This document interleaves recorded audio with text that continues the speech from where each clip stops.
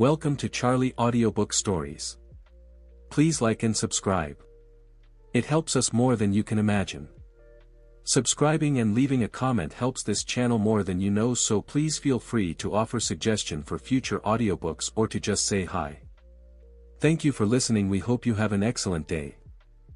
Note, I do not own the rights to this audiobook. This audiobook is under fair use law. For entertainment purposes only. All rights goes to the original author who wrote this excellent masterpiece. DM for credits removal. This is a work of fiction.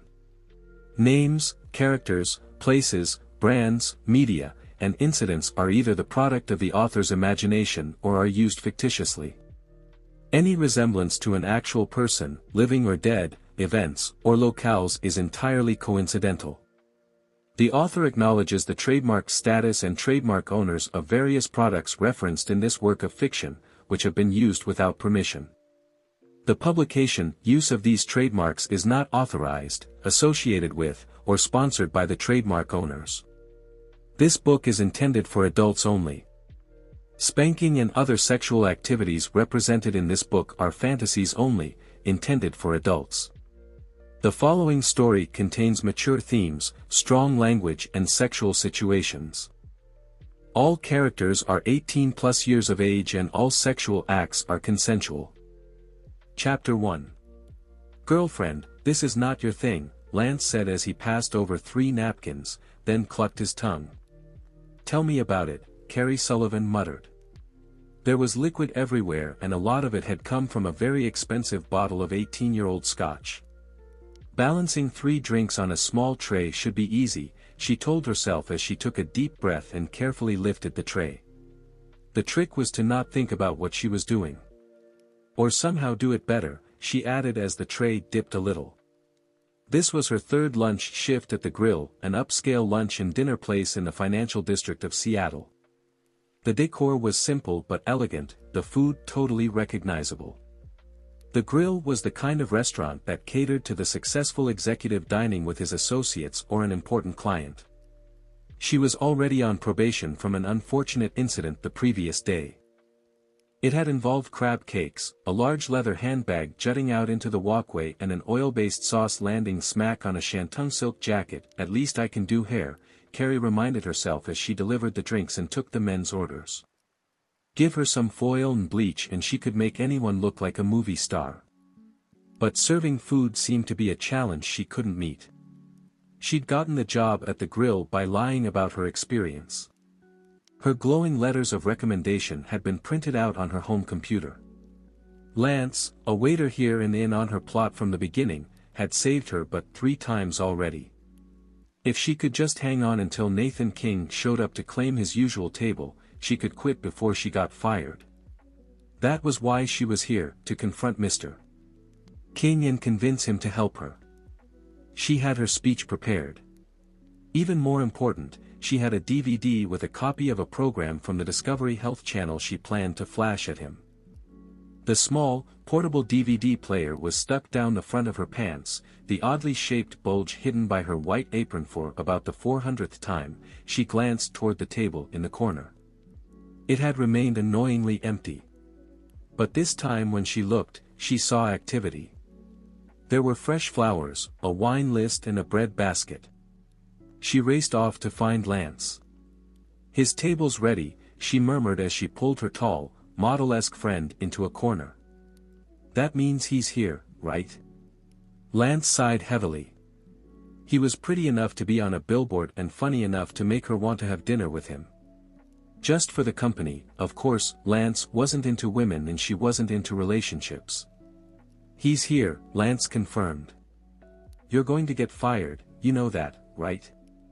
That's okay. So we have a plan. I'll take their drink orders, then show Nathan King the DVD. We'll talk, he'll be charming and agree and all will be well. If it goes badly, she glanced upward and offered a brief prayer that it not go badly. It couldn't either. There were no other plans after this one. She sucked in a breath. If it goes badly, you come running over and yell at me to get away from your table. Then you complain loudly to the manager that I presume to take over your station. I'll slip out during the confusion. With the DVD player. Right. Because she had to return that puppy later. It was expensive and she was, as always, short on money. This isn't going to work, Lance told her. It has to work. I'll make it work. She would, too. By sheer force of will, she could move mountains. She glanced back at the table and saw 4 men being seated. Based on her internet research, she could easily pick out Nathan King. Tall, dark and rich, she thought grimly. A nice combination that made him extremely popular with women of all ages. If only her motives were that simple. She waited until the men had settled down and were chatting before approaching. Random facts flashed through her mind. Nathan King, age 38. He'd come from a working-class family and had earned his money the hard way. He was divorced. He had a reputation for being so cold, he froze out the competition. He'd also lost his son to Gilliers disease 6 years ago. Of all the billionaires in all the world, she'd chosen him specifically for that reason. "Gentlemen," she said when she reached the table, giving her best smile and flipping her long, layered blonde hair. Normally, she wore it pulled back. But for these purposes, she'd curled, teased and sprayed it until she looked just trashy enough to be sexy. With more makeup than usual and a push-up bra doing its best with what she had, she hoped to get Nathan's attention long enough to make him listen. "What can I get for you?" 2 of the men exchanged glances, then looked back at her. She knew exactly what they were thinking and silently told them, no, she wasn't on the menu. She wasn't here for them. She looked directly at Nathan King and was instantly chilled by the lack of emotion in his dark eyes. Somewhere she'd read that he'd been described as the kind of man who made sharks nervous. She got the analogy as a shiver tiptoed down her spine. He was as good-looking as his pictures had promised. Maybe more so, but none of that mattered when the man in question appeared to be lacking a soul. She had the sudden realization that she could totally blow this, and that if she failed, she had nowhere else to go. Then she remembered why she was here, what she needed, and squared her shoulders. "Scotch for me," Nathan said, his voice low and clipped. She thought of the small amount in the bottom of the bottle she'd knocked over earlier and hoped there was more inventory. She carefully wrote down the order, along with those from the other 3 men. "We have several specials," she said as she tucked her pad into her apron, reached behind it and pulled out the small DVD player. She opened it, turned it on and set it in front of Nathan. "If I may?" she asked as she pushed play. "This is new," he said, looking at his associates. "The things restaurants will do to keep business." The other men tried to look at the screen, but Carrie ignored them. The only one who mattered was the one frowning as on the DVD the interviewer questioned Dr. Abram Wallace. "So you were close to a breakthrough?" the woman asked. Dr. Wallace nodded slowly. "One can't be sure. In matters of research there are always questions. But with a little more time." Nathan glared at her. His eyes were ice, his expression hard. She had the distinct feeling that if he'd had a gun on him, he would have shot her and never blinked. "What the hell are you up to?" he asked. "Saving a boy's life," she said, speaking quickly. Time was not her friend at the moment. "My name is Carrie Sullivan and my son has Gilliers disease. Your son had it, as well, so you know what he's going through. Cody will die soon if something isn't done. I've been talking to scientists and doctors for years. But there aren't enough sick kids to warrant funding from the government or other private agencies. Then I saw this interview. Dr. Wallace was working on a cure for Gilliers disease. He was close, really close. There was an explosion in his lab a few years ago. The lab shut down. He's still working, but it's just him and his assistant. If he had more money, he could find the cure. That's why I'm here, Mr. King. He needs $15 million. Nathan King motioned for the manager. Carrie kept talking. "It's a fortune I'll never have," she said, speaking even faster now. But you give that amount to charity every year. If you could just give him the money, he could keep on working. He could make a difference. He could save my son. Please, Mr. King. I'm running out of options and Cody is running out of time. I know you understand. You lost your son. Please help me save mine. What are you doing? The manager asked as he approached. He reached for Carrie's arm. This isn't your station. Lance takes care of Mr. King and his guests. Carrie pulled free and ignored her soon-to-be ex-boss. You have to help. I'm desperate. There isn't anyone else. I've been everywhere, talked to everyone. Your little boy would have wanted you to help me. Nathan King had remained impassive through her speech, but now he carefully put his napkin on the table and stood.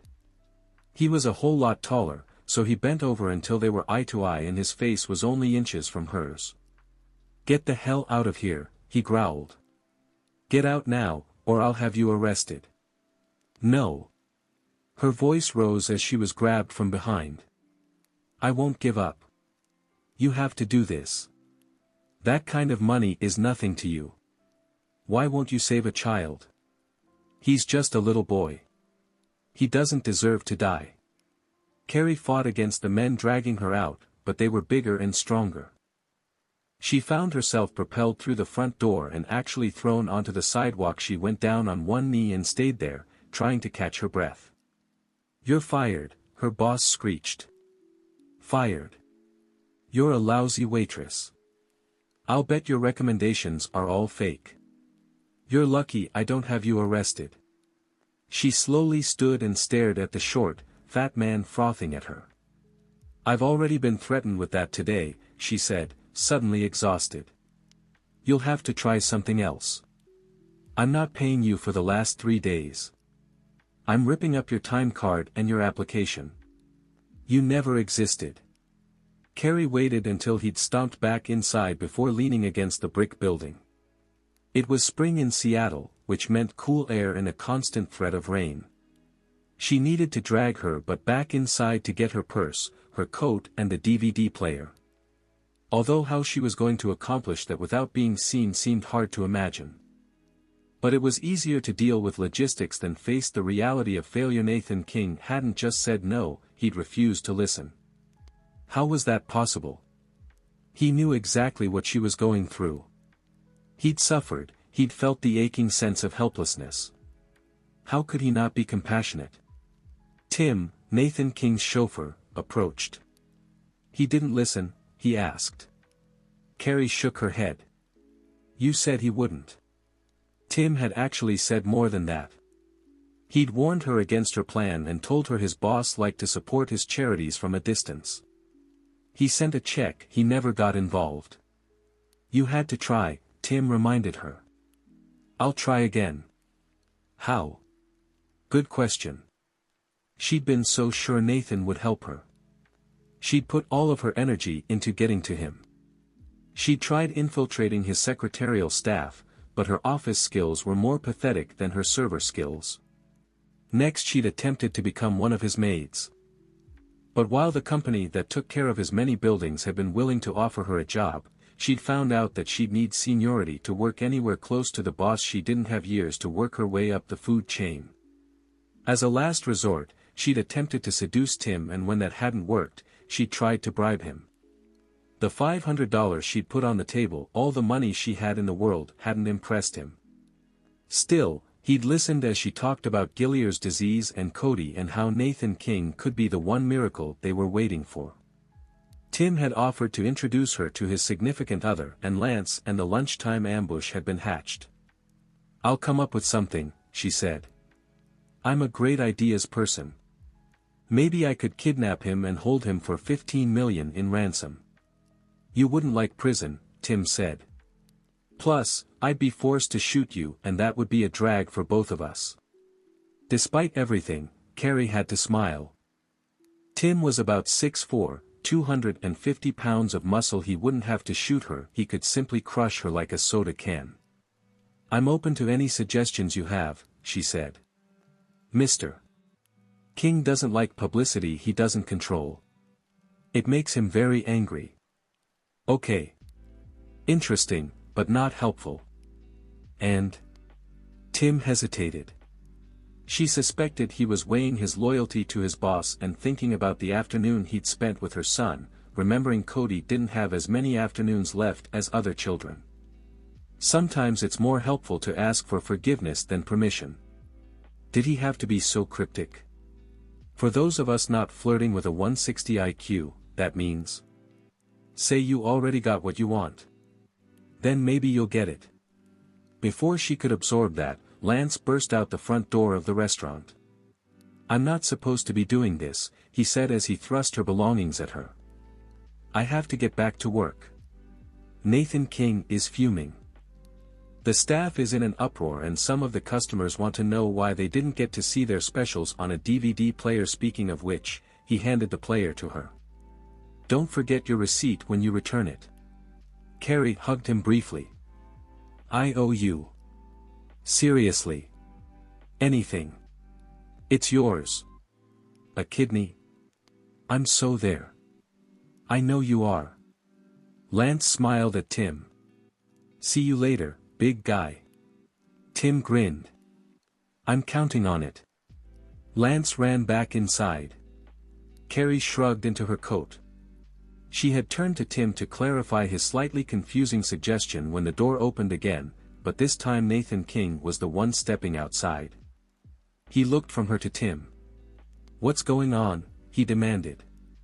I tried to bribe your chauffeur into letting me slip into the back of your car, Carrie said quickly, not wanting the man who had helped her to get into trouble.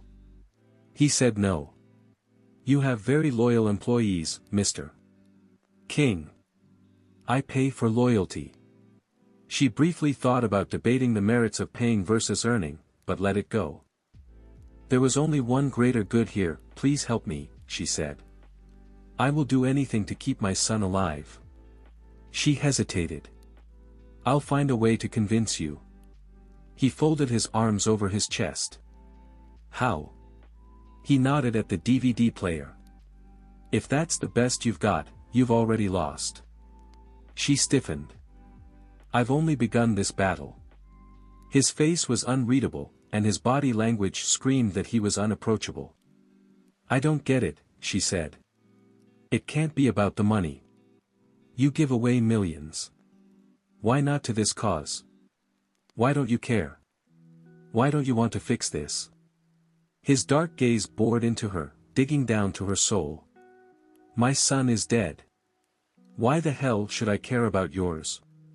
Carrie drove east on I-90, turning off 20 miles below the summit at the exit for Songwood, the small town she and Cody had moved to 3 months ago.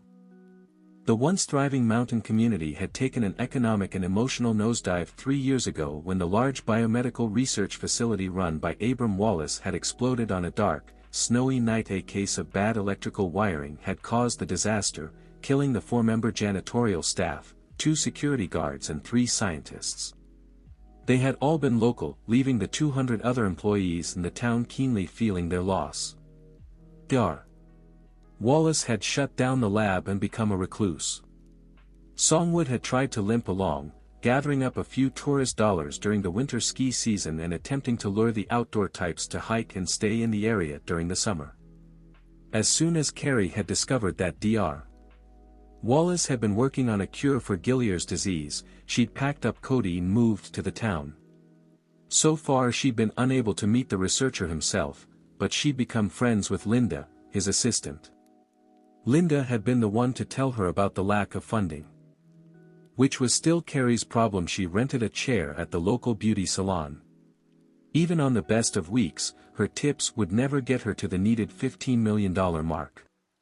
She drove into town, honked and waved at Frank, the guy who owned the gas station, and turned left at the library. Songwood might be close to going under, but like an elegant southern woman, she would go down looking good. The storefronts were all freshly painted, the flowers and bushes trimmed and tidy. It was the kind of town that had pumpkin festivals and hay rides. Carrie had lived in a lot of places in her life, and this was one of her favorites. She parked behind the dry cleaners, then hurried around to the front. "I'm late," she announced as she entered, then handed Millie a $5 bill. Millie, a gray-haired former teacher, passed over the costume. "Everything's in place. You can change in back." "Thanks." Carrie ducked under the counter and headed for the tiny restroom at the rear of the building. In a matter of minutes she'd replaced her black pants and shirt with a white skating skirt, white boots, blue tights, a long-sleeved dark blue t-shirt with a sequined W on top of an M in the middle of her chest and a bright red cape. It was amazing what one could find at a decent thrift store. She brushed the hairspray out of her hair, pulled it back into a ponytail, then grabbed her street clothes and raced to her car, her transformation from regular person to almost mythical Wonder Mom complete. "Thanks, Millie," she yelled as she went. "You give that boy a hug for me," Millie called after her.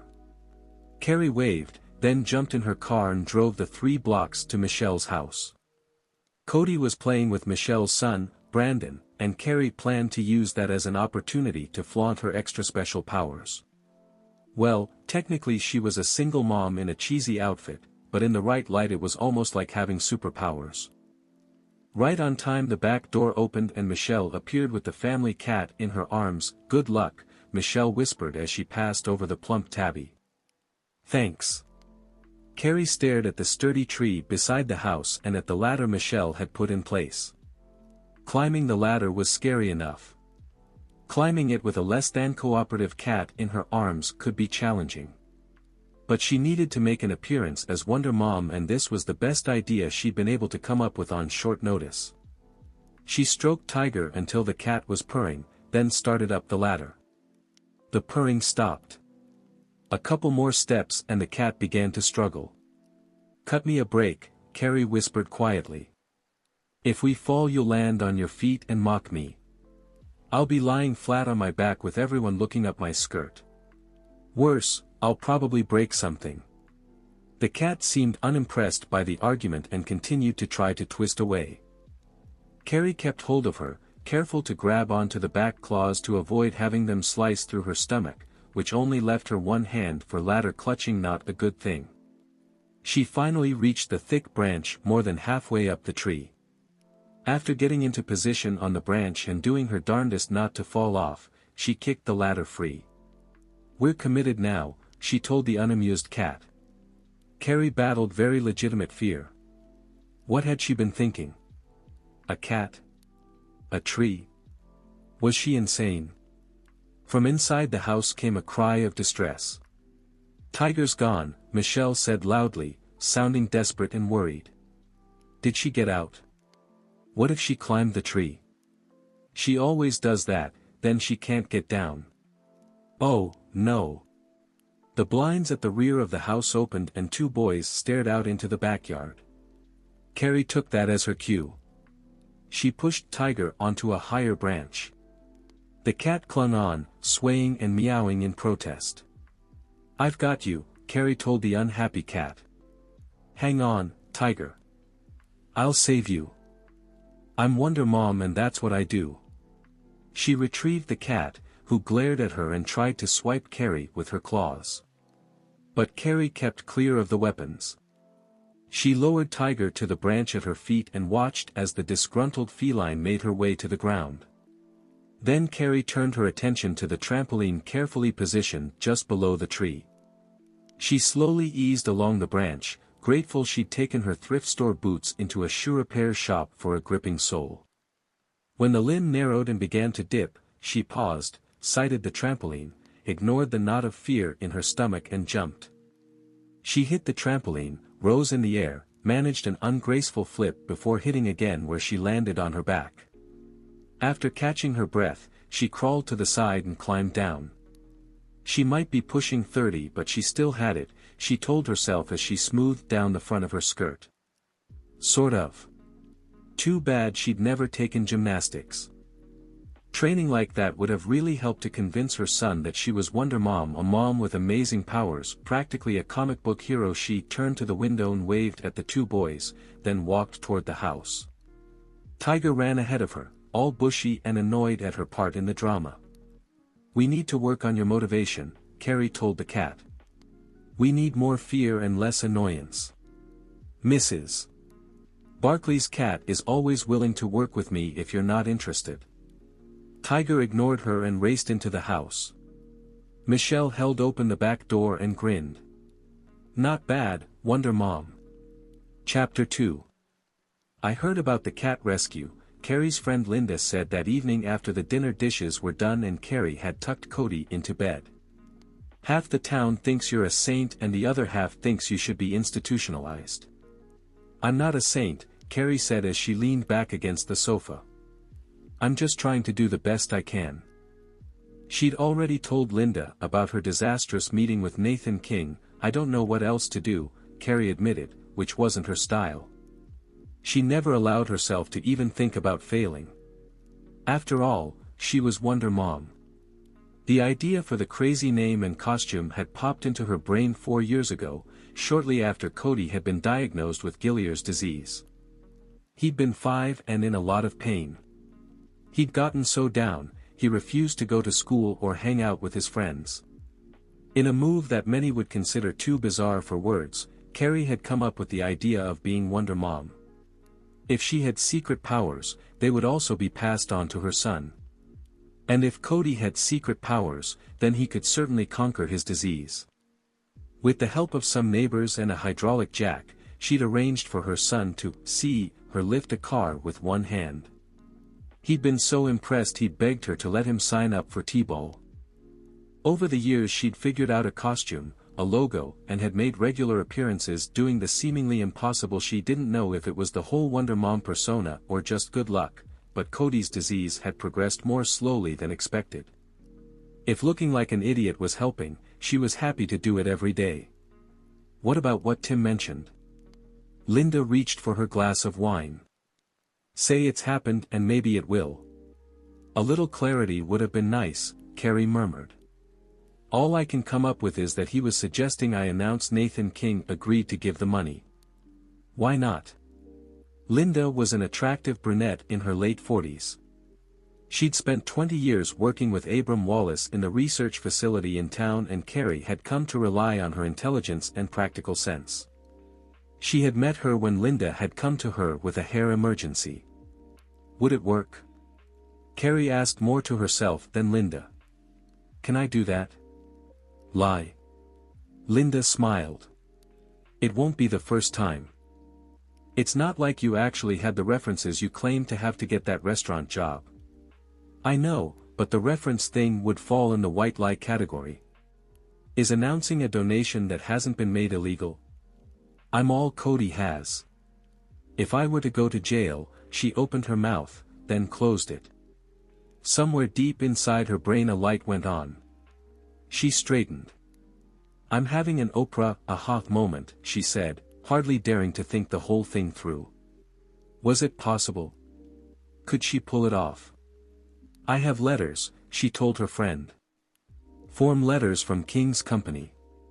So I could scan in the letterhead and then write a different letter saying he's giving us the money. I give that to the local paper. They get all excited, word goes out to the wire service and voila, the whole world knows. Linda grinned. It could work. And the jail threat? That's the great part. Do you really think a big-time developer is going to put the mother of a sick kid in jail? If he tried, there has to be some sleazy lawyer willing to take on my case. Think of the publicity. Worst-case scenario, Nathan King backs out of the donation, then someone else may step forward. Linda leaned forward and pulled a folder out of her purse. I don't think he'll be backing out. I did a little research of my own. Nathan King is trying to build those luxury high-rise towers on Puget Sound. Carrie wrinkled her nose. Yeah. $1 million+ condos and upscale shopping and restaurants. In my next life I'll buy one. He's getting a lot of resistance from city government. You've only been living here a few months, but I've been in the Seattle area all my life. Nathan King has made a lot of enemies. He's not well liked. Really bad publicity could ruin his chances of getting his project through. Hope burned hot and bright in Carrie's chest. He couldn't afford to put me in jail. Probably not. I would represent every little person he's ever stepped on in his quest to amass his fortune. Exactly. I like it. The two women clinked wineglasses. After finishing his breakfast, Nathan King put down the Wall Street Journal and opened the folder of clippings that had been left with his paper. Every morning he reviewed what the newspapers had said about him the previous day. In his current battle for zoning and funding, press reports were a necessary evil. He flipped through copies of articles about his various businesses, an op-ed piece on the horrors of luxury high-rise construction, a short report on The Wire about his plans to contribute $15 million toward research on Gilliers disease, and an interview with a pro-environment reporter who had twisted his every response to make him sound both cruel and stupid. He carefully set his coffee on the table, then flipped back to the previous page. There weren't many details. Just a statement about the donation and a couple of sentences that research would resume at the facility in Songwood, Washington. Nathan already had out his cell phone. He hit the speed dial for Jason Hardy. "You're getting an early start," Jason said when he answered. "What's up?" "Someone is trying to blackmail me into giving her $15 million. "What? Who?" "I don't know her name. Some psychotic waitress who ambushed me at lunch last week. She wants me to donate to some cause." There was no point in telling Jason what cause. Nathan never discussed his son's illness and subsequent death with anyone. Not even his closest friend and attorney. "She even tried bribing my chauffeur to get to me. She's crazy. I want her stopped. And people think being incredibly rich is trouble-free," Jason said easily. "Was she working at the grill? As a server? A bad one. I'll start there. Give me until the end of the day and I'll get you a full profile." "So how's she blackmailing you?" "She issued a press release on our letterhead saying that I would personally be donating the money to some research facility in Songwood." "The money goes there rather than to her?" Jason asked. "She's got a sick kid. The head guy there is working on the kid's disease. She wants a miracle." "Well, sure. Is it fatal?" Nathan refused to think about the slow and painful death that claimed children with Gilliers disease. "Is that compassion I hear in your voice?" Jason chuckled. "Sorry. I forgot myself. You'd think law school would have beaten that out of me. I'll call you later." The hair barn was like any one of 1,000 small-town beauty salons. It was bright, cheerful, and the source of all the local gossip. As Carrie wove the pointed end of her comb through Amber Whitney's dark blonde hair, she listened carefully to the talk all around. "My Frank says they'll have to hire at least 50 new scientists," Millie of the dry cleaning store was saying. "That will take some time, but they're going to be well paid, so if you want to sell, this is the time. All those research people will need housing. Sure, a few of them will live in Seattle or North Bend and drive up the mountain, but plenty will settle here." She sighed. "It'll be like it was, when the town was thriving. It's good for business." "I wonder how many other people they'll be hiring," Millie's friend said. "Secretaries, janitorial staff, office workers. Maybe some basic lab techs. My Denny would much rather work there than go back to logging." The town buzzed with news of the donation. It was all anyone had talked about ever since the press release had hit the wire. Carrie swallowed back the knot of guilt in her throat and kept weaving Amber's hair. Lying to the town was a repercussion she hadn't thought through. Everyone was so excited by the prospect of the lab opening up again. She didn't want to hurt these people. She didn't want to hurt anyone.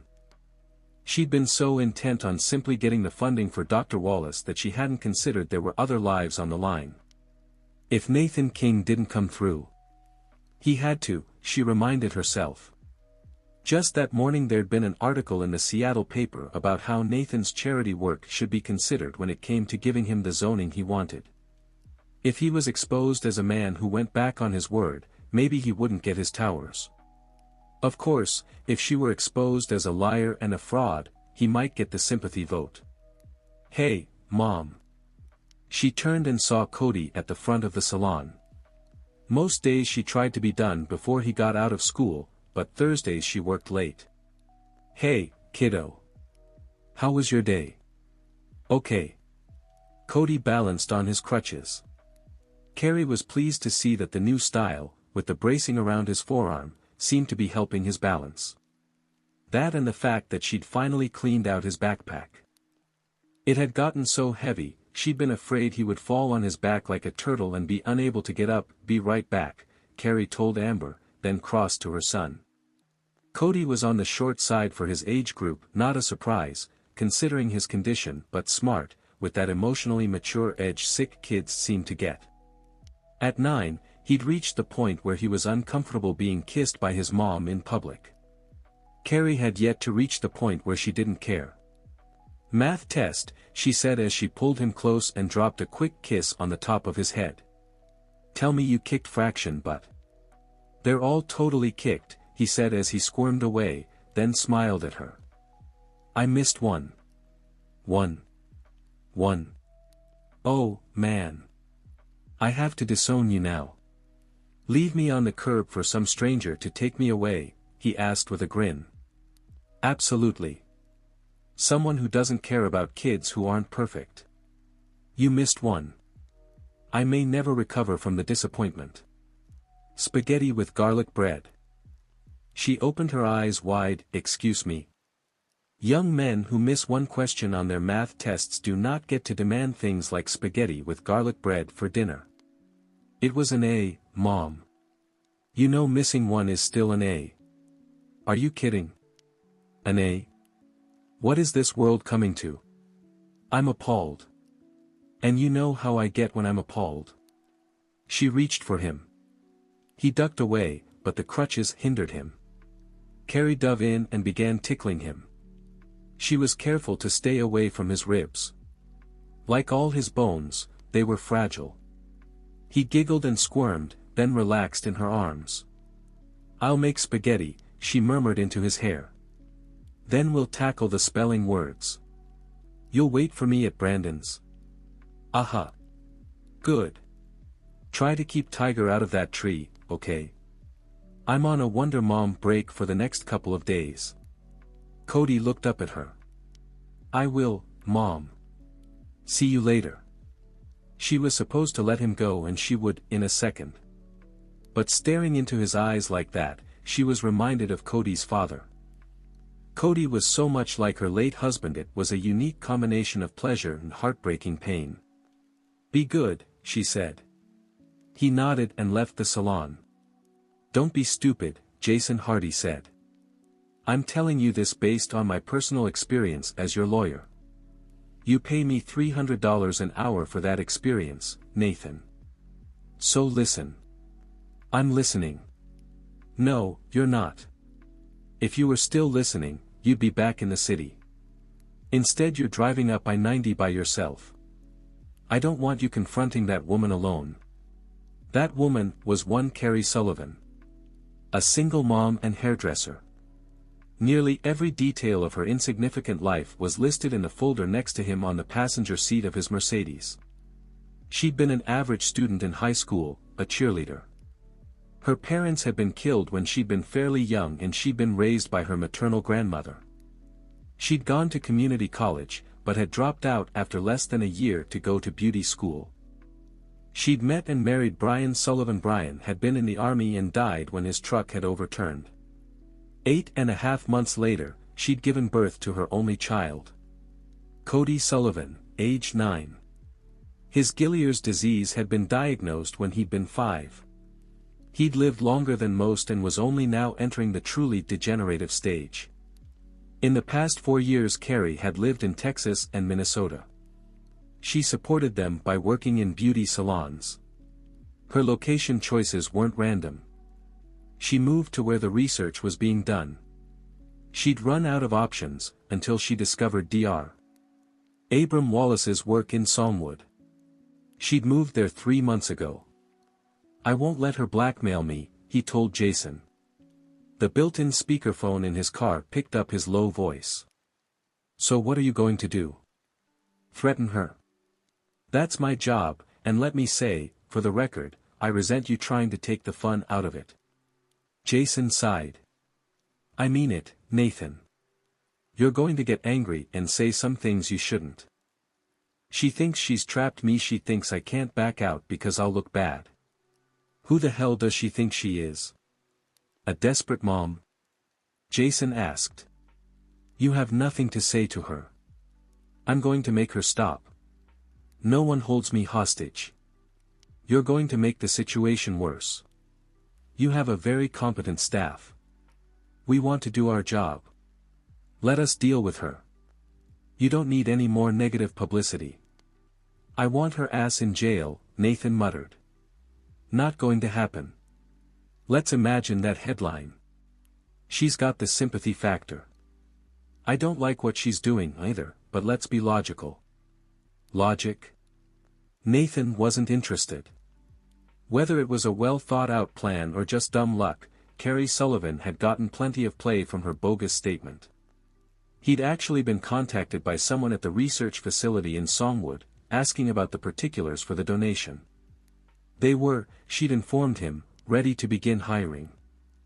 2 other parents of kids with Gilliers disease had also tried to get through to him just to thank him, their messages had said. How the hell does one hairdresser get all this done? He demanded. She's got balls, Jason said, a hint of admiration in his voice. Remember whose side you're on, Nathan told him.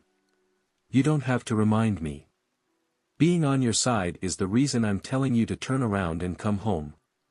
Let me handle her. Nathan grimaced. You're breaking up, he said into the perfectly clear connection. I'll call back when I'm on my way down the mountain. Damn it, Nathan. Don't you hang up. And don't do anything either of us will regret. Nathan disconnected the call. 30 minutes later he was in downtown Songwood, letting his GPS system direct him to the hair barn. When he found it, he parked and walked directly inside. The place was filled with women. Conversation stopped the second the glass door closed behind him. A dozen or so pairs of eyes settled on him, but he ignored everyone except the blonde he remembered from the restaurant last week. He'd been too pissed off to notice anything about her. Now he compared the real, live Carrie Sullivan to the picture in her folder. She was fairly average. Blonde hair, blue eyes, medium height. Pretty enough, in a corn-fed kind of way. There were a million women just like her in the Midwest, which wasn't a good thing. If he had her arrested and she got the kind of press coverage he knew she was more than capable of generating, every one of those million women would relate to her. She'd come off as pure as Snow White and he'd be the damned evil stepmother. He ignored everyone else in the place and walked directly to her. We have to talk. She paused in the act of sweeping up hair from the floor and glanced at him. I don't think so. Maybe I'm here to tell you what you want to hear. You look way too angry for that to be true.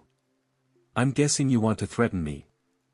I don't accept threats during work hours and I'm on the clock for another hour. He swore silently. Jason was right, she had balls. Giant ones. Ms. Sullivan, he began, aware of every other person in the place listening to their conversation. I said no, she told him, squaring her shoulders and trying to stare him down. I make minimum wage plus tips. The fact that you know who I am and where I work tells me that you've done your research. That probably included a copy of my last couple of tax returns. You know what I make. I'm a single mom. I can't afford to miss time off work because you're in the mood to talk. He wanted to crush her like the insignificant insect she was. But he also respected her ability to negotiate like a pro. Under other circumstances, he might find himself respecting her. Fine, he said, pulling out his wallet. How much do you want? About 15 million. I thought that was pretty clear. I meant for our conversation. I'm not taking your money for that. He glanced around, then returned his attention to her and lowered his voice. What if I just tell them the truth? That you made it all up. Her blue gaze never wavered. I'll burst into tears and demand to know how you could be so cruel as to crush the hopes of an entire town. He swore. We're going to talk. She nodded slowly. Fine. Have a seat. I'll cut your hair. You mean scalp me? No thanks. She leaned the broom against the wall and put her hands on her hips. She was trying to look tough, he thought, and failing miserably. Look, she said. I'm good at what I do. I'm relatively new in town and I'm still building my clientele. I'm also interested in convincing you to donate $15 million to save my son's life. Why on earth would I want to risk all of that by scalping you? You know I don't want to give you the money and I'm willing to do just about anything to stop you. That doesn't make us friends. Maybe not, but whoever's been doing your hair isn't doing a very good job. She patted her chair. Come on. I'll turn you into a chick magnet. I'm already a chick magnet. But he reluctantly lowered himself into the seat. Behind him, conversation resumed in the salon. Several women pulled out cell phones. Great. Soon he'd have an audience. She covered him in a black plastic cape, then reached for a spray bottle and wet down his hair. How'd you do your research? He asked. Internet. I can only type about 20 words a minute, but I'm tenacious. And talented. The letter from my company looks authentic. She smiled at him in the mirror and reached for scissors. He held in a wince when she made her first cut. It is authentic. You agreed to pay the money. And if I hadn't? Someone who had nothing to lose might have a form letter from your office. Form letters, although rude and thoughtless, do come with letterhead. A good scanner, a little creativity, the right software and there we are. You contacted me before, he asked, knowing he shouldn't be surprised, of course. I sent in a grant proposal. Your committee didn't even consider it. Evil bastards. We get a lot of requests, he said absently, wondering why she'd been turned down. The report in his car also contained some information on Wallace's lab. According to all accounts, he'd been close to a cure before the explosion. How old was your son when he died? She asked. The unexpected question cut through him like a laser. He stiffened, then consciously forced himself to relax. She wanted them to connect over shared pain, he reminded himself. To convince him to give her the money. He said nothing. She combed several strands together, then trimmed the ends. Cody's 9. In the 4th grade. He's bright, which helps, because sometimes he has to miss school. You remember what that was like. He likes all sports, but baseball is his favorite. I swear, we've seen every televised baseball game since he was 3. Now that we're in Washington, he's a Mariners fan. Daniel had liked football, Nathan thought, then pushed the memory away. Damn Carrie Sullivan. I have a very expensive team of lawyers, he said, his voice as conversational as hers had been. They're going to take care of you. You can go away quietly or with a lot of noise, but you will go away. She stepped back to study the cut, then moved in close again and picked up her scissors. What are you going to do? Throw me in jail? If necessary. She leaned closer. Cold-hearted billionaire throws mother of dying child in jail. Zoning commission refuses zoning petition. They kind of go together, huh? Blackmail is illegal. She stepped back and smiled. Blackmail. Oh, right. Because I have the power. I couldn't even sleep with your chauffeur when I tried. Tim is gay. I found that out. But he was very nice about it, which I appreciated. The man has style.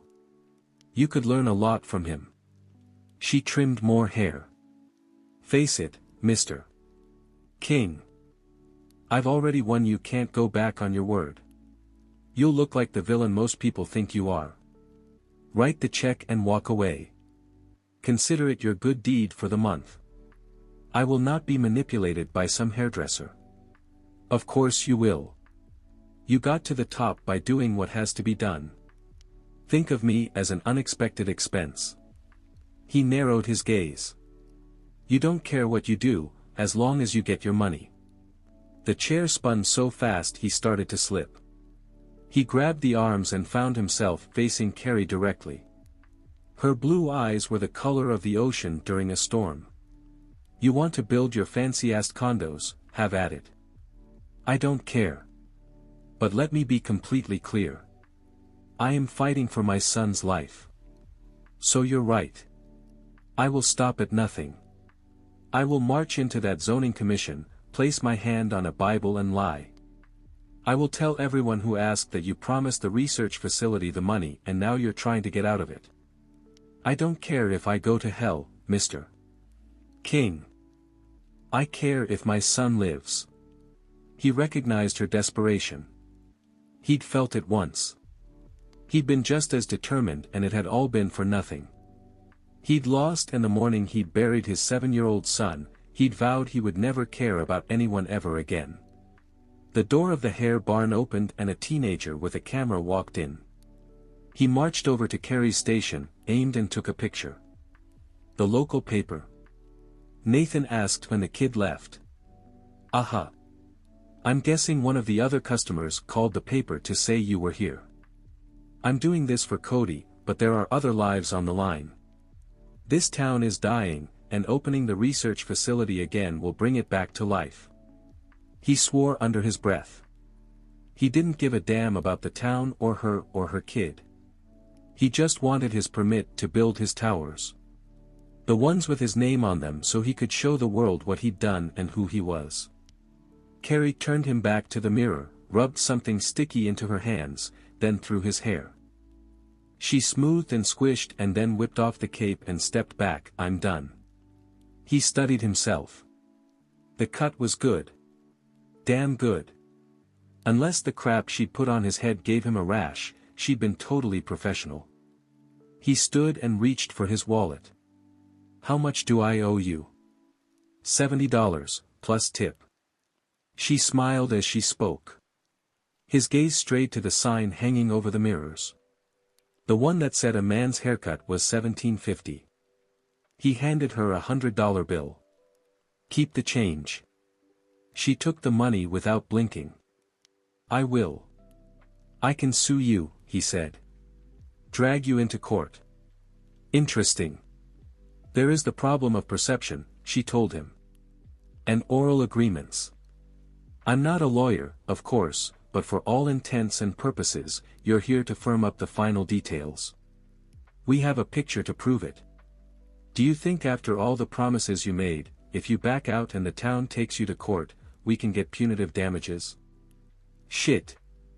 Who was this woman? He sucked in a breath. You use me, I use you.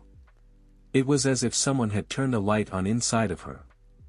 Her eyes brightened, her skin flushed and he half expected her to glow. Use away, she said. Pictures, interviews. I'll tell the world you're a god. I'll even sleep with you if you want.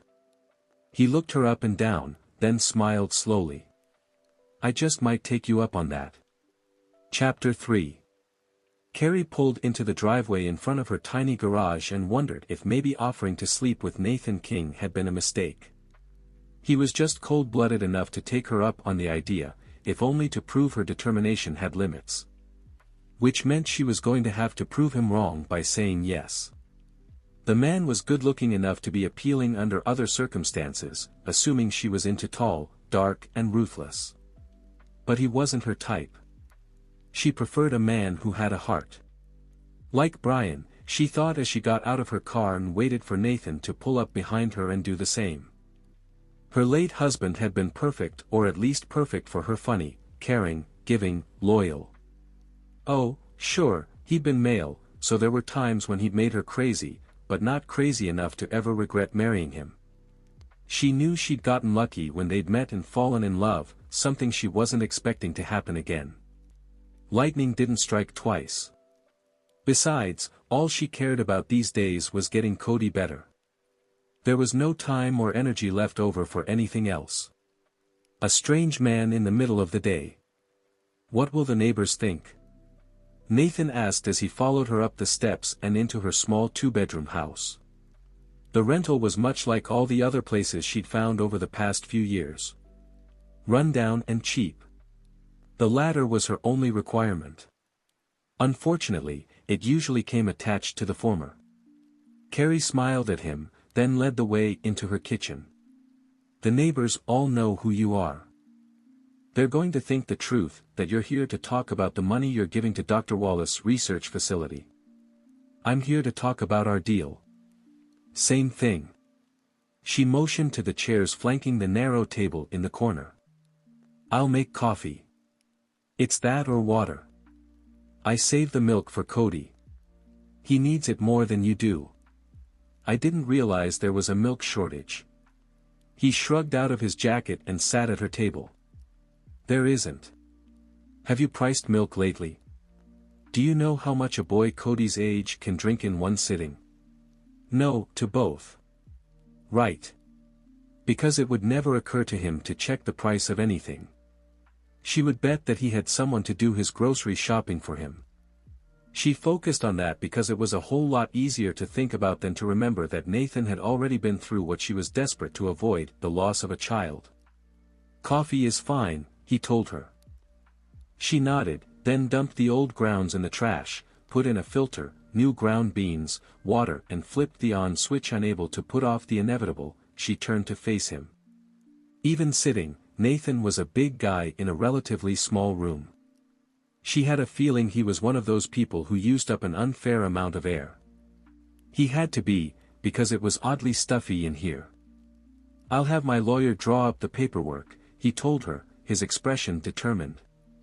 Everything will be explained in detail, including the fact that you won't tell anyone about our deal. You and your son will be available whenever I ask, to do whatever I ask. Charity events, press functions. From now until the zoning commission meets in 6 weeks. In return, I'll give Dr. Wallace and his lab $15 million. She crossed her arms over her chest. I have terms. He glared at her. No, you don't. This is not negotiable, Ms. Sullivan. Of course it is. Everything is. And if you're going to use your money to get me to sleep with you, you should probably call me Carrie. It makes things more special. He stood. There was no mistaking his temper. Anger burned hot and bright in the room, making her think that if she could harness a little of that energy, she could cut down on her electric bill. I am not using my money to get you to sleep with me. That's what you said. Before. At the salon. You offered. I was making a point. I will do whatever it takes to get Cody better. Even deal with the devil. You mean me? You're not the devil. She tilted her head and stared at him. You're a powerful, egotistical man who is too used to getting his way and doesn't care about other people very much, but you're not the devil. The anger turned icy. How flattering. Have you considered that you may want to hold off on insulting me until after the money has been transferred? She smiled. You're not going to change your mind. For what it's worth, I am grateful. That's not immediately obvious. Would you be more comfortable if I fawned? No. Then think of me as refreshing. Is that what you call it? She smiled. Some people find me very charming. They see you as a steamroller and move fast to get out of your way. I'm a mother on a mission. The same thing. He wasn't going to back down, and she could get a serious cramp in her neck if he continued to loom over her like some annoyed, threatening, tall person. I can't totally be at your beck and call, she said, changing the subject. I have a job and a life. You have a job and now I'm your life. I'll respect your work hours. Why do I doubt that? She walked to the cupboard and pulled down 2 mugs. They were both chipped. She looked through her selection, but none of them were in great shape. Nearly as bad as the chips were the gaudy logos on the front. Every one of them had been a freebie. Billionaire Nathan was just going to have to work around that, she thought as she poured coffee and handed it to him. I'll take it black, he told her, what with milk being so scarce. Don't mock me. I'm poor. Don't assume about me. I'm rich. She sighed. You're not going to make this easy, are you? You're blackmailing me. Why should I? It's the gentlemanly thing to do. He put down the coffee untasted. I'm not interested in being a gentleman, Carrie. I'm interested in winning. I will honor my part of the bargain, see that you do the same. If you don't, I promise you'll regret screwing with me. She set her mug next to his. You can't do anything to me that's worse than what's already happening. Something dark and painful flashed in his eyes. I can still make your life hell. I'll have my secretary phone you and set up an appointment. We'll meet in my lawyer's office. She wanted to snap at him, but the truth was, he could have ignored everything she'd done and not given her the money because of him. Her son had a chance. Annoying or not, the man deserved to have her meet him at least halfway. Okay. Look, I'll try to help when I can, but I have Cody to think about. So at least give me some notice. I'll do my best. Are you going to want me to show up at fancy stuff? If so, wardrobe could be an issue. I don't know. He pulled a business card out of his wallet and put it on the counter. This is my direct number at work and my cell number. If you need to get in touch with me. She picked up the card and waved it. How much would a tabloid give me for these phone numbers, she teased. His eyes narrowed. That is confidential information. So I can call whenever I want, right? He picked up his jacket and walked to the front door without speaking. Okay, fine. I won't play fast and loose with your personal info. Do you need my phone number? He turned back to her. I have a file on you, remember? I try not to. She glanced at the clock on the wall. Cody will be home in a few minutes. You could stay and meet him. No, thank you. I have to be back in Seattle. Translation, he wasn't interested in her son. She reminded herself he'd given her the money and she owed him. Then I'll just be here, quivering in anticipation of your phone call. One corner of his mouth twitched. If only that were true. Dar. Abram Wallace slammed shut the door to his truck and walked into Bill's Food and Feed to pick up his weekly order. Bales of hay topped by bags of dog food stood to the left of the open double-wood doors. On the right a galvanized tub held ice-chilling imported asparagus and a basket of hothouse tomatoes. Bill catered to everything that ate, human and animal alike. Abram stuck his hands in his coat pockets as he walked and kept his head down. He nodded as he passed a couple of women talking, then moved straight to the counter. Hey, Professor, Bill, a large man in his 50s, called out. I got your order already. Looks like Linda's making you meatloaf. Lucky guy.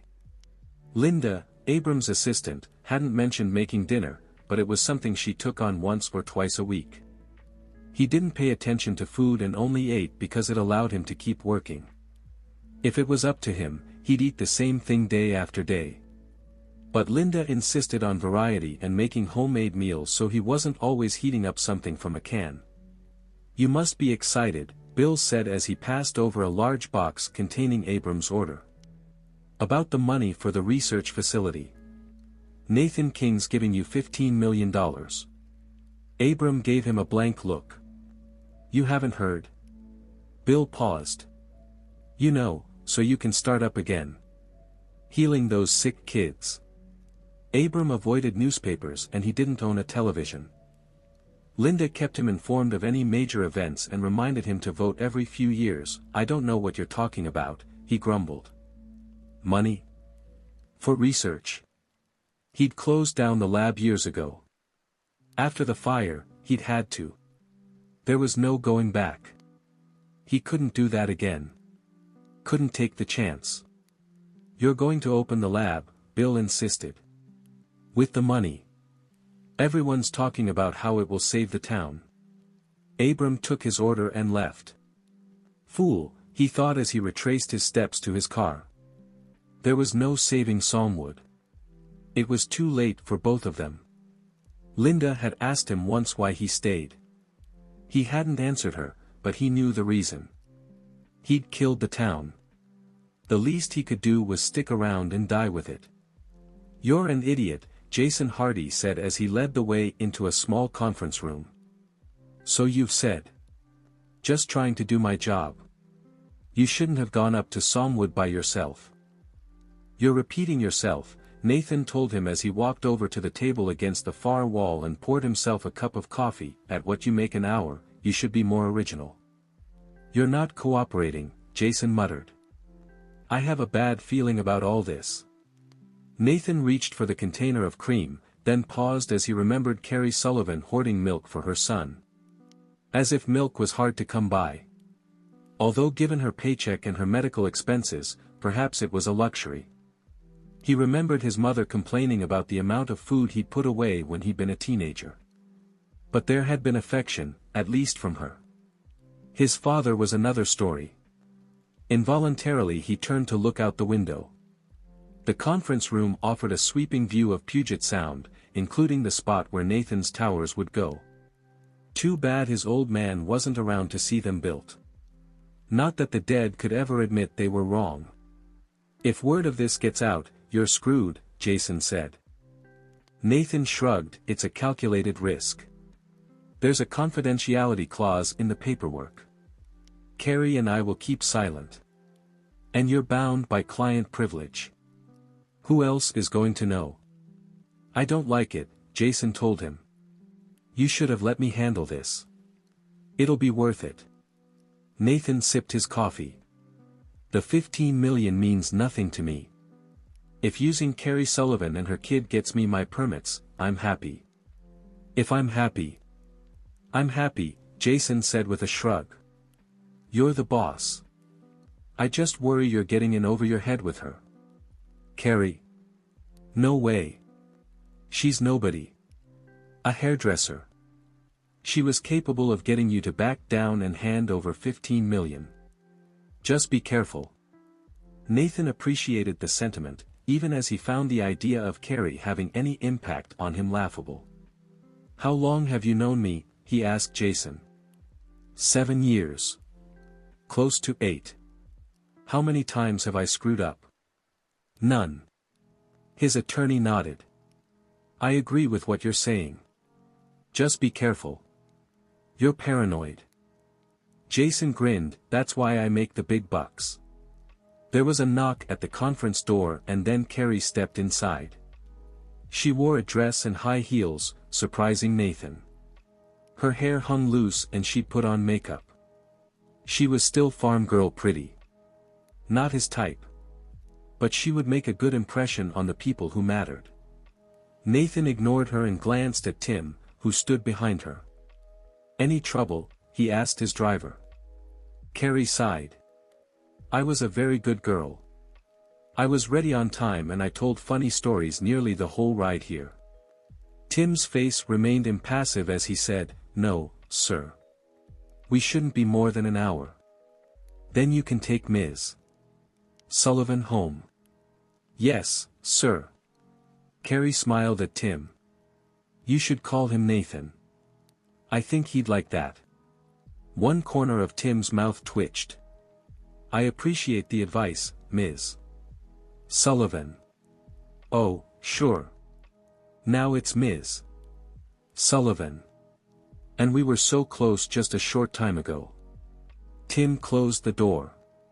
Carrie glanced around, then walked toward Jason. "Hi. I'm Carrie Sullivan. You don't look like a lawyer. Nice haircut, by the way. So, are you going to protect my rights, too? Should I call legal aid and get my own representation?" Jason shook her hand. "Everything is very straightforward, Ms. Sullivan." "You are so lying."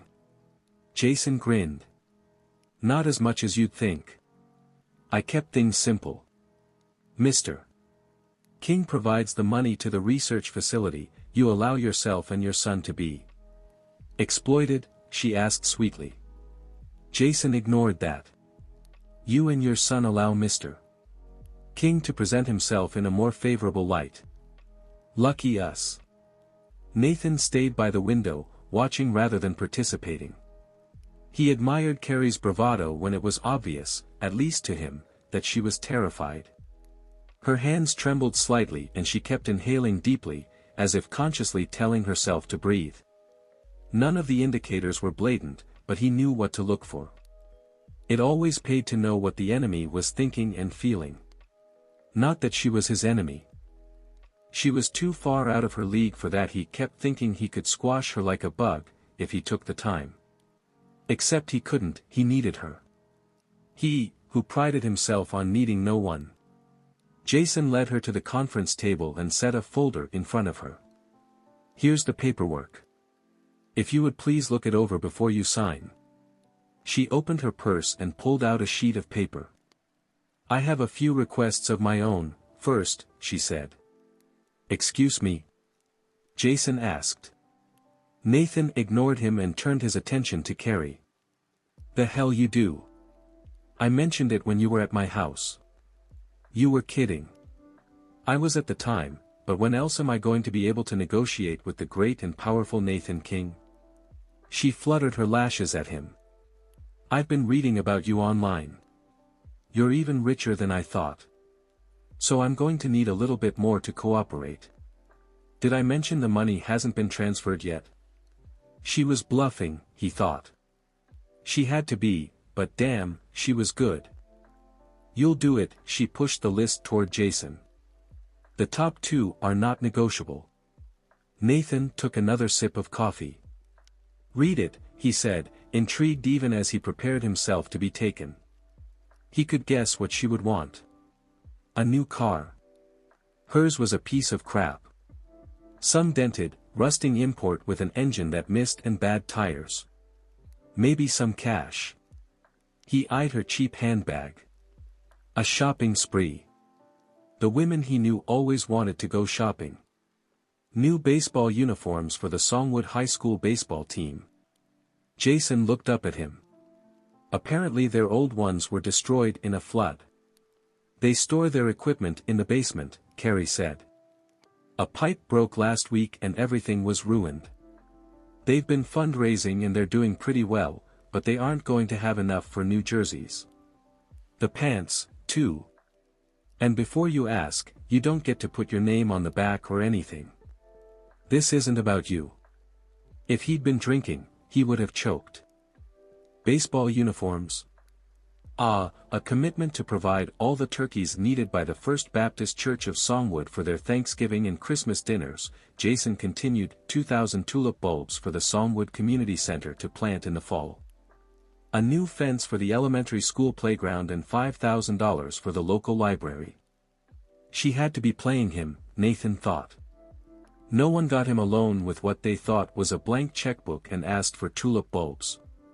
That, or she was an idiot.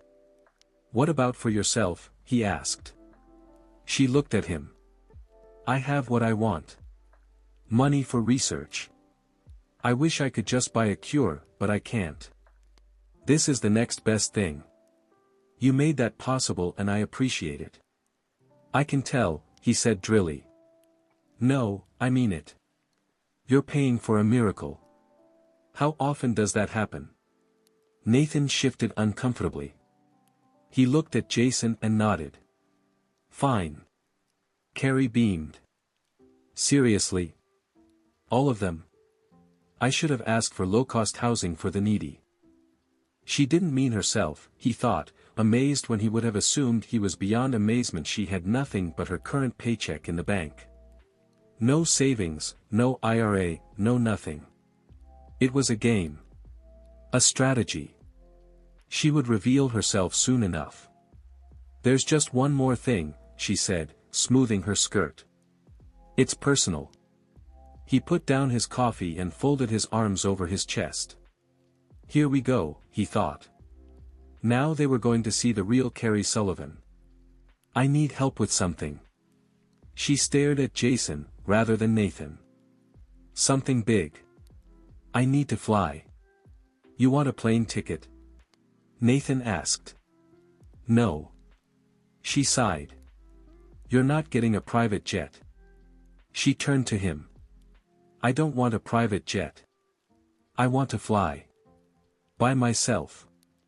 She held out her arms, as if they were wings. Or maybe walk on water, although that could be more problematic. Great. He was making a deal with someone insane. That would help his stress level. She looked back at Jason. When my son was diagnosed, he got depressed and I was terrified he was going to give up. He was only 5. I decided that I needed to give him a reason to live. A reason to think he would make it when other kids couldn't. I told him I had superpowers and because he was my son, he had them, too. Jason was good, Nathan thought. His lawyer barely blinked. Superpowers? Jason asked. I have a costume and I do tricks. I'm Wonder Mom. I arranged for Cody to see me lift a car, which was pretty cool. But he's older now and honestly, my last stunt was with a cat and I don't think he believed me. So I was thinking if I could do something special, that would be good. Jason cleared his throat. Do you have an idea how you want to make this happen? Fairy dust? Nathan asked. Carrie ignored him. A harness and a crane for the flying. A platform just under the water for that. I don't know and I don't have the resources. She looked at Nathan. You do. He held up both hands. You're Wonder Mom. How can a mere mortal possibly help? Carrie narrowed her gaze. Is he always an ass? Jason started to choke on his coffee. Nathan waited patiently until the other man managed to croak, no. Not at all. You should make that sound more convincing, Nathan murmured. Carrie faced him. What does it matter to you? You'll assign some secretary to find me what I need and be done with it. It's nothing to you and it's everything to my son. Do you get that? Nathan had been called a lot of names in the past 18 or 20 years, starting when he was in college and taking rich kids for their allowance at high-stakes poker games. He'd been written up in newspapers and magazines as a heartless, money-hungry bastard who would rather rape the environment than spend an extra buck on saving whatever microscopic insect he was displacing with his buildings. He'd been told he was heartless, soulless, lacking in morals, and he'd felt nothing. But when some corn-fed, blonde hairdresser looked at him like he was slime, he felt guilty. What the hell was up with that? He felt awkward and uncomfortable, emotions he didn't allow himself. This was his meeting. He was in charge. Who did she think she was? Carrie, you're asking a lot, Jason said. Maybe if there was. Do it, Nathan told him. Carrie's eyes widened. Just like that? Like you said, I'll assign some secretary to take care of it. What do I care? He made it a point to never care. That's why he was the best. Okay. Thank you. It means a lot to me. She frowned slightly, as if not sure what was up with him or what he had in mind. Good. He liked her off balance. Then we have a deal, Jason said. Carrie nodded and reached for the pen. She added the Wonder Mom clause to her list, then started to sign the documents already prepared. Jason grabbed them. You have to read them first. Why? She asked, taking them back and signing them. We all know I don't have a choice. Mr. King gets what he wants and I get what I want. Nathan still wasn't sure he liked her, but he was beginning to respect her. Still not a deal with the devil? Still not. Then maybe you should call me Nathan. What with us doing business together? Her eyes widened, as if she remembered their conversation from a few days ago during which she told him to call her by her first name because sleeping together otherwise would be awkward. Only he wasn't going to sleep with her. Yet as she stood, he found himself looking her over, taking in the curves underneath her loose dress. She shook hands with Jason, then looked at him. I guess I'll go find Tim.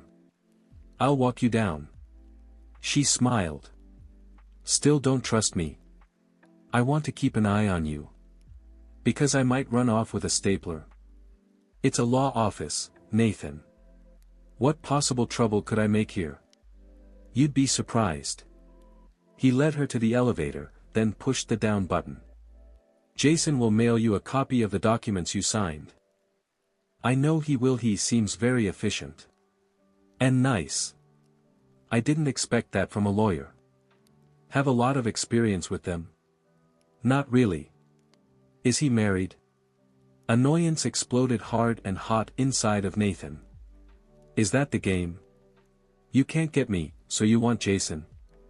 He makes a lot of money, but unfortunately he does have a wife. They just had a baby. Carrie patted his arm. You have quite the temper.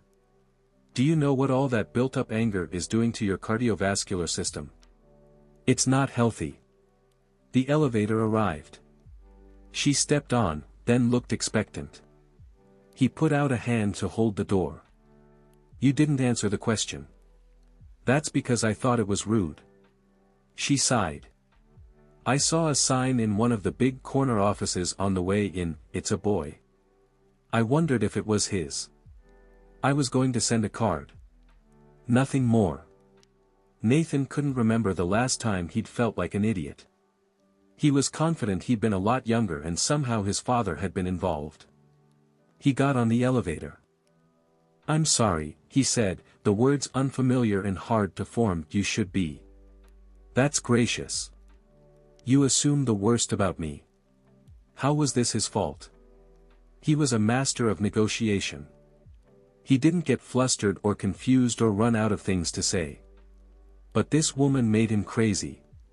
He turned to tell her that, then realized he couldn't admit the weakness. She looked up at him expectantly, so he did the only thing he could think of. He kissed her. Chapter 4. Nathan's mouth was warm and firm, but not demanding, which surprised Carrie. She'd expected to be ravished, not kissed. He didn't grab her. Instead he let his lips handle all the action, and they did a fine job. Her eyes fluttered shut as she gave herself up to the kiss, enjoying the heat, the pressure, the little tingles that shot down her arms. Without meaning to, she tilted her head slightly, in silent invitation. One he ignored, she thought sadly. His touch was fleeting, more heat than substance, and left her wanting more. Something she wouldn't have guessed when he pulled back, she felt an unexpected whisper of hunger. Probably because she hadn't kissed a man since Brian had died, before Cody had been born. How sad was that? He looked stunned, as if he hadn't planned to kiss her. She quickly reassured him. It's okay, she told him. I don't mind. His expression hardened. Is this about sleeping with me for the money? What?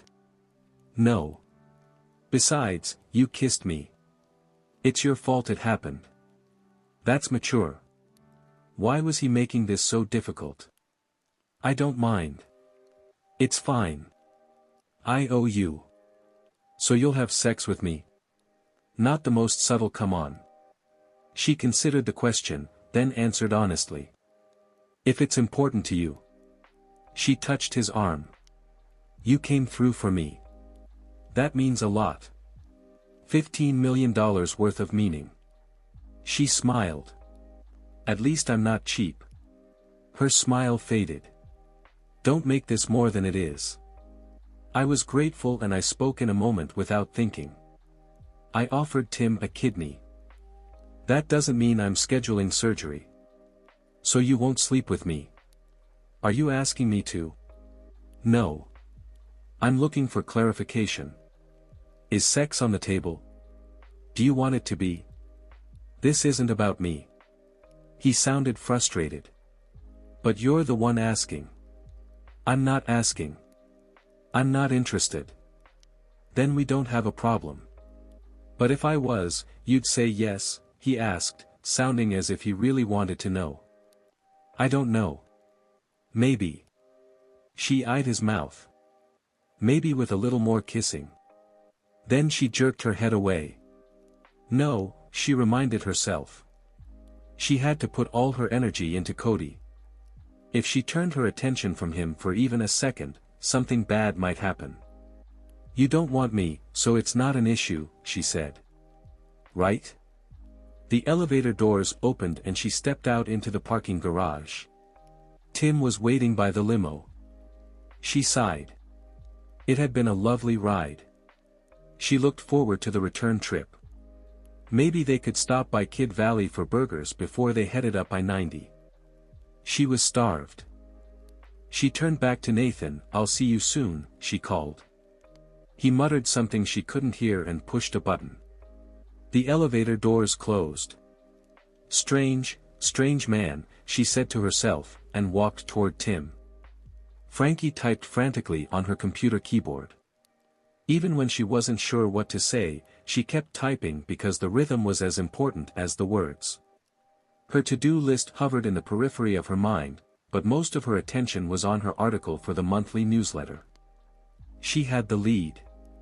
Damage to the Puget Sound continued at a devastating pace. So many species of plants and animals had already disappeared. Many more were on the verge of becoming extinct. Sometimes, when she wrote, she felt as if the fate of the planet rested on her shoulders. That if she could just find the right combination of words and sentences, she could change everything. Frankie, got a sec? Frankie looked up at her boss and nodded, not showing her irritation at being interrupted. She hated to be interrupted before she was finished. It broke her rhythm. But she'd learned that most people didn't understand that. She finished her sentence, saved her file, then pumped some hand sanitizer onto her palms and began rubbing her hands together. 1, 2, 3, 4. 1, 2, 3, 4. Exactly 18 times the groups of 4, because 72 was her favorite number.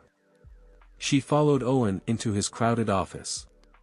There were reports and books and office supplies stacked everywhere. The room seemed to close in on itself.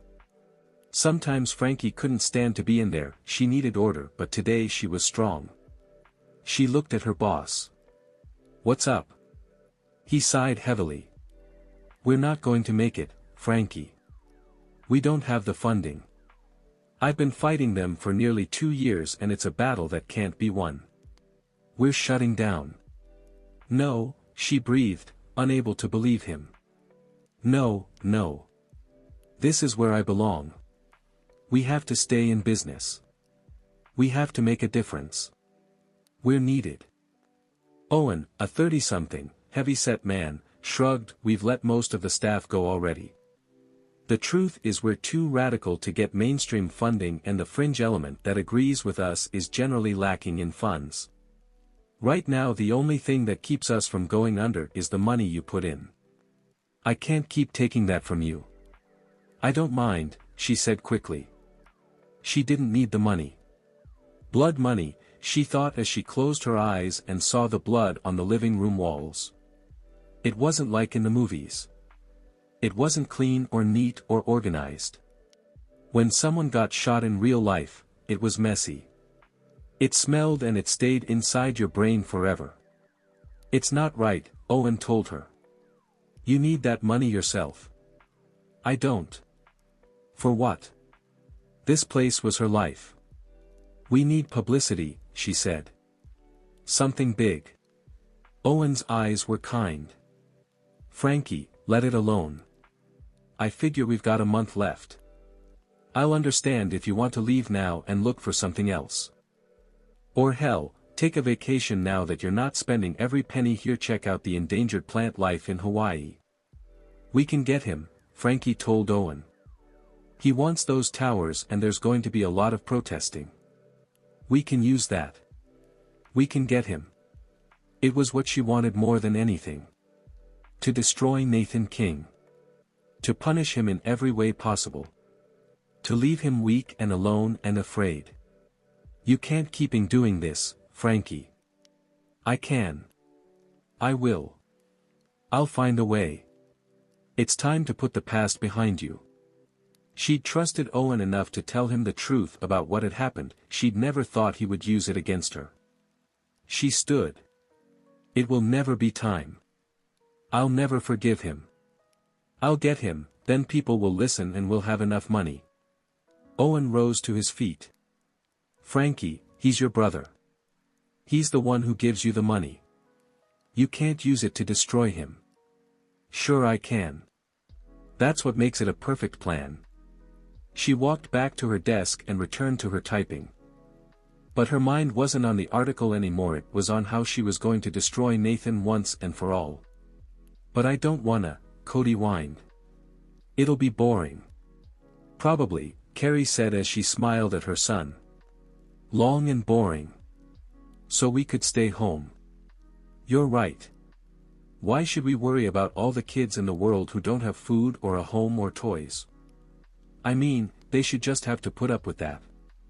It's way more important than you being bored. Cody sighed heavily. You're trying to make me feel bad. I know. Is it working? Kinda. Look at it this way. I'll bet the food will be really good.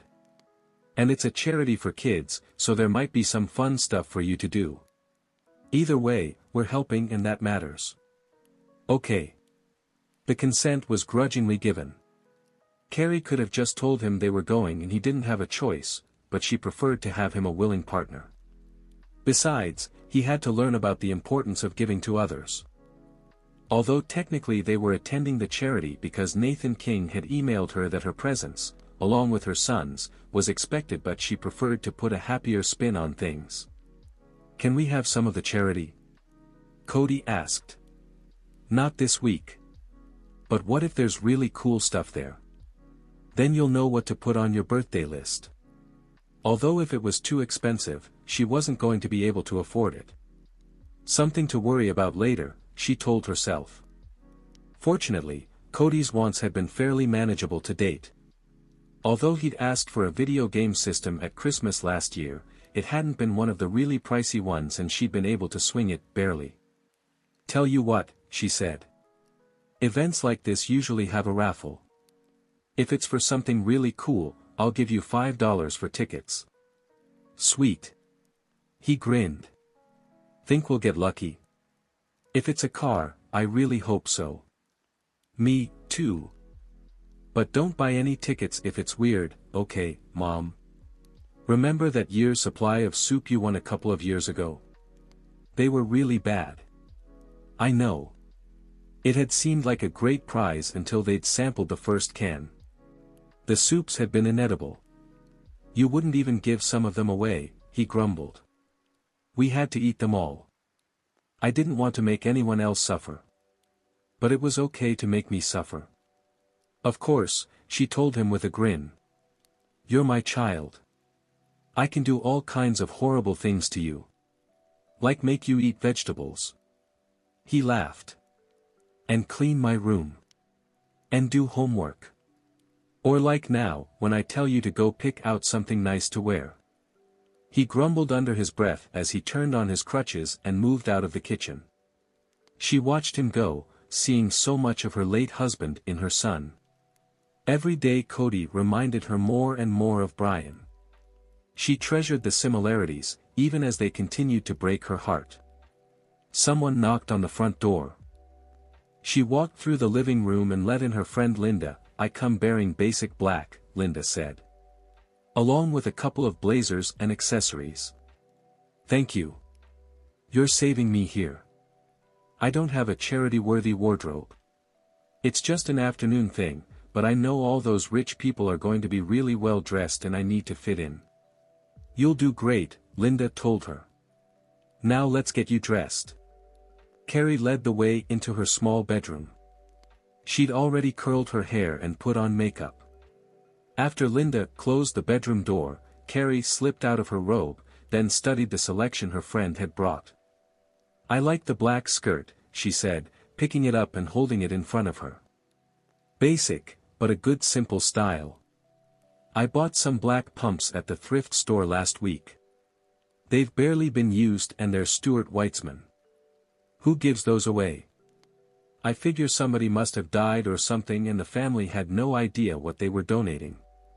Lucky you. Linda held up a cobalt blue blouse. What about this? I have a black tweed blazer. You'll look coordinated without being too matchy. With some earrings and maybe a bracelet, you'll be good to go. It's perfect. Carrie quickly tried everything on. The blouse and blazer were a touch long but otherwise fit great. The shoes were two kinds of heaven. Stylish but comfortable. She shrugged out of the blazer, then went into the bathroom where she began removing the curlers. Tell me you've received the money, Carrie called. I'm not stepping 1 foot into that limo if it hasn't been transferred yet. She looked in the mirror as she spoke, making sure she got all the curlers. Linda was still in the bedroom.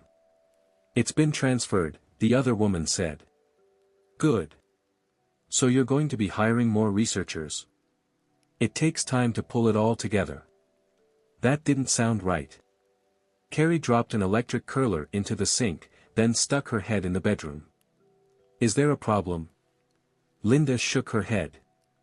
It's fine, things are moving along. All the right words, so why did Carrie suddenly have a knot in her stomach? The money got into the bank, right? All 15 million. Apparently it came from Nathan King's personal account. If only, Carrie thought ruefully. Yeah, I'll have that much when I get paid on Friday. Oh, me, too. They laughed. So what's he like? Linda asked. Are you enjoying him? I haven't tied him up and asked him to call me his love poodle yet. Good to know. You'll want to save that for your second week together. We're not together. I have to admit he's good looking, but his attitude could use an adjustment. It's not in your nature to be totally grateful, is it? I'm grateful, but I won't crawl. I think I bug him, which is just an added bonus. He's a little straight-laced. She returned to the bathroom and pulled out the rest of her curlers, then smiled in anticipation as she said, not a bad kisser. There was a moment of silence followed by Linda's appearance in the small bathroom. You kissed him? He kissed me, but it was still good. Lots of tingles. It made me realize I haven't seriously kissed a guy since Brian died. I miss kissing and touching. But not with just any guy. If she had the choice, she would like to be doing all that with Brian. Now you can do both, Linda said. Although I'm not sure about Nathan King. Be careful. He's a dangerous guy. Not to me. I'm not interested in him or anyone that way. How did you come to be kissing? Carrie tried to remember. I'm not sure. We were talking about whether or not his giving up the 15 million meant he could sleep with me. What? He expects to get sex. I'm not sure.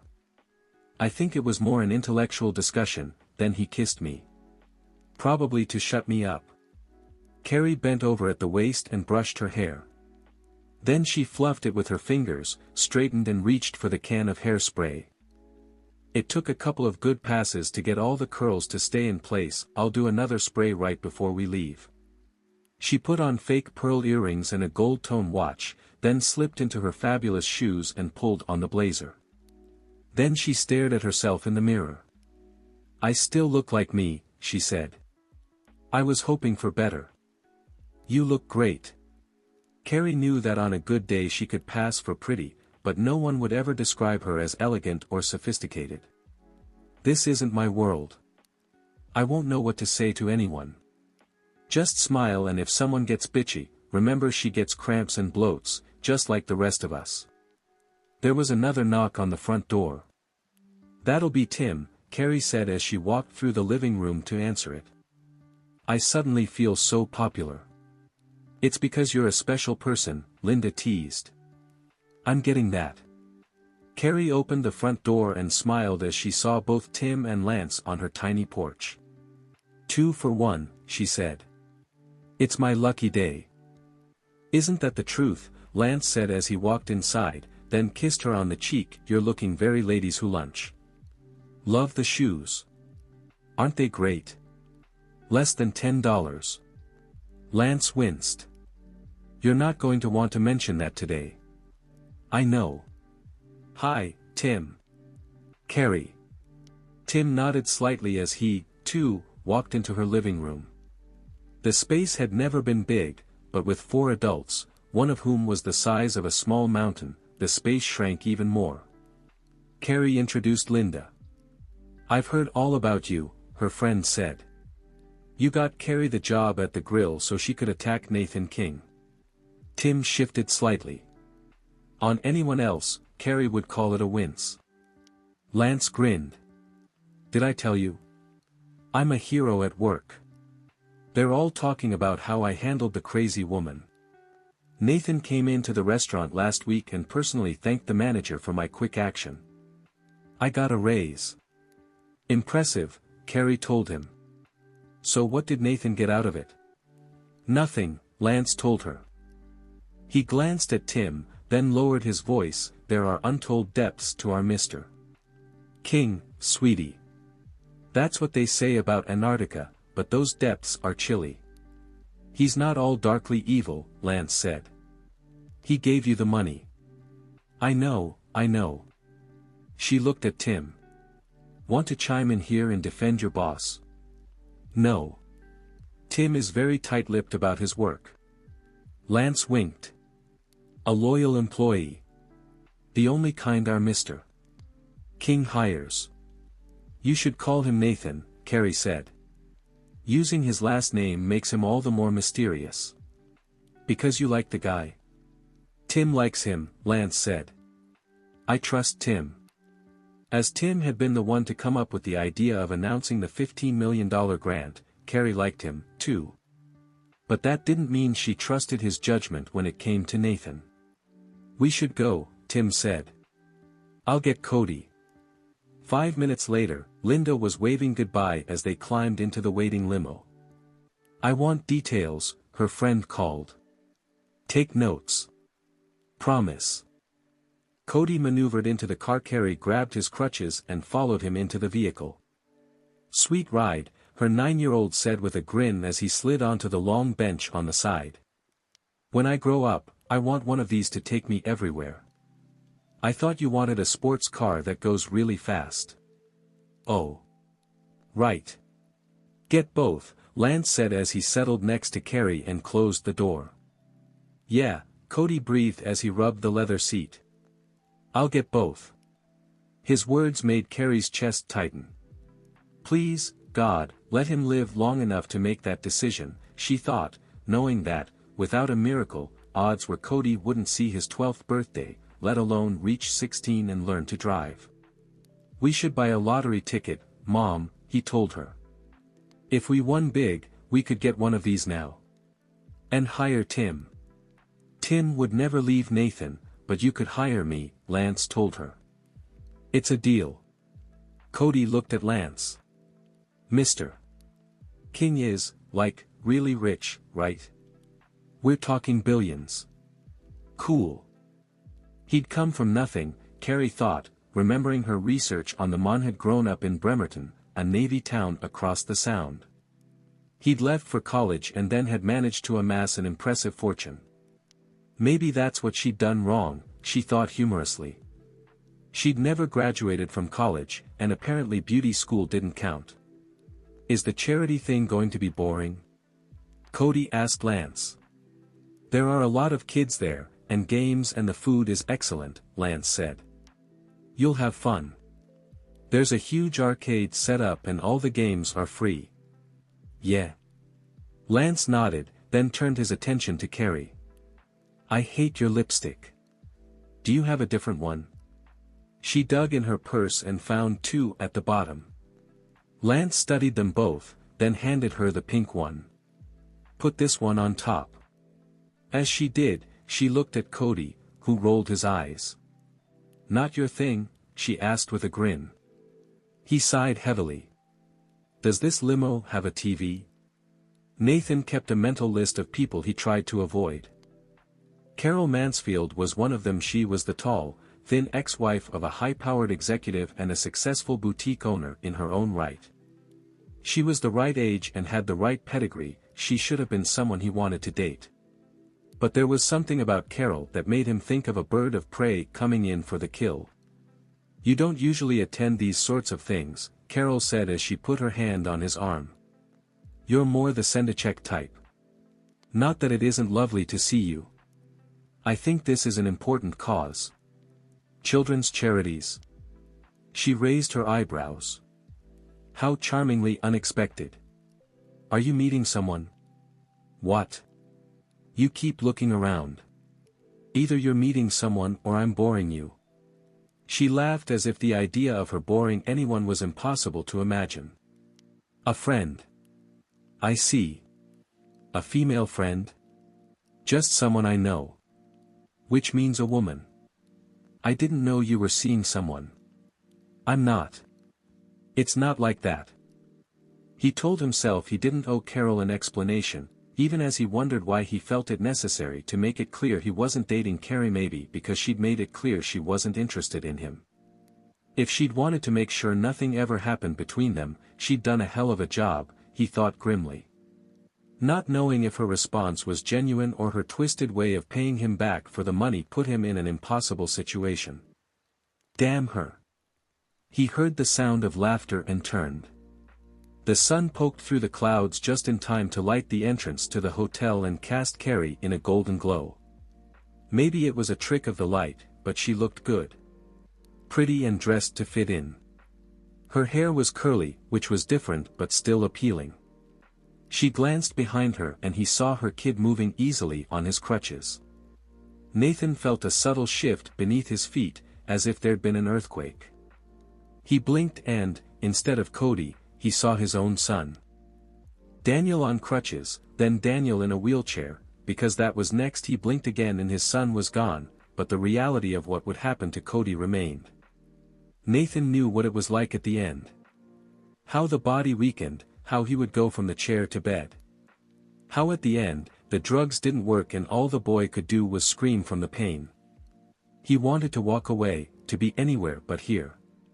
What the hell had he been thinking when he'd agreed to the deal? "You sent me an email," Carrie said by way of greeting. "Yes. I needed to tell you where we'd be meeting and what time." "I know, but geez. How did you get my email address?" "I have a file on you." "Sure, but my email address? Isn't that private?" "Not in my world." She considered that for a second. "You could have just called. Email is more efficient. A phone call is more personal. We don't need to be personal." She smiled. "You say that now." Was she bringing up the kiss?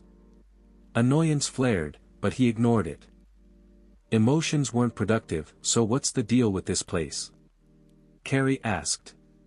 "Is there anything specific I should be doing? Walk around with me and pretend you're enjoying yourself?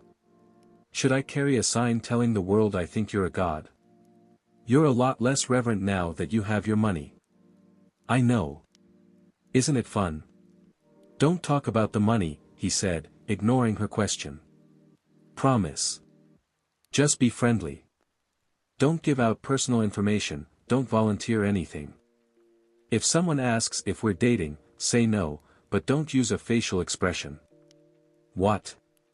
How can I know what my face is doing?" "You know what I mean. You're giving me way too much credit."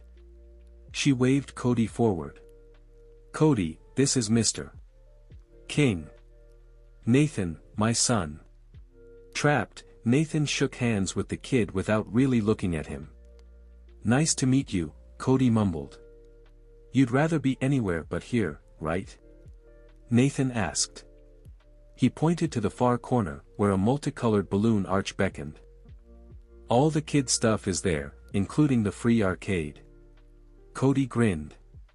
"Sweet. I'll take him," Lance said. "Make sure he doesn't get lost." "Thanks," Carrie told him. "I think I have to stay with Nathan and play grateful supplicant."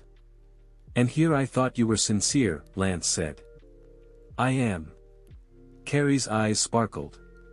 "Have fun, Cody. Be good. Stay in the kids section until I come to get you." Oh, mom. She looked at Nathan. That's boy speak for, why, yes, mother. Of course I will. I would never give you a moment's trouble because you are so loving and kind. Cody grumbled something under his breath as he went off with Lance. Nathan watched them go, wondering if his relationship with Daniel had been so comfortable. He'd loved his son more than he'd ever loved any other person, but sometimes he hadn't known what to do or say. He's having a good day, Carrie said happily. I love the good days. They make me believe in miracles. You have to be realistic, Nathan said, oddly annoyed by her faith and optimism. No way. She looked at him, her blue eyes narrowed. If I was realistic, Cody would have been dead a long time ago. Faith matters. My grandmother was diagnosed with liver cancer and given 6 months to live. She refused to believe it. She thought her doctor was an idiot. She lived 6 years because she wanted to see me graduate from high school. Some of the fight went out of her. She did. She lasted until the following summer. Carrie crossed her arms over her chest and stared at him. So I'm a big believer in cheating death, and I'll take on anyone who says otherwise. She radiated strength and power and an inner beauty he'd never noticed before. In that moment, he almost believed her. But he had a grave marker for a little boy that reminded him that miracles were a cheap trick and faith was for suckers. Chapter 5. I want them all to go away, Abram said angrily. There are too many people. They're disturbing my concentration. In the past few years he'd learned to work in silence. While the progress was slow, it was safer that way if it was just him. If no one got involved. No one got hurt.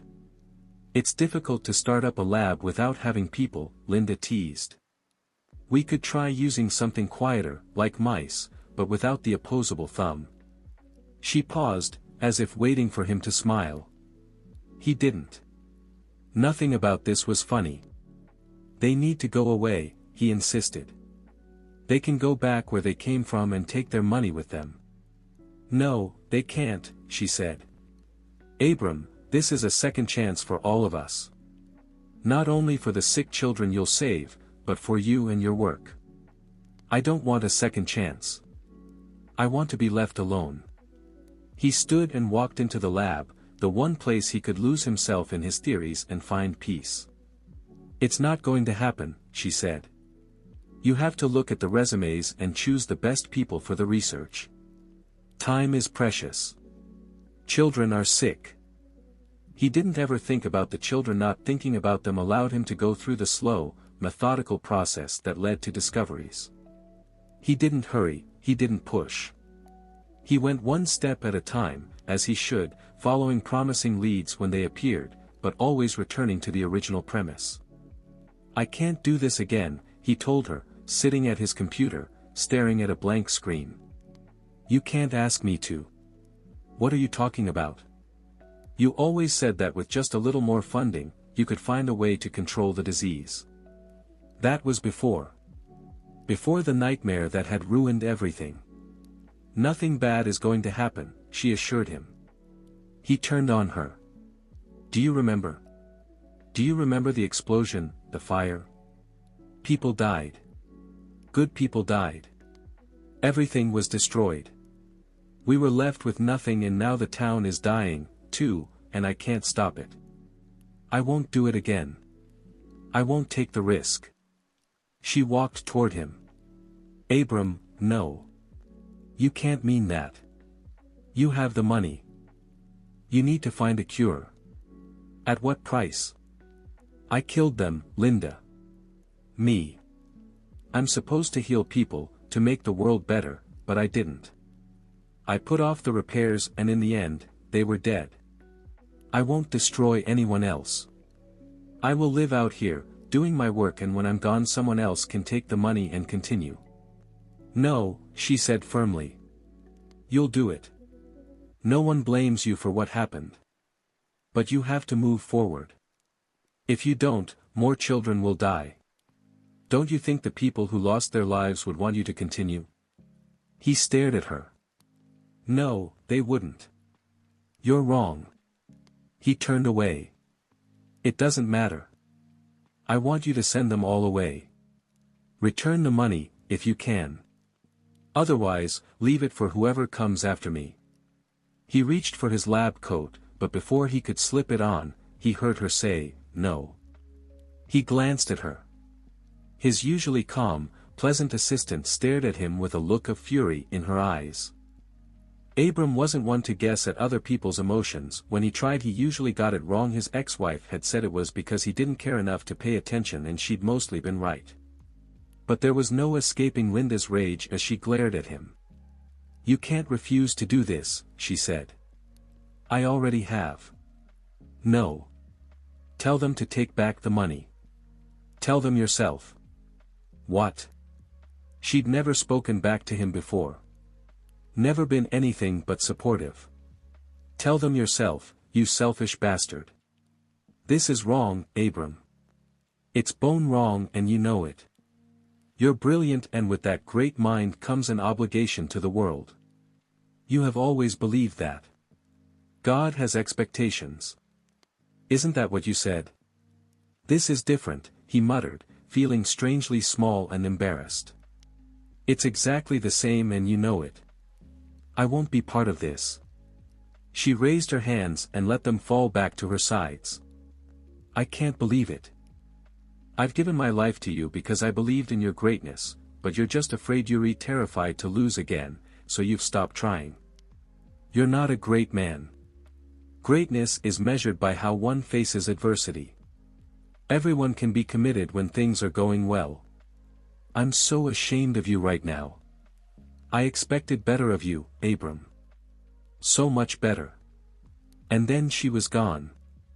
With her stinging words still echoing in the lab, she walked away from him. Something, in the 20 years they'd been together, she'd never done. She would be back, he told himself. Of course she would. Linda took her obligations seriously. She cared about him. She'd always been there for him. He couldn't imagine a world without her. Determined to wait her out, he settled down in front of his computer to study the results of his latest experiment. He believed in his gut that the disease was a defective autoimmune response. If he could isolate the... He pushed away from the computer. It was too quiet. The silence seemed a living thing that pressed down upon him, pulling the air from his chest. He usually enjoyed the quiet, but that was before. When he knew Linda would be in her office, or showing up later. Before she'd said he was nothing and that she was ashamed of him. He tried to tell himself she didn't mean it, but he wasn't sure. And with that quiet doubt came unexpected pain. "Your 2:00 is here," Nathan's secretary told him. "Send him in," Nathan said, then regretted the invitation when Grant Pryor walked into the office. Nathan leaned back in his chair and studied the man. "And here I thought I had an appointment with a reporter." Grant crossed the room and sank down into one of the leather chairs without being asked. He was short and balding, pushing 40, with a forgettable face. He worked for the Seattle tabloid that passed itself off as an independent press. In truth, the rag was nothing more than an excuse for poor journalism.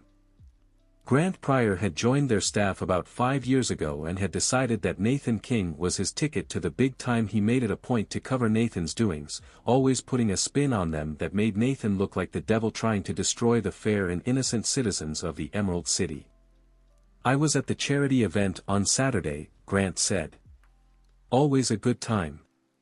I saw the lady you were with." He consulted his notes. "Carrie Sullivan. Not your usual type. Maybe I'm stepping up to the next level." "We all know that's unlikely," Grant said. He pulled a pen out of his inner jacket pocket. "So who is she?" "I mean, you can tell me now and save me the research. Not that I expect you to do me any favors.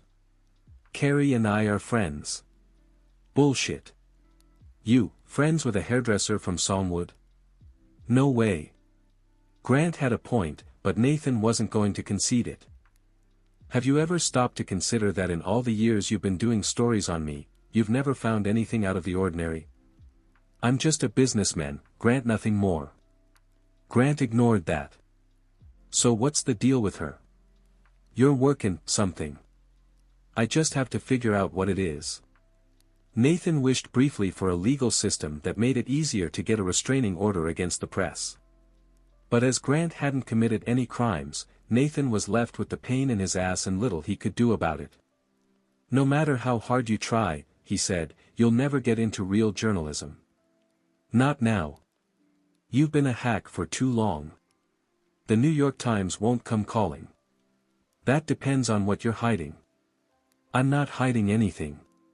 Grant stood and grinned. That's what they all say. But none of them are telling the truth. Neither are you, Nathan, and I'm going to find out what's really going on. Carrie hummed as she dropped spoonfuls of chocolate chip batter onto the baking sheet.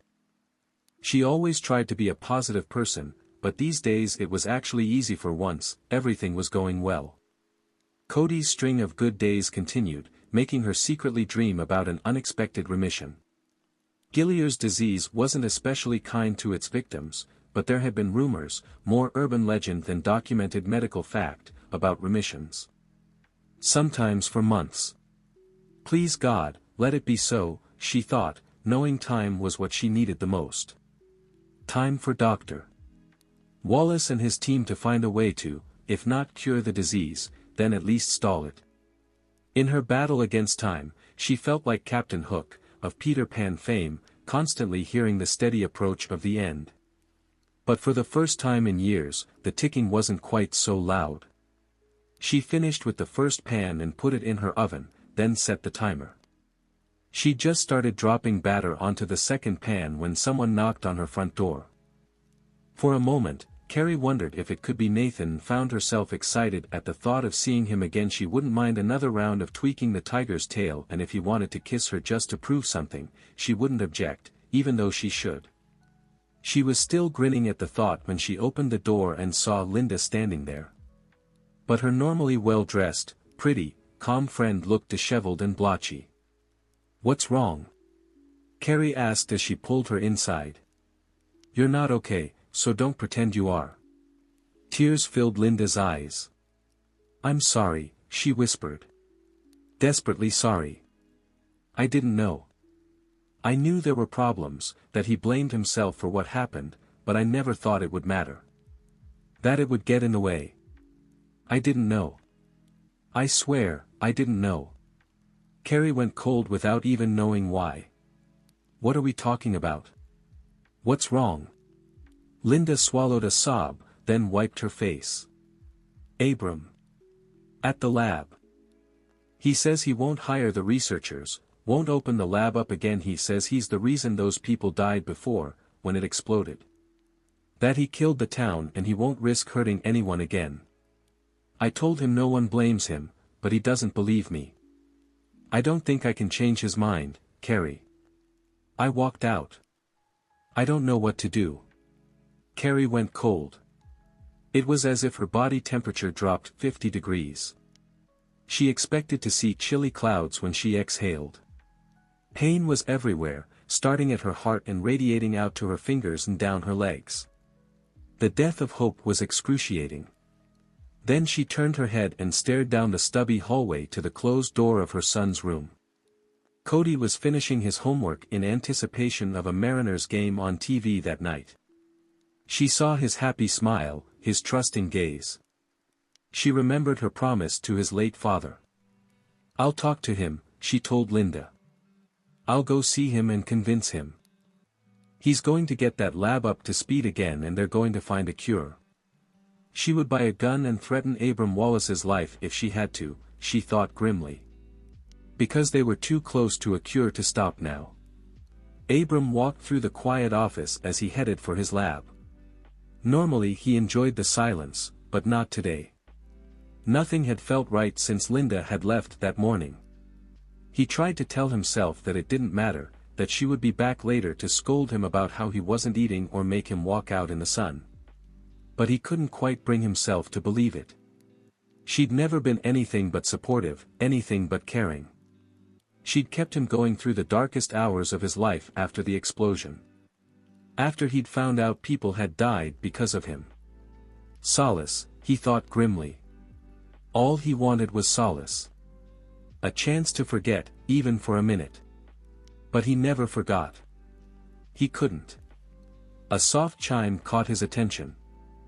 He glanced at the security monitor and saw a woman had entered the lab. She wasn't alone. There was a boy with her. A boy on crutches. Abram wanted to bolt for freedom, but something kept him in place. He watched the different cameras as she made her way down the long corridor, following the wide path to the only room with lights on. Then she pushed open the double swinging doors. Dar. Wallace. She didn't look like any of the people who had died in the explosion, yet there was something about her. It was as if all their ghosts had taken up residence in her and returned to look him in the eye. He thought about how some of his colleagues would be surprised that he believed in ghosts. He was a man of science, after all. But he'd learned that there were many things in the world he would never understand and for which explanations would never be found. I'm Dr. Wallace, he said slowly, willing to accept the punishment in any form. I'm Carrie Sullivan. This is my son, Cody. Cody looked at his mother, who nodded, then the boy moved forward and held out his right hand. Abram didn't want to touch him. He didn't want to feel his skin or look at him. Because Abram knew what was going to happen to him in excruciating detail. Then the scientist in him took over. He shook Cody's hand, then walked around him, noting the way he stood, the weight he put on his feet and how he used his crutches. He's old, Abram said. 9. So the disease has progressed slowly. So far. He turned to Cody. How do you feel? Cody rolled his eyes. Do I have to do this? Carrie shook her head. You want to wait back in the reception area?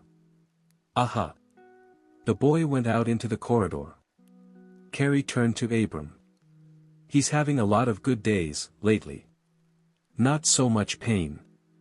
He's not on anything strong. Yet. But he would be, Abram thought. Soon. Very soon. Then he would be in a wheelchair, then a hospital bed, and then he would die. Carrie grabbed his arm. You could save him. Abram took a step back. No. I can't. You can and you will. You have a gift. God decided to make you brilliant, and with that comes responsibility. Linda had said much the same thing, he mused, again telling himself she wouldn't stay away permanently. She would forgive him and return. She had to. Carrie shook his arm. Listen to me, she said harshly. You have to fix this. You have no right not to try. It's your job. She looked at him more closely. It's more than that. It's your calling. You have the power to save him and you're not trying. How dare you not have 1,000 scientists working day and night to solve this? You have the answers within you. Linda told me you were close before. She said you could do it. We're talking about children, damn you. My child. My son. He deserves this. She spoke with conviction and power. He wanted to turn away, but he couldn't bring himself to move. Maybe he needed this, he thought. Maybe it was his punishment. Save him, she ordered. I can't. You have to. I won't let him die, and if you don't care about him, what about the other children who will die because you can't be bothered? I pray there's a special place in hell for you. I swear, if there is, I'll be there, putting more wood on the fire and watching you burn. You don't understand. You're right, she said angrily.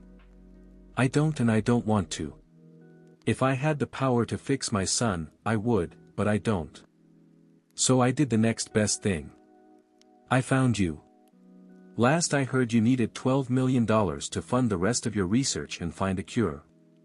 I got you $15 million, in case the price of miracles had gone up. I will do anything to make this happen. I will sell my soul to the devil, or I will stand here and put a gun to your head. I don't care which. You are going to do this. What he remembered most about the explosion was the heat of the fire that followed. Maybe it had been the fires of hell she'd talked about. He'd never experienced such raw power, so uncontrolled and destructive. Much like the disease that ravaged Cody Sullivan's body, he looked down at his hands, they were shaking. He looked at the woman standing in front of him, felt her need, her pain, and knew he could do nothing. "I'm sorry," he whispered. "I can't." He braced himself for the next attack, for the barrage of words. Instead, all the color drained from her face and she swayed slightly as if she were going to faint. Before he could reach for her to catch her, she turned and ran. He was finally alone. Feeling very old and so very useless, Abrams sank into his chair and cradled his head in his hands. Chapter 6. Frankie took her latte to a table in the corner. Starbucks was one of the few crowded places where she felt comfortable. She'd never figured out why. Maybe it was the smooth coffee and the jolt of caffeine. Maybe it was the warm motif or the way people who sat in Starbucks were always so calm and sophisticated. Reading the paper, working, listening to music. It made her feel good to be a part of what was happening, even if it was just on the periphery. The Bell Square Starbucks was her favorite. She sipped her latte and watched the people around her. She was early for her appointment, a habit of hers. She wanted to be able to pick the table, pick the seat. Safety first, she told herself. She saw Grant come in. He paused, looked around, then walked over to her without getting a coffee. That bugged her. He should get a coffee, that's what the store was about. She'd known Grant about 2 years. They'd met at a rally, when he'd come up and introduced himself. He'd talked about her brother, asking her general questions. Right away she'd figured out that he wanted to take Nathan down. Grant believed Nathan was his ticket to a real newspaper. It had taken Frankie a couple of months to decide whether she could trust Grant. It was one thing for her to destroy her brother, but it was another for the world to know about it. People wouldn't understand, they would think because they were family, she shouldn't want Nathan punished, but those people hadn't seen the blood, hadn't lived through it all. Once she'd decided to trust him, she'd given him whatever information she could. It hadn't been much. He'd always pressed her to go see her brother, to find out what was happening in his life, but she'd resisted. She didn't want to see Nathan or talk to him. She wanted him punished. A few months ago, she'd broken off contact with Grant. But now things were different. With the newsletter shutting down, she felt pressure. To lose everything and have nothing to show for it wasn't right. It wasn't fair. Nathan had everything and she had nothing. It hadn't always been that way, she thought, remembering the time before he'd left. He'd taken care of her. She depended on him, but then he'd been gone and she'd been alone. "Hey, Frankie," Grant said as he slid into the chair opposite hers. "What's up?" She'd phoned him and arranged the meeting, been surprised to hear from her, but more than willing to get together. His eyes were pale. He was about her height, which made her feel more safe with him. He wasn't big, like Nathan. "We're being shut down," she told him. "In about a month." Grant leaned back in his chair. "So you want to go out with a bang?" He always used clichés. Not her favorite thing about him. "I want to do something. I don't know where to look." "I thought you would." Grant looked at her for a long time. "You know about the towers he wants to build?" She wrinkled her nose. "They're awful. Like the rich need more places to live. Do you know how many species will be displaced by his buildings? All so he can have his name 50 stories up." She pressed her lips together. If she said much more, she would start to lose control. That was never good. She clenched her hands together on her lap and began counting. 1, 2, 3, 4. 1, 2, 3, 4. She kept it up, counting steadily, until she'd downed 18 sets of 4. She inhaled as a calm washed over her. Grant nodded slowly. "That's them," he said. He wasn't getting much support, so it didn't look like he would get the zoning permission he needed. Then he made this donation. To what? Some lab up in Salmwood. A scientist there is working on the cure for Gilliard's disease. That's what Daniel died of, Frankie murmured, not wanting to think about the boy. She'd liked Daniel. It wasn't his fault that Nathan was his father. The timing is suspicious, Grant told her. Plus Nathan's hanging out with this woman. Carrie Sullivan. She's got a kid with the same problem. He paraded both of them around at a charity event last weekend. There's something going on. Something that isn't right. Maybe you could find out what it is. No. She shook her head. No. I can't find that out. You could try. No. I don't want to see him. It's the only way. He won't tell me anything, she insisted. Maybe he doesn't have to. Maybe you can just look around. Nathan's office? Grant was an idiot. Nathan wasn't going to leave her alone in his office. You can do things I can't, Grant continued. He trusts you. Did Nathan? Frankie wondered. Was he that stupid? Probably, she thought. He certainly didn't see her as a threat. Okay, she told him. I'll try to find out something. I'll go see him. Good. You can stop the towers. I can try, Grant told her. I want them brought down. They haven't been built yet. Maybe not, but she pictured them falling and falling. Thinking about the structures crumbling in a pile of dust made her smile. Maybe your brother's involved with that Carrie woman. I don't think so, she said absently. He doesn't get involved. Doesn't care. He had once, years ago. But then he'd gone away. He'd changed. Nothing touched him. Except maybe Daniel. Frankie blinked the memories away. All of them. Nathan deserved everything bad he got. Didn't have the dreams. He didn't know what it had been like. He'd left her. I'll go to see him, Frankie told Grant. I'll find out what I can and call you. She stood and grabbed her coffee, then walked out onto the sidewalk. It was nearly 70, on a rare clear day. Frankie let her eyes adjust to the bright light, then she started down the sidewalk, careful to step where she always stepped, not looking left or right, counting, always counting. Without meaning to, she remembered teaching Daniel to count, first to 10, then to 20. He'd been smart. A fast learner. He'd smiled. She remembered that most. How he'd always smiled when he'd seen her. He would run up to her, his arms open. He'd wanted hugs and she'd been happy to give them. She had loved him. But when Nathan had told her his son was dying, a part of her had been happy. She'd been ashamed then, ashamed of feeling pleasure. But as much as she loved Daniel, she wanted his father to suffer. Daniel's death had nearly brought her brother to his knees. She'd gone to the hospital at the end, and had sat with the boy. She had felt her own heart break with the realization that he would be gone soon. Sadness and pleasure. They had confused her then and they confused her now. She waited at her bus stop, then boarded and saw her favorite seat was open. She sat exactly in the middle, looking at no one, willing the trip to be over quickly. Fortunately there wasn't a lot of traffic. When she was back across the bridge, she got off at her stop and headed for her small apartment. Once there, she threw out her coffee and walked to the sink. She pumped the smooth, creamy soap onto her hands and began to wash. 1, 2, 3, 4. Over and over, 18 times. The ritual relaxed her, eased the tightness in her chest until she could breathe again. Until she was clean.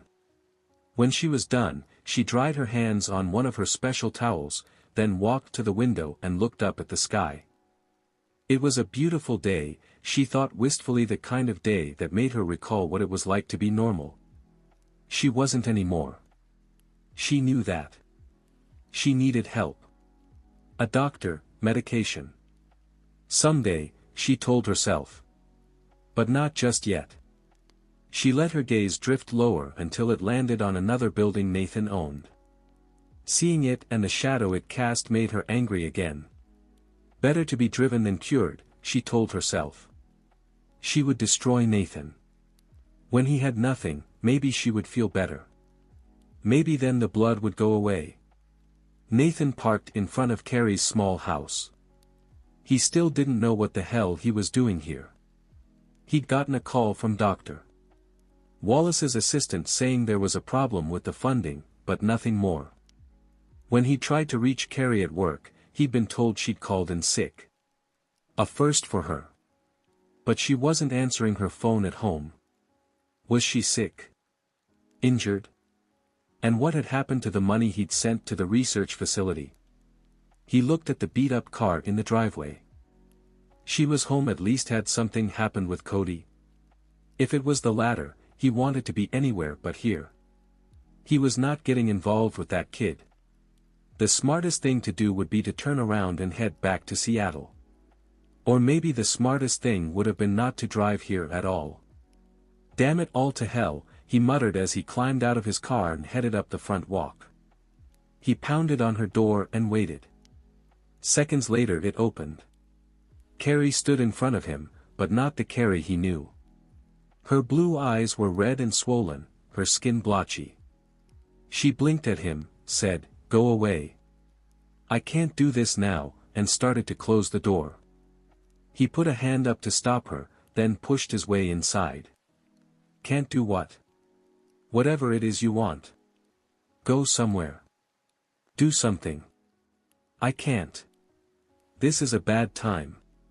He stared at her, taking in the oversize and stained t-shirt and baggy sweats. "You look like crap." "Whatever." Worse, she looked broken. He didn't like the word, but it fit. "What's wrong?" he asked. She walked to the sofa and collapsed on a flat cushion. "He won't do it." "Dar. Wallace. Linda told me there was a problem, so I went to see him myself. He won't continue the research. He blames himself for the explosion."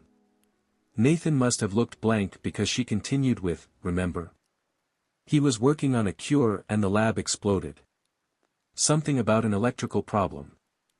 I don't know the exact details, but people were killed. The lab was closed, and as it was Songwood's biggest industry, the town began to die." Tears filled her eyes before spilling down her cheeks. "He was my last hope. I don't have anywhere else to go. He was going to be my miracle for Cody." She hunched over, as if in pain. "I can't let my son die, but I'm out of options. I spent all last night on the internet, looking for someone else working on the disease, but there's nothing new. No hope. It's the death of hope. Do you know what that feels like?" He hadn't realized how much life and power Carrie's optimism gave her until it was gone. "How do I tell him?" Carrie asked, not looking at Nathan. "What am I supposed to say?" "Just kidding about that cure thing, kid. It's so unfair. It's wrong. All of it." Without thinking, he pulled her to her feet and into his arms. "Don't give up," he murmured, holding her close. "You're stronger than this." "I'm not. I'm having a breakdown. There's a difference." She sighed. "It's hard to be strong. I'm faking it every minute. We've been living on borrowed time for years now, and I've always known it." "I'm not giving up," she repeated. "I just need a break." She didn't hug him back, but that was okay. He wanted to offer comfort, something unusual for him, but he was going with it. When she rested her forehead on his shoulder, he felt the hot dampness of her tears. "I've been willing him to stay alive, but I'm afraid I don't have anything left. I've begged, I've pleaded, I've prayed, I've made bargains with God that will get me sent to hell, but I don't care. I never cared about anything but keeping Cody going. Giving him the strength to hang on." She continued to talk, but he couldn't listen. "Not to this." He put his hands on her shoulders and eased her away, then took a step back. Cody was her life, and without him she would have nothing. She would never give up the way he had. Nathan pushed the ugly truth away, but it refused to budge. It sat there, round and squat, daring him to deny what had happened. That he'd given up. He'd taken the easy road, and he'd never been able to forgive himself for it. "I'll fix this," he told her. "I'll make Dr. Wallace get back to work on finding a cure." She wiped her face with her fingers. "How?" she asked, her voice shaking. "Stand over him with a gun pointed at his head." "I already thought of that one. It's not practical on a lot of levels. For one, your arm will get tired. For another, you can't make someone care. It doesn't work that way." "I'll beat the crap out of him if necessary," he muttered, knowing he would if he had to. "He can't do this. He took the money." She looked at him. "It was a wire transfer, Nathan. You can't refuse those. But I would suggest you watch your mailbox. I'll bet he sends it back. Or gives it to someone else. He can't. How are you going to stop him?" "I'll have Jason talk to him." "Lawyers can be scary," she said. "But not scary enough. Besides, Dr. Wallace is old. You can't beat up an old scientist. If he's old, it makes my job easier." Her mouth quivered slightly. For a second, he thought she was going to smile and started at his sudden need to see her spirits lift. "I could have Tim do it, but he would be insulted by the lack of challenge," he said. She nodded, then began to cry again. She collapsed back on the sofa, sobbing as if her heart would break. He stood there awkwardly, not sure what he should do. He tried hugging, and that hadn't worked. He was out of ideas and desperate. He went into the kitchen and started opening cupboards. He found plates, glasses and food, but nothing to drink. "Don't you have anything to drink?" he yelled. "Vodka? Scotch? Cooking sherry?" "Stop raiding my kitchen," she said from the doorway. "No, I don't have any alcohol." "Is it a religious thing?" Despite the tears, her mouth turned up at the corner. He felt like a hero. "I can't afford it," she said. "Nathan, this is the real world. I think milk is expensive. I'm not going to waste my money on something like vodka. We have to talk about your priorities." He crossed to the phone and picked it up, then dialed directory assistance. "Yeah. Songwood. The liquor store." He pulled a pen out of his pocket and wrote on a scrap of paper on the counter. "I'll have something sent over," he told her. "You have any preferences?" "I don't think they deliver." "They do now." "I'll get some food in here, too." "What do you want?" When Nathan King decided to take charge, he did it in a big way, Carrie thought as she watched him talk to the manager of her local Albertsons. Already persuaded the local liquor store clerk to drop off his order, and now was negotiating the same treatment with the grocery store. She knew she should have protested the gallons of milk, the jumbo laundry detergent and the pounds of meat and chicken he'd requested, but that would take more effort than she had. What did it matter if Nathan bought her and Cody some food? When the sky was falling, it was hard to worry about the little things. After he'd hung up the phone, he put down his pen. "I got fried chicken for tonight. I didn't think you'd want to cook." "That was thoughtful. Thank you. For all of it." He shrugged. "No big deal. I'll never get through all that liquor. The scotch is for me. What about the rest of it? One day you'll want to celebrate. And you'll be ready. For a whole party." She studied him, the hard lines of his face, his dark eyes. She never would have thought of him as a kind man, yet it was there, in him. She glanced at the clock. Cody will be home soon. She was going to have to pull herself together. Make sure he didn't know she'd been crying. "You can't say anything." "I won't," Nathan told her. "It's better if he doesn't know. If he believes everything will be fine, then maybe it will." "I agree. Did he? Really? Why are you here? She asked. What made you come over today? Linda called and told me there was a problem. You weren't at work and you didn't answer your phone at home. I wanted to make sure you were all right. Checking up on her. No one had done that in years. Not since Brian, a lifetime ago. Don't get too excited, he told her. This isn't going to happen again. But it had happened now. She had someone to lean on, even for a moment. It felt good. I need to get cleaned up, she said, and retreated to her small bedroom with its even tinier bathroom. When she looked at herself in the mirror, she nearly shrieked. She looked like an extra from a cheap horror movie. Her skin was blotchy, her eyes and mouth swollen. After washing her face, she put a cold, wet washcloth on her eyes for a couple of minutes, then went for a lot of concealer and mascara. When she was sure she wouldn't frighten her son, she returned to the living room, just as Cody walked in the front door. Do I know you? Carrie asked. Her son grinned at her. I'm your only kid. I don't think so. I'm sure I would have remembered giving birth. You're really weird, you know that, right? Then he dropped his backpack on the floor and moved toward her.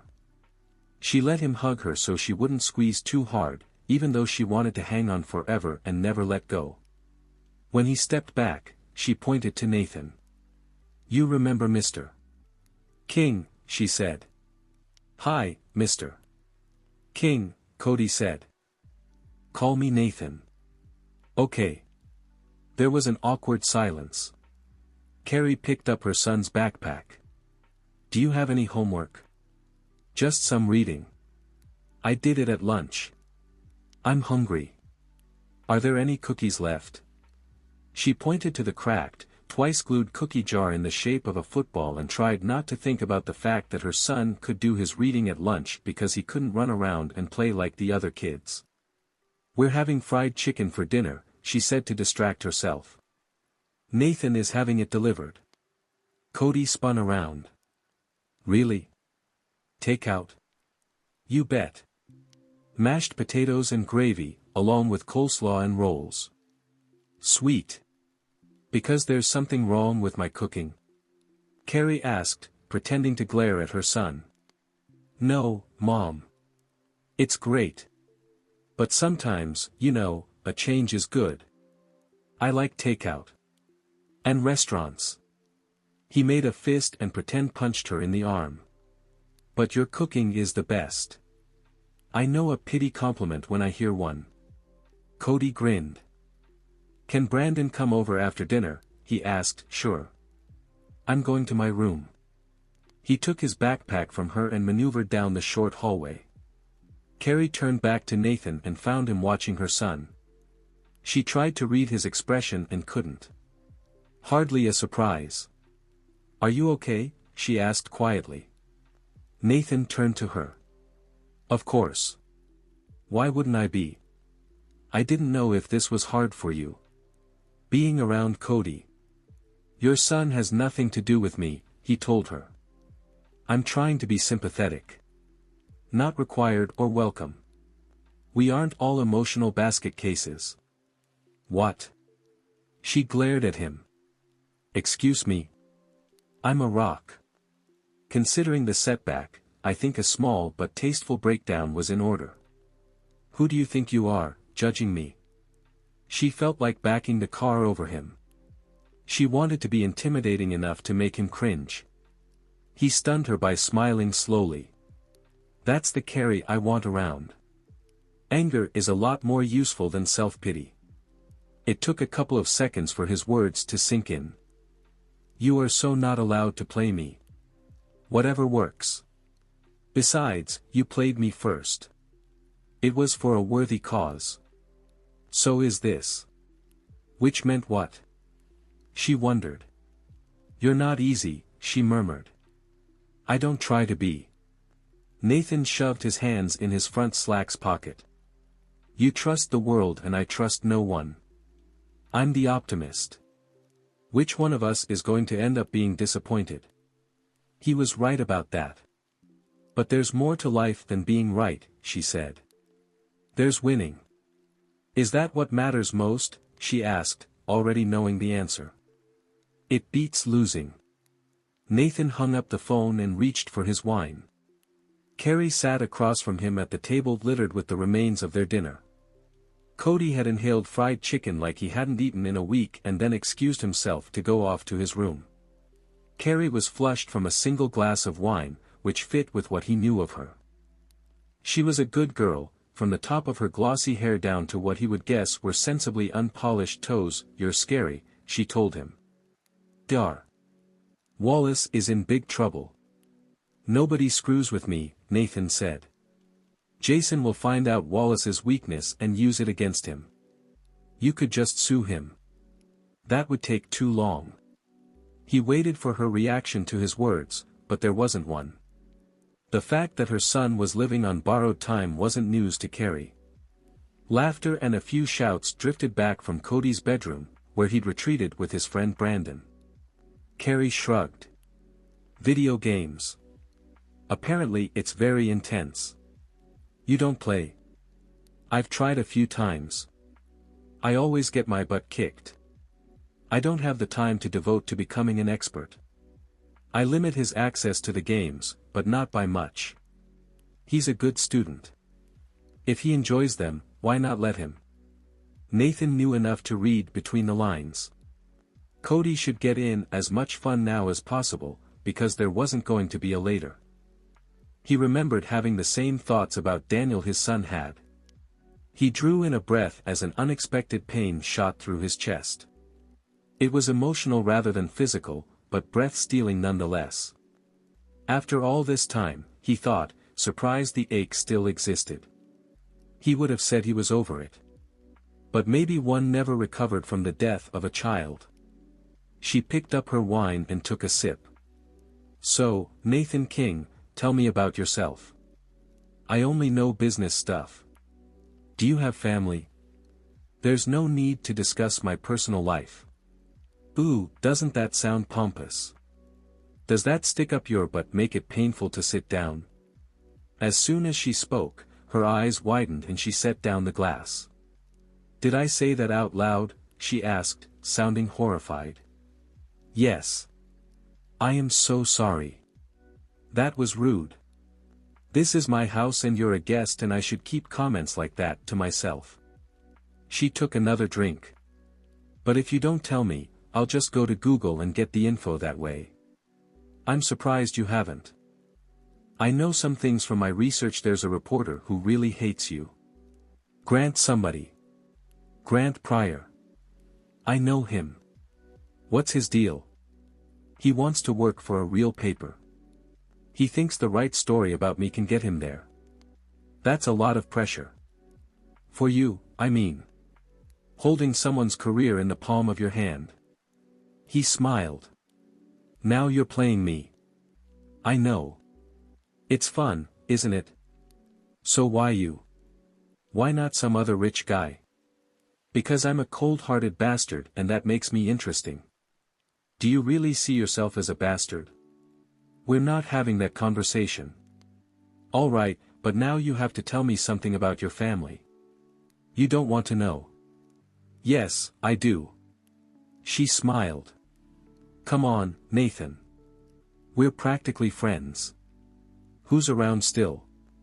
I know you have an ex-wife, but is that it? Mother? Father? Siblings? One sister. There. Was that so hard? Not for her, he thought. But maybe for him. He didn't like thinking about Frankie, about how she blamed him for what had happened. I was pretty young when my parents died, she told him. It was a car accident. My grandmother raised me. What about you? He supposed in her world the exchange of personal information was natural and expected. It wasn't in his. My mother shot my father, then turned the gun on herself the second year I was in college, he said flatly. My sister was 17 and at home at the time. She walked in on them after the first gunshot. Carrie's face froze in horror. Oh my God. That's terrible. For all of you. Nathan, I'm sorry. She reached across the table and rested her fingers on his hand, as if her touch would help.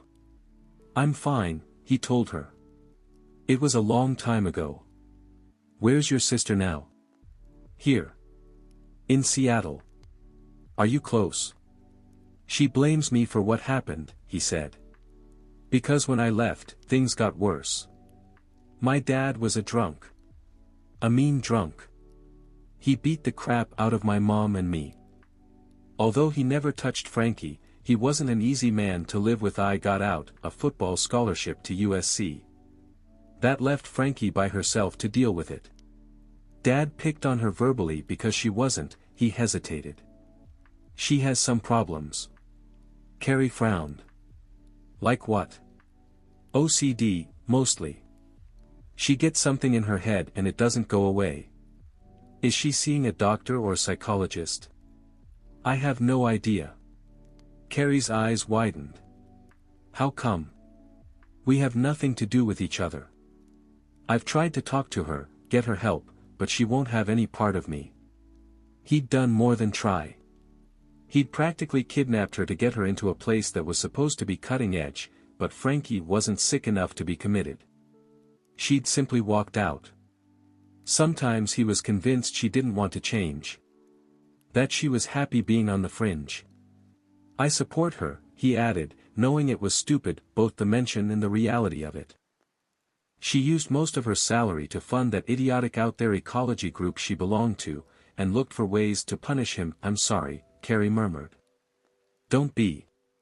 I can't help it. I'm very soft-hearted. You're wasting your energy on something that doesn't matter. We're talking about your family. Mine, not yours, he reminded her. You're a total cynic. You're a soft-hearted fool who assumes the world is a good place. She fluttered her eyelashes at him. I'm also really, really cute. She was that, he admitted. More than cute. Sexy. There was something about the way she moved, the openness of her smile. He'd known a lot of beautiful women, but no one like her. Her combination of innocence and determination baffled him. How could she have blackmailed him into giving up $15 million and yet still be so damn trusting? Unexpected heat surged within him, making him want to pull her close and kiss her again. He'd liked kissing her before and wouldn't turn down a repeat performance. There was only one thing standing in his way. He couldn't know if she was responding because she enjoyed what he was doing or if it was because she owed him. His ego said of course she liked kissing him, but his brain was less sure, which put him in a damned uncomfortable position. He stood. I need to get back to the city. Okay. Want to take some leftovers? There are still a couple of pieces of chicken. I have a full-time housekeeper who cooks for me. Then never mind. We'll keep them. She rose and followed him to the door. Thanks for coming to check on me, she said. You made me feel better, which I didn't think was possible. Unable to help himself, he touched her cheek. Don't worry.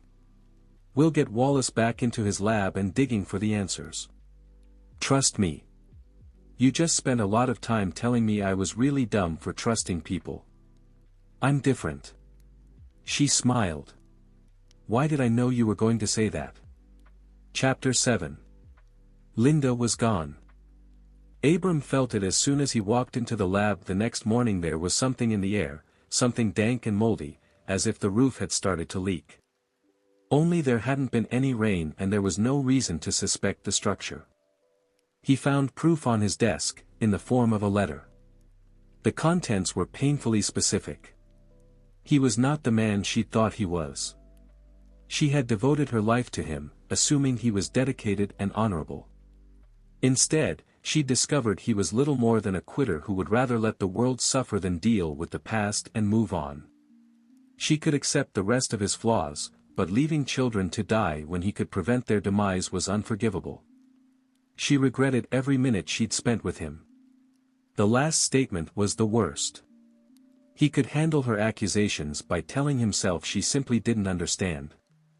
But knowing she had regrets made the darkness inside him grow until he knew there would be no escape from the shadows. Still holding the letter, he moved toward his computer and sat down without turning on the machine. He stared at nothing and remembered another time and another woman leaving him. His wife. She had seemed to admire his devotion to his work, until the day they married. Then she'd said he was too involved, that his lab took all his time and energy, leaving neither for her. They had argued. In the end, what she said had proved to be true, she wasn't his passion. When she left, he barely noticed. Her leaving hadn't been more than a ripple in his life. He had his research and Linda. Always Linda. While there had never been anything romantic between them, she was the one constant he could count on. She was always there, looking after him, encouraging him, making sure he ate right and slept. She understood what the breakthroughs meant, how he got discouraged when there was no progress. She believed in him. He couldn't imagine life without her. He stiffened. No. That wasn't possible. She was a convenience, like a coffee maker, nothing more except. He missed her. Missed the sound of her footsteps, her calm voice, the way she organized his desk, brought him lunch and listened while he talked about his work. She understood what he was trying to do and always had suggestions and encouragement. He missed talking to her.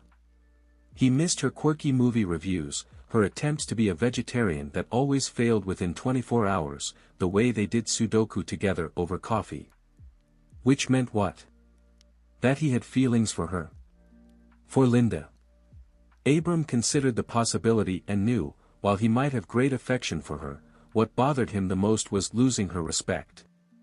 Because she had always believed in him, he had been able to believe in himself, even through the dark times. He could probably recover from her leaving, but knowing she did so while thinking less of him was impossible to bear. 15 minutes later he parked in front of her small house and hurried to the front door. He opened it without knocking, knowing she rarely locked it no matter how he lectured her on her personal safety. He heard noises coming from the rear of the house and walked down the hall, only to stop in shock as he saw open boxes scattered around the room. Boxes she was filling with her belongings. "You're leaving me," he said, his voice low and harsh. She didn't bother looking up as she emptied her dresser. "You were right. I should always remember to lock my front door. You never know who is going to break in." "Linda, no." She ignored him. After finishing with the dresser, she started on her nightstands. Item after item was tossed in the boxes. When his wife had left him, he'd come home to an empty house and had barely noticed. She had been right, their marriage had been a mistake and he had never loved her. But Linda was different. Linda mattered.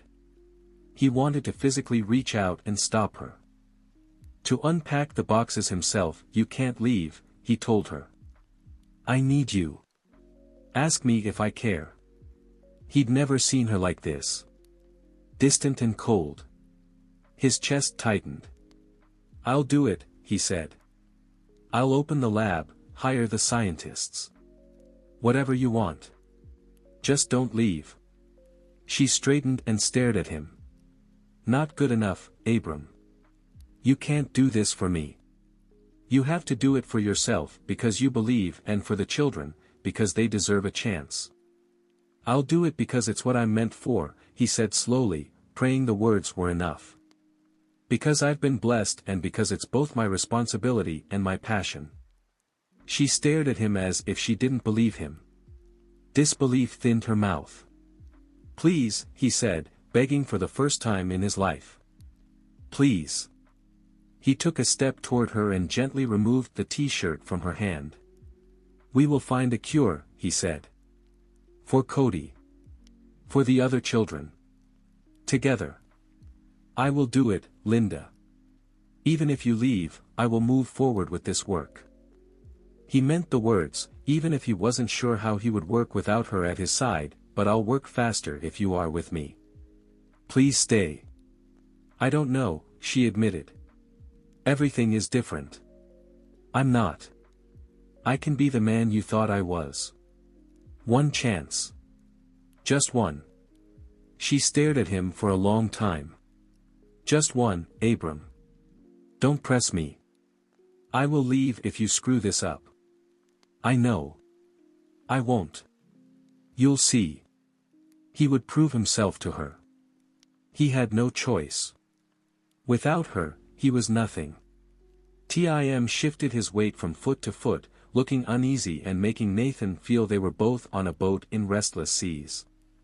It's, 10 days, Tim said, then swallowed. No problem, Nathan told him. You have plenty of time on the books. You should take a couple of weeks off. No. Just the 10 days is fine. I'll make sure the substitute driver is filled in. The transition will be seamless. I appreciate that. Nathan studied his driver. You don't take a lot of time off. I know. But Lance wants to go on a cruise. To Alaska. He booked the trip and gave it to me as a surprise. From his tone, Nathan guessed Tim would have been more excited by a box of scorpions. You'll have fun, Nathan told him. I guess. Okay, boss. That's all. Tim left. Nathan watched him leave and tried to imagine Tim in a tropical shirt, sunbathing on deck. Although in Alaska, there wouldn't be a lot of warm weather. Still, the image eluded him. His secretary knocked on his door and entered. Hey, Mr. K. Just reminding you I'm leaving early today. My granddaughter is in her school spring play. Ellie grinned.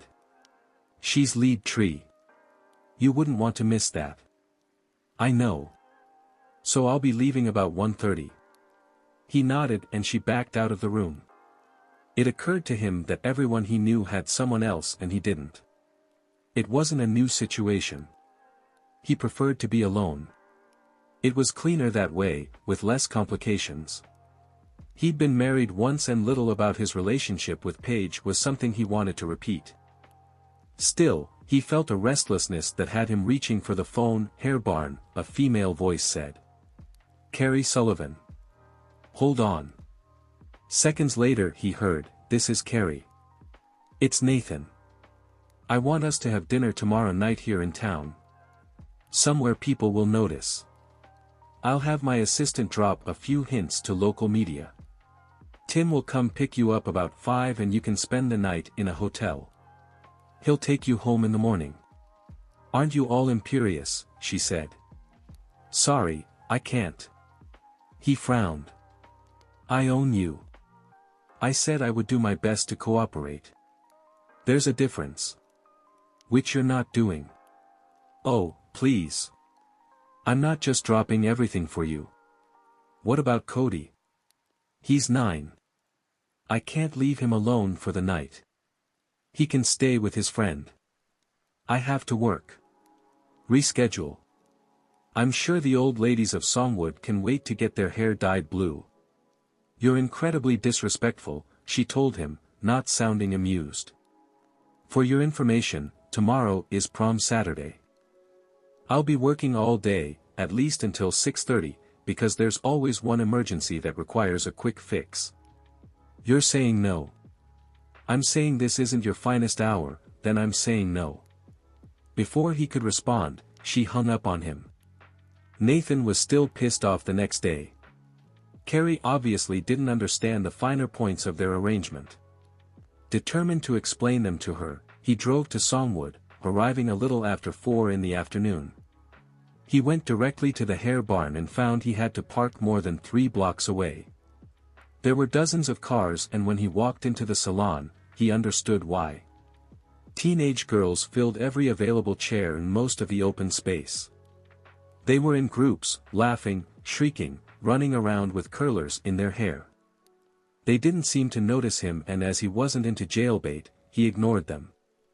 He walked directly to Carrie's station, where she worked on a girl's hair, spraying strands, curling them into long ringlets, then spraying them again. What were you thinking? She asked, meeting his gaze in the mirror. You don't want to be here today. I came to check out my competition. She handed him the can of hairspray, then smoothed the curl into place. This is Girl Central. Teenagers come in from all over the mountain. They travel in packs and don't leave until they're all done. There's enough estrogen in this place today to turn you into a woman. Not possible. She grinned. Want to bet? Absolutely. She grabbed the can and sprayed again, then thrust it back at him. You're just crabby because I wouldn't change my plans for you. It isn't a behavior I want repeated. Her eyes sparkled with amusement. Will you want to spank me later? She was teasing him, which should have bugged him, but instead he found her almost charming. You'll be done at 6:30, he asked. Yes, but I'm not driving into the city with you, so don't even think about it, I'll be exhausted. She finished the last ringlet. Okay, Brittany, now do you want it all up with the curls falling down the back of your neck? Aha. I brought ribbon. The teenager smiled at Nathan. It matches my dress. The kid was an uncomfortable combination of all grown-up and little girl. How old are you? He asked. 16, but my boyfriend's a senior. She could be your daughter, Carrie said sweetly. The girl looked at him. You do kind of look like my dad. How flattering. He put the can of hairspray on the counter in front of him. I'll pick you up at 7. We'll eat locally. I can't decide if it's your charm or your graciousness that I like the best, Carrie told him. You have the next couple of hours to figure it out. You're the worst, April said as she grabbed the eyeliner from Carrie. Close your eye. You're all squiggly. You're supposed to be the adult here. I am the adult here, Carrie muttered. You're not acting like it, the 15-year-old told her. You can't even do eyeliner right. I never wear it. You won't get a boyfriend if you don't make the effort. Words to live by, Carrie muttered. I don't want a boyfriend. April's mouth dropped open. But then you'll be alone.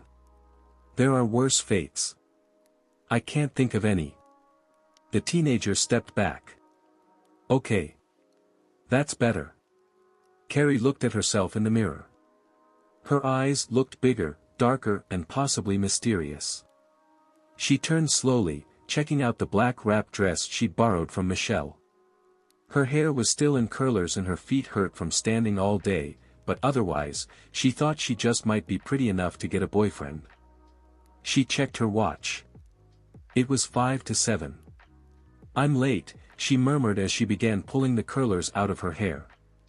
Nathan is always on time. April leaned against the door frame. Is he that rich guy I read about in the paper? Yes. Cool, think he'll pay me extra. You could tell him my family is really poor and I'm saving for college. Your father is a doctor and you're an only child. Money is hardly tight. I don't get a lot of allowance.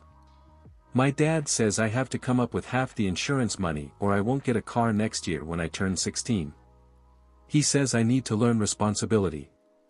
Which explained her availability to babysit at the last minute on a Saturday night. I'll be paying you the usual amount, Carrie said firmly. Bummer. But if he offers, don't tell him no. I mean, it wouldn't hurt for me to inflate my prices just a little. He can afford it. Just because he can afford it doesn't make it right to charge him more, Carrie said, then remembered that she'd charged Nathan $75 for a haircut. An entirely different circumstance, she told herself, ignoring the sliver of guilt sliding down her spine. April sighed heavily. Okay. Fine. My regular amount. I made cookies, if that helps. It does. Besides, watching Cody is no big deal. He just wants to play games or watch TV. Not like some of the families I work for. I hate it when there are babies. I always get the poopy diapers. It's gross. Someone knocked at the front door. Carrie shrieked and went to work on her hair. April grinned. You look nervous. I'm fine. Please answer the door. I'll be right out. The teenager left. Carrie fluffed her hair, then sprayed it. She applied a last coat of lip gloss, grabbed her purse and walked out to the living room. Nathan stood talking to April. At the sight of the tall, good-looking man, she felt a distinct tightening in her chest. Anticipation, she thought absently. She was looking forward to their evening together. She came to a stop. Anticipation. Overseeing Nathan. Going out with him was about paying him back for the $15 million. She was practically selling herself. Well, without the sex. She shouldn't feel anything except obligation. Only Nathan wasn't the stuffy, boring guy she thought he would be. He was interesting and funny and charming, in his own way. Who would have thought? Had his hair always been that thick? She wondered absently. Had he always had that tiny scar by his lower lip? He'd shaved and changed his shirt, which shouldn't have mattered, but suddenly did. He glanced up and saw her. Hello. Carrie suddenly felt flustered. As if she didn't know what to say. Hi. I'm ready. She turned to April. We won't be late. That's fine. Cody and I have already picked out a movie. Is it okay for us to have microwave popcorn? Sure. He knows where everything is. You have my cell number. April rolled her eyes. Yes, Mrs. Sullivan. You know I took that CPR class, right? I'm totally certified. April had been babysitting for them since they moved to Songwood. She was one of the best around. Carrie knew April had everything under control. The question had been more about her unexpected nervousness around Nathan than anything else. I can't help asking, Carrie told her. It's okay. April leaned in close. He's kinda hot for an old guy. He'd be thrilled to hear you say that. Look. April held out a $50 bill. He paid me. You're one step closer to wheels. How cool is that? Carrie smiled at Nathan. You driving? You have to ask. I guess not. They left the house. Carrie slid onto the cool leather of the passenger seat of Nathan's car. When he was next to her, she said, You seriously overpaid the babysitter. I know, but now she likes me. Do you have to buy your way into all of your relationships? She asked before she could stop herself. Sorry. I shouldn't have said that. It works on staff. I never thought of April as staff. She's my babysitter. Well, technically she's Cody's. When she has a choice of working for you, knowing you're doing something with me, or sitting for another family, who is she going to pick? Interesting point. So life is very smooth for you. Most of the time. Every now and then someone like you comes along. Someone who refuses to be staff. Someone unexpected. Silly, useless words, she told herself. But they still made her feel all tingly inside. She told herself it was nothing more than exhaustion. A reaction to all the stress in her life. She was tired and discouraged and wishing things were better. That was the only reason she reacted to what Nathan said. Jason has already drawn up the papers to serve Wallace with a lawsuit. We're asking for an injunction, preventing him from working on anything if he won't do the research. I have 2 detectives digging into his background, looking for ex-wives, kids, anything we can use against him. I give it 2-3 days, tops. He'll be back in his lab. She hoped he was right. Because when she thought about Cody's disease progressing, she found it impossible to breathe. I appreciate all you're doing, but can we talk about something else? She asked. Sure. Do you know how hard it is to get a reservation at a restaurant in town? That made her smile. Here in Songwood, no one takes reservations. Which is my point. There are only diners and burger places. They don't take reservations. The guy at the Dynasty Palace was nearly convinced, but then I called Vern's Bar and Grill and Vern himself promised us the best table in the house. She laughed. I hope you're not expecting much. Vern runs a roadside bar that serves casual food. He promised live entertainment and dancing. I know there's a stage, so I guess that's possible. I've never been to Vern's on a Saturday night. You've been missing a classic experience. She looked at him and found him smiling at her. Something about that smile made her feel that anything was possible. They got to Vern's and parked. Sure enough, the hostess led them to a corner booth with a small reserved sign in the middle. The hand lettering on a piece of cardboard told Carrie that Vern didn't usually reserve tables. As he'd said before, money made Nathan's life flow very smoothly. The place had been built when Songwood was still a logging town. Heavy beams supported the ceiling and the walls were paneled. Booths outlined the dining area with a small dance floor in front of the stage at the far end of the room. Tables filled the rest of the space. While there was no live entertainment yet, a couple of guys were setting up and country music drifted from hidden speakers. When they'd been seated, a waitress appeared with a bottle of Dom Perignon in an ice bucket. Carrie shook her head. "You had to have dropped that off earlier," she told him. "There's no way I'll believe Vern just happened to have this sitting in the back room." "It's pretty fancy," the waitress said as she popped the cork. "Did you know you can buy it at Costco?" She looked at Nathan, "One of those big warehouse stores." "I know what Costco is," Nathan told her.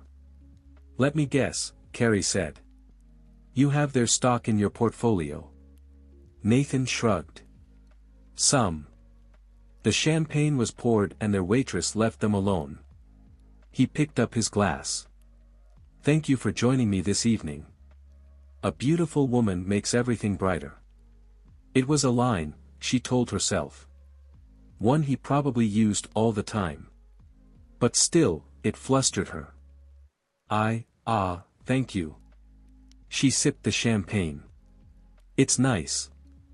I'm really tired from working today, but I'm glad you invited me out to dinner. I don't do this very much. Go out. With men. Not that we're dating. I know this isn't a date. But it's still, you know. Nice," he offered. "Right." She knew she was talking too much but didn't know how to stop. "It's tough, with Cody. Dating, I mean. Not that I'm interested. Which is good.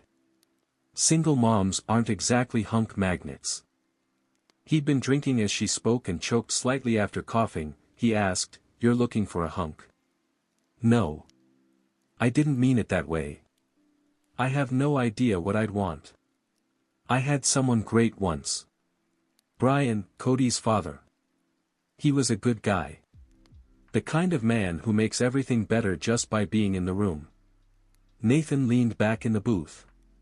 His expression was unreadable. "Tell me about him." "You don't mean that." "Sure. What was he like?" Carrie warmed to the topic. "Funny. Kind. He wasn't a big guy, he was only a few inches taller than me.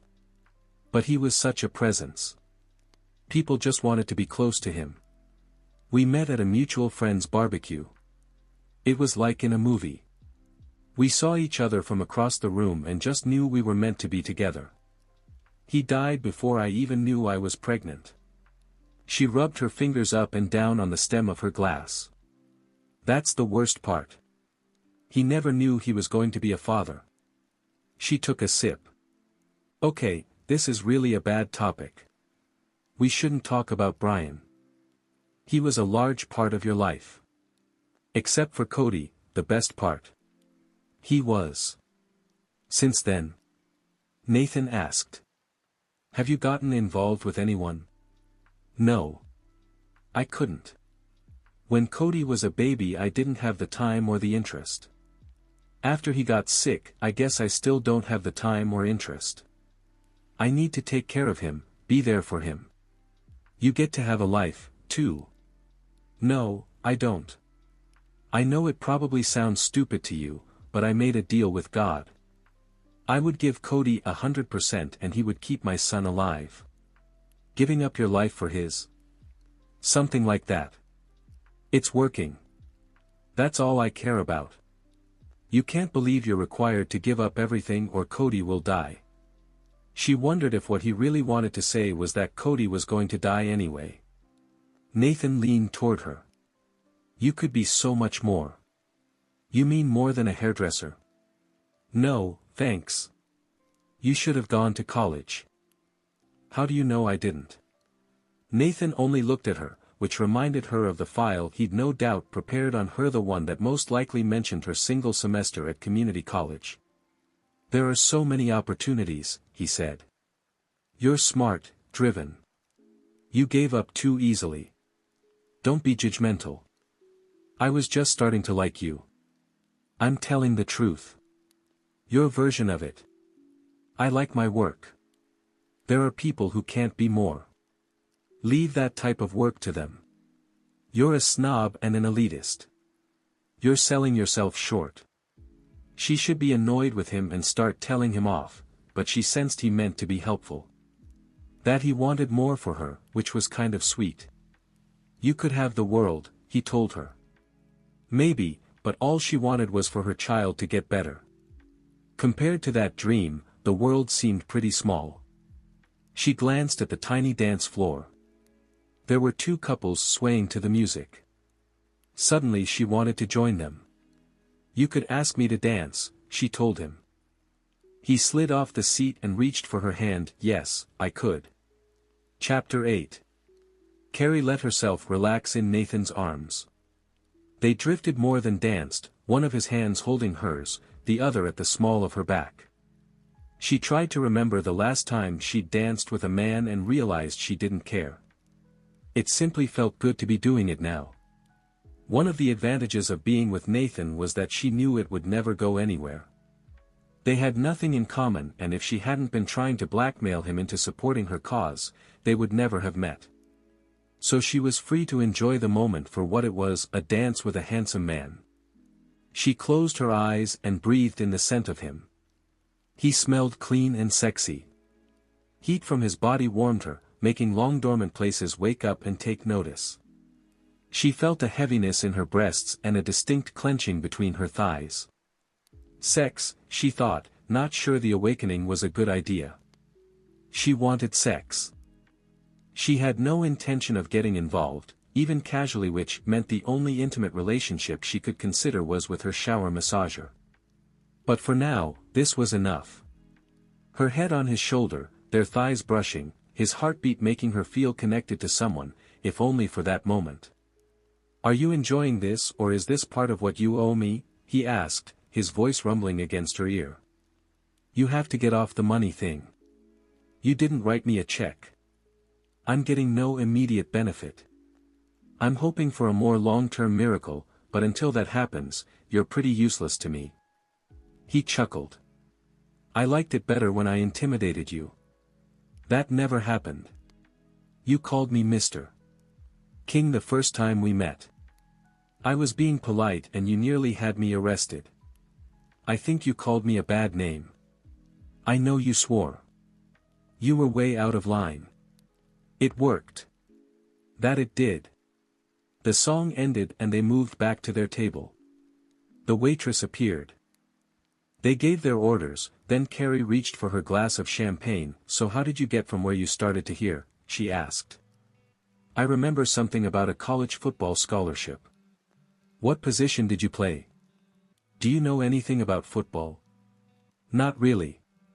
Then does it matter? She laughed. I guess not. Were you good? He smiled slowly. What do you think? That you didn't go pro. I was good but not that good, he admitted. I wasn't too disappointed. I had other plans. To make your first billion and take over the world.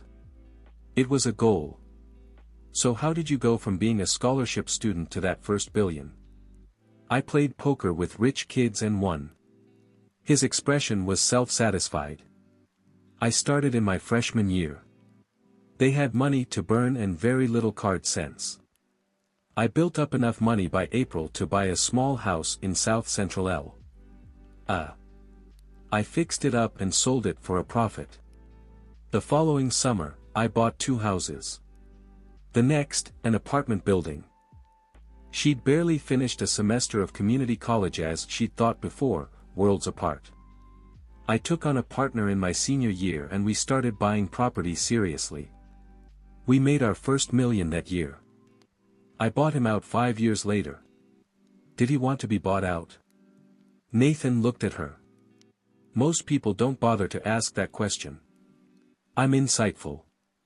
He wasn't as happy as he could have been, but I wasn't interested in having a partner anymore.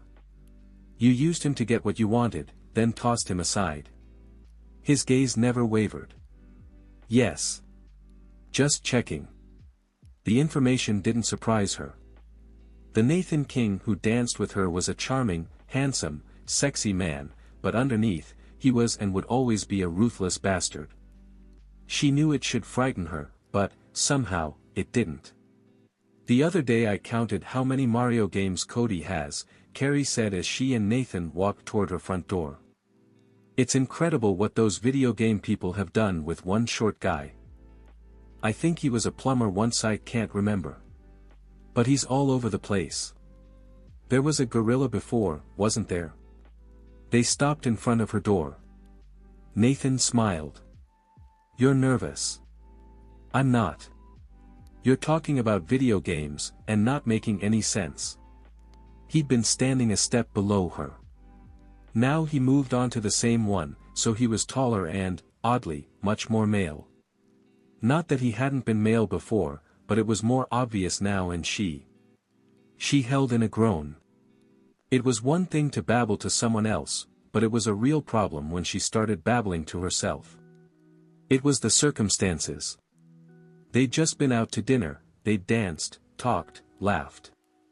It was practically a date, which meant, at the end, kissing. Maybe lots of kissing. Except this wasn't a date and they weren't involved. Despite her claims that he hadn't directly given her money, she was in his debt. Or as he liked to phrase it, he owned her ass. And if it was his, she could hardly keep him from touching it, could she? What are you thinking? He asked. Your eyes are flashing something, but I can't figure out what. Nothing important. Liar. Then he bent down and pressed his mouth to hers. They'd kissed before, briefly, powerfully. So she should have been prepared for the impact of his lips against hers. But she wasn't. The heat caught her off guard, as did the electrical thrills that shot through her. They darted through her body, giving off little charges in her breasts and between her legs. She went from intellectually interested in the exercise to, take me hard, in about an eighth of a second. All this before he even got serious, she thought hazily as he moved his mouth against hers. He eased a little closer, then touched her bottom lip with his tongue. It was all the invitation she needed. She parted for him, then sighed heavily as he claimed her with a sweeping stroke that stole her ability to breathe. He put his hands on her waist, resting them there. She liked the warm weight but would have preferred them moving. Roving, exploring, touching. Her nipples were hard and hungry, her skin drawn tight in anticipation of a man's touch. She'd been without so long, she'd forgotten what it was like to ache with every cell in her body. She wrapped her arms around his neck, clinging because she felt herself shaking. Just a little. Just enough to be embarrassing. She tried to tell herself it was just a kiss. No big deal. But where before she'd been able to keep control, now she felt driven by need. It was time, she told herself. Too much time without sex. Or circumstances. She owed Nathan, so she was being grateful. It wasn't specifically him, it couldn't be. Oh, but could he kiss? He moved his tongue easily, exploring her with the patience of a man who loves his work. She kissed him back, dancing with him, stroking him, nipping slightly as he retreated. He chuckled then and moved his hands to her butt. He cupped her curves, then squeezed her insides clenched. It took every ounce of willpower she possessed not to arch forward until she pressed against him in an age-old invitation. But two things stopped her. First, her terror that this was a party for one and that he wouldn't be hard. Second, that they weren't going anywhere, not even to bed. She didn't get involved, no matter that the man in question made her wet, weak and willing. He pulled back and stared into her eyes. "I wish I knew what you were thinking," he told her. "I don't know if you're really enjoying this or if you're in payback mode." He grimaced. "I don't generally have to question myself." "I know," she murmured, aware that if he slipped his hands between her legs he would find out exactly what he was doing to her. She was swollen and ready and she had a feeling it was going to be a long night. Part of her wanted to reassure him and part of her knew it was better if he thought she was playing with him. Safer, for her, at least. She stepped back and reached for the door handle. "Good night, Nathan. You're not going to tell me?" She shook her head and slipped into the house. Sunday morning Carrie threw herself into house cleaning. Cody was with Brandon, so she cranked up the radio and sang along as she scrubbed floors and tile. She was just about to plunge the soapy brush into the toilet when someone rang the doorbell. Her first thought was that it was Nathan, and with that thought came a distinct shiver of anticipation. She told herself there was no reason he should stop by. He wasn't going to make the hour-long drive just to say hi. If he wanted to see her, he would call first. But none of the logic did anything to make her inside stop quivering. She pulled open the door, then froze when she saw Dr. Wallace standing on her tiny porch. Reality crashed in on her.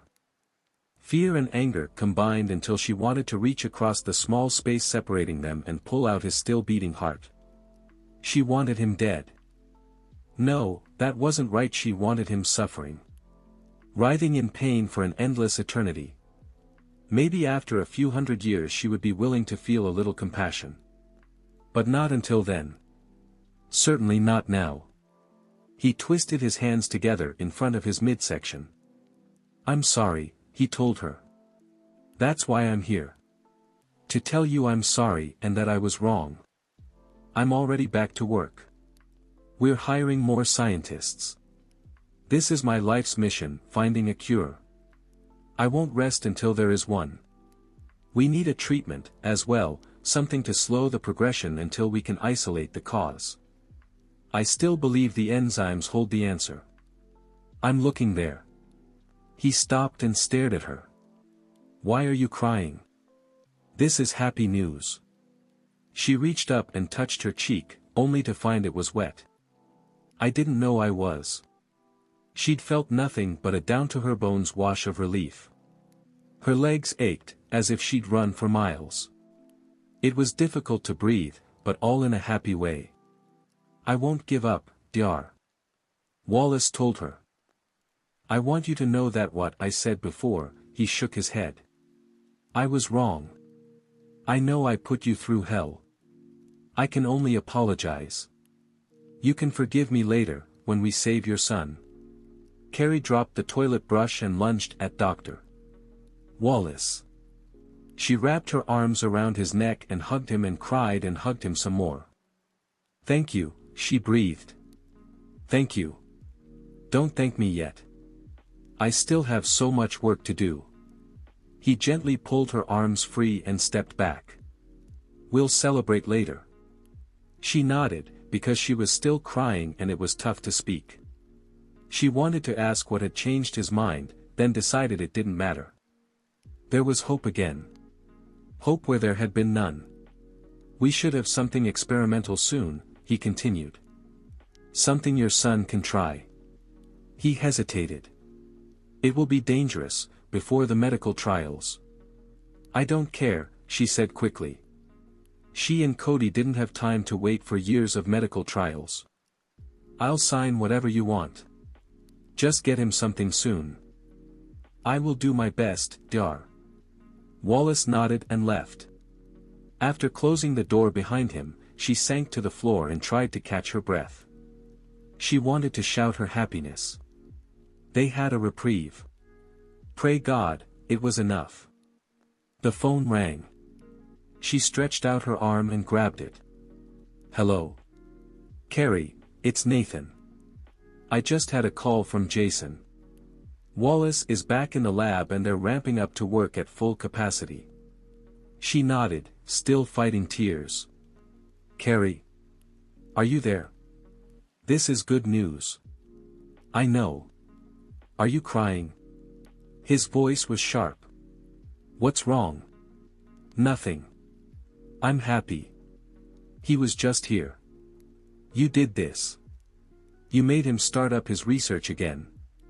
As much as I would enjoy taking credit, it wasn't me, and Jason had barely started to squeeze. He did this on his own. Maybe you got to him. Maybe.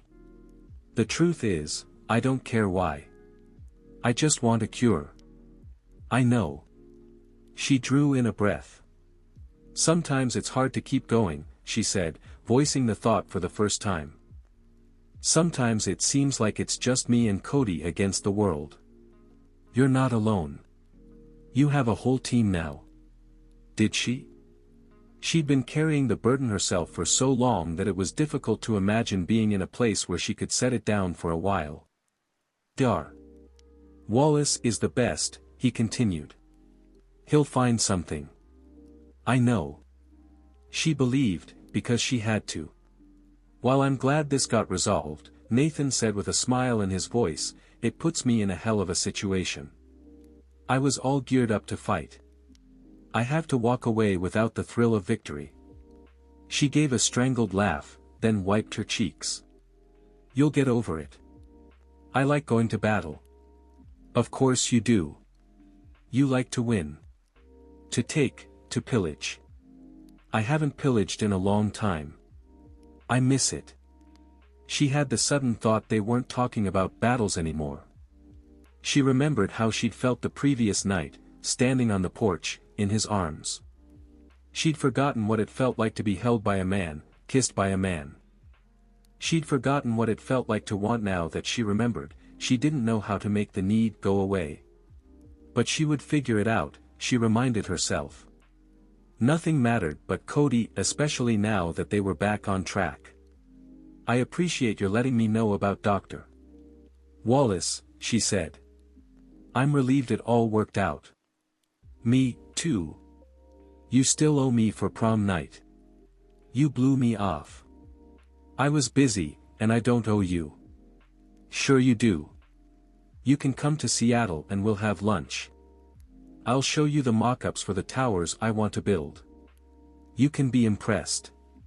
It wasn't that she didn't want to see him, it was that being around him made her feel uneasy. Nathan had gone from being a means to an end to something that might be dangerous. But he was right, she did owe him. I'm off tomorrow. Tim will pick you up at 10:30. Tim and I are getting really close. It's touching. Nathan chuckled. Thanks for letting me know. See you tomorrow. That was uncomfortable, Carrie muttered as they left the restaurant. Did you see the manager glaring at me? He wasn't glaring, Nathan said. He hid out in his office. Can you blame him? That was a hideously bad idea. I should never have let you talk me into going there. She glanced up at Tim, who held open the back of the limo. You're smiling.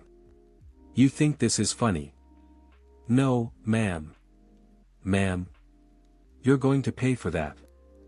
I'm singing with the radio the whole way home. As she had a voice that made cats howl in protest, she was threatening him with a lot. Tim winced, then stepped back to let Nathan into the car. Don't torture him, Nathan told her. I don't want to lose him. I blame you both. I can't believe we went to the grill for lunch. I was fired from that restaurant. You said you were fine with the idea. Before we went there. I had no idea what I was getting into. Talk about humiliating. Actually, she hadn't minded eating in the fancy place. She'd never had much of a chance to taste the food during her brief employment for reasons that weren't clear. She felt nervous around Nathan. The babbling had started with the entree and didn't show any signs of stopping. She pressed her lips together in an effort to keep from talking, then said, Are we going to your office now? We don't have to. Tim could take me home. You should see the towers. You're a part of them now. Not unless you plan to give me a 2-bedroom condo. I'd prefer a water view, please. I don't need an especially high floor. Something in the middle would be fine. Good to know. He seemed perfectly relaxed, which she resented. Why couldn't she relax? Why did she have to be aware of every little thing about him? Like now, in the car. They weren't sitting all that close together on the leather seat, yet she could feel the heat from his body.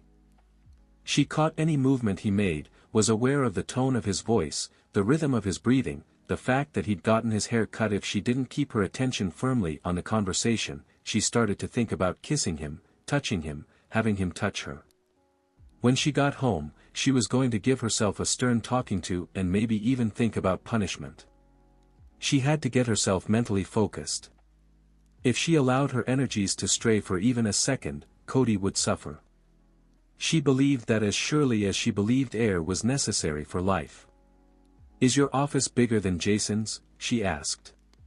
"You're obsessed with my attorney." "Not at all. He seems nice." "It was a great office. Maybe I missed my calling. Maybe I should have gone into corporate America and had a great office with a view." It's not too late. It was for her, she thought. Nathan wanted to talk about her future, but until Cody was cured, he was all she cared about. They pulled up in front of a high-rise. Nathan led the way to the elevator, then pushed the button for the top floor. "You're going to be hating life if there's ever a really big earthquake," she told him. "Just remember that." He smiled and escorted her into the elevator. An impressively smooth ride later, they exited on the executive floor of the King Investment Group. A receptionist sat behind a desk that was more tower than writing surface. "Good afternoon, Mr. King." "Gypsy." Carrie eyed the pretty brunette. "Gypsy? Seriously? That's her name? It says so on her paycheck. Who does that to a child?" They passed lots of big offices filled with busy-looking people. "Not a lot of women on the executive floor," she murmured.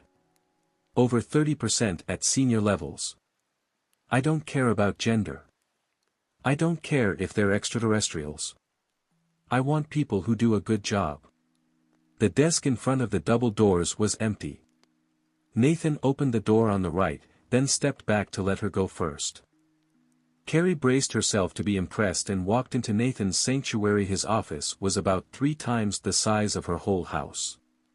It was a corner space, with plate glass windows. To the west was the Sound, to the south, Safeco Field, and beyond. The colors were muted, and the furniture looked expensive, with lots of wood. The sofa area in the corner would seat at least 8 people, the conference table had room for 12. "It looks just like our break room at the Hair Barn," she said with a grin. "Except we have more phones." He ignored her and crossed to a freestanding easel. After flipping over the top sheet, he stepped back. "What do you think?" The architectural rendering showed 2 staggered towers in a garden setting. There were huge windows, balconies, and what looked like a park on each roof. They were large, imposing and beautiful, in a stark sort of way. Not any place she would want to live, she thought, not sure what it was about them that she didn't like. The sheer size. The lack of personality, although she had no idea how one built a high-rise with personality. "They're great," she said at last. "You hate them." "What? Of course not. Your name is big." She pointed to the lettering, King Towers, on the side. "I thought only Donald Trump did that." "I'm not sure about the name," he admitted. "It might be better without that. Not my area of expertise." She tilted her head as she studied first the building, then the man. "So this is it?" she asked. "This is the pinnacle of your career. The towers on the Sound, and then you've won." He shrugged. "I'll have other goals. But this is the big one." "It is for me. Because of how you grew up. Because every day my old man told me I wouldn't amount to shit, and he's wrong."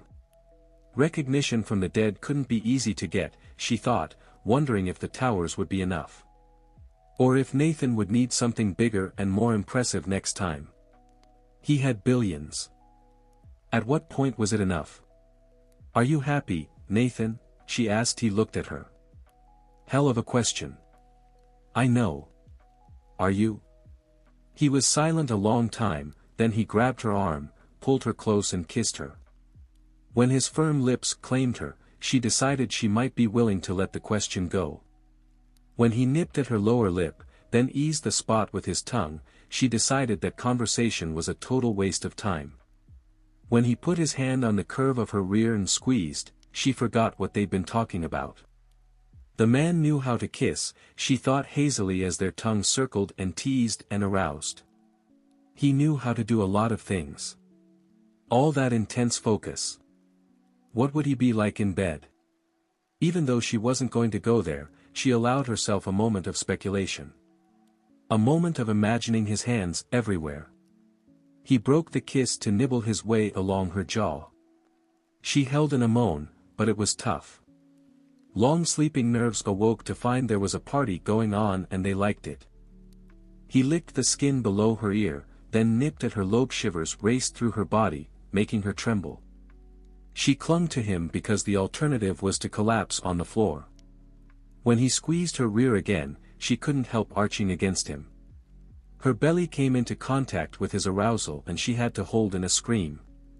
He was hard and thick and she wanted to rub against him like a cat. In that moment, nothing mattered but the man and how he made her feel. She wanted to rip off her clothes and have him touch her everywhere. She wanted to feel all the melty, tingly, moany things in all the parts of her body she'd ignored for years and years. She wanted him rubbing and teasing until she had no choice but to lose herself in her release. She wanted to feel him inside, stretching her, taking her, making her scream with the power of what he was. "Take me out to the ball game," suddenly filled the relative silence of his office. It took Carrie a second to realize that it was her phone and that it was the ringtone she used for Cody's school. She jerked free of Nathan's touch, found her purse and pushed the talk button on her phone. "What happened?" she asked breathlessly. "Carrie, I'm sorry. It's Cody. He fell. There was some water in the hallway. His crutch slipped. They're taking him to the hospital. You need to hurry." Chapter 9. "I'll come with you," Nathan said as Carrie hurried to the elevator. "No. I don't want that." She had to get out of here and fast. All of this was her fault, she knew that. Now she could only pray for forgiveness and a miracle. "Be okay," she prayed. "Be okay. Be okay." The words played over and over in her mind. "Carrie." He sounded impatient. She ignored him. "You can't help. I need to get there." "Is Tim waiting?" "That will take too long. I'll have you flown up by helicopter. You'll be there in less than half the time." "Okay. Fine. Thank you."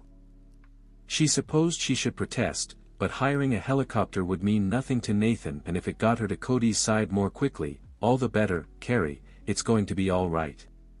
She knew he meant well. She knew it was exactly what people said at a time like this. But she wasn't in the mood to be socially graceful. "You don't know that," she told him. "And neither do I." Carrie was at the hospital in less than a half hour. She walked into the emergency room, wishing the bright halls weren't quite so familiar.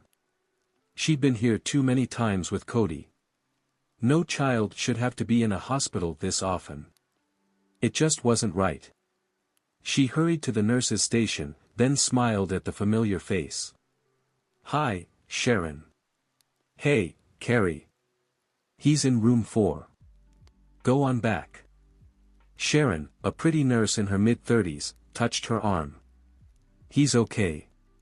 Carrie nodded because she didn't know what to say, then she made her way back to the room, where Cody lay on a narrow bed, looking pale and far too small. "Anything for attention," she said as she entered. "I thought we talked about this." He tried to smile, then winced.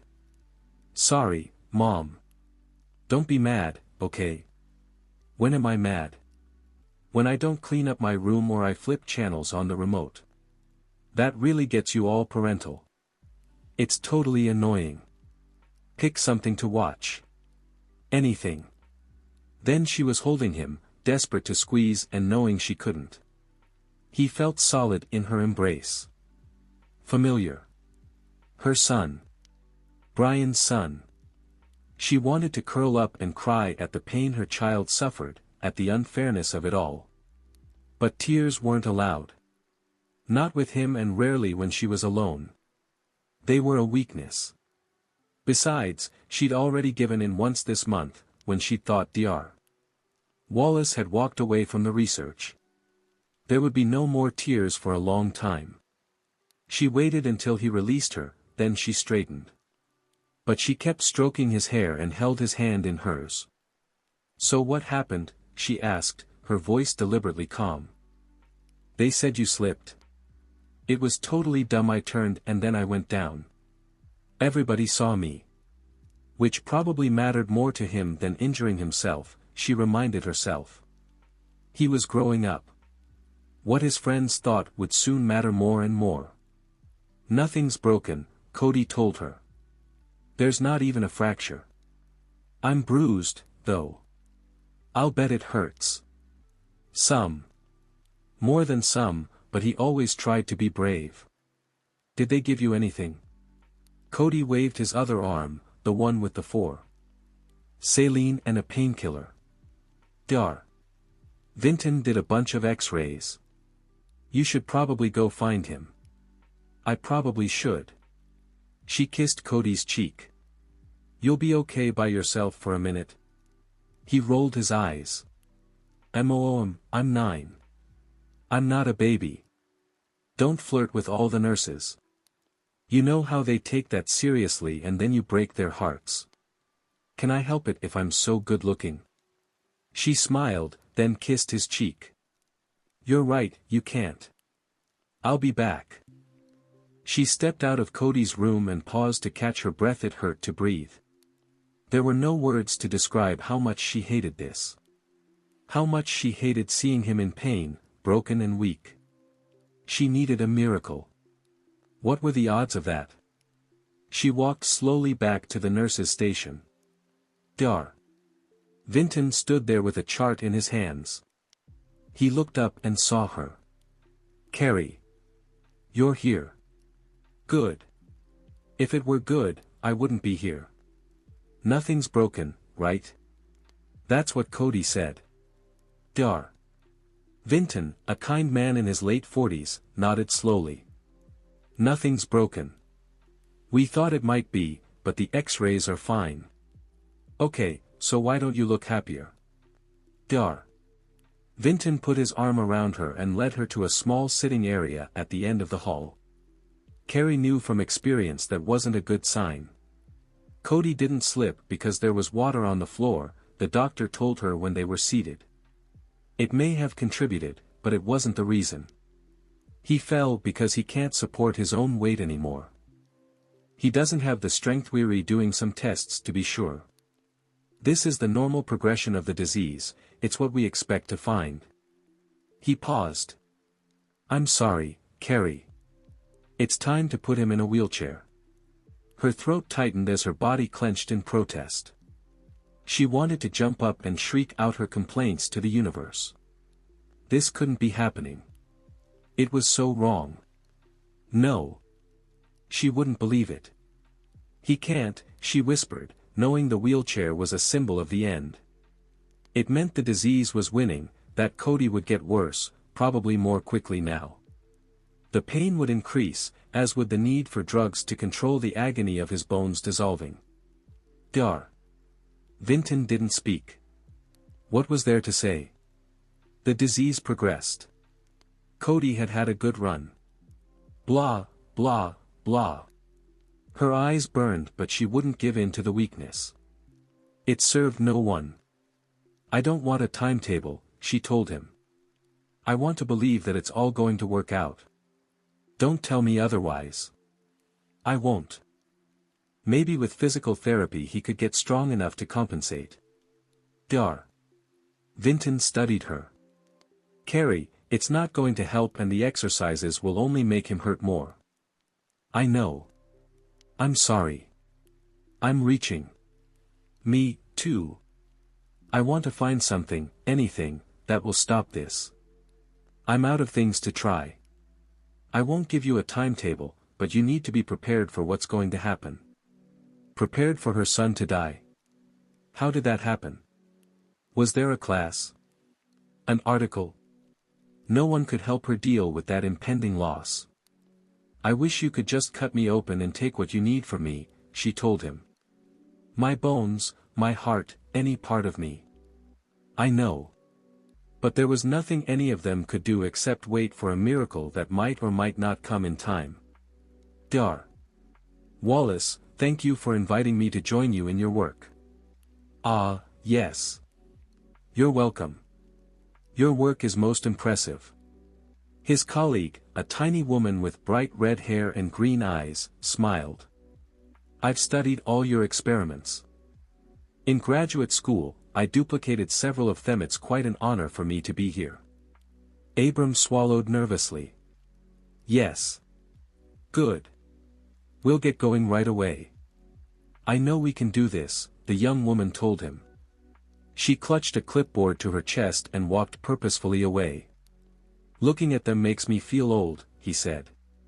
Linda rose and collected her notes. She's brilliant. We were lucky to get her. The fact that she's a fan helps. His assistant smiled at him. You have a lot of fans. We've been overwhelmed by the number of researchers wanting to work with you. While he appreciated the fact that staffing would be easy, he was more interested by the respect and happiness he saw in Linda's eyes. We will make this happen, he told her. I know you will. Everything is different now. He considered her words. Yes. You are right. This is a new beginning. One he hadn't expected. He had a feeling of belonging, which he'd never felt before. A whisper of promise. The sense that perhaps he should have done this long ago. We are doing this now, he told both Linda and himself.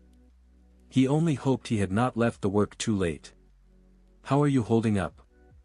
Linda asked from her corner of the sofa in the hospital's waiting room. Carrie sipped her herbal tea, then shrugged. Okay. They're keeping Cody until morning, then letting him go. I've ordered a temporary wheelchair that will fit in the trunk of my car and I'm trying to figure out how I'm going to afford a motorized one. Linda opened her mouth, then closed it. Carrie had a feeling she was going to offer money. Don't go there, she told her friend. I can't help it, Linda said. I want to help. You are. You got Dar. Wallace back on track. He's working on a cure. I'm still holding out for something amazing. Not just him. Linda gripped her mug of tea tightly. There's a team. Brilliant minds are focused on Gillier's disease. Hold on a little longer. We can beat this. I know. At least, I tell myself that. I'm a little short on faith right now, but it will come back. Carrie drew her knees to her chest. I hate this. I hate that he's here. I hate that it's only going to get worse. I hate how much pain he's going to deal with. And that I can't fix it. I'm his mother. I should be able to make him better. Linda reached across the sofa and squeezed her shoulder. You love him and you're there for him. That means everything. Maybe, but it wasn't enough. It didn't fix anything. It's my fault, Carrie admitted. I did this to him. Linda frowned. You did what? I broke the deal. The rules are simple, I know them, but I pretended it didn't matter. She swallowed and looked at her friend. I let myself get involved with Nathan. For just a couple of days, but I know better. I promised I'd give up my life for Cody's, and when I stop, even for a moment, bad things happen. You don't really believe that. It's worked until now. He's defied all the odds. The disease slowed, and he's been able to live a relatively normal life. Then I get sucked into Nathan King's pretty world and it all goes to hell. Do you know what I was doing while Cody fell in school? I was kissing Nathan and hoping for a whole lot more. Linda's mouth twisted. I'm going to let that pass for now, but later, when you're thinking straight, I'm going to want details. She set her feet on the floor and leaned forward. Carrie, you're my friend and I love you, but you're crazy. You don't have that much power. You can't will Cody to be alright, and having a few minutes of fun isn't something you'll be punished for. You're wrong. I know it sounds unlikely, but I believe down to my bone marrow that the reason he got a break was that I was willing to make the ultimate sacrifice. My life for his. And I broke my part of the deal. God doesn't work that way. Are you sure? Maybe there's some twisted sense of balance in the universe. A life for a life. I'm ready to give up mine. You're allowed to be happy. Why? Why should I get something I want when he has nothing? Because your sacrificing doesn't make him better. Are you sure? Are you 100% swear on Cody's life sure? Linda opened her mouth and closed it. I won't swear on his life. Me, neither. I blew it.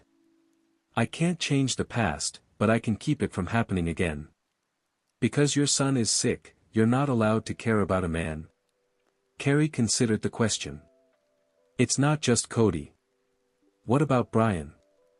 I promise to love him forever. You do love him. But that doesn't mean you stop living. I hate being a cliché, but he wouldn't have wanted that. You know he wouldn't. He would want me to do whatever it takes to keep his son safe. And if that means giving up everything for Cody, he would have expected me to do it. From what I've heard about him, he was a much better man than that. And if you found some happiness with Nathan and I still want details, you're a fool if you walk away. Because he's rich? Carrie asked bitterly, knowing this was one time when money couldn't help.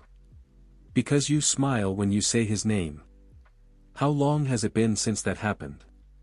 Not since Brian, Carrie thought, her heart aching. I can't, she whispered. I can't do this.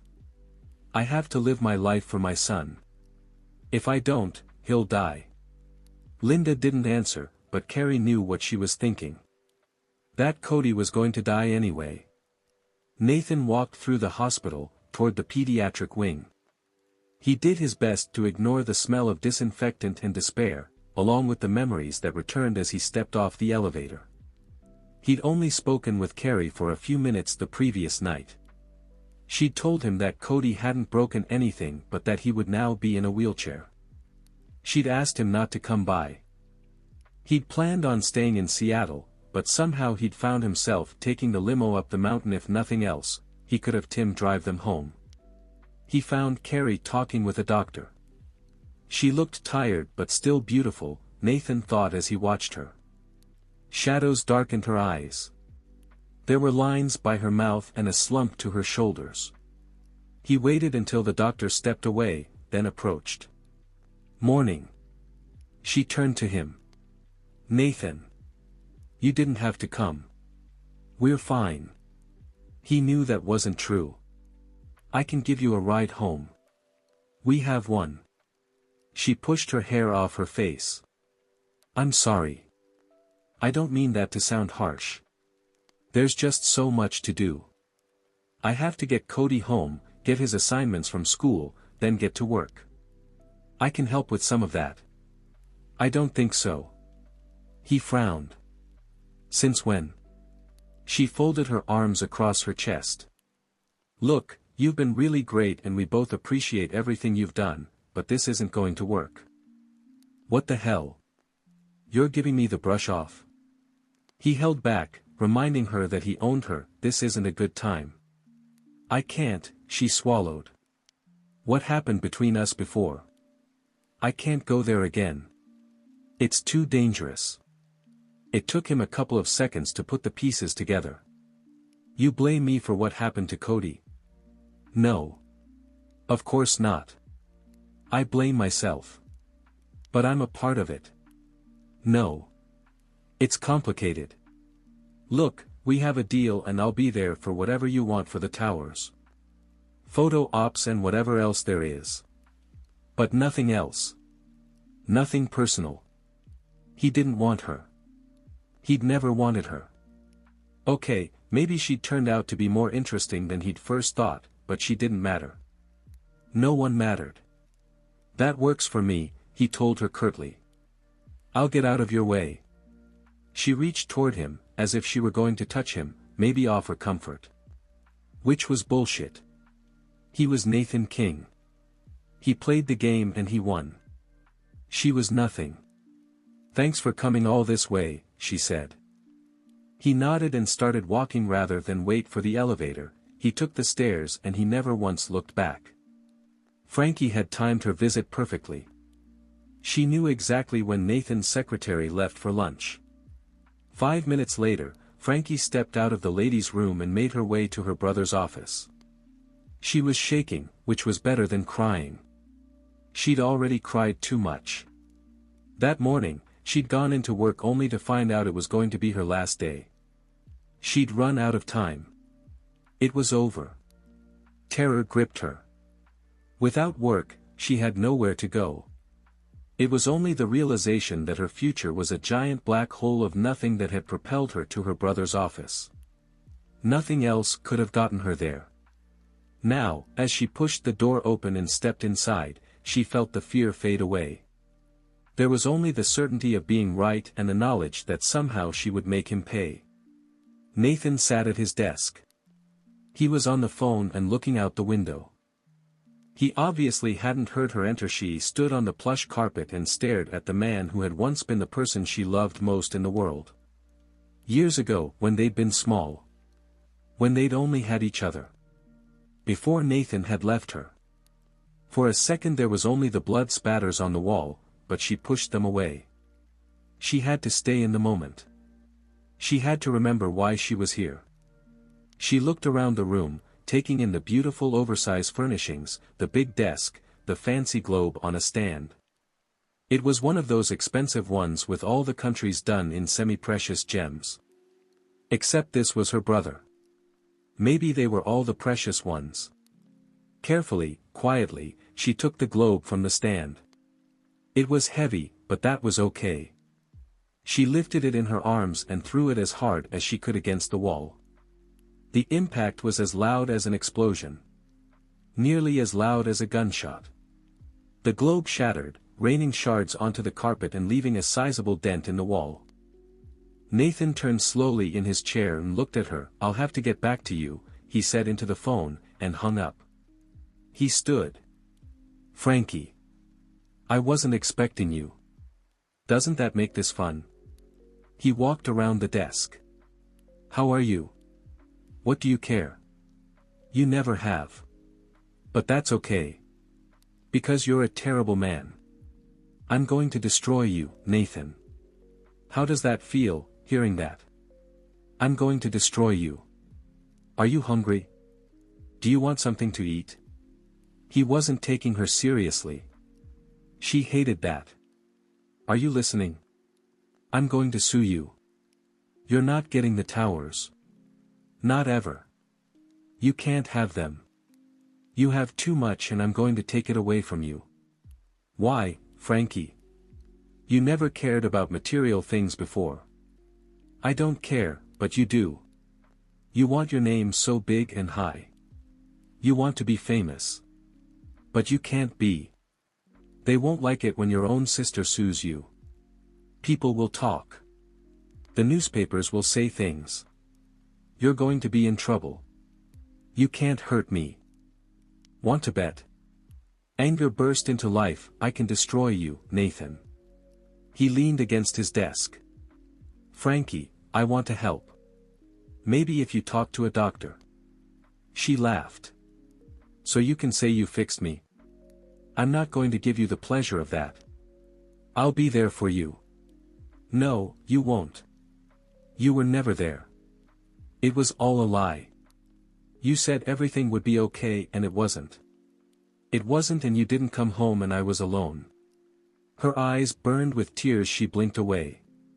She could still remember what it had been like, being so terribly alone and afraid. He took a step toward her. "I'm sorry. I should have come back. You didn't want anyone to know the truth. That's why you stayed away." He nodded slowly. "You're right. I was a kid and I was younger," she screamed, hating him, wanting to destroy him. "I was younger and I was there. I was there." He took another step toward her. She backed up. "Stay away," she told him. "Don't touch me. I hate you. I'll always hate you. I'm sorry about that, too. You don't care about me. You don't care about anyone. But you do care about your stupid tower. Stupid like you." He studied her for a long time. "Will destroying this make up for anything?" he asked quietly. "I don't care about that. It doesn't matter. Frankie, you need help. Not from you. Don't pretend to be nice." "I'm not nice, but I do want to help you." He hesitated, then said, "You're my sister." "No," she whispered. "Not anymore. Not for a long time. You're nothing to me, Nathan. Nothing." "That's not true. If it was true, you wouldn't be here. I can get you help. Please, Frankie, it doesn't have to be like this." There was something in his voice. Something that made her remember a long-lost summer night. Their father had been drunk and screaming. She'd been afraid, so afraid. Nathan had taken her outside and sat with her while the screaming went on and on. He'd held her, rocking her. "Make it stop," she'd begged him. "Make it stop." "I can't do that," he told her. "I can't, but I know it doesn't have to be like this. When I get older it won't be like this ever again. You won't have to be afraid. I promise." She'd believed him because she'd been young and stupid and he'd been her big brother. But he'd been wrong about everything. Weariness washed over her. She turned and left his office. In the foyer, she gave in to the tears, only to realize too late that she wasn't alone. A tall, thin man sat on the sofa, flipping through a fashion magazine. He was familiar. She made it a point to know most of the people in Nathan's world. But she couldn't put a name to the face. The man stood. "Are you all right?" She nodded as the tears fell. "It's just," and then she remembered. Lance something. He was dating Tim, Nathan's driver. She walked over to the chair by the sofa and gave in to the tears. "My brother is unreasonable. He's always thought he knows best and he's wrong. I know he's wrong. You're Nathan's sister." Lance sounded surprised. Frankie nodded and sniffed loudly. "We've been fighting. About that woman he's seeing. I know she's just in it for the money. He's going to be hurt and I don't know how to stop that from happening. He won't listen to me. I'm just his dumb baby sister. I'm just so worried." Lance sat across from her and took her hand. She hated being touched and desperately wanted to pull back, but this was for a greater good. If she could just get something on Nathan, anything, she could take it to Grant. She could get what she wanted. "You don't have to worry," Lance told her. "Carrie's okay. She's got you snowed, too. Not my type. But I know her. She's adorable. She's got a sick kid, Cody. He has what Nathan's son had. Gilliard's disease." Frankie shuddered. "So she's using that to get to Nathan?" "No. You'd have to know Carrie. She's totally focused on her son. She and Nathan are just friends. She's actually helping him out with a project. He gave money to research and now she's helping him with," Lance pressed his lips together, "with some things. I can't really say what. How could someone like Carrie help Nathan? A single mom with a sick kid? And why would her brother have given the money in the first place? It wasn't like Nathan at all. Unless There were times when her mind was a dark and scary place, and there were times when it was as if a light went on and chased away all the shadows. This was one of those times. She saw exactly what had happened and how Nathan was using the woman, just like he'd always used people. She smiled at Lance. "You've made me feel a lot better. Thank you. I'm happy to help." He probably was, she thought gleefully. Sucker. She stood and waved, then left the foyer. As she rode the elevator down, she pulled out her cell phone to call Grant at the newspaper office. The destruction of Nathan King had begun. Chapter 10. Carrie heard the rumble of a truck on the street but didn't think anything of it until the vehicle came to a stop in front of her house. She glanced out the window, saw it was a rental and was prepared to ignore it until she caught sight of the driver. As Tim was about the biggest man she'd ever seen, she spotted him right away. Her focus shifted back to the rear of the truck as she wondered what on earth could be inside. If it was a pony, it was going straight back, she told herself, because making a joke was easier than dealing with the guilt that had flickered at the edge of her consciousness ever since Nathan had shown up at the hospital. She'd been a total bitch. Nothing that had happened had been his fault. Her deal with God was private and not something that made sense to anyone else. Nathan had come through with the money and she owed him. She needed to remember that. She walked outside and squinted as Tim walked around to the rear of the truck and pulled the back open. "Is it alive?" she yelled. He grinned. "Nope. You plug it in. It's fast, though. I took it for a spin myself." She knew that it was unlikely Nathan would have bought her a car, knowing her feelings about her old beat-up machine. Which meant whatever it was had to be for Cody. She could only think of one form of transportation that her son needed right now. As Tim ducked into the truck, she bit her lower lip and debated whether or not she could accept it. Then Tim rode a shiny new electric wheelchair down a ramp and she knew she didn't have a choice. He stopped in front of her, then stood. "I'm going to build a ramp up the front stairs," he said. "I have all the hardware with me. Nathan said to tell you that refusing the wheelchair is about you and this is about Cody, but judging from the look on your face, I don't think you're going to say no." "I'm not," she said, eyeing the expensive piece of machinery and knowing what a difference it would make for Cody. But it did make her wish she hadn't got quite so cozy with Nathan. Passion complicated everything. "He's not a bad guy," Tim told her. "I like working for him. I never said he was bad. He's just, I can't deal with him right now. You can't control timing. I can't control anything." An hour later she and Cody turned onto Songwood's Main Street. There's already a lot of new construction from the lab opening up again. A developer is bidding for housing projects and the diner is getting a new porch. "Maybe I could do wheelies off the sidewalk." "Maybe you couldn't." Cody grinned up at her. While he'd hated the idea of giving up his crutches, he'd been excited when he'd seen his superpowered, bright blue wheelchair. Tim had shown him the basics, then let him loose in the driveway. Cody had mastered the controls in a matter of seconds. With the little trailer that had come with it, they could take the chair everywhere they needed to go. It was an amazing gift, worth thousands of dollars. Carrie wondered how she was going to pay Nathan back. "Whoa, look at that." Carrie turned to where Cody pointed and saw a large crane at the edge of town. "They're putting in beams for something," she said. "The crane is a total waste of money. I could have flown those beams up for free. Or maybe just for an order of fries. You know I love my fries." "MOOM." Cody rolled his eyes. "You can't fly." She pressed a hand to her chest and sucked in a breath, pretending hurt.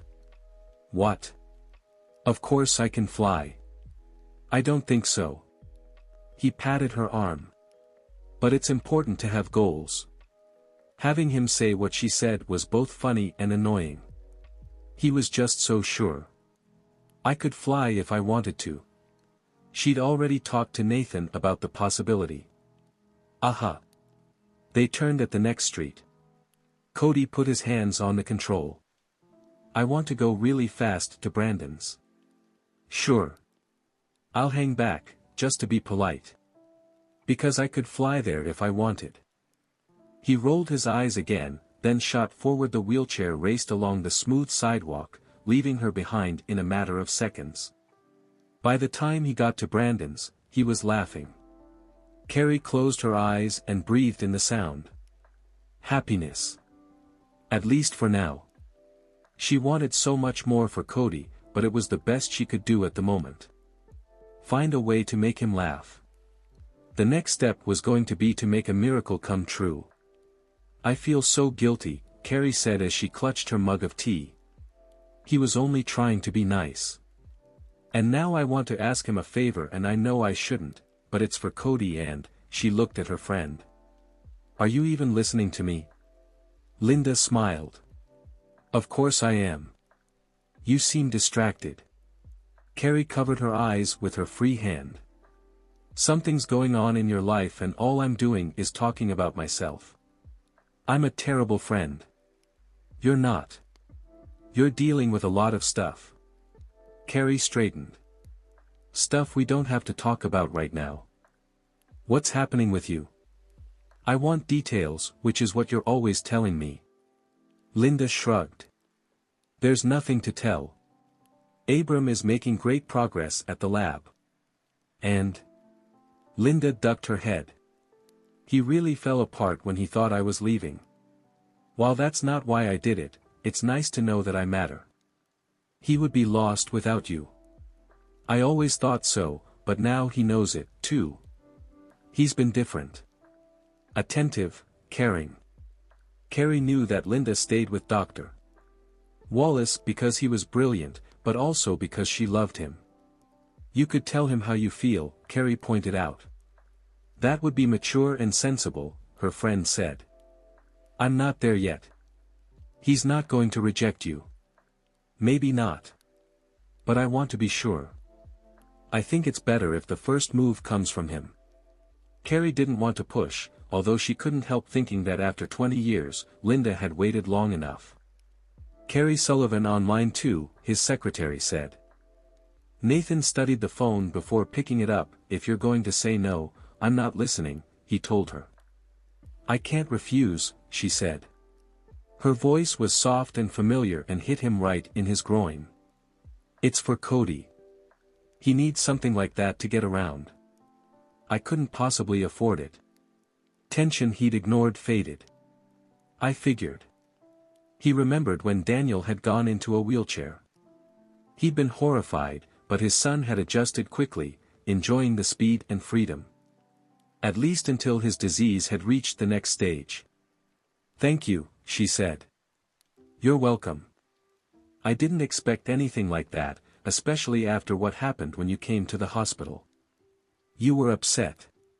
But, Carrie, none of this is anyone's fault. It just is. Don't play the logic card. It won't work on me. Carrie. No. Don't, Nathan. I can't believe anything but what I know to be true. Besides, I called to ask for another favor. Which is? I want to fly. It took him a second to remember that conversation in Jason's office, Wonder Mom. Yes. Cody doesn't believe in me anymore. I want to change that. Can you make me fly? He pictured her naked, flushed, writhing as his hands and mouth took her to another dimension. One beyond the heavens where she would fly in the best way possible. But that wasn't what she was talking about. Somewhere in Psalmwood, he asked. That would be easier, but if you want me soaring across Safeco Field, I won't say no. The Mariners might object. Those picky baseball players. Okay, Psalmwood works. I'll see what I can do. Thank you. I owe you big time. She hung up and he replaced the receiver. Before he could turn back to his computer, Tim walked into his office. I want you to know I'm sorry, his driver told him. He didn't mean anything by it. He was trying to do the right thing. Nathan frowned. What are you talking about? Tim put a single sheet of paper on his desk. You should read that. Nathan scanned the short letter, then looked back at the other man. You're resigning? I'll save you the trouble of firing me. Tim sucked in a breath. A couple of days ago Lance was here, waiting for me. We had plans to go to lunch. He shifted his feet. Nathan nodded, still clueless as to the point of all this. I got tied up in traffic. He was outside your office, in the waiting area. Your sister was here. Tim shoved his beefy hands into his slacks pockets. Frankie came out of your office crying and Lance was concerned. She said she was worried about you seeing Carrie. That Carrie was just in it for the money and you would be hurt and you didn't need that. My sister would like nothing better than to see me beaten and bleeding.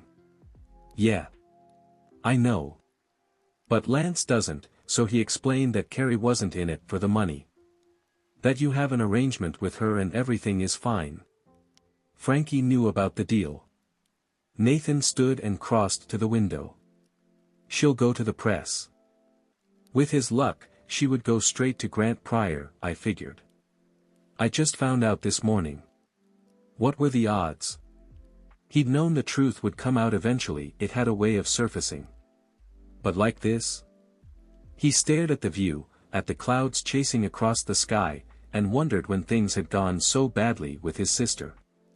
Stupid question, he told himself. He knew exactly when. The moment he hadn't bothered to take care of her. She'd always been fragile and close to snapping.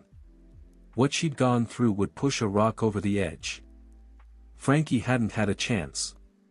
But if he knew where things had gone wrong, he had no idea how he might have made them better. Had there been times when he could have gotten close to her? Tried to make amends?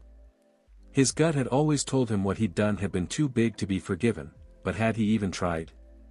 More guilt. First about his son's death, now about his sister. He'd failed them both. Most people believed he didn't do relationships because he was a heartless bastard. While that was true, there was more to it than that. He was toxic to everyone he cared about. He turned back to Tim. You're not resigning and I'm not firing you. Lance didn't know. But he told her.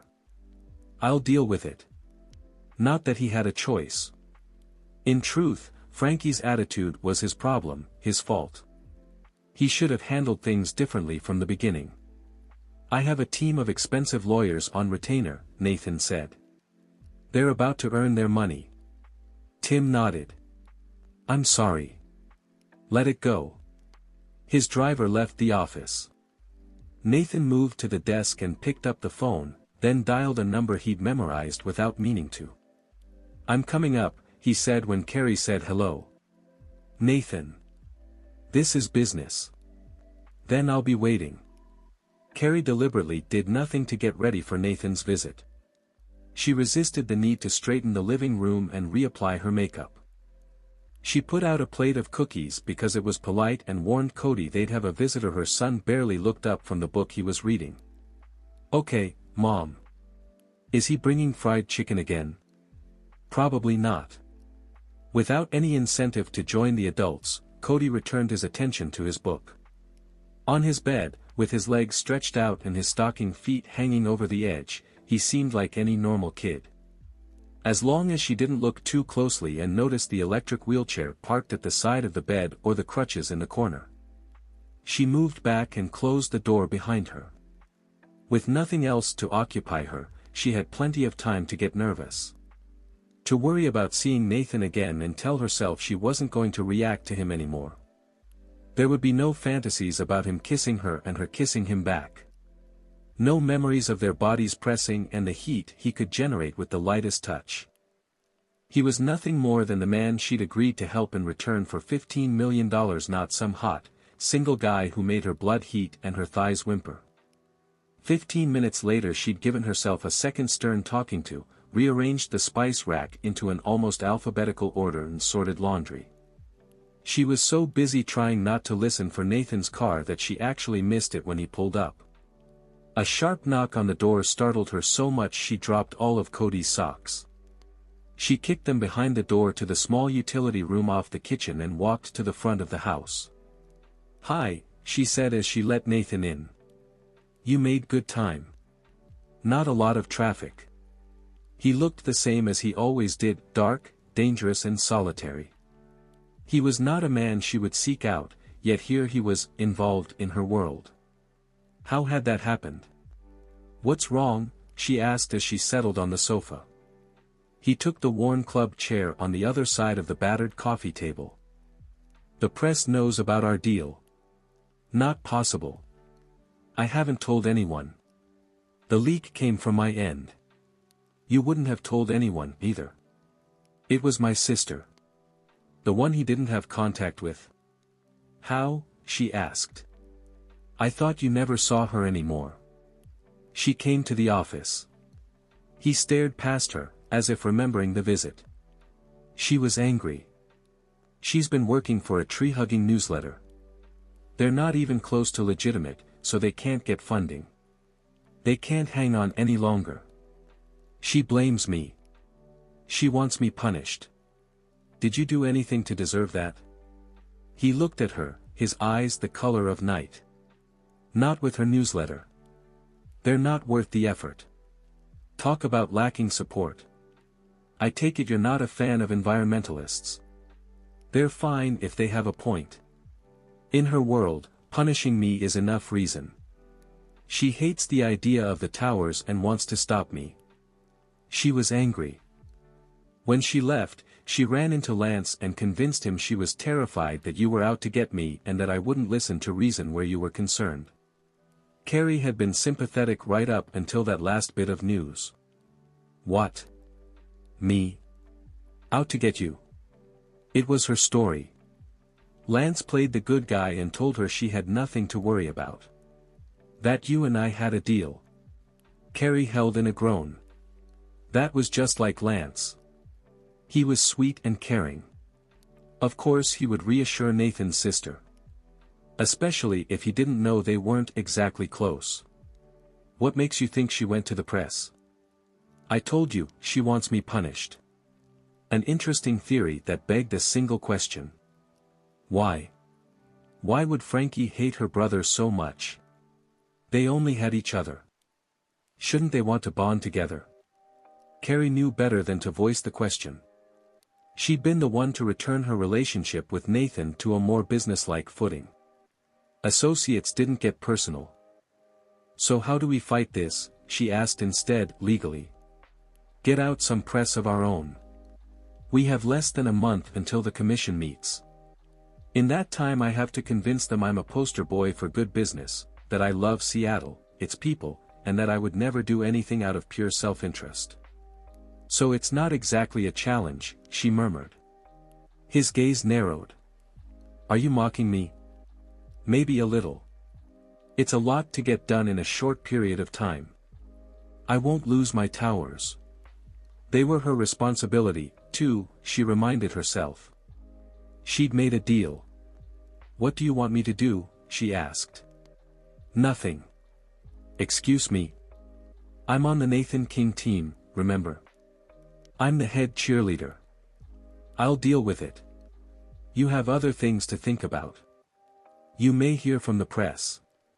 If so, contact Jason. He'll handle them." Was Nathan passing her off to his lawyer because he was the best person for the job or because he, Nathan, didn't want that much to do with her? She shouldn't care, she told herself she should be pleased he was listening to her and doing as she asked. But she wasn't, because life was nothing if not perverse. "I'm not worried about the press," she said. "I'm tough. We might be about to find out just how tough you are." With that he stood, then walked to the front door. He was gone before she could figure out if she wanted him to stay. Nathan opened his condo door a little after 6 in the morning and picked up the paper. For the first time in his career, he'd made it to the front page. Below the fold, but still right there, with a picture and a headline designed to make him look like an ass. "Billionaire developer paying single mom and sick kid to win." Chapter 11. The damage control meeting started with one of the associates at Jason's firm discussing the viability of a lawsuit. Nathan ignored the conversation. Whether or not he sued didn't matter. It was a long-term solution to a short-term problem. With the commission meeting in less than a month, he needed a way to make good in public immediately. He noticed that everyone attending ignored the irony of the situation, that the newspaper article had printed only the truth. He had given the money on the condition that Carrie and her son appear on his behalf. He'd broken no laws, violated no codes. But he'd come out looking like the cold-hearted bastard he was, something the public couldn't forgive. A successful man who wasn't humble. They would take him down if they could. His job was to make sure they didn't. "This is going to play out in the press," Jason said. "We need to give them something else to report." The flip side. "We can start with a series of interviews. Carrie Sullivan is not involved in this," Nathan said firmly. "She has to be. She's the catalyst for all this. If we send her out, we're not. She has enough going on. Leave her alone." His friend's frustration was obvious and Nathan knew why. Without Carrie, there wasn't much of a story to tell. But he wouldn't ask her to speak on his behalf. Not now. If pressed, he would explain that it was because Cody had gone into a wheelchair, but he knew it was more than that. It was because of what she'd said. Of how she'd blamed him for what had happened to her son. He knew her accusations were irrational. There was no bargaining with fate or God or any other source of power. Cody had survived because his body had been better equipped to deal with the disease. That was it. But Carrie didn't get that, and he knew there was no way in hell he could change her mind. "I don't want her involved," he told Jason. The door to the conference room burst open and Carrie walked inside. "Sorry I'm late. There was traffic."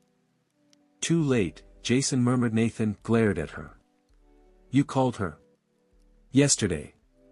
I assumed you'd want her here." "I didn't." Carrie glanced between them. "Don't all welcome me at once. It goes to my head and then I'm impossible to deal with for the whole rest of the day." Nathan pushed to his feet. "You should be at work. It's Monday. My day off. Why aren't you more excited to see me? I can fix this." He remembered when she'd first dared to confront him and he'd vowed to crush her like the insignificant bug she was. A hairdresser with no money fighting him. But she'd won with relative ease and he was a fool if he ignored what she brought to the table now. "I didn't want you to have to deal with this."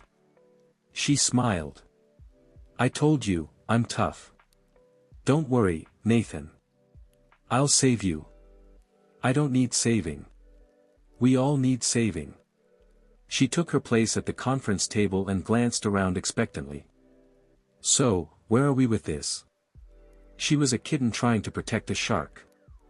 He should have thrown her out but he didn't. He couldn't.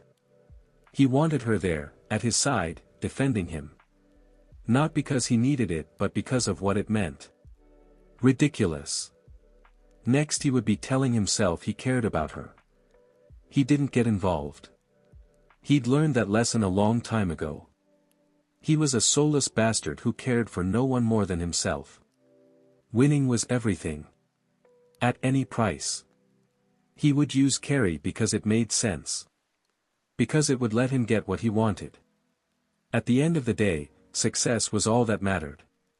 "It's just not fair," Carrie said as she followed Nathan into his condo and gazed out the floor-to-ceiling windows. "Your entire life is one great view after the other. At your office, at your lawyer's office, at home. It must be a serious drag to go to a restaurant or pick up your dry cleaning.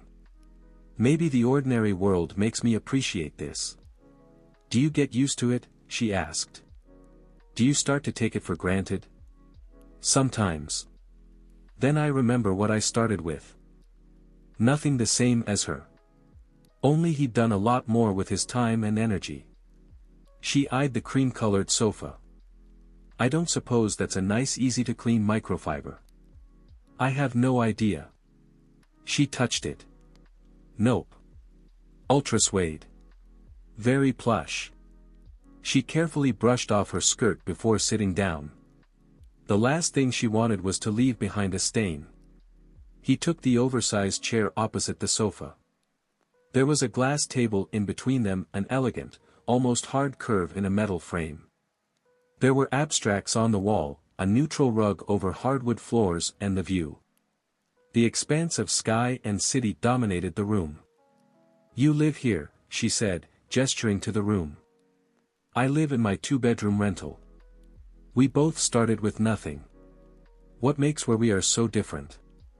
I wanted success I could measure in terms of money. You didn't." He'd spoken quickly, as if he hadn't had to think about the answer. "As easy as that?" she asked. "I had a college scholarship. That was an advantage." "Did you want to go to college?" "Yes, I knew it was a way out. I was never much into school," she admitted.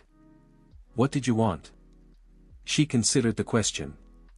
At 18 she'd been mourning the loss of her grandmother and wrestling with the idea that she was truly alone in the world. The future had seemed dark and scary. She'd been so afraid. "I wanted to belong," she told him. "I wanted to be a part of something. I wanted a family." "Which you got." "What did you want?" "Money, power, a portfolio." "Which he had." "Is that it?" she asked. "The only difference is our goals." "Mostly. Determination and luck play a part. Money isn't important to you." "It is when I don't have enough to pay the bills. I really appreciate your buying Cody the electric wheelchair, but I wish I'd been able to afford it myself." "You want enough money to live on and pay the bills." "I want it all." "You don't care that you're alone?" "No. I don't need people the way you do." And she didn't need money the way he did. He leaned forward, resting his forearms on his thighs. His expression was intense. "Carrie, when you decided you wanted $15 million for Dr. Wallace's research, you got it. How long was it from finding out what was required to get him going again to handing him a check?" "I don't know. 6 weeks, maybe. 7. 15 million is a lot of money. You found a way because it was important. You're determined and resourceful. If being rich mattered to you, you'd be rich. You just don't care that much about material things." He made it sound so simple. She supposed he was right. She didn't need a specific type of car. Just one that worked. She wasn't into designer labels, clothes weren't really her thing. "I care about Cody," she pointed out. "If you believe I can create $15 million when it means everything to me, why can't you believe I can will my son to stay alive?" "It's not the same."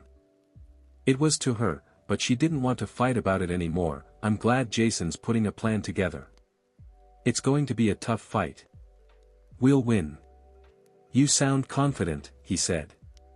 "I am. This isn't your battle." She smiled. "Sure it is. You own me. Remember?" His dark eyes flared with something she couldn't identify, although she felt a distinct quiver low in her belly. They weren't going there again, she reminded herself. Look what had happened last time.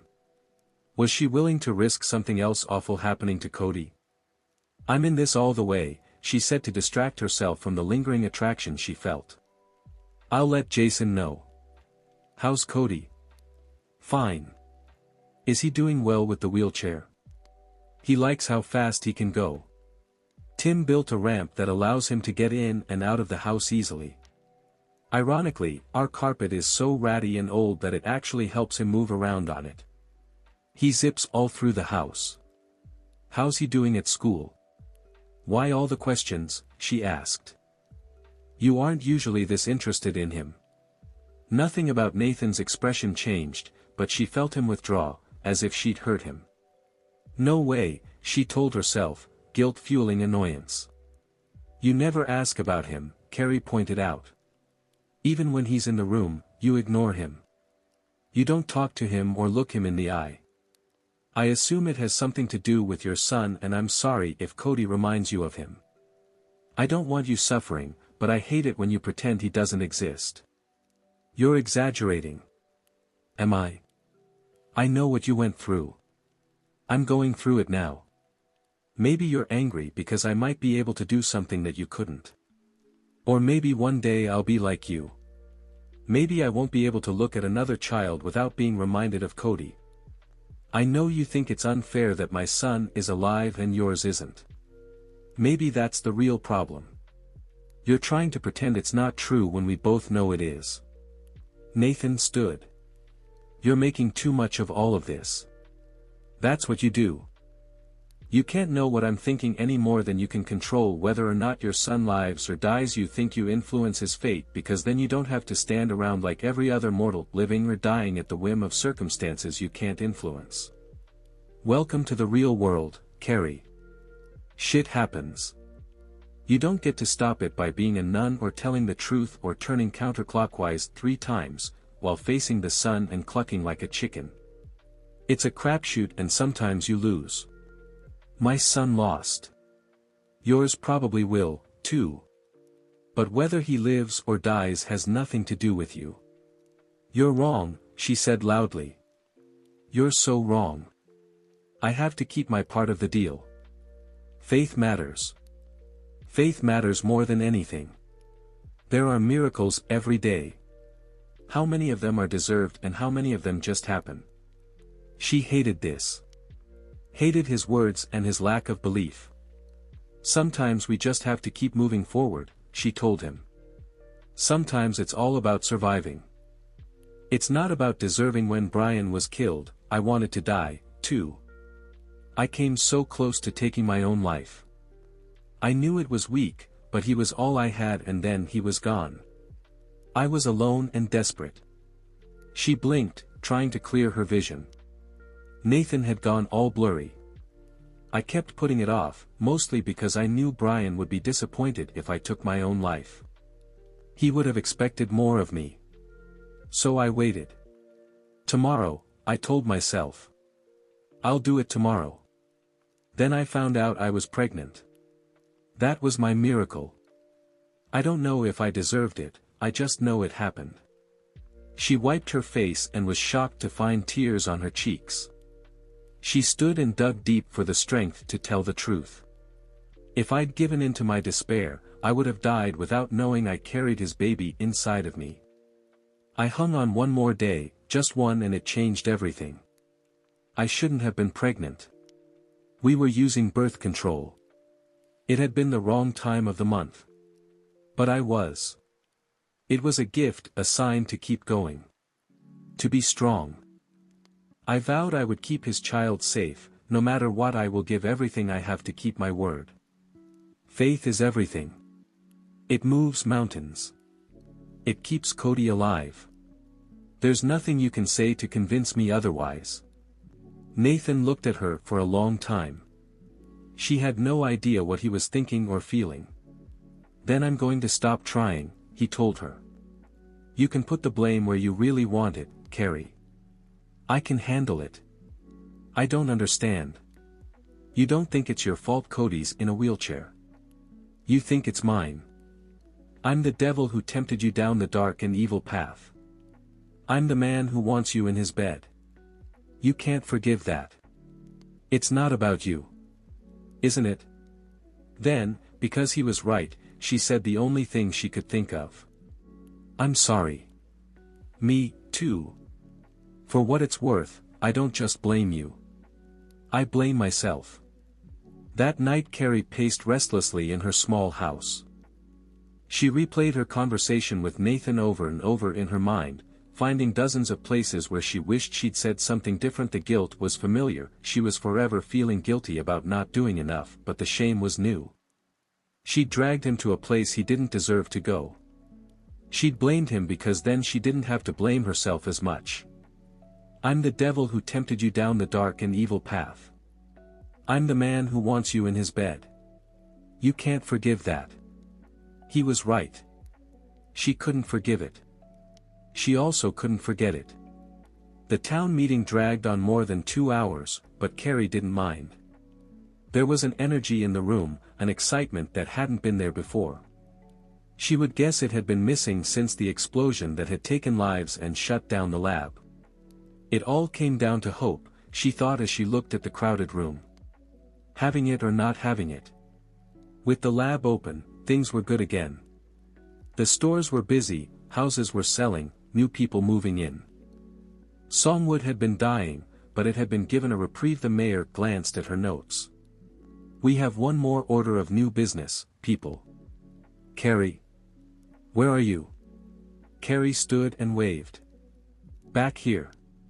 Oh, good. Everyone, for those of you who don't know, this is Carrie Sullivan. She's the mastermind behind the lab reopening. Go ahead, Carrie. Carrie moved to the center aisle where a microphone had been set up. She cleared her throat, suddenly nervous. She'd written some notes, but hadn't actually planned exactly what she wanted to say. Hi, she said, hoping her voice wasn't shaking as much as her body. I'm Carrie Sullivan. I moved to Songwood a few months ago because my son has Gilliard's disease. I'd heard about Dr. Wallace's research and wanted to talk to him about the progress he was making. But when I got here, I found the lab closed and Dr. Wallace working alone. She paused to take a breath, hoping it would still the trembling she felt inside. Everyone was looking at her, which was normal, considering she was the one speaking. It's for a good cause, she reminded herself. It wasn't for her. I asked Dr. Wallace what he needed to get started again. He gave me the impossible figure of $15 million. Now I'm a great hairdresser, but even on my best day, I don't get that in tips. Several people laughed. A few more smiled. Carrie swallowed, then continued. I was determined to get that money, but how? I decided to approach Nathan King for a donation and he agreed. After she'd threatened to blackmail him, she thought with a smile. But there was no reason to share that detail. He didn't have to give the money, she said. He didn't know me from a rock and he'd certainly never heard of Songwood. But he did agree. Just like that. Dr. Wallace got the money and the town will benefit. I know they're saying a lot of terrible things about Nathan King in the paper. As far as I'm concerned, he's funding what may very well turn out to be a miracle. I thought it was just for my son, but now I realize it's a miracle for all of us, so I was thinking we might want to thank him. You want to send flowers? Some guy yelled. Not exactly. I was thinking more along the lines of Nathan King Day, here in town. We could give him the key to the city, have a parade and invite him to be Grand Marshal. Nothing too fancy. Maybe with some cars, a couple of floats and the high school marching band. He got the high school baseball team new uniforms, a woman said. They're real nice. They clean up great after a game. He gave the library $5,000, someone else said. And that fence for the elementary school. Carrie had forgotten about the items she demanded. Apparently Nathan had come through with all of them. All of which illustrates my point, she said. We owe him. A parade would be good publicity for him, a man yelled. For his towers. What do we care about million-dollar housing for the rich? We don't. Carrie shrugged. At least I'll never live there. What I do know is that he came through when he didn't have to. I want to thank him for that. If that means helping him, then I'm happy to help. But that's just me. A woman stood up. I want to help, too. I really like the new uniforms. A second woman rose. My Frank has a new job at the lab. We've been hitting bad, what with there not being the same number of logging jobs. We need the money. Us, too, a man said. Give the man his parade. Maybe he'll put up one of them fancy developments here. The mayor banged her gavel on the podium, then called for a vote.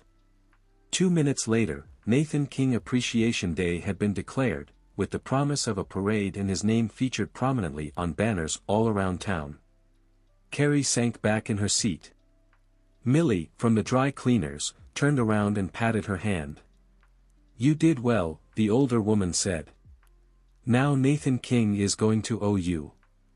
"Not exactly, but I'm glad we're going to have the parade." She wasn't sure how the strategy team would react, but it would be positive publicity. "He's real good looking, isn't he?" Millie sighed. "I wouldn't mind having a piece of him myself." She smoothed her curls. "If I were a few years younger and not married, of course." "Of course," Carrie murmured, doing her best not to picture Nathan and Millie together. When the other woman had left, Linda leaned over. "You did good." "I was terrified. I don't like the whole speaking in public thing." "You shine when you have a cause." Carrie winced. "That makes me sound borderline crazy." "You're not. How did you come up with the idea of the parade?" "I wanted something visual. Nathan did the right thing and he doesn't deserve to be screwed because some reporter has it out for him. Yes, we have a deal, but it's not like I'm actively campaigning for him.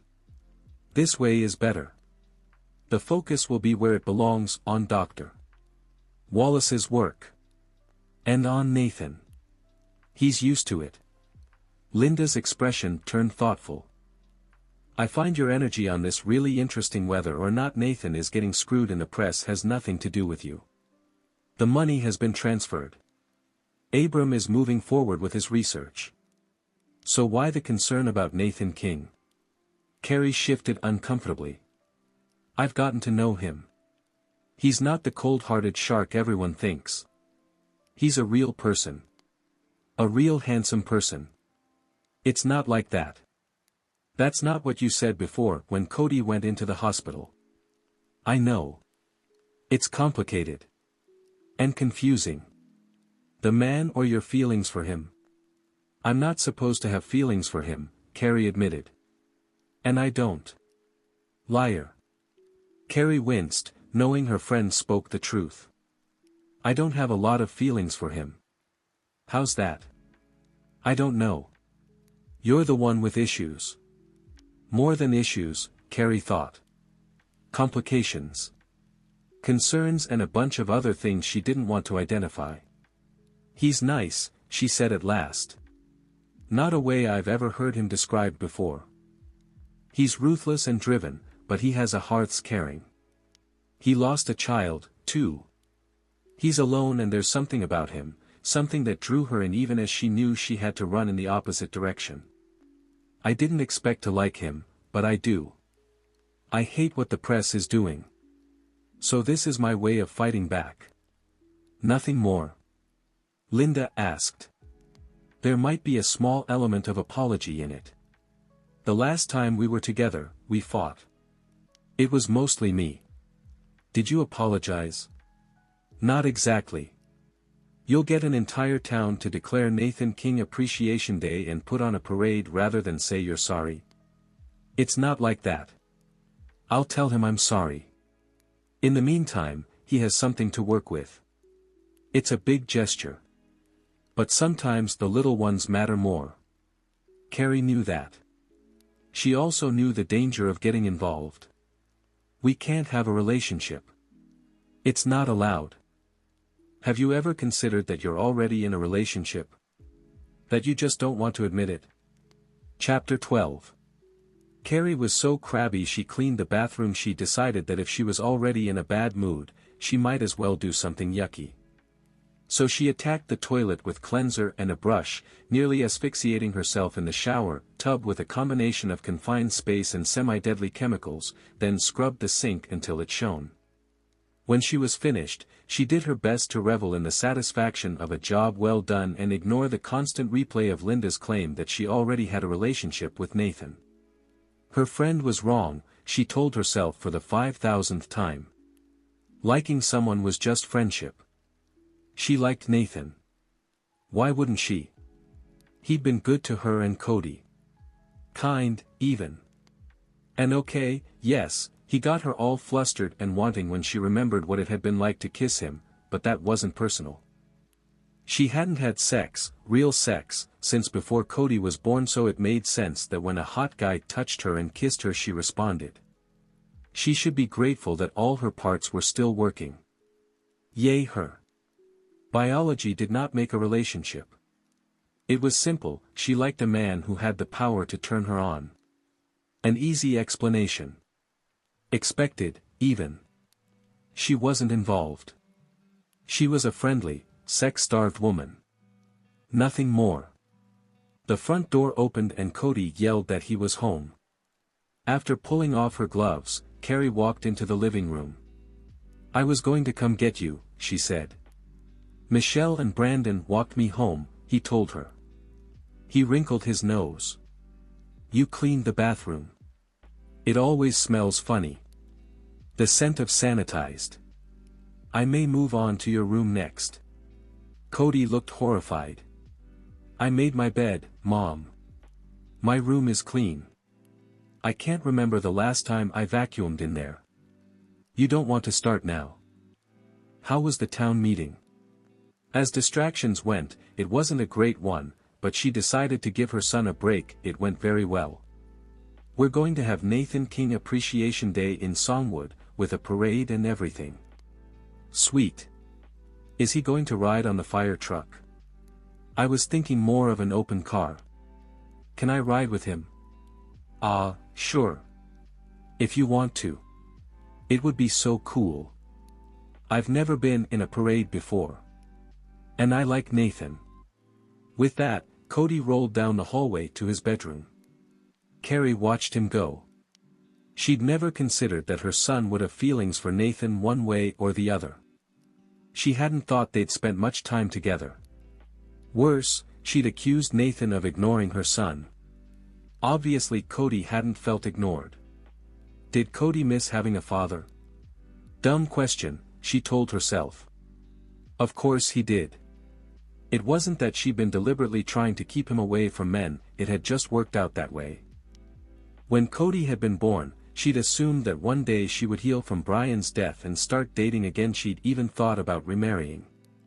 But once Cody had been diagnosed, she'd lost all interest in a romantic relationship.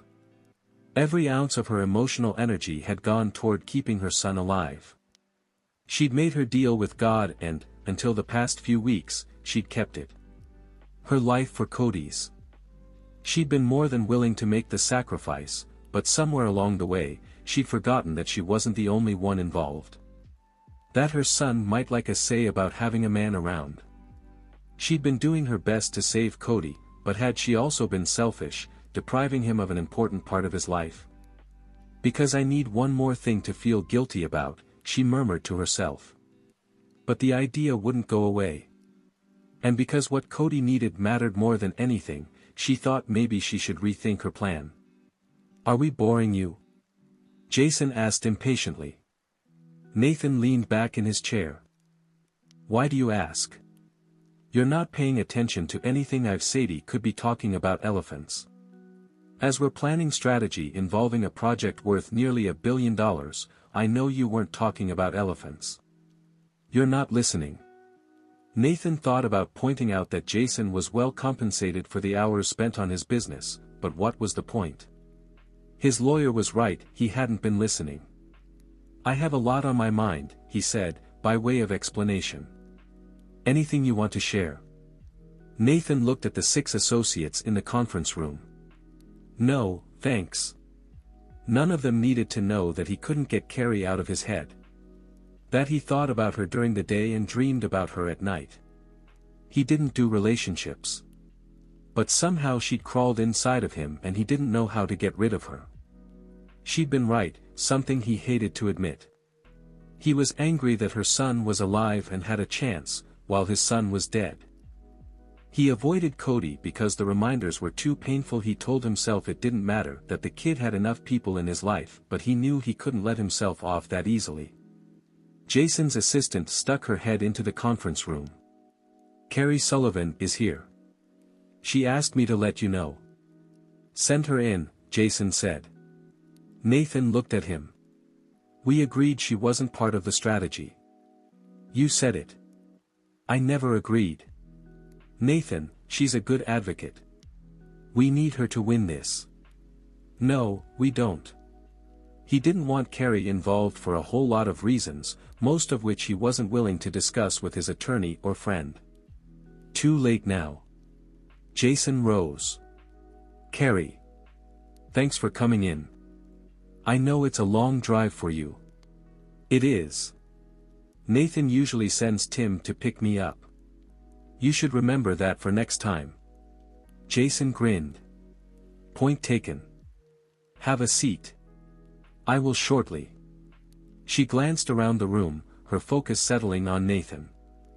Can I talk to you for a second first? Privately. She'd dressed for the meeting, wearing a dress and heels. He wondered if the outfit was her attempt to look sensible and businesslike. She failed on both counts. The dress clung to her curves in a way that made his blood pressure climb to dangerous levels.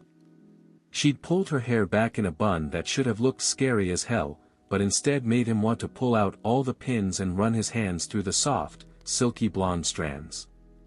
All she needed was a pair of dark-framed glasses to complete the sexy bombshell masquerading as prim secretary fantasy. Use my office, Jason said. Nathan's mind immediately went to the comfortable leather sofa and everything he and Carrie could do there. Then he remembered her request to speak to him privately and realized the other man's offer was about responding to that, not giving Nathan a way to fulfill his erotic fantasy. Damn. He led the way, then closed the door behind them. Carrie glanced at the large windows. More great views, she said. You are blessed that way. Not why you're here. I know. She looked at him, her blue eyes wide and filled with emotion. I'm sorry, she told him. About before. About what I said. I have no right to judge you or your grief. I blasted into your life and did what I had to in order to get what I wanted. We have a deal and no part of that is you acting as a surrogate father to my son. If Cody reminds you of Daniel, you have to deal with that. It's not my place to say you shouldn't or you can't. She was apologizing. You're giving me too much credit. I don't think so. Nathan, you've been nothing but kind to me. You gave Dr. Wallace the money, you came through on all my demands. I gave a list to my assistant. She smiled. It was more than that. Why aren't you willing to take credit? He wasn't sure, but there was a part of him that didn't want her seeing him as a nice guy. It was always safer to be the bastard. It's not important, he told her. It is to me. You've been there for me in a dozen different ways. No one has been there for me like that in a very long time. He wanted to change the subject. He wanted them to be somewhere else, doing something else. Carrie, don't make me into something I'm not. We had a deal. I'm keeping my part of it. I'll make damn sure you keep yours. It's that simple. Is it? What part of our deal included you buying Cody a very expensive wheelchair? He didn't want to talk about that, either. He needs it, you couldn't afford it. End of story. She tilted her head. Is it? Why is it so easy for you to be the bad guy and so hard for you to accept a thank you? Is there anything else? You mean am I going to continue to torture you emotionally? It's kind of fun, so I'm going to say yes. She thought she had him trapped. She thought she was winning. He had to remind her who was in charge.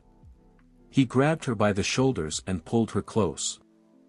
He moved fast, so she wouldn't have time to resist, then he put his mouth on hers and kissed her the way he'd wanted to since she walked into Jason's office, looking all prim and untouchable. He used his mouth to mark her, pressing, teasing, moving against her, arousing them both, he hoped.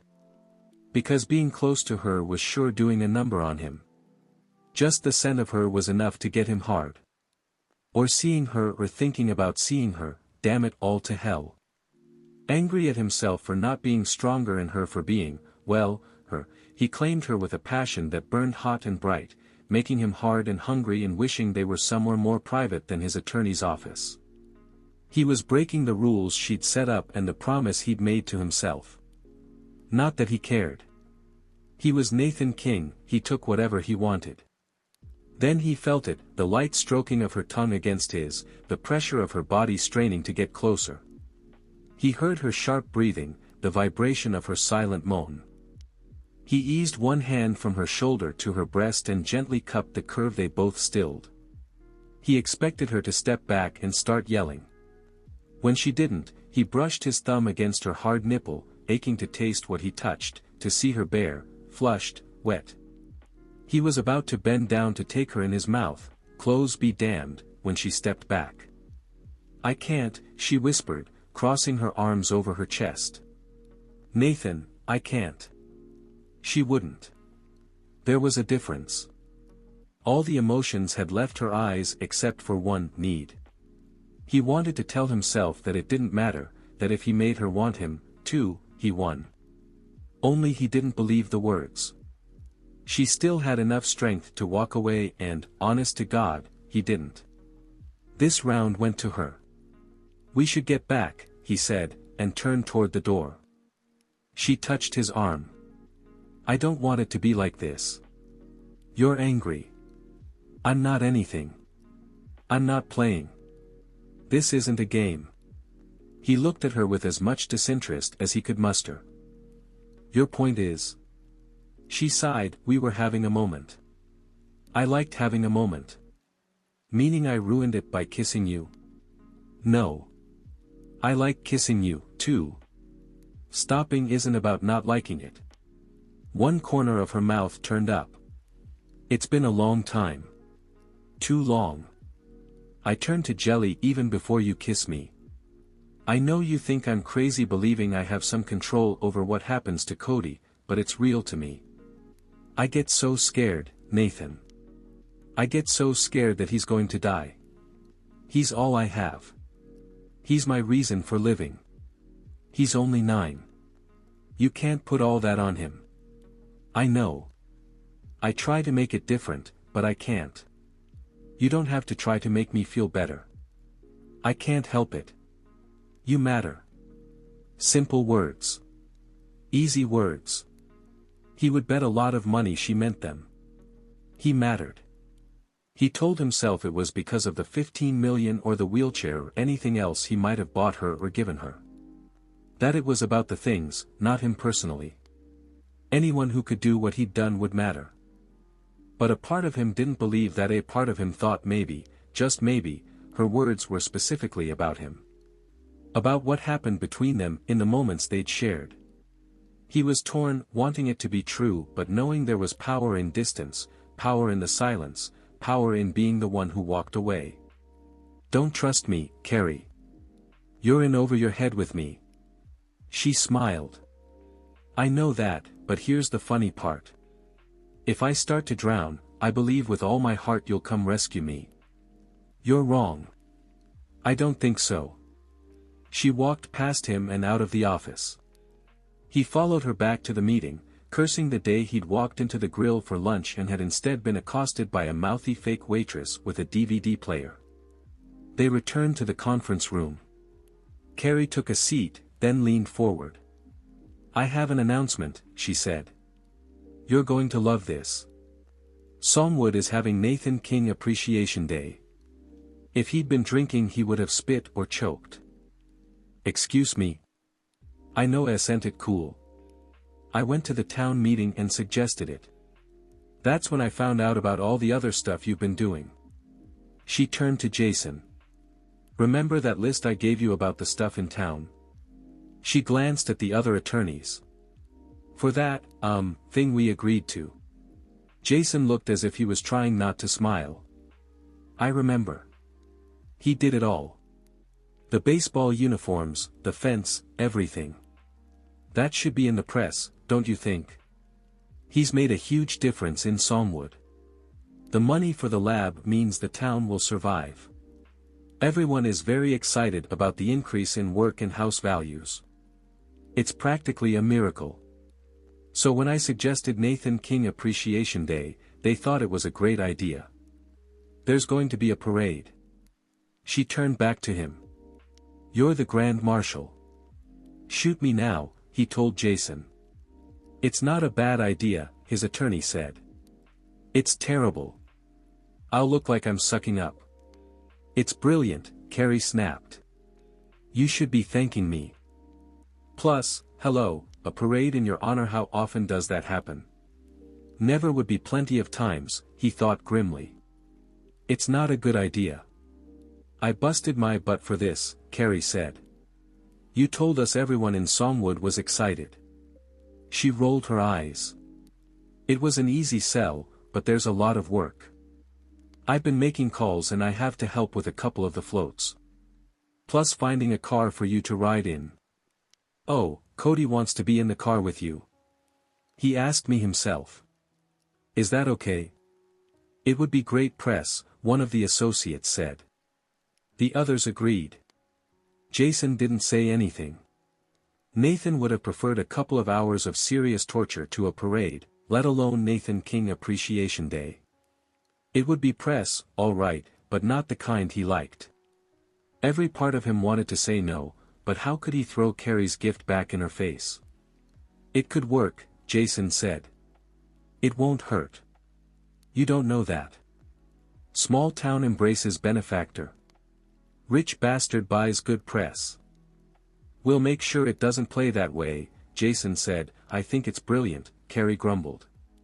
It was very thoughtful, Jason told her.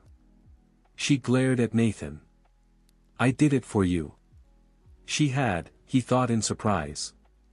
To help. Maybe because she was worried about him. When was the last time someone had worried about him? Thank you, he told her. About time. Really. I appreciate it. She didn't look convinced. I mean it, he said. All right. You're welcome. Jason looked amused again. We need to talk about interviews, he said. Nathan groaned. Only a few. Not for you. It took him a second to process that. You're not feeding Carrie to the press. She can handle it. I can handle it, she said at the same time. He ignored Jason. You have no idea what you're getting into. So teach me. Don't you have professionals who give training for interviews? I'm a fast learner. Plus I can talk about Gilliard's disease, maybe get people aware and interested. If more people knew about it, there might be more research. Because she was an optimist, she always looked for the bright, shiny, silver lining. She leaned toward him. I'll do great. I'll probably throw up, but that will be off camera. Carrie winked at the associates. He turned back to Jason. 2 interviews at most. 1 print, 1 TV. I want a media expert with her at all times and we stop the interview if it gets out of hand. Carrie was torn between being happy that she was going to get to defend Nathan and a sudden knot in her stomach at the thought of dealing with any kind of interview. But she knew this was important. Nathan's future was on the line and she owed him. They worked out a schedule for her training. Apparently it was only supposed to take a couple of hours. She could only hope. Next up was the details for the parade. An hour later, the meeting wrapped up. Nathan walked her down to the parking garage where she'd left her car. Next time I'll send Tim, he said as they stood next to her beat-up Import. It looked kind of sad in a garage filled with BMWs and Mercedes. I don't mind driving. You don't need to. What are the odds of you letting me reimburse you for gas? She wrinkled her nose. Not necessary. If she could harness the sexual hum she felt inside, she might never have to fill her car again. It was safe to want, she told herself. As long as she didn't act. Oh, but he tempted her. While he wasn't anyone she would have thought she wanted, he got her on a primal level. We should go to a Mariners game, he said. She took a second to catch up with the change of subject. Okay. With Cody. You said he likes baseball. Like isn't strong enough. He would love to go to a game. I have a suite. She smiled. Of course you do. Name the date. We'll be there. He stared at her, his expression unreadable. She wanted to touch his face, smooth away his worries, which was just plain dumb.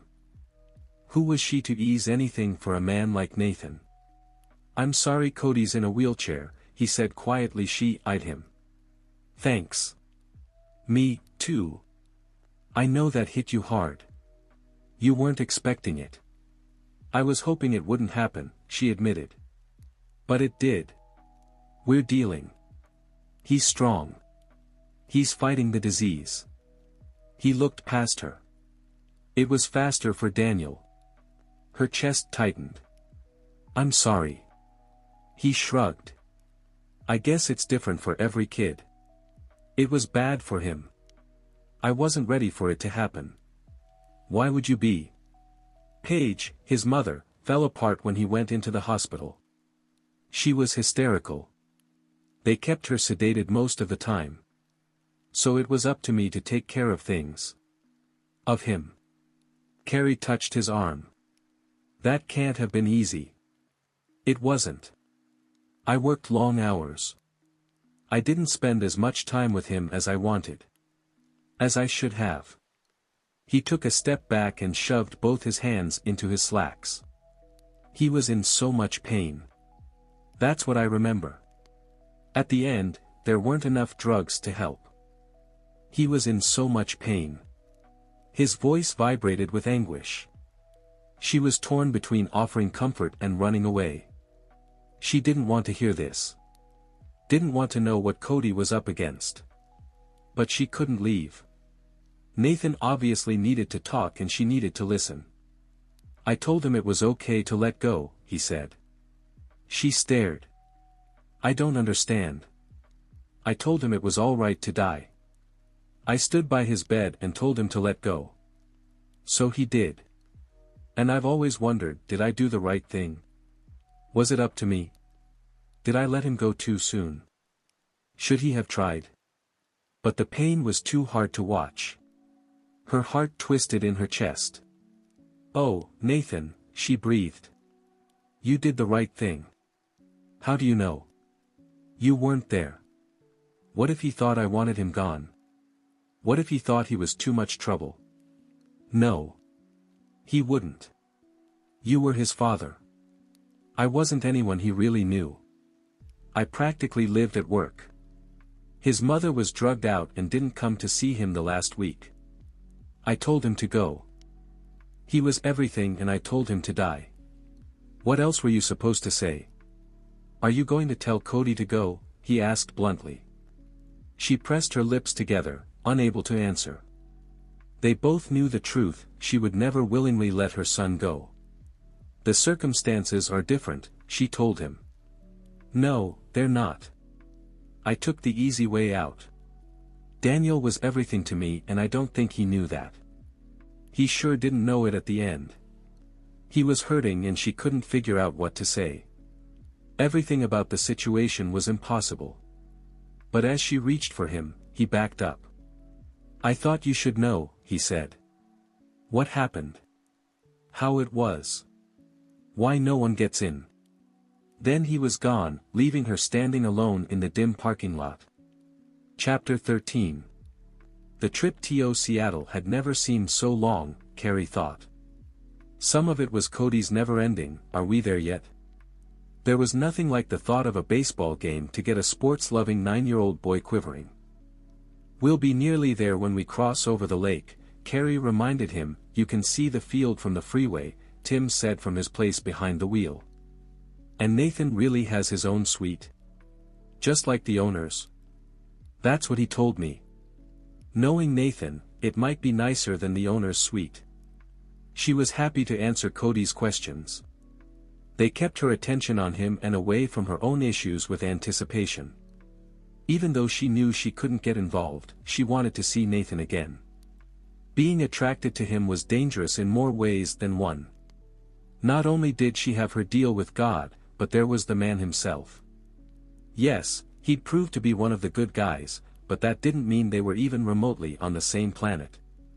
He was a billionaire developer. She did hair. They had as much in common as a fish and an armadillo. Still, as they neared the stadium, she felt her stomach tighten. while other parts of her got very relaxed. For a successful businessman, he knew how to kiss, something she could appreciate along with all the other women in his life, she reminded herself. For all she knew, Nathan was involved. Then she remembered what he'd said the last time they'd been together. About Daniel's death. She remembered the pain in his voice when he talked about giving his son permission to die. Could he still hurt as much as he did and open his heart to anyone else? She had her doubts. Of course, he didn't need to be in love to be dating. Or having sex. She didn't want to think about Nathan in bed with someone else, so she pointed out various landmarks in the skyline and counted down the miles to Safeco Field. As they pulled up to the stadium, Carrie had to hold in a laugh. Tim didn't bother with the parking structure across the street. He just pulled up to let them out. Carrie grabbed her purse, prepared to slide across the seat. "I don't want to use my wheelchair," her son told her. "I'll use crutches."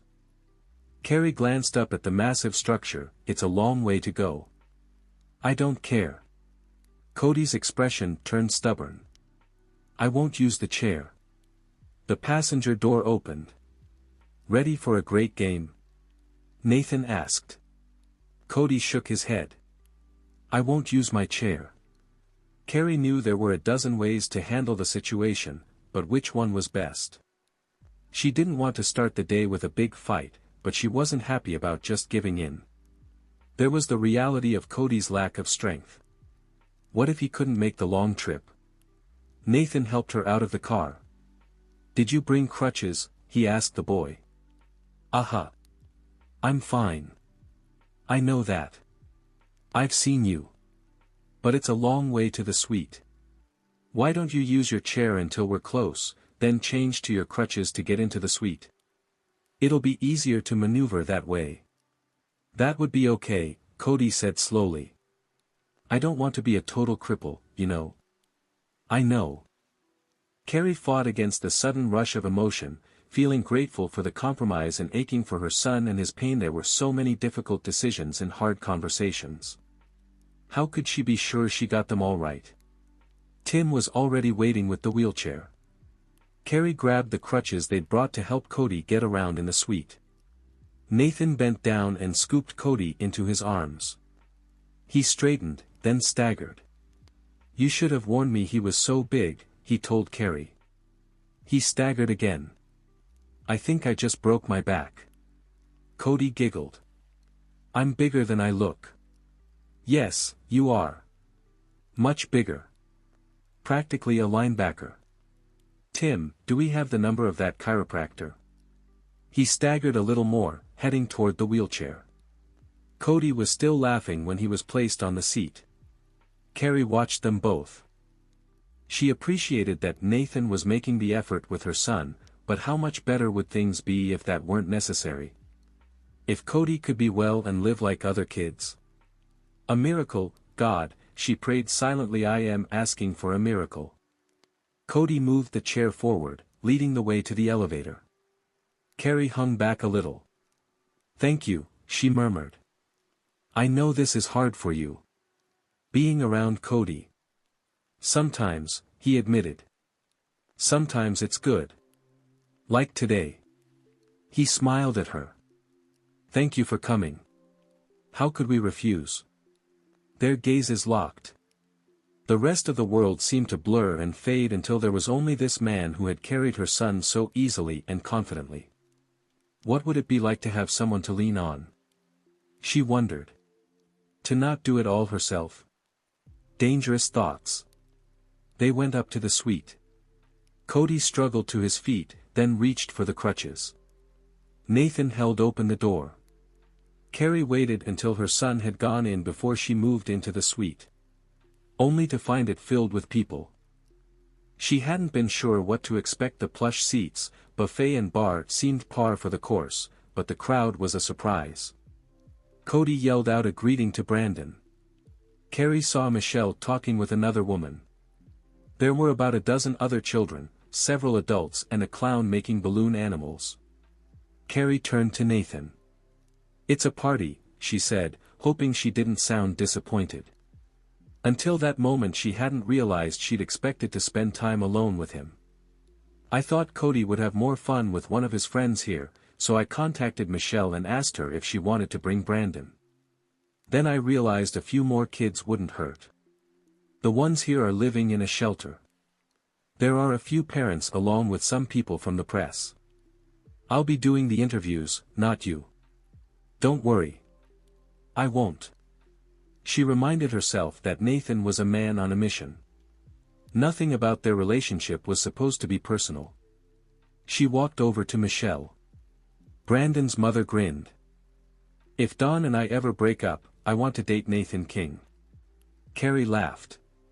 We're not dating, remember. This is about his donation. Aha. He's still really good looking. And rich. Rich buys a lot. You know what they say. People who marry for money earn every penny. You couldn't stand that. I know, but it's fun to daydream about. Michelle watched the boys. Cody's looking better. I know. I think maybe using the chair is allowing him to conserve his strength. He doesn't seem so exhausted at the end of the day. Which is what you want? Michelle pointed out the large windows overlooking the field. I think this is a better view than on TV. You have to admit, the man knows how to live. Carrie nodded, but she was remembering what Nathan had said about not caring anymore. How no one got in, ever. That didn't sound like the words of a man content with his place in the world. One of the women from the shelter came up and introduced herself and the three of them started talking. A few minutes later, a man walked over to Carrie. Hi, he said. I'm Grant Pryor. Can I talk to you for a second? Sure, Carrie said, knowing the name was familiar but unable to place it. You're a friend of Nathan's. I've known him for years. You're Cody's mom, aren't you? Yes. I've done a little research on Gillier's disease. It's devastating. He had no idea, she thought. No one could. Not without living through it, knowing your child was going to die horribly and that there was nothing you could do about it. It's not something I'd wish on anyone, she said. It's nearly an orphan disease, isn't it? Close, but we have more children sick than that. A disease is considered an orphan disease when there are less than 10,000 afflicted. Grant smiled. You know your stuff. I've done a lot of research. Is the best work being done here? Up in Songwood. Dar. Abram Wallace is leading a team there. Hasn't he been doing that for years? Shouldn't there be a cure by now? It's not that easy. There were complications, Carrie said, not comfortable with all the questions. But now you have funding. At least that's what I've read. What did Nathan King donate? 15 million. Carrie nodded. Kind of cheap, if you ask me, Grant said. His son died of the disease. Shouldn't he be giving more? He's worth much more. It's like you or I giving $5. This conversation was starting to sound off. Who are you? Carrie asked. Someone interested in a lot of things. You're remarkably forgiving. I don't think I would be. After all, you had to blackmail him into donating that much. Her memory kicked in and she took a step back. You're that reporter. I am. Carrie felt both used and set up. I have nothing more to say to you. Then I'll talk. Don't you think it's interesting that his own sister hates him? Nathan isn't a good man, Ms. Sullivan. He's a bastard who uses people and right now he's using you. So you two have that in common, she said bitterly, wanting to escape but not comfortable leaving the suite. Maybe, but I'm just doing my job. He's profiting from your pain. She turned to leave, but Grant grabbed her arm. Are you sleeping with him? Was that part of the deal? You're whoring yourself for your son's cause. How much more are you willing to do to find a cure? What if I had the answers? Would you sleep with me? Carrie didn't know if she should slap him or throw her drink in his face. Then Tim was there, casually grabbing Grant's arm and twisting it behind his back. "It's time for you to leave," the driver said. "Easy," Grant told him. "You don't want a lawsuit on your hands." Tim ignored that and pushed the man to the door. Carrie turned away, staring at the field but not seeing the activity below. "I'm sorry about that." Nathan came up behind her. "I keep forgetting that other people consider Grant prior legitimate press. He shouldn't have been here. Are you all right?" She put down her drink because she was shaking too much to hold it without spilling. "I'll recover."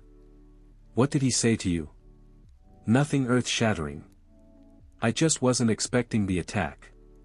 "He has it out for you," she said. "I know. You want something to eat? Or we could go walk around for a few minutes to give you a chance to catch your breath." She shook her head. Grant was nothing but an opportunist, she told herself. A weasel. But there had been some truth buried in the ugliness. "Why didn't you do something?" she asked Nathan. "Other people lose children to tragedy and they use that as an opportunity to change the world. Mothers against drunk drivers. Amber Alerts. America's Most Wanted. You have more resources than most, but you didn't do anything. You could have fixed this already. If you'd wanted to, Gillier's disease would be a thing of the past." "It's not that simple." "That's what I told Grant." "But why isn't it that simple? You weren't even trying. I had to trick you into helping." "I think it's because you were telling the truth, the first time we met at the restaurant. That your kid was already dead, so why should you care about mine? Cody could have been okay. We could be done with this. You had a responsibility to help." "Why?" His voice was bitter. "Why should I have to help anyone else? Daniel is dead. Because that's what we're supposed to do. Be more than our circumstances. Think about other people." "Maybe I don't give a damn about other people." "Not any of us?" she asked, when the real question was, "Not me?" Before he could answer, she heard a sharp cry. Cody lay on the floor of the suite, his leg twisted at an unnatural-looking angle, his mouth tight with pain. After Daniel had died, Nathan had vowed that nothing would ever get him into a hospital again. Yet here he was, making his second trip in less than 2 weeks. An ambulance had rushed Cody, Carrie and himself to Children's. Cody had been taken for X-rays, although it was obvious what had happened. "I hate this," Carrie muttered as she paced in the waiting area. The doctor had asked her to wait while they took Cody to radiology and her son had agreed, claiming he was fine. Now Carrie clutched her hands together so tightly Nathan thought she might break a bone, too. "I'm sorry," he said, feeling out of place and useless. She turned on him. "About what?" "That he broke his leg. That he's still alive. He didn't react to her attack. That both of you have to go through this." Her blue eyes were bright with anger. "My son isn't going to die. Just so we're clear. I'm not giving up on him." It was like she'd shot him. He turned and walked away, knowing it wasn't a fight he could win. Had he given up on Daniel? He'd always agonized about doing the right thing. Had he given up too easily? Had he pushed his child closer to death to spare himself more suffering? He turned a corner, then sank onto a bench. Present and past blurred, and he was caught up in the memory of another hospital and another boy in pain. He remembered how tightly Daniel had clung to his hand, how the boy had begged him not to leave. "I don't want to be alone." So he'd stayed, because Paige couldn't and there wasn't anyone else. And in those last days, he'd gotten to know the boy and mourn the man he would never be. That was the worst of it, he admitted to himself. That it was only as his son lay dying that they had finally gotten to know each other. It had been too little, too late. A soft giggle drew him back to the present. He looked up and saw a pretty little girl walking down the corridor, dragging an four with her.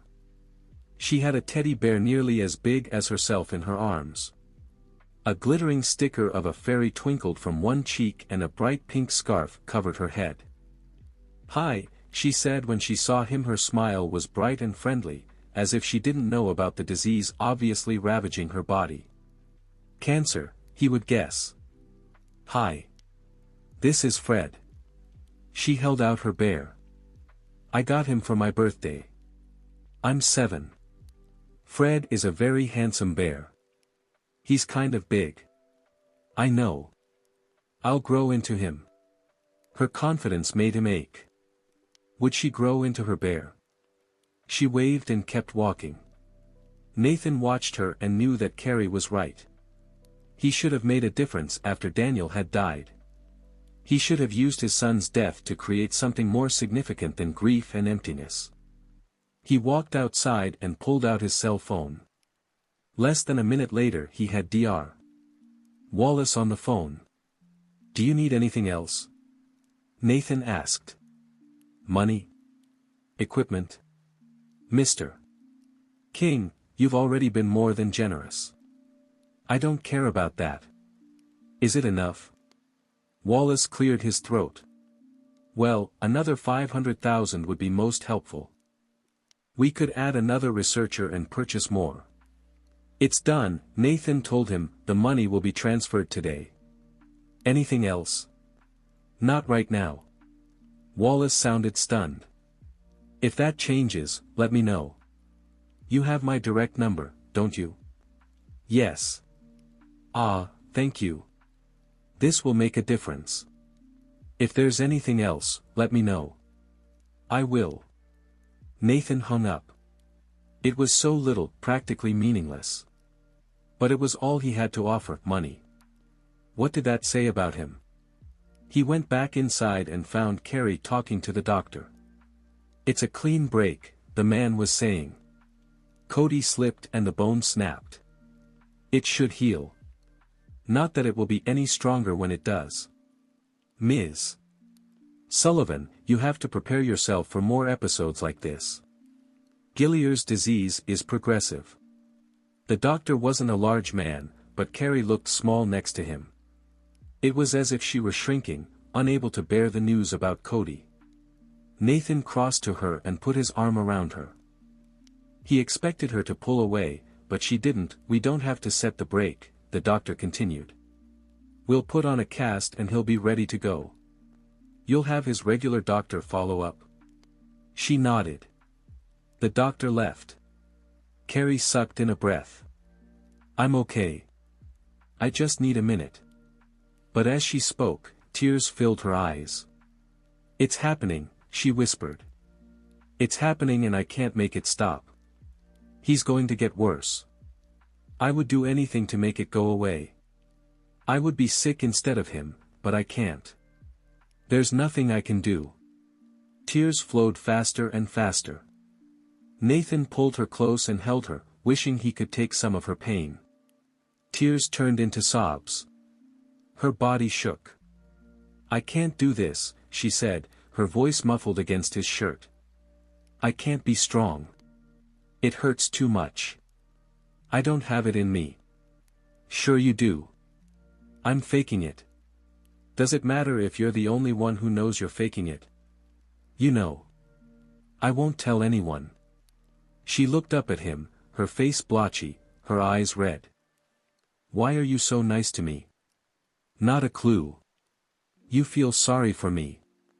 "Not in the way you mean." She was beautiful and he wanted to hold on a lot longer. But this was Carrie, all mouth and bravado.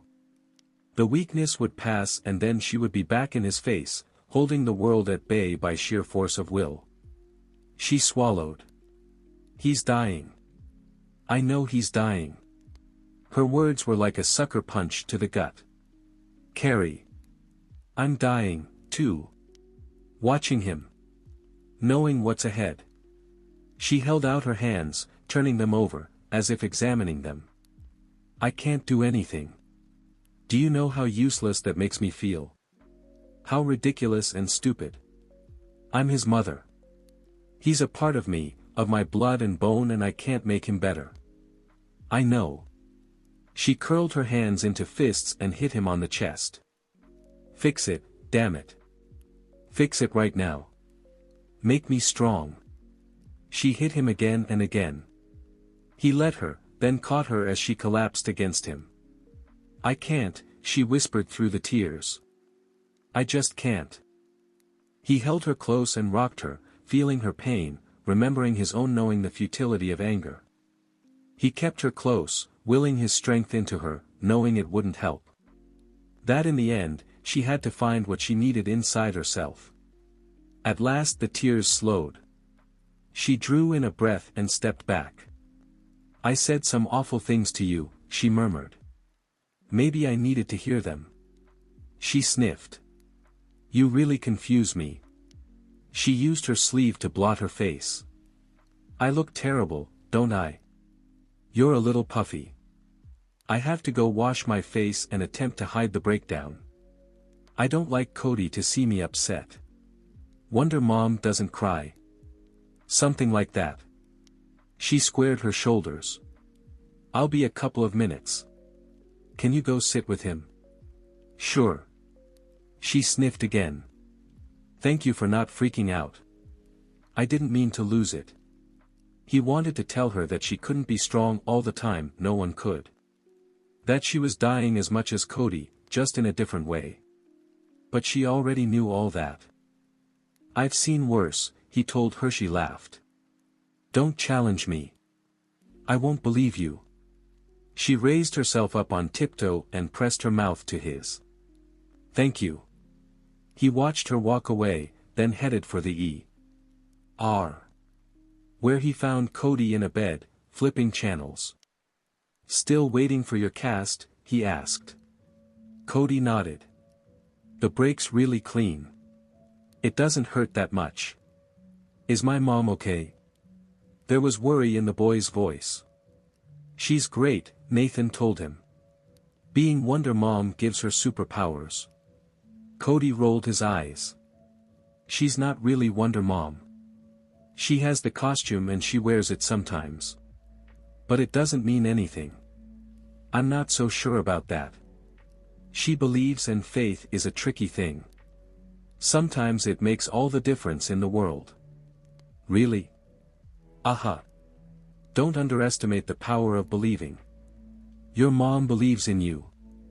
She tells me all the time that I'm going to get better. Sometimes I sort of believe her. I believe her. Cody looked at him. For real?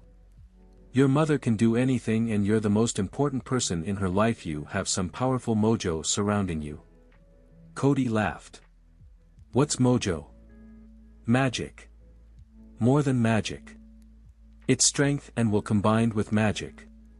In one of the Harry Potter books, Harry finds out he lived because his mother loved him so much, he couldn't be killed by a bad spell. Is it like that? Yes, but bigger. Sweet.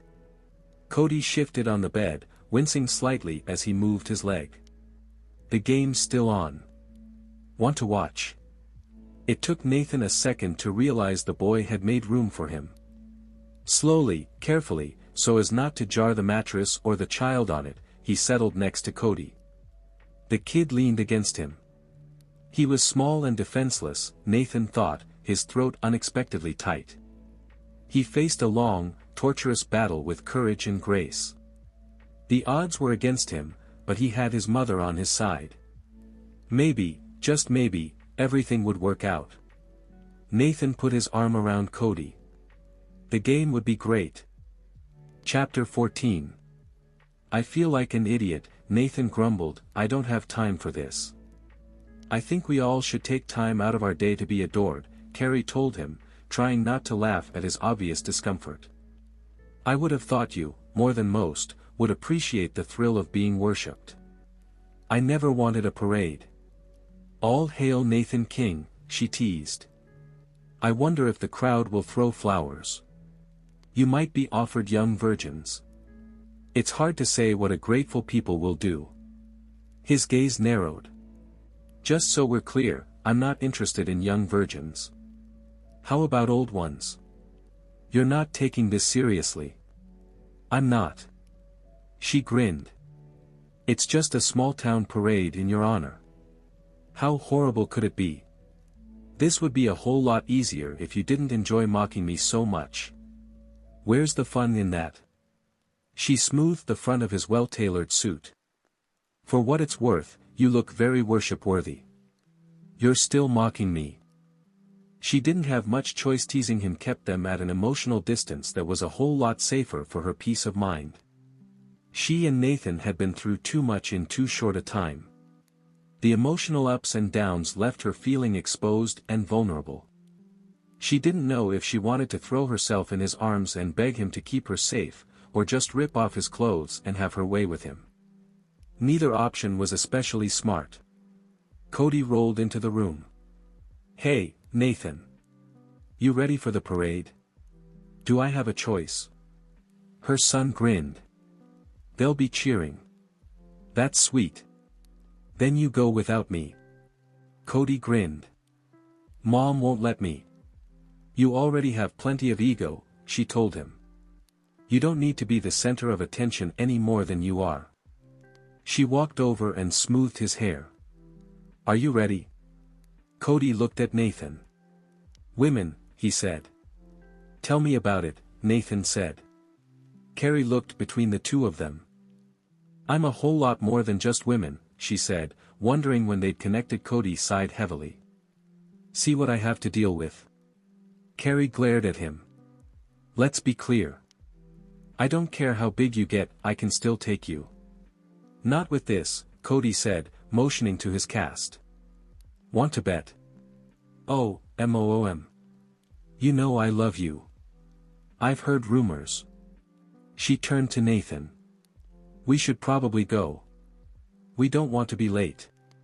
If only they could skip the event altogether, Nathan thought grimly.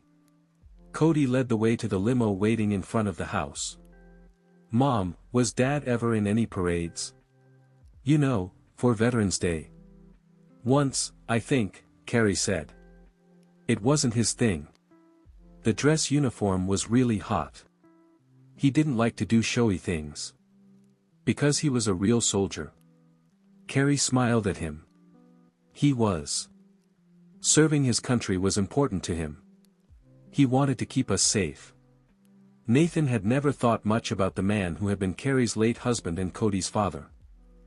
The man who had died too young, never knowing he was going to have a son. What would have been different if Brian Sullivan had lived? Carrie wouldn't have had to deal with Cody's illness on her own. He was sure she would have appreciated the support. She wouldn't have come looking for him, or his help. Or would she? Would she still have blackmailed him, and would he have let her? He didn't have any answers, so he told himself it didn't matter. He wasn't in competition with a dead man, and even if Brian were still alive, Nathan would win. He always won. The staging area for the parade was a small park at the edge of town. There were less than a dozen floats, each cheesier than the one in front of it. They had obviously been pulled out of storage and hastily decorated, the fresh flowers and draped fabric not totally covering the St. Patrick's Day decorations. There were 3 open cars and the high school marching band, led by color guard, cheerleaders, and some girl with a baton.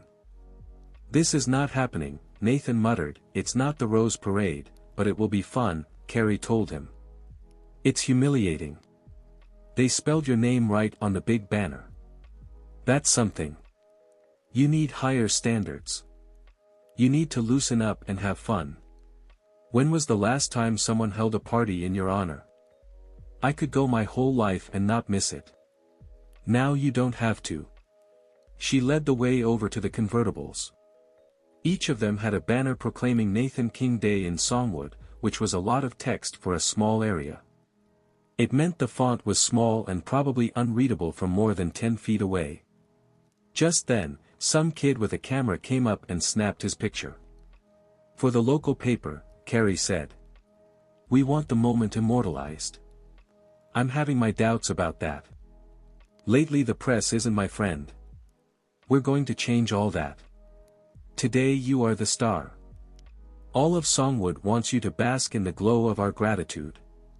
Spare me." He opened the back door of the car, while Cody locked his wheelchair into place. The boy stood.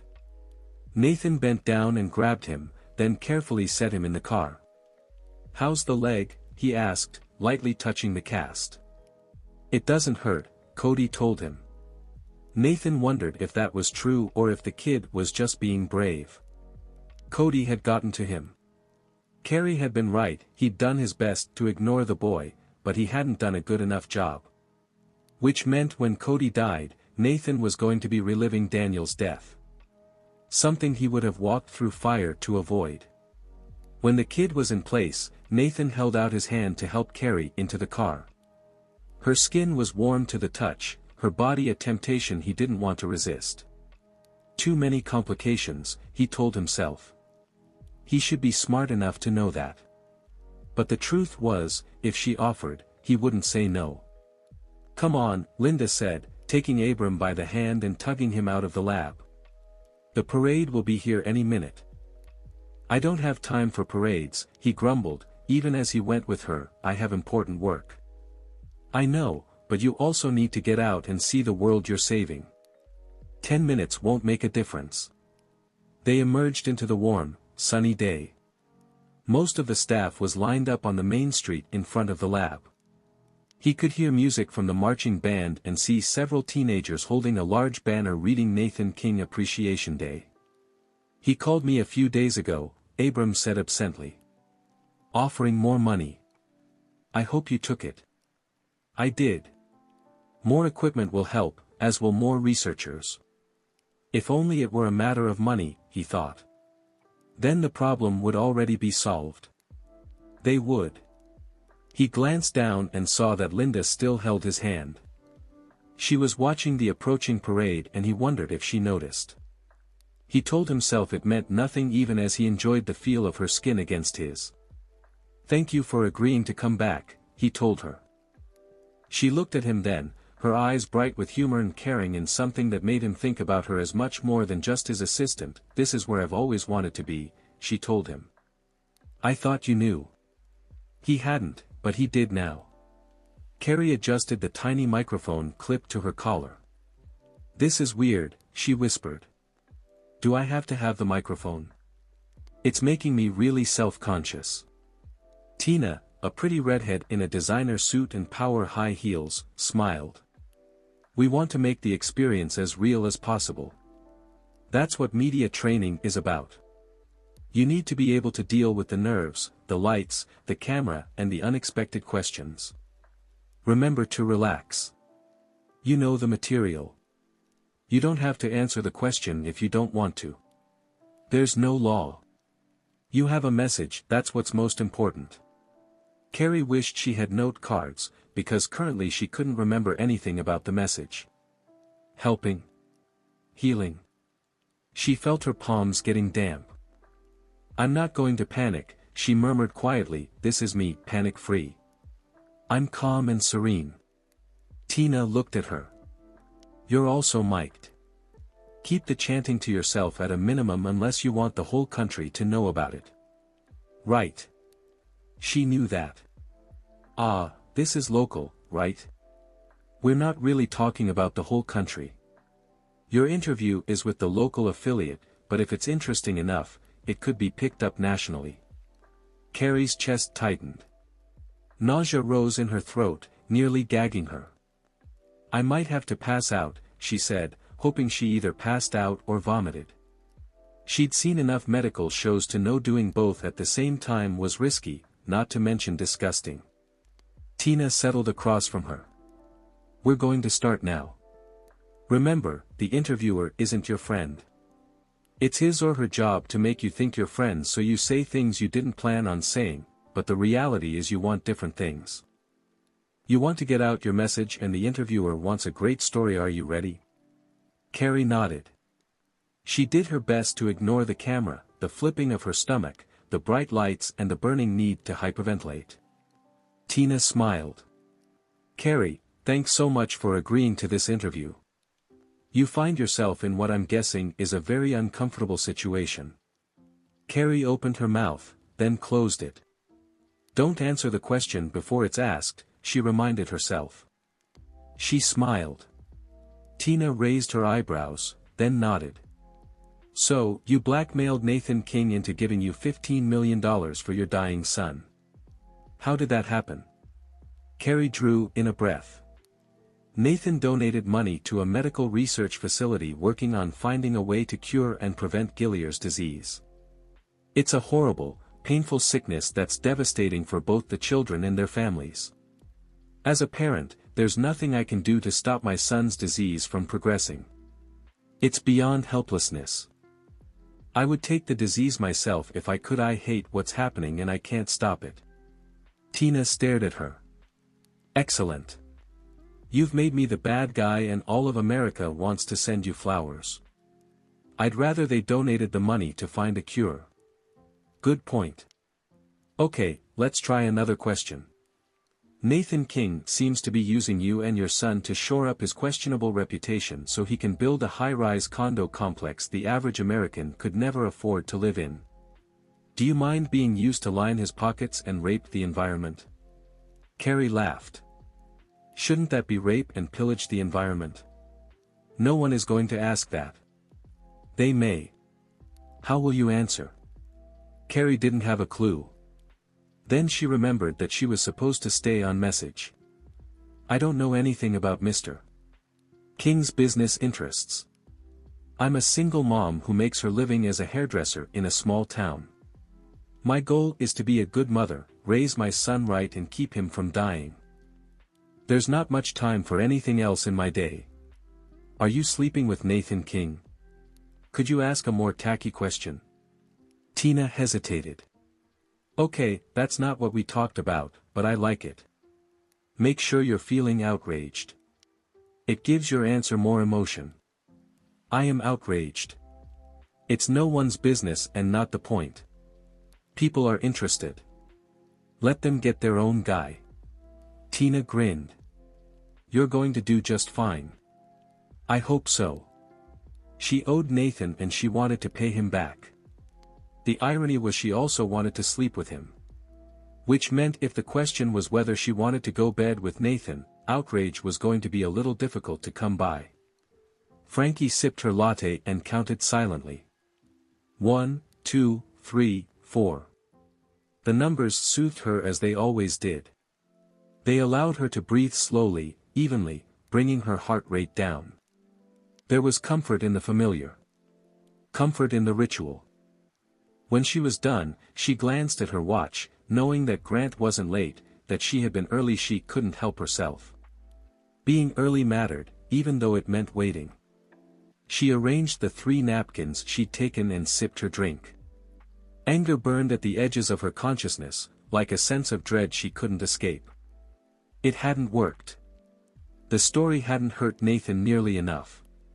Sure, people had wanted to talk about what a rich bastard he was and how he should be stopped, but no one had done anything. No one had stepped forward to make it happen. Worse, he was back in the papers, but in a good way. Just that morning there had been pictures of him at some stupid parade in Salmwood. He'd been smiling. Happy. He didn't deserve to be happy. She frowned as she remembered the article itself. How he'd been so charming and self-deprecating about Nathan King Appreciation Day. Like he was embarrassed. Like he didn't love every minute of the attention. She hated him. Hated him. Hated him. Her chest tightened and she started counting again. She just finished the first set of numbers when Grant walked into the Starbucks and crossed to where she was seated. You should buy something, she told him. It's what you're supposed to do. I don't like their coffee, he said as he sat down across from her and smiled. It's good to see you, Frankie. You look nice. She blinked at him. What did he mean by that? What did he want? She didn't look nice, she looked the same. Nothing was different. It's not working, she said. People aren't mad enough at Nathan. It was a good story, but no one cares.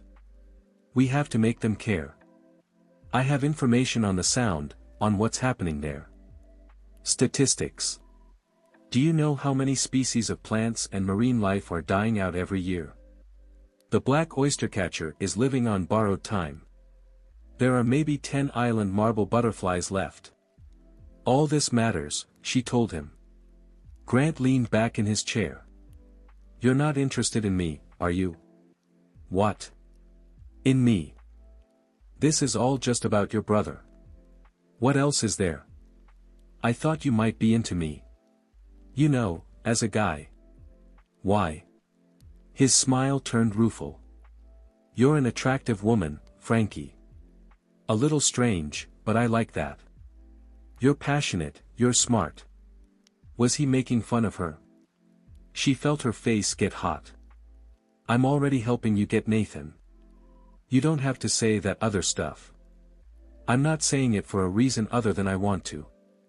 I find you interesting. Maybe we could go out sometime. To dinner maybe. Or lunch. Lunch is pretty safe. Was he talking about a date? She didn't date. She couldn't remember the last time a guy had asked. Dating. She tried to get her mind around the concept, but it was difficult. It was like that part of her was dead. She could remember high school and liking boys and going out, but not for a long time. Not since what had happened. I can't, she whispered. It's too hard. Okay. I won't push you. His voice was gentle, as if he liked her. She tried to remember the last time someone had liked her for a moment. It was like the sun coming out on a cloudy day. There was a burst of light and a sense of warmth, of belonging. She could see possibilities. Normal, she thought. She could be normal. It was always there, just out of reach. If she was willing to get help. No. No. This was better. Focus. She could focus on Nathan. On what he was. On how he'd hurt her. He'd lied. He hadn't come back. He'd left her alone with the blood. Part of the problem is Carrie Sullivan, Grant said. She's a natural. She comes across as honest and engaging. It's a powerful combination.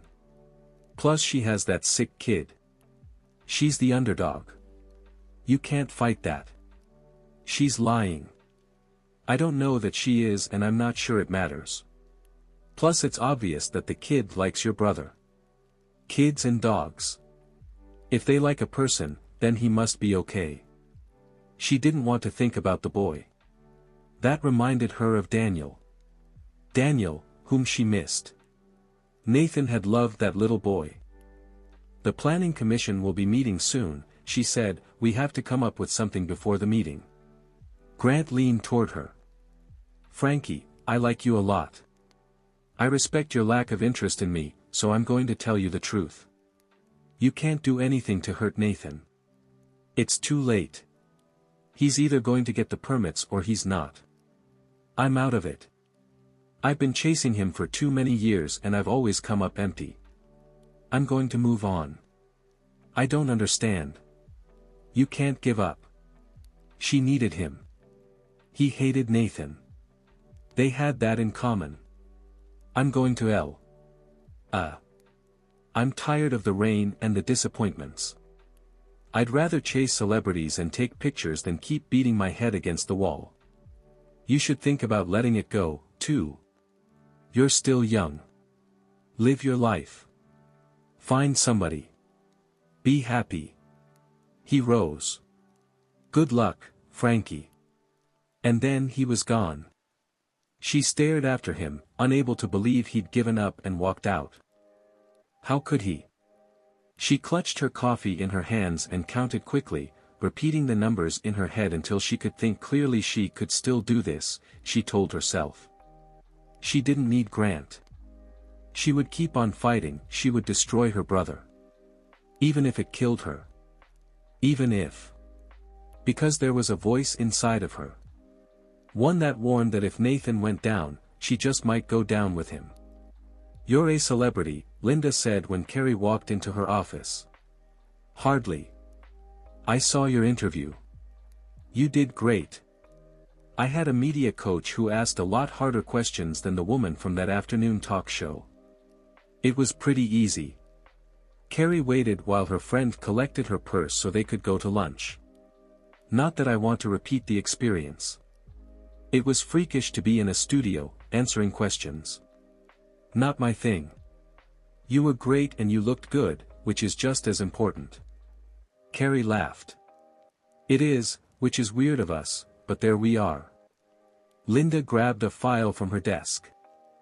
I have to drop this off in the lab, it will just take a second. Not a problem. Carrie walked with her down the long corridor. She hadn't been in the research center since she'd shown up several weeks ago to yell at Dr. Wallace. Back then the building had been quiet and dimly lit. Now it was bright and bustling. There were dozens of people in white lab coats going from room to room. The air was warm and filled with something. Promise, maybe, although that could be wishful thinking on her part. They stopped in front of a large lab. Carrie could see through the glass into a big room with workstations and complicated equipment and people wearing masks and goggles. That's a little scary, she said. What are they doing? You want the scientific details? I wouldn't understand them. Then they're working on a cure. Let me give them this paperwork and we can head out. How about Chinese? Sounds good. Linda disappeared through a door next to the lab. Carrie watched the scientists at work but had no idea what they were doing. Mrs. Sullivan. She turned and saw Dr. Wallace walking toward her. Hi. I'm waiting for Linda. She's dropping something off and then we're going to lunch. I see. Well, good. He paused and looked at her, as if expecting more. She cleared her throat. So, is it going well here? We have several plans of attack. This group here is looking at how enzymes interact with the immune system. Popular wisdom points us in other directions, but I keep a small team working here. I still think there's something we're missing. I may be wrong. But with the additional money Mr. King provided, I've added more equipment to help us find out.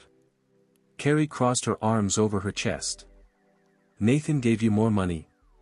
500,000. I thought you knew. He never said anything. He phoned a couple of weeks ago. He said I could have whatever I needed. Of course, what we really need is focus and time. Time is the most important thing. There isn't enough. He stopped talking and looked uncomfortable, as if he realized time was her enemy, as well. She sucked in a breath. I need to ask you something. I've been wondering. Did she want to know? But she had to hear the truth, even if it was ugly. Is it my fault Cody's sick? Could I have done something while I was pregnant? Is it genetic? No, Dr. Wallace said without hesitation. It's nothing you did. It's not chemically induced or transmitted through food. A gene goes wrong. Who is to say why? A random chance event? Bad luck? As for genetics, I can't say. There is no indication it passes from parent to child. Siblings are no more at risk than the general population.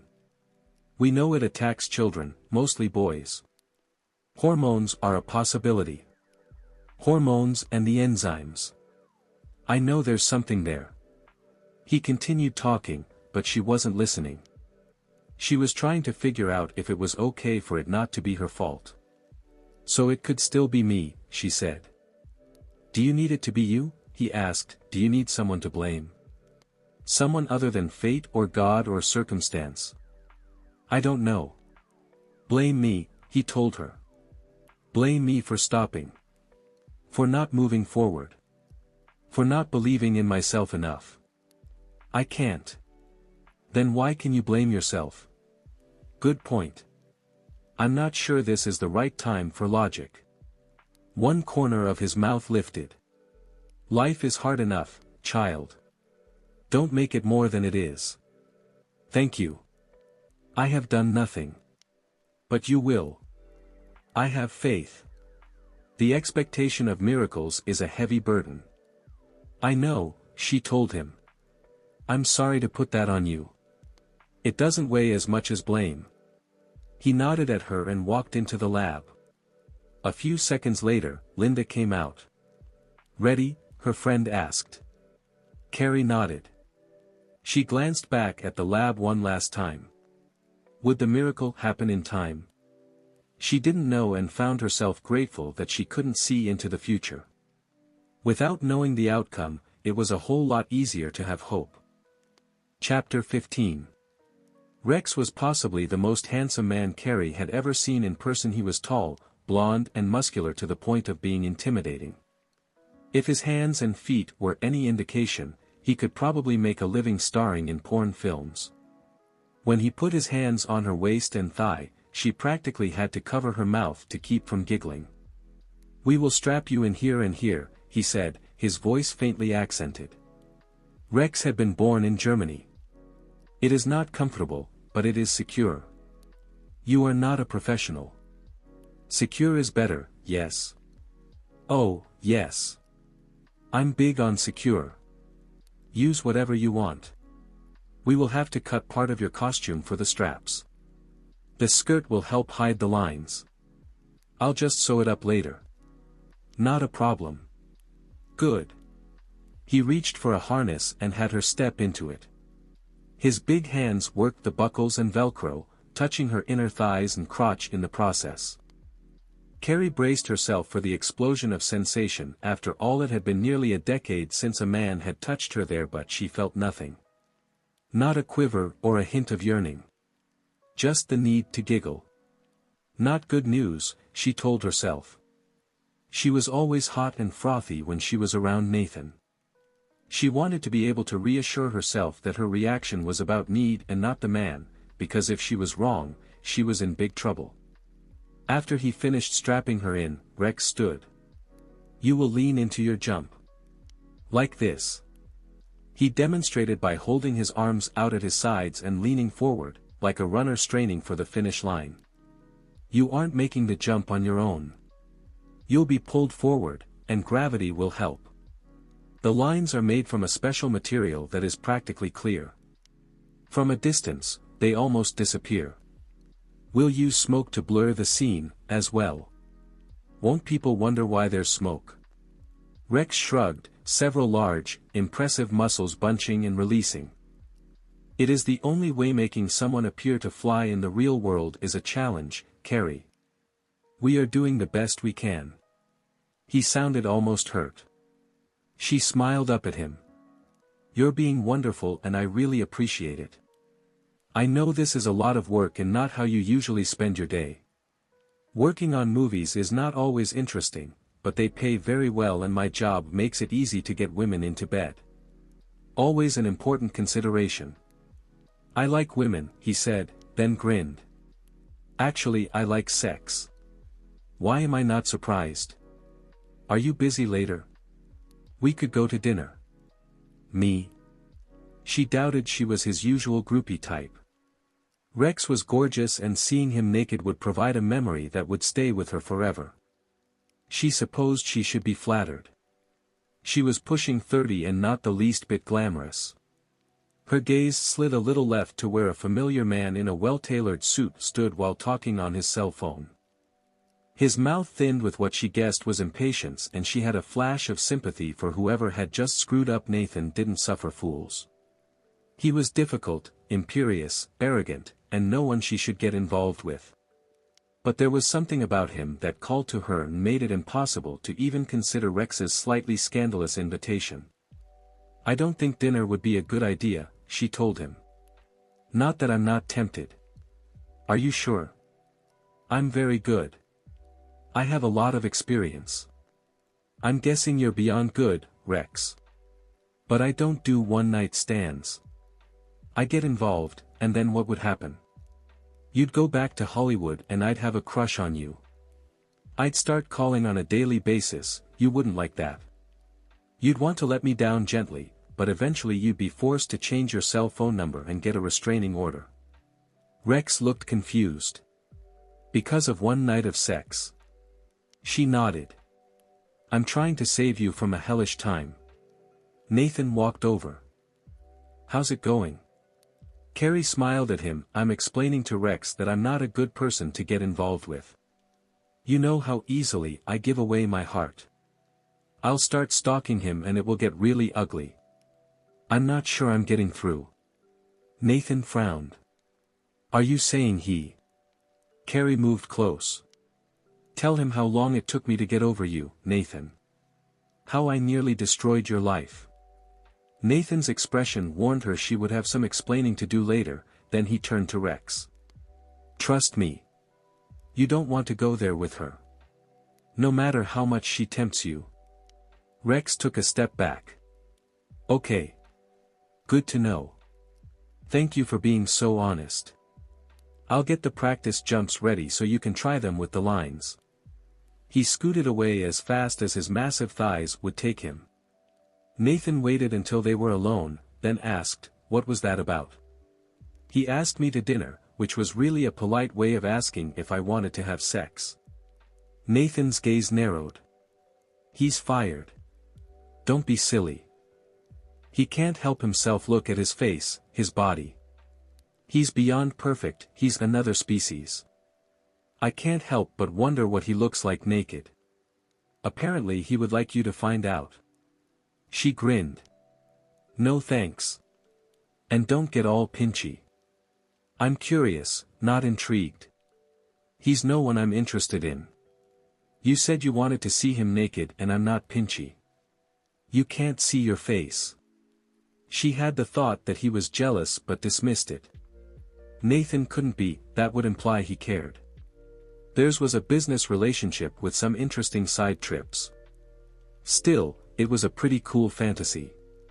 Or as her 9-year-old would say, sweet. We have to talk, Nathan said. About Rex? About a charity function. He named the date. Are you available? Sure. It's formal. Like a ball. I've always wanted to wear a tiara. If it's important to you. Carrie, we are ready for you, Rex said. You can only stay if you promise not to laugh, Carrie told Nathan. I'm about to make a big fool out of myself. No critical remarks are allowed. You don't have to do this at all. Yeah, I do. It's time for Wonder Mom to make an appearance. She followed Rex over to the platform that had been built to simulate the top of a building just beyond the fence at Cody's school. The plan was that she would jump from one building to another, then catch a falling beam. In truth, she would be harnessed and jump with the aid of a line that would both pull her in the right direction and keep her from falling. There would be a net in case she messed up, and the beam in question was a Hollywood prop, made of foam rubber and weighing about 5 pounds. It, too, would be on a line. Even though she knew nothing was going to go wrong, she was nervous as she stood on the first platform. Rex stood beside her, his huge hand on her shoulder. Run straight forward. Not too fast. You need momentum, not speed. Your jump starts at the mark. Lean forward. Gravity and the momentum will carry you forward. Bend your knees for the landing on the other side, regain your balance and run toward the middle of the building. The beam will fall, you will catch it and the world will be saved. She laughed. If only that were true. She followed him to the starting point, a square on the platform marked with blue tape. Everything was in place. For a second she wondered how much this was costing Nathan. She demanded to fly for her son and he'd made it happen. Ready? Rex called.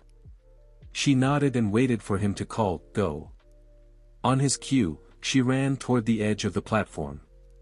She overshot her jumping point, but launched herself anyway and had to suck back a scream as she began to fall. Lean, she told herself through the terror. Lean and push and... Her feet hit the second, lower platform. She staggered a little, having forgotten to bend her knees. When she'd regained her balance, she jogged toward the center of the platform, looked up and shrieked as a massive beam dropped toward her. Rather than catch it, she put up her arms to protect her head. The beam bounced off her and landed on the platform.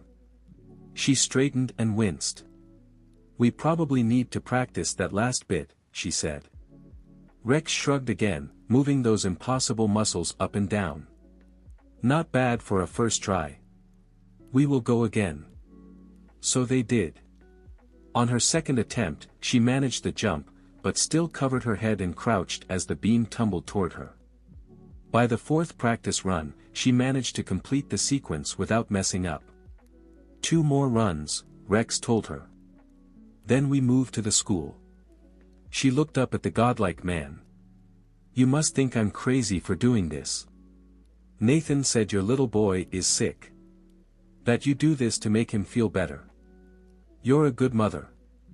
I'm happy to help. A god with a heart, she thought and smiled.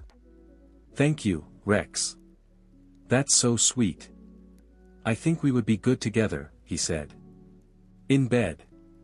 I can do things women like. I'm sure you can, but this isn't the best time for me. You're with Nathan, aren't you? That's why you told me you would stalk me. Her attention slid to the man in question. We're not together. You will be, Rex said glumly. I can tell. But when you get tired of him, you can call me. I'll give you my card. She didn't know which to address first, his confidence that she and Nathan would hook up or his unexpected interest in her. Are you intrigued because I said no? She asked. Does that make me a challenge? Partly, Rex admitted. But mostly it's because of your son. You really care about him. I like that. You lead with your heart. I don't meet a lot of women like that. Then stop dating women in the business. But they're so beautiful. She gave up. Rex didn't want to change and she had no idea why he thought he wanted her. She would take the compliment and let it go. 2 hours later, she was pulling on her Wonder Mom boots in an empty classroom at Cody's school. Second thoughts had been replaced by third and fourth thoughts. I'm crazy, she muttered to herself as she straightened and stomped her foot into place in the cheap white boots. I can't pull this off. Even if I don't kill or maim myself, no one is going to believe the stunt. Talk about dumb. Are you trying to commune with a distant planet? Nathan asked as he entered the room. What? Oh. Carrie reached up and fingered the hot rollers. I decided that I should look good as I plummet to my death. That way everyone talking about what an idiot I was will also add that I looked good doing it. You're not an idiot. I feel stupid. Why? You want to give Cody something to believe in. A mom with special powers. He's too old for that. No one is too old for a miracle. She wrinkled her nose. Hey, you're supposed to be the cynical one, not me. I thought I'd check out the view from the other side. He moved close. You'll do fine. I hope so. She stared into his dark eyes. Thank you for doing this.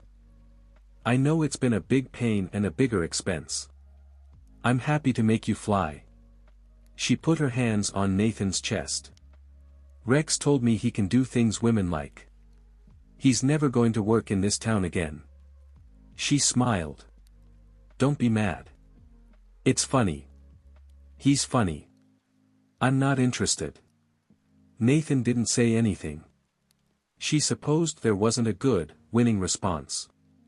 He wasn't going to admit he was interested, but he didn't want her seeing anyone else. Which she kind of liked. Rex isn't my type. You said you don't have a type. I don't. But if I did, it wouldn't be him. He stared at her for a long time, then his gaze dropped to her mouth. Was he thinking about kissing her? She found herself wanting that kiss, and his touch and whatever else he was offering. Someone tapped on the open door. It's time. Carrie stepped back and began removing the curlers. I'll see you on the other side, Nathan told her. Good luck. Thanks. Carrie fluffed her hair, sprayed it into submission, then slipped on her cape and took the stairs to the roof. The school looked a lot different than the mock-up she'd practiced on. There was also the unfortunate issue of the building being much higher than the platform. There were several people hovering just out of sight, behind large pieces of complicated equipment. Rex waved her over. "There is smoke," he said as he secured her harness and the lines, then tugged on them. "It will not hurt you. You will be afraid, but you are safe. The worst that will happen is you will fall into the net. The lines will slow your fall and you will be fine." Carrie had a vision of herself tumbling to a broken arm or leg. Neither fell under her definition of fine. "You will go to your mark, then begin to run. Lean forward as you jump. Bend my knees when I land, keep my balance, catch the beam," she finished. "What was I thinking? That you will make your son proud of you and that will give him hope." She smiled at Rex. "Good answer." Without warning, he grabbed her shoulders, pulled her close and kissed her. His mouth was as hard as the rest of him, but yielding. He kissed as if he meant it, with interest and just enough urgency to be flattering. He didn't push, pressing his lips to hers but not taking things further. So much for not kissing any man in 10 years, she thought humorously. Apparently she was making up for lost time. She put her hands on his and gently pulled him away. If she could find the mental time and energy to amuse herself while she was being kissed, then something was really wrong. Rex stared at her, then sighed. "I tried. You did good. Not good enough. Come on, Wonder Mom. It's time to save the world." Carrie walked alone to the mark on the roof. While she'd practiced and in theory should be fine, she found herself shaking as she stared across what seemed like an impossible distance to the building in front of her. Smoke swirled around her, creating a sense of otherworldliness, as if she'd stepped into an alternate universe. She could see much of the town, the blue sky, feel the light breeze on her face. "I can do this," she told herself. "I have powers. The power of love for Cody.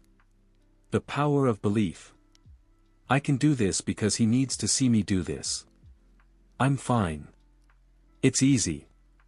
I can fly." She drew in a breath and squared her shoulders. Then she began to run. The edge of the roof seemed to race toward her. She timed her mark okay and started to jump. From the practice sessions, she was prepared for the sense of falling and refused to look down. She leaned forward and, at the last second, remembered to bend her knees. When she landed on the other roof, she was so stunned, she nearly fell. Then she regained her balance, hurried forward a few steps, looked up and caught the beam. She raised the Hollywood-constructed piece above her head in victory, then set it on the roof and spun in a circle. "I am Wonder Mom," she yelled. "I can fly." 5 minutes later, minus the harness and the lines, she walked into Cody's classroom. The kids there clustered around her. "Mrs. Sullivan, that was so cool. How did you do it? Did you really jump between the buildings? Can you teach me to do that?" She crossed to her son, in his chair in front of his desk. "So what did you think?" He ducked his head.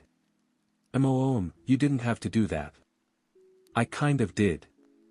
If that beam had fallen, it would have crashed through the roof and possibly hurt students in their classrooms."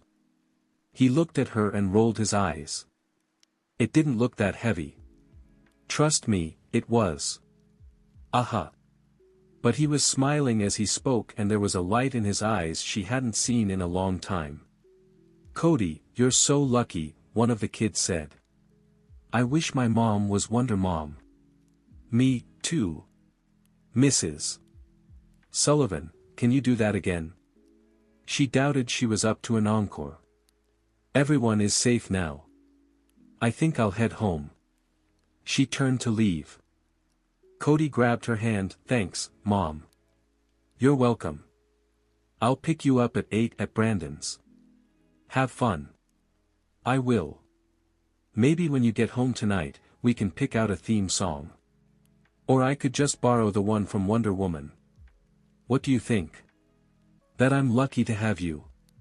Carrie had been worried about falling or failing or making a fool out of herself. She hadn't thought about crying. Still, she managed to hold back the tears. "Me, too," she said, then waved at Cody's teacher and left. Hope, she told herself as she leaned against the school hallway wall. She'd given him hope. Sometimes that was enough for a miracle. Pray God it was this time. Abram walked into Bill's food and feed late in the afternoon. I'm here for my order. Sure thing, Professor. I had it ready last night. Had he ordered it for last night? It was possible.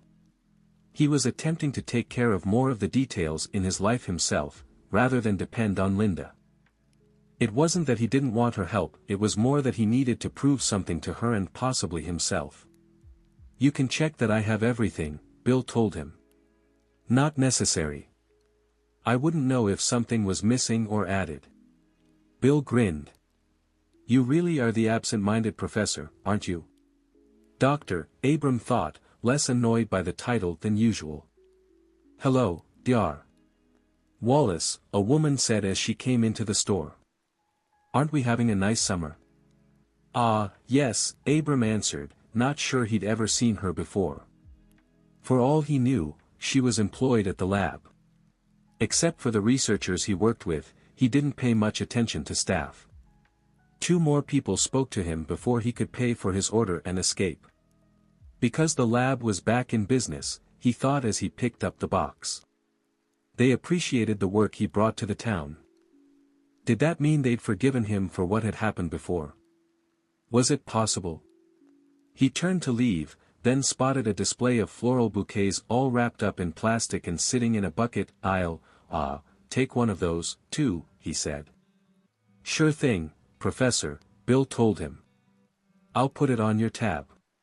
He shook off the flowers before adding them to the box, then walked out to his car. When he'd put everything in the back seat, he turned and looked at the storefront. He'd redeemed himself in their eyes. A foolish sentiment. All he'd done was unwillingly accept a grant and make use of Nathan King's money. He had yet to find a cure for Gillier's disease. But he would, he told himself firmly. He would. Carrie poured from the bottle of wine Nathan had brought over and wondered how much it had cost. $50? $100? If it was the latter, it was her food budget for the week. To have spare cash. To a successful flight, he said, taking the glass she offered. She picked up her own. Because of you, is there any way I can get you to tell me what my stunt cost? No. I had no idea how complicated it would be or what was involved. You should have told me. I would have found a different way. Why? This one worked. Like you said, Carrie, I got one of my assistants to take care of the details. Don't give me too much credit. What happened to the heartless bastard who got me fired from my waitress job several months ago? She asked. He's still alive and well and pissing off the world. She wasn't so sure. Nathan had been more than kind to her, more than generous. He'd been patient, been a friend. I've never had anyone to lean on before, she told him. I'm afraid to get used to it. Don't be. You don't always have to fight the battle alone. Didn't she? Wasn't that what made it work? Her sacrifice. But sometimes it was hard to be the only one. To never be able to depend on someone else. Sometimes she wanted to have a strong shoulder to lean against. She put down her glass of wine and leaned toward him. His eyes were dark and mostly unreadable, except for the fire flaring there. She felt an answering heat inside, one that made her tremble and want and wonder. There was danger in desire, she told herself. But he was so much more than she'd imagined a man could be. She didn't just like him, she admired him. She put one hand on his shoulder and shifted so she could press her mouth to his. For a second he didn't react, then his mouth moved against hers, claiming her. There was heat and a familiar living need that consumed her. Rex's kiss had left her unmoved, but Nathan's kiss made her want to melt into a puddle. Except a puddle couldn't really appreciate the nuances of a man's mouth. He set down his wine and grabbed her upper arms. After hauling her against him, he tilted his head and licked her bottom lip. Jolts of desire shot through her, making her belly clench and her toes curl. She opened for him, then had to hold in a gasp as he claimed her with passionate, heady strokes of his tongue. He explored her, teasing her, arousing her. She kissed him back, closing her lips around his tongue and sucking. He stiffened, then groaned. "Damn it, Carrie," he muttered, his voice low and thick. His hands were everywhere, on her back, her arms, down her sides. She wore a shirt and jeans, and hated when his palms slid from bare skin to fabric. She wanted to feel him touching her everywhere. But instead of reading her mind like he was supposed to, he pulled back. "Why are you doing this?" he asked. "What? Is this about the money? Are you paying me back?" She supposed she should have been insulted, but a voice in her head told her that Nathan was asking because he was afraid of getting hurt. Not possible, she told herself. Her hurt Nathan. No one got close, he made sure of that. Or did he? "It's not about the money," she said firmly. "How do I know that?" "Good question." She tried to think of some way to convince him, but there weren't any words. Finally she simply smiled and said, "You're going to have to trust me." "Not my style. New things can be exciting." She eased forward until their bodies were touching. "Believe me. Because you want me?" No one had ever asked her that before. Brian had been her first, her only, and they had eased into lovemaking slowly. They'd dated and fallen in love. Their times together had been tender and sweet and all about discovery. They'd never talked about wanting or needing. But Nathan was an experienced man who probably expected the same from his partners. Which was a really good reason to panic, she thought. "Carrie?" "Yes," she said, and covered her face with her hands. "Don't make me say it again. You're not convincing me. I'm embarrassed." "Why?" She dropped her hands. "I'm not like them. Those other women who are so practiced. I haven't been with anyone since Brian, and I sort of wasn't with anyone before." He stared at her so long she felt herself blushing. The need to squirm was powerful, but she resisted. She could at least pretend to be mature. "I really do want this," she told him. "I believe you." "Good. There's just one other thing." He raised his eyebrows. She drew in a breath. "It's different when your partner has superpowers. I'll just bet." He pulled her close and kissed her. Even as his tongue teased her into playing an erotic game of chase, he slipped his hands below the hem of her t-shirt and ran his fingers down her spine. She felt shivers and heat and an aching in her breasts. Her thighs trembled, as did her knees. When he moved his hands to her waist, her breath caught. When he slid them up and cupped her breasts through her bra, she exhaled. When his thumbs brushed her hard, sensitive nipples, she forgot to breathe. While his fingers worked their magic, he broke their kiss, then nibbled his way along her jaw. He licked the sensitive skin below her ear, then blew on the dampness. She did her best not to groan, but it was too hard to hold in the passion. Heat sank down to the apex of her thighs, where she melted for him. She put her hands on his shoulders to keep her balance, then had to lift them as he tugged off her t-shirt. Seconds later her bra followed. She was so startled that he could unfasten it more quickly than she could that she nearly forgot to be shy. But before she could cover herself or worry that he wouldn't like what he saw, he leaned in and drew her left nipple into his mouth and sucked. The combination of warmth and wetness and lips and tongue sent her heart racing. It was the most exquisite sensation, outside of orgasm, she'd ever experienced in her life. "Don't stop," she breathed before she could stop herself. She clutched his head, determined he'd do that forever. She needed his touch, his tongue, the sensations shooting through her. It was as if there was a direct line from her breasts to the center of her body. With each tug on her nipple, she felt an answering tension between her legs. He shifted to the other breast, sucking and licking and taking her higher and higher. She ached for more, for him to touch her everywhere. She was both hot and cold, trembling with need and yet wanting to make the moment last forever. When he reached for the button at the waistband of her jeans, she found herself frantically trying to help. Naked, she thought, burning with an unfamiliar need to take and be taken. Naked would be good. She wanted naked. Now. The good part was after she kicked off her sandals, they managed to push down both her jeans and her panties. The bad news was he stopped touching her breasts to do it. Then she was naked in her living room, which seemed awkward. But before she could try to figure out what to do next, Nathan urged her to sit on the sofa. "We're going to do it here?" she asked. He knelt between her thighs and gave her a smile that spoke of a man who was very comfortable with his skill set. Why waste time traveling? Good question, she thought as he reached between her thighs and parted her skin. Then he bent forward and gave her the most intimate kiss of her life. His tongue was soft and warm and wet, and he used it to explore every inch of her. He found the places that made her squirm and sigh and that one spot that made her want to beg. He went slowly at first, setting up a rhythm that seemed impossibly leisurely, especially when all she wanted was more. But then she relaxed and forced herself to accept his pace. After a while she even started to like it. He moved over that one sensitive place at first, slipping around it, ignoring it, then brushing it again. She tensed in anticipation before relaxing again.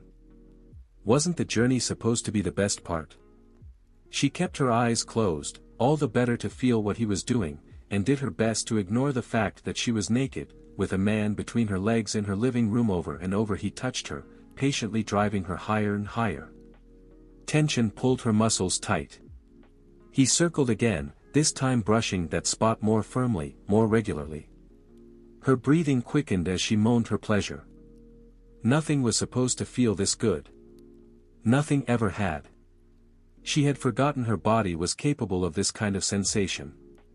She spread her knees farther apart, wanting more of what he was doing. As she grew closer and closer to a release that would probably cause her to explode from the inside out, she began to pulse her hips. Tremors claimed her. She clutched at the cushions, wanting the crash. Pleasure heightened, pushing her until she didn't have any control. "Don't stop," she begged, needing what he was doing more than she'd ever needed anything.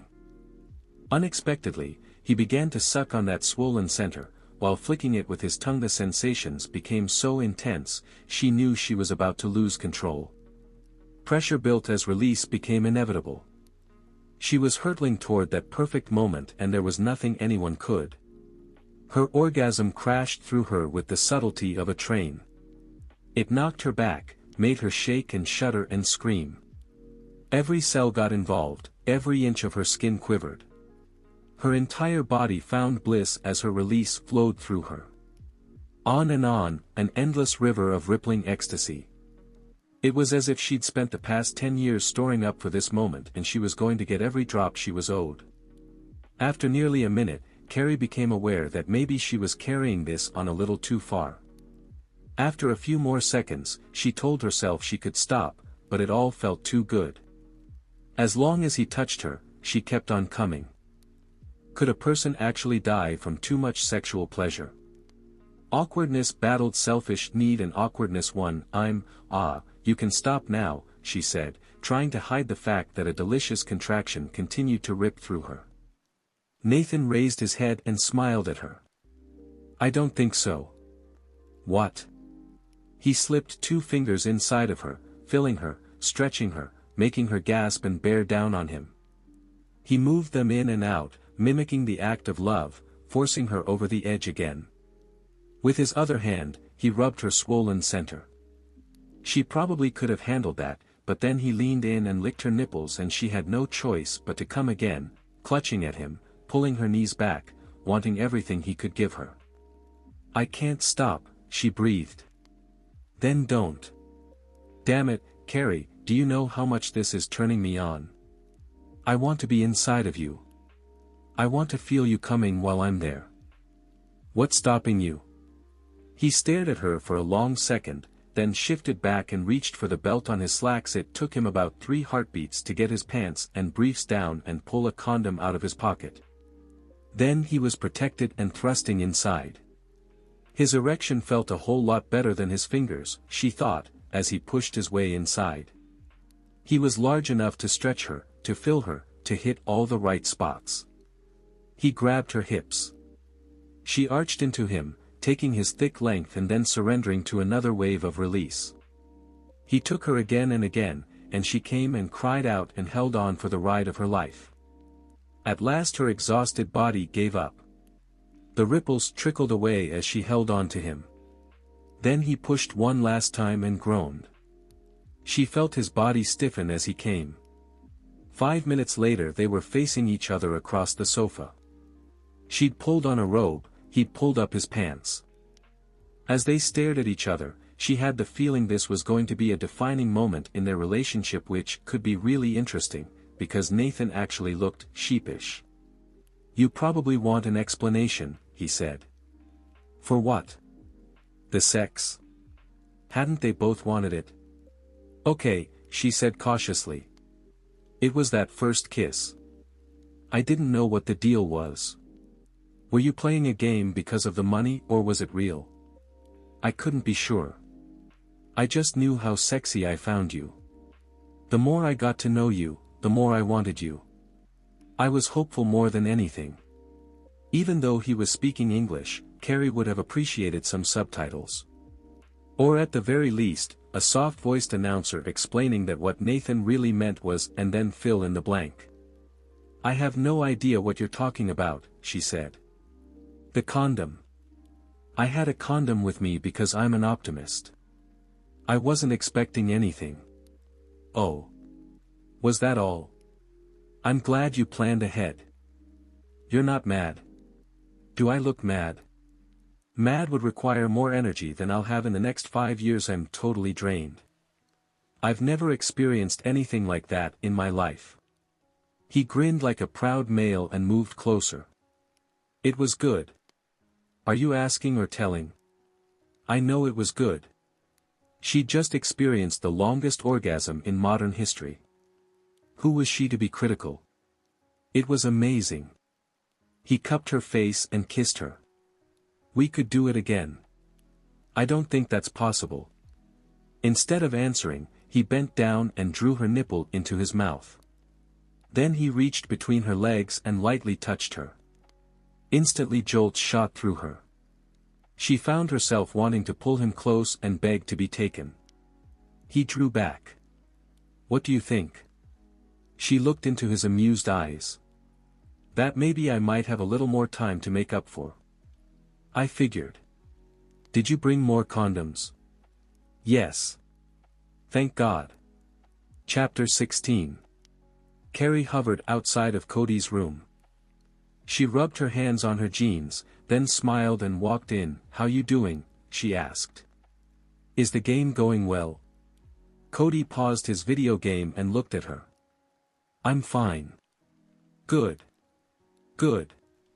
I was thinking of maybe making cookies or something. Would you like that?" Cody stared at her as if he'd never seen her. "Mom, you're acting weird." "What? How? You keep coming in here and checking on me. Are you okay?" "I'm perfect." "Really? Just terrific. I'm not checking on you that much. You've been in here 3 times since I came home." Had she? Guilt was a powerful force in the universe. Too bad she couldn't use it for good. "I guess I missed you while you were at Brandon's," she murmured, knowing she hadn't actually thought about Cody once in those few hours. She'd been too busy having hot monkey sex with Nathan. "Go back to your game," she told him. "I'll leave you alone." "Okay." While he didn't sound as if he believed her, he did return his attention to the space creatures on the TV screen. She backed out of the room and vowed to quit acting like an idiot. Once she was in the kitchen, she started emptying the dishwasher. Maybe housework would distract her. There were always 1,000 things to do at home. Cleaning, dishes, laundry. She could change her sheets and... Carrie squeezed her eyes together. Thinking about the sheets reminded her of the bed, and the bed reminded her of Nathan. She straightened and crossed to the window. It wasn't that she wanted to regret being with him. She liked him and respected him. He'd been good to her and Cody. He was a friend. He mattered. Not to mention the fact that he'd made her feel things that were beyond anything she'd ever experienced before. She brushed away a whisper that Brian was supposed to have been the best. In truth, they'd been young and inexperienced together. He'd been with one other person and she'd been a virgin. Sex had been fun and, given more time, they would have figured it all out. Nathan had time and practice on his side.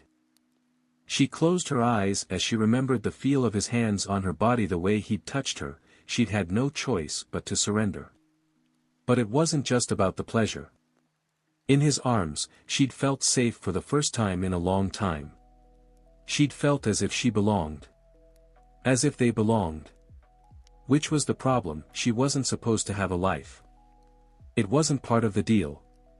So after making love with Nathan, all she could do was wait for whatever bad thing that was going to happen. She knew that, logically, there wasn't any punishment lurking. Life wasn't that tidy. But she couldn't shake the feeling. She had to give everything to Cody. She'd always accepted that, embraced it even. Giving willingly because there was nothing else she wanted. Only now she wanted more. She wanted her son to be well, and she wanted something for herself. A chance to be happy with a man. And not just any man, she wanted a chance with Nathan King. As the truth settled into her bones, she sucked in a breath against the pain. Because Nathan wasn't up for grabs. Not only was he rich and powerful and he moved in a different world, he wasn't interested. Hadn't he told her that he didn't allow himself to care? That no one got in? She had a feeling he hadn't been lying. Even if she was allowed to have more, Nathan was the wrong man to have it with. Abram stood in the center of the lab, his fists clenched, his body tense. The evidence of failure sat before him, a few typed numbers from a report. How could so little information mean so much? Dar. Wallace, we'll get it right next time, one of the other scientists told him. We're close. We can all see that we're close.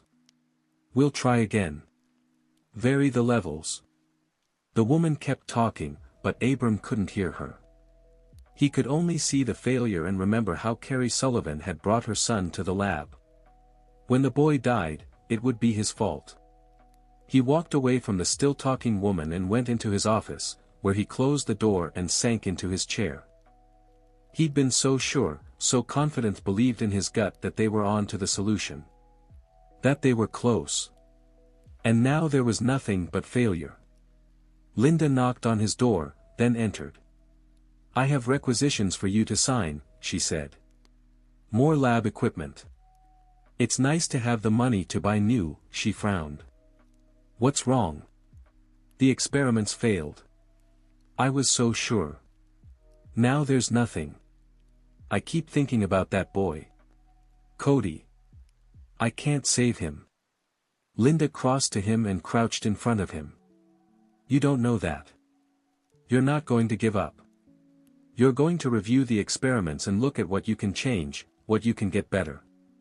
She was so beautiful, he thought as he stared into her blue eyes and saw the total faith blazing there. I have nothing left, he told her. Bullshit. You're not allowed to give up. We've been through this before. He nodded slowly. I'm not giving up. I'll never give up. I know it takes time, but I feel the weight of that small boy with me everywhere. I have to save him. I promised I would try. But will it be enough? Time is my enemy. Cody's, too. Her hand was on his thigh. He took it in his, looking at her long fingers, the painted nails. Bright pink, he thought. A ridiculous color. Yet so right on her. They talk to me now, he said. The people in town. They talk to me. I know it's because of the lab. The jobs, the opportunity. If I fail them all. Linda pulled her hand free and stood. First, you're not going to fail. I refuse to believe that. Second, they've always talked to you. You just never noticed before.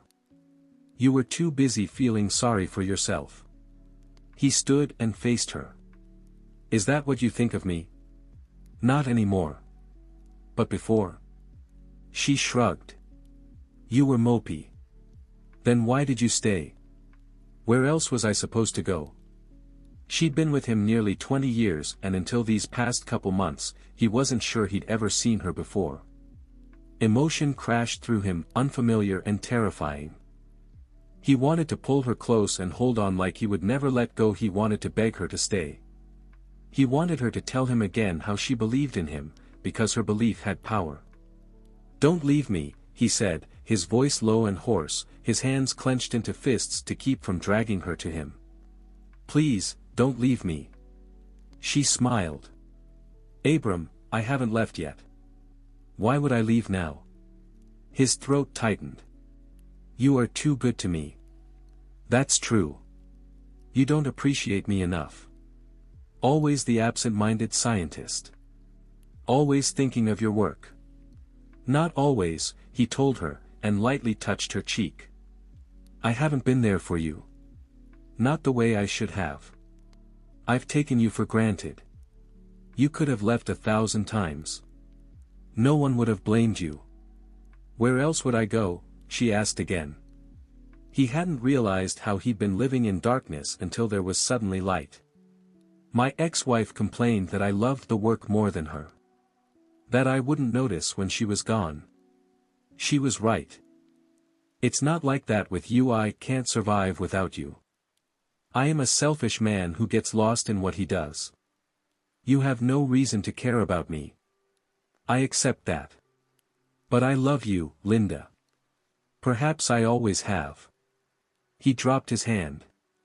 Why would I tell you that today? When I've failed? I'm a fool. You're not, she told him, then raised herself onto her toes and pressed her mouth to his. Today is the perfect day. I love you, too, Abram. Moping and all. You're brilliant and I have complete faith in you. She loved him. Why? What chain of events, what quirk of fate, would allow him to be so fortunate? Energy swept through him, filling him with ideas. In a nanosecond, there were possibilities where there had only been failure.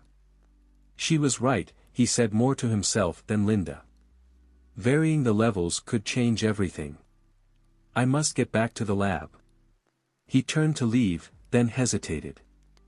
Should I say more to you? Do you want me to stay? Linda smiled, brightening the room and causing his old, nerdish heart to flutter. I want you to find a miracle. I'm not sure about this, Carrie muttered as Nathan led her through the downtown Nordstrom. It feels borderline icky. Cheap even. He took her hand and pulled her along.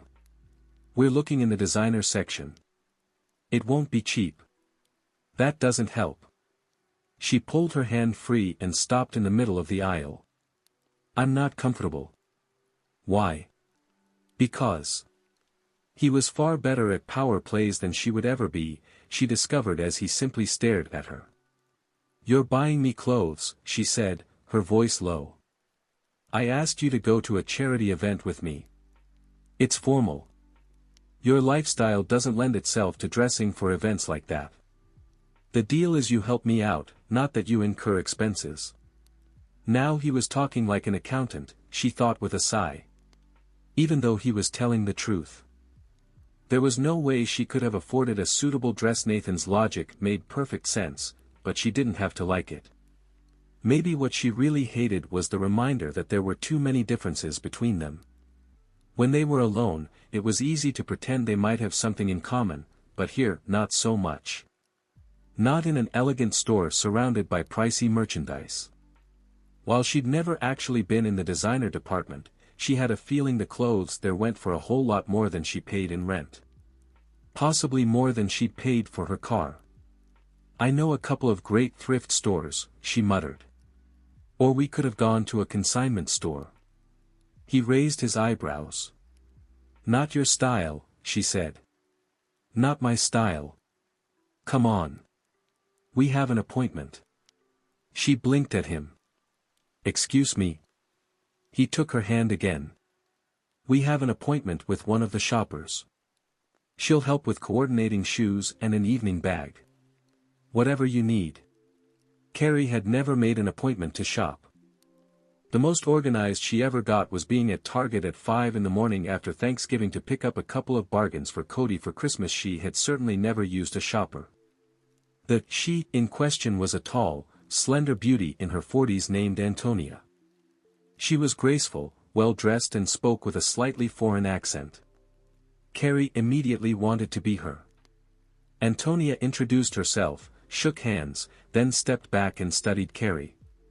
Carrie pressed her lips together to keep from apologizing for the worn jeans and t-shirt. Either Antonia was used to badly dressed clients, or she was too polite to notice. She smiled at Carrie and said, "I am familiar with the event in question." She wrinkled her nose. "Very expensive dresses and jewelry, but they are a little short on good taste, yes? You have a beautiful face and wonderful figure. You will be a goddess. They will all whisper, wanting to know who you are. It will make for an excellent evening. What do you think? That if you can make that happen, it will be amazing." Antonia laughed. "I have so much to work with. Your excellent genetics and Mr. King's credit card. Both make my job very easy. Come. This way. I have picked out a few dresses. We will see how they look on you.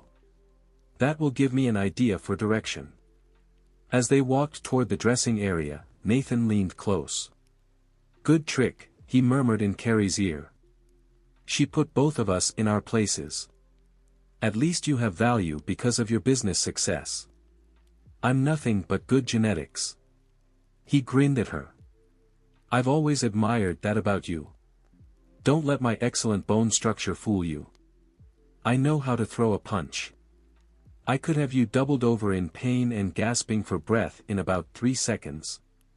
Tough talk." They stared at each other, both smiling. Carrie found herself getting lost in his eyes, in the humor there, and something else she wanted to call affection. She knew he liked her, so it wasn't a huge stretch. What she didn't know was how much he cared. Was it friendship or something more? She started to tell herself it didn't matter, when suddenly she realized it did. It mattered a lot. She wanted Nathan to think well of her, to like her. But why? He was a means to an end. At least he had been. Panic swelled up like a blowfish, making her stomach hurt and her chest tighten. Don't think about it, she told herself. This wasn't the time. They were shopping. She needed to focus. She would panic later, when she was alone and could think things through. Tonight she would wrestle with the fact that she'd been so busy being sure no one could possibly touch her heart that she hadn't noticed someone had. "Mr. King, I have the Wall Street Journal here for you, along with the remote." Antonia motioned to a comfy-looking leather chair in front of a flat-screen television. "Would you like me to order you coffee or something to eat?" she asked. Nathan shook his head. "No, thanks. If you change your mind, let me know." "I will."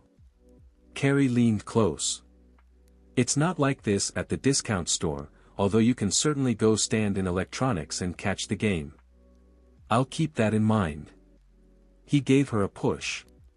"Quit stalling and go find a dress." "Yes, oh great leader." She followed Antonia into the biggest dressing room she'd ever seen.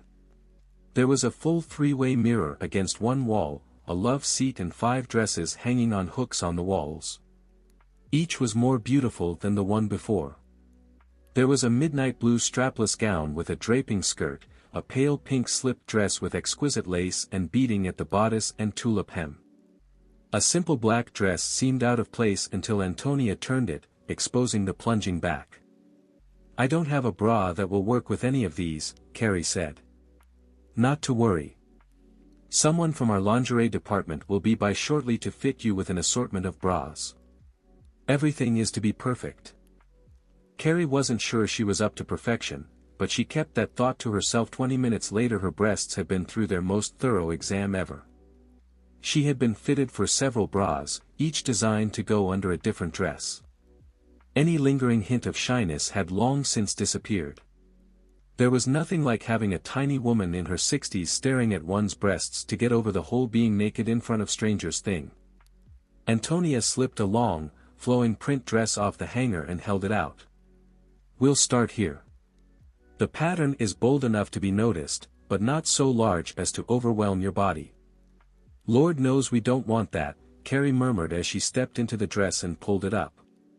Antonia worked the side zipper, then fluffed the skirt and walked around Carrie.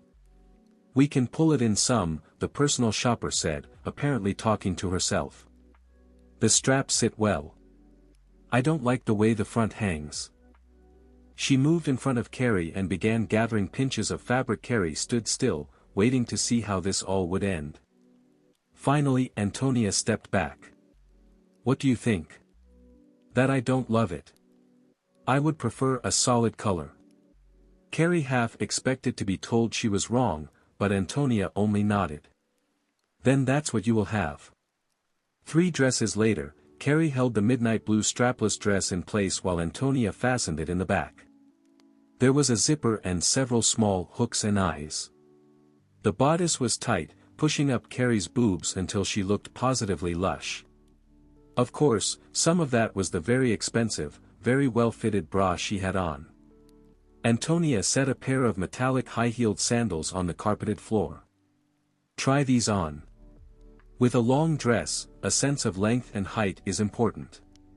Carrie slipped into the shoes, then stared at her reflection. She looked tall and thin and sophisticated. All she needed was some serious jewelry and a small dog on her arm and she could easily pass for a B-list starlet. "I like it," Carrie said. "I agree." Antonia fluffed her hair. "Up, I think.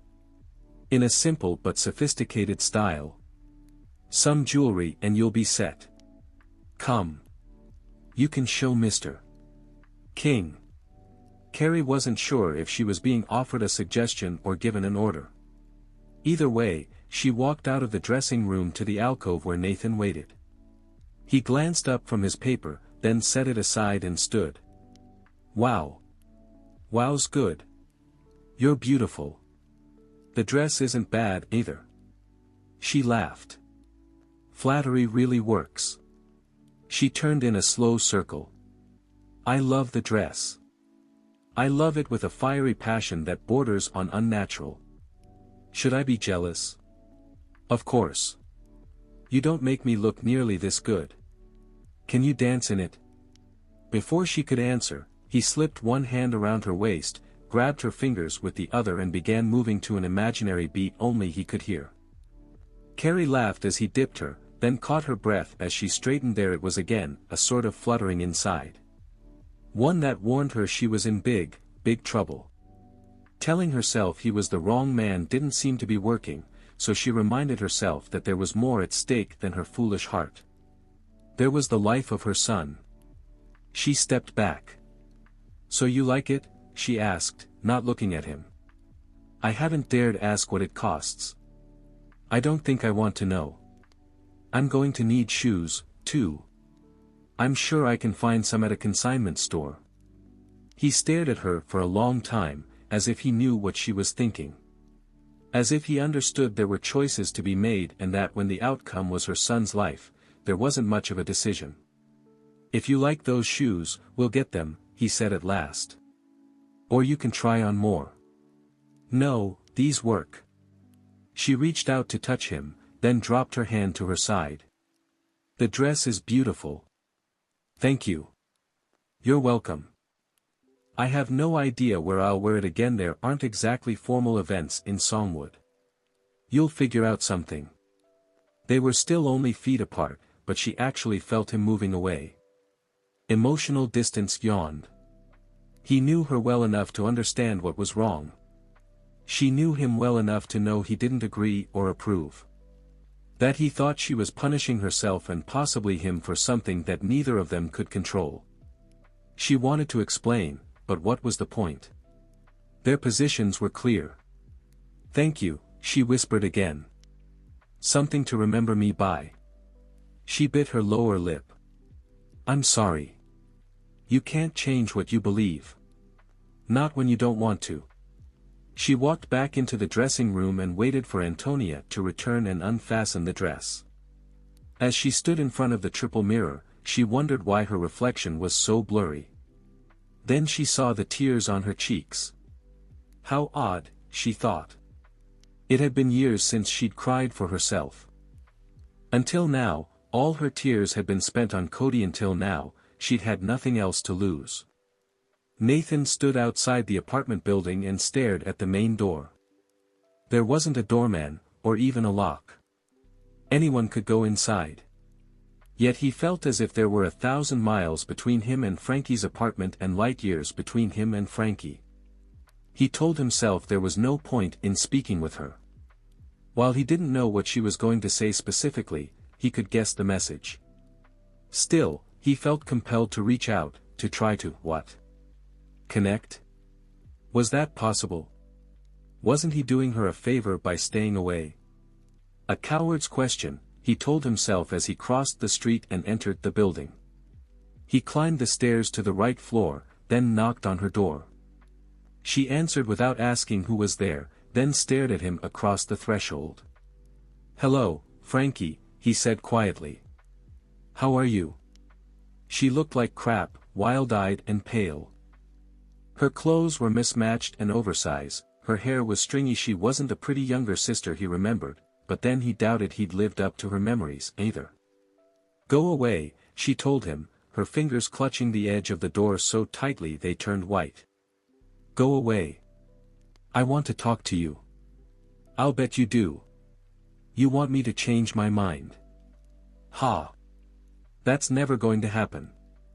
I'm speaking at the hearing. Did you know that? I sent in a letter and they've agreed. I have so much I want to say. I have facts and figures and sad pictures of dying fish and animals.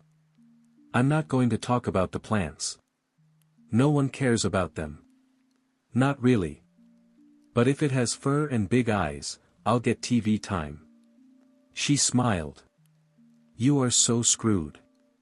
Is that what you want? He asked. Will that make things better? It won't make them worse. I hate you, Nathan. Hate you. Do you hear me? He did, and the words were so profoundly sad that he ached for her, for them both.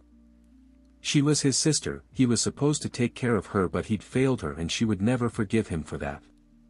Fair enough, he hadn't forgiven himself. I'm sorry, he told her. I'm sorry for not being there. I was a kid and I was younger, she shrieked. I was younger, Nathan, and you left me alone. With him.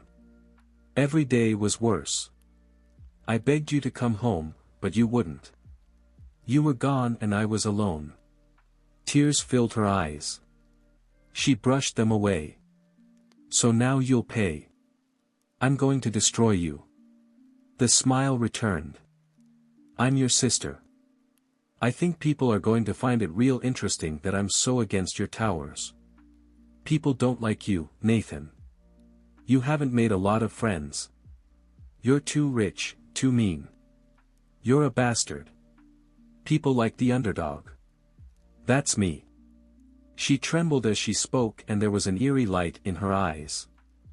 I don't care about the towers, he said. I care about you. You need help. You'd like that, wouldn't you? You want to lock me away. Get rid of your problem by locking it away. That's not going to happen. I don't want to lock you away. I want to make things better. You can't, she screamed. They're dead. Dead. Dead. She went pale and her voice dropped. I'll stop you. That's what matters. Go away. She slammed the door and locked it. He stood in the hallway and listened to his sister count to 4 over and over. He ached for her and some for himself.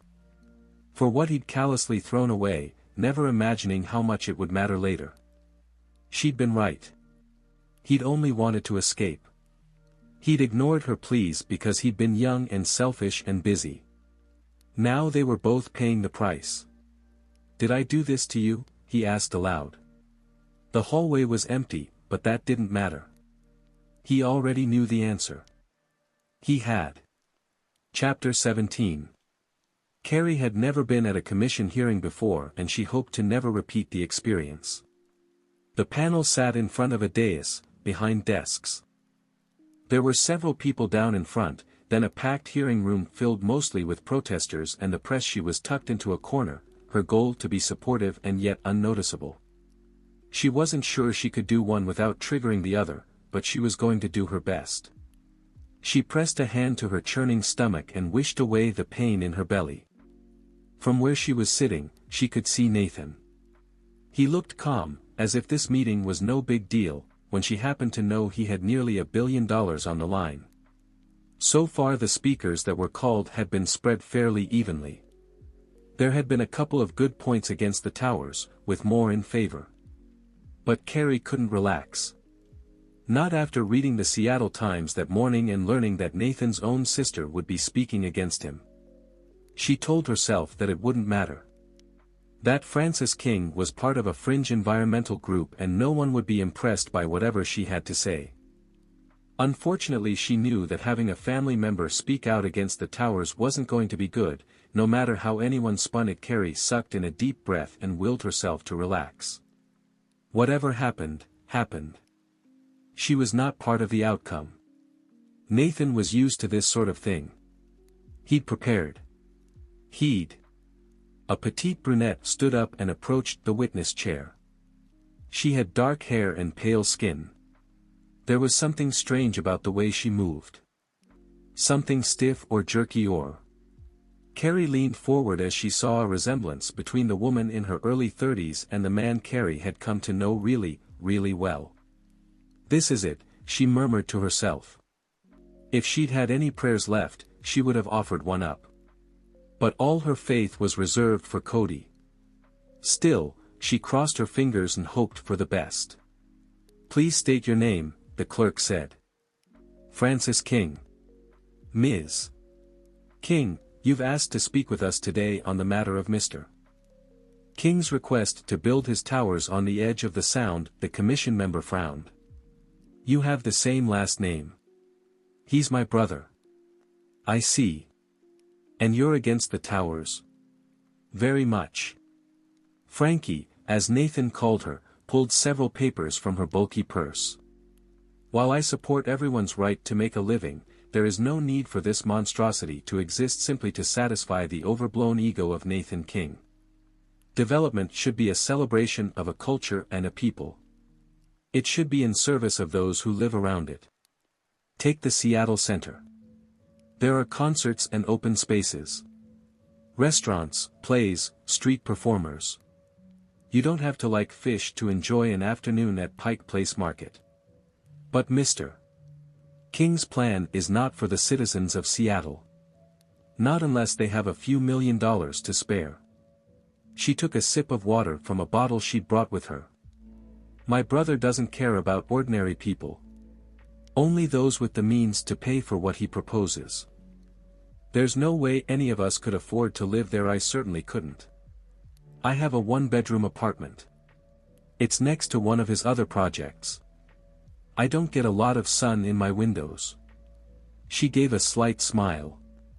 The knot in Carrie's stomach doubled in size. "But there is more at stake here than a condo with a view for the very wealthy," Frankie continued. "There are hundreds of indigenous species in the Sound that are at risk. Hundreds that will go extinct if these towers are built. Not just tiny little single-celled organisms we have trouble seeing, but beautiful birds and animals. These creatures have as much right to live as we do. As much right to be safe. My brother has made a habit out of not caring about anyone but himself. That's wrong. Someone has to stop him. I can't. I hope you will." Carrie held in a groan as Frankie finished. The other woman stood and suddenly her odd manner and ill-fitting clothes didn't matter. She'd made her point eloquently and with great conviction. Carrie wanted to side with her and she was supposed to be on Nathan's team later. When the presentations were complete and the commission had adjourned to consider the vote, Carrie left the building and stepped into the back of Nathan's limo. Their prearranged plan was that he would join her as soon as he'd finished with the press and they would go out to dinner. She wondered if he would be much in the mood to eat. It took him nearly 40 minutes to make his way to the car. "Sorry," he said as he settled next to her and Tim got behind the wheel. "I didn't mean for you to wait so long." "It's okay," she told him. "How are you?" "Screwed." He loosened his tie. "Wrong project at the wrong time. You don't think you're going to get the permits you need?" He looked at her. "Do you?" "Your sister was very convincing. She always did have a way with words. Even before things went to hell." Jason mentioned an appeal process, she reminded him. "So if you don't win now, you'll win later." "I'm not going to appeal." Carrie didn't know what to think, what to say. She knew how much the towers meant to Nathan, what they represented. The two of them had a deal because of the towers. "You don't mean that," she told him. "You can win. I'll help. There's more I can do. I'm sure of it. We'll come up with a plan." He pulled his tie free and shoved it into his jacket pocket. "I appreciate the sentiment, but what for? It's over." "No way. You don't give up. It's one of the reasons you are so successful. You can't give up. How much have you already invested in this project? Are you seriously going to walk away from all that?"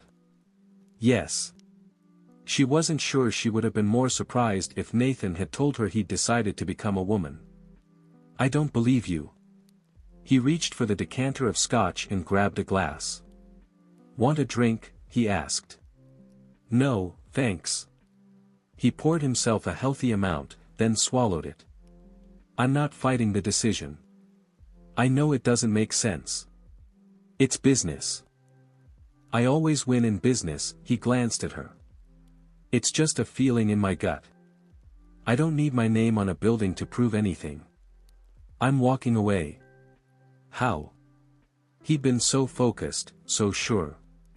They'd made a deal based on how much he wanted the towers. There had to be a good. "Is it because of Frankie?" she asked. "Does this have something to do with your sister?" Nathan poured himself a second drink. "Maybe.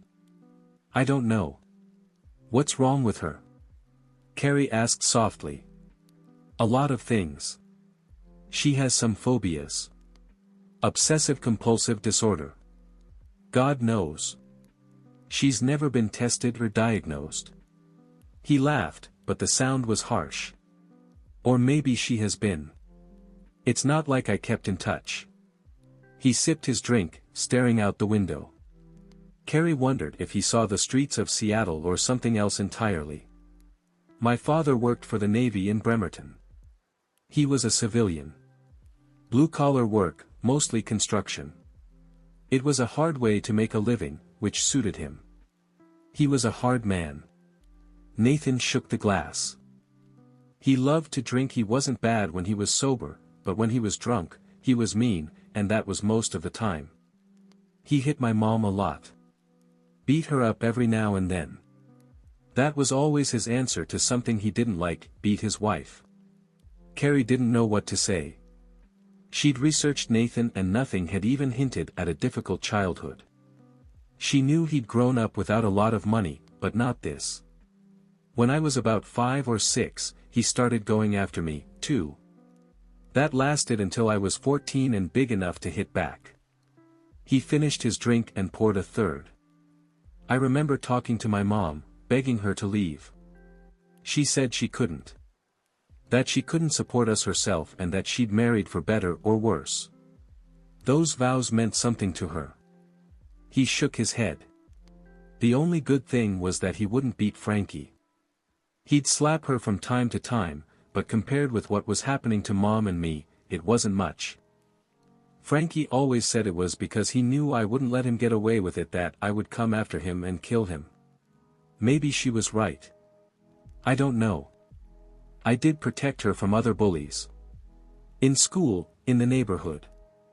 We used to talk about running away together, about how it would be when we were grown up. I always thought we'd be close forever. Nathan set down the glass and rubbed the bridge of his nose. Then I got a football scholarship to USC. Frankie begged me not to go, but I couldn't wait to get out of there. I packed my bags and took a plane to sunny Los Angeles. Carrie swallowed against the rising bile in her throat. She didn't know how the story was going to end, but she sensed it wasn't a happy resolution. He never hit her, but he still tortured her, Nathan said, his voice flat as if he wasn't willing to give away any emotion. Calling her names, telling her she was stupid and useless. She'd never been emotionally strong, and I'm sure being the center of his sick attention only made things worse. He looked at Carrie. I ignored her. When she called and said she couldn't take it anymore, I told her to go stay with a friend. I'd found where I wanted to be and I wasn't leaving for anyone. You were barely 18. I was plenty old enough to know what he was capable of. I had a responsibility to her. She was my sister and I walked away. He swore, then continued. Apparently it was too much for my mother. The day Frankie graduated from high school, she walked in to find our parents dead. My mother had killed my father, then shot herself. I've seen the police reports. It wasn't pretty. There was blood everywhere. Carrie felt sick to her stomach. I'm sorry. Me, too. Frankie had to deal with all of it because I was too damn busy at college. I flew up for the funeral. She blamed me for everything, then screamed at me to leave her alone. I did. I walked away because it was easier than dealing with her pain. She was 18, so the state left her alone. Even back then I was a heartless bastard. You were young and selfish. There's a difference. Not a big one. You don't have to make excuses for me, Carrie. I've been doing it long enough. I deserve whatever blame there is. Frankie is the way she is because of me. Because I couldn't be bothered. When I came back to Seattle a few years later, I looked her up. She'd become strange. It made me uncomfortable, so I disappeared again, this time sending money. I told myself it was enough. Supporting her financially paid my debt. We both knew better. By the time I knew I had to reach out to her, she was too far gone. You're right to be wary of me. I let her down. I've let down everyone I've ever loved. She ached for him, for the teenager he had been, and for Frankie, who had suffered so much. She slid close and put her arms around him. You made mistakes. We all make mistakes. Not on such a grand scale. I should have taken care of her. I should have been there for her and for Daniel. I should have made it different. His pain cut her, too. She held him tight, willing him to forgive himself for the past and focus on making it better in the future. I've tried to talk to her, he admitted. I want her to get help. But she doesn't care about that. She wants me destroyed. So you're giving up on the towers out of guilt? If you don't build them, maybe she'll get better. Something like that. Talk about twisted logic. Right now it's all I have going for me. He shifted so he was holding on to her, pulling her close and resting his chin on her head. Thanks for listening and not saying anything. I won't judge you. You should. I deserve it. Too much pain, she thought sadly. For all of them. Poor Frankie, who had suffered so much. You're a good man, she said. You're trying to make things right. Too little, too late. Better late than never. He looked at her, clichés. You're the one who started it. That's a mature and well-articulated response. But he was smiling as he spoke. Smiling and looking at her as if she mattered. As if she was important to him. She felt it, again. That tightening in her chest. A slight shifting in her heart. Emotion. Hope. Expectation. A need for. And then she knew. It had been so long, so unexpected now, so unlikely. She hadn't been looking or even trying to fall in love. It had just happened. When she wasn't paying attention, she'd gone and fallen for Nathan. Panic came on the heels of her revelation. Panic, because loving anyone wasn't allowed. What would her punishment be? But before she could totally freak, she took a deep breath and told herself life wasn't that tidy. Love was the answer. It was the higher plane people aspired to. Why would she be punished for falling in love? Almost believing her logic, she leaned against him. Now what? She asked. Now I get on with my work. You go back home to Salmwood and pick up the pieces of your life. Which meant what? She wasn't going to see him anymore. After all, he'd only hired her to help with the towers. Nothing more. She'd fallen in love, but did he see her as anything other than an employee? Wouldn't that be ironic, she thought, not sure whether she should laugh or cry. To have come so far and missed out on the love train because she'd gotten on the wrong car. Or was it the wrong train? Maybe a better example was needed. Do you still want me to go with you to the charity event? She asked. You don't have to say yes. We can return the dress. He put his finger under her chin and raised it. After kissing her, he said, I'd still like to go with you. Is that all right? Relief was sweet. Yes. I want to go, too. Not that she cared about hanging out with a bunch of rich people. She just wanted to be with Nathan. Then it's a date. Date. Did he mean that? Talk about a disaster, she thought. Life had been so much easier when he was just a means to an end and not the man of her dreams. Frankie found her old boss, Owen, at home. She rang the bell, impatient to share the happy news. He opened the front door. Frankie. What are you doing here? We won. She pushed past him, into his living room. We won. The commission isn't going to give Nathan the permits for his towers. Do you know what this means? We made a difference. We'll get funding. We can start back up again. There will be press. We'll be known as the group that took on one of the biggest developers in the country and won. She couldn't stop smiling. Her cheeks hurt, but it was a good pain. A happy one. I was terrified, but I got through it. I said everything I wanted to and it came out perfectly. He's finished, or at least broken. That's a start. I've been thinking about what we can take on next. There's talk about a bridge and I was wondering about. No, Owen said quietly. Frankie, no. She stared at him. What do you mean, no? We won. It's too late. We're not starting back up. Look, you did a good thing. You did more in an afternoon than we did in 3 years. No. It wasn't just me.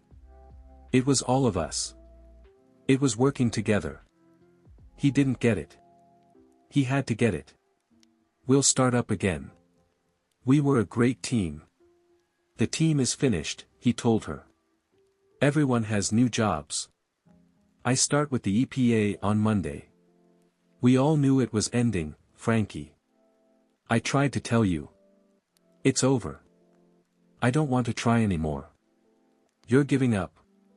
But you can't. There's too much work to do. Owen sighed. Melody's pregnant. I can't keep asking her to live in a shithole like this. He motioned to the tiny apartment. We want to buy a house, have a couple more kids. I need health insurance, Frankie, a regular job that pays. Horror swept through her. You're selling out for a paycheck and health insurance?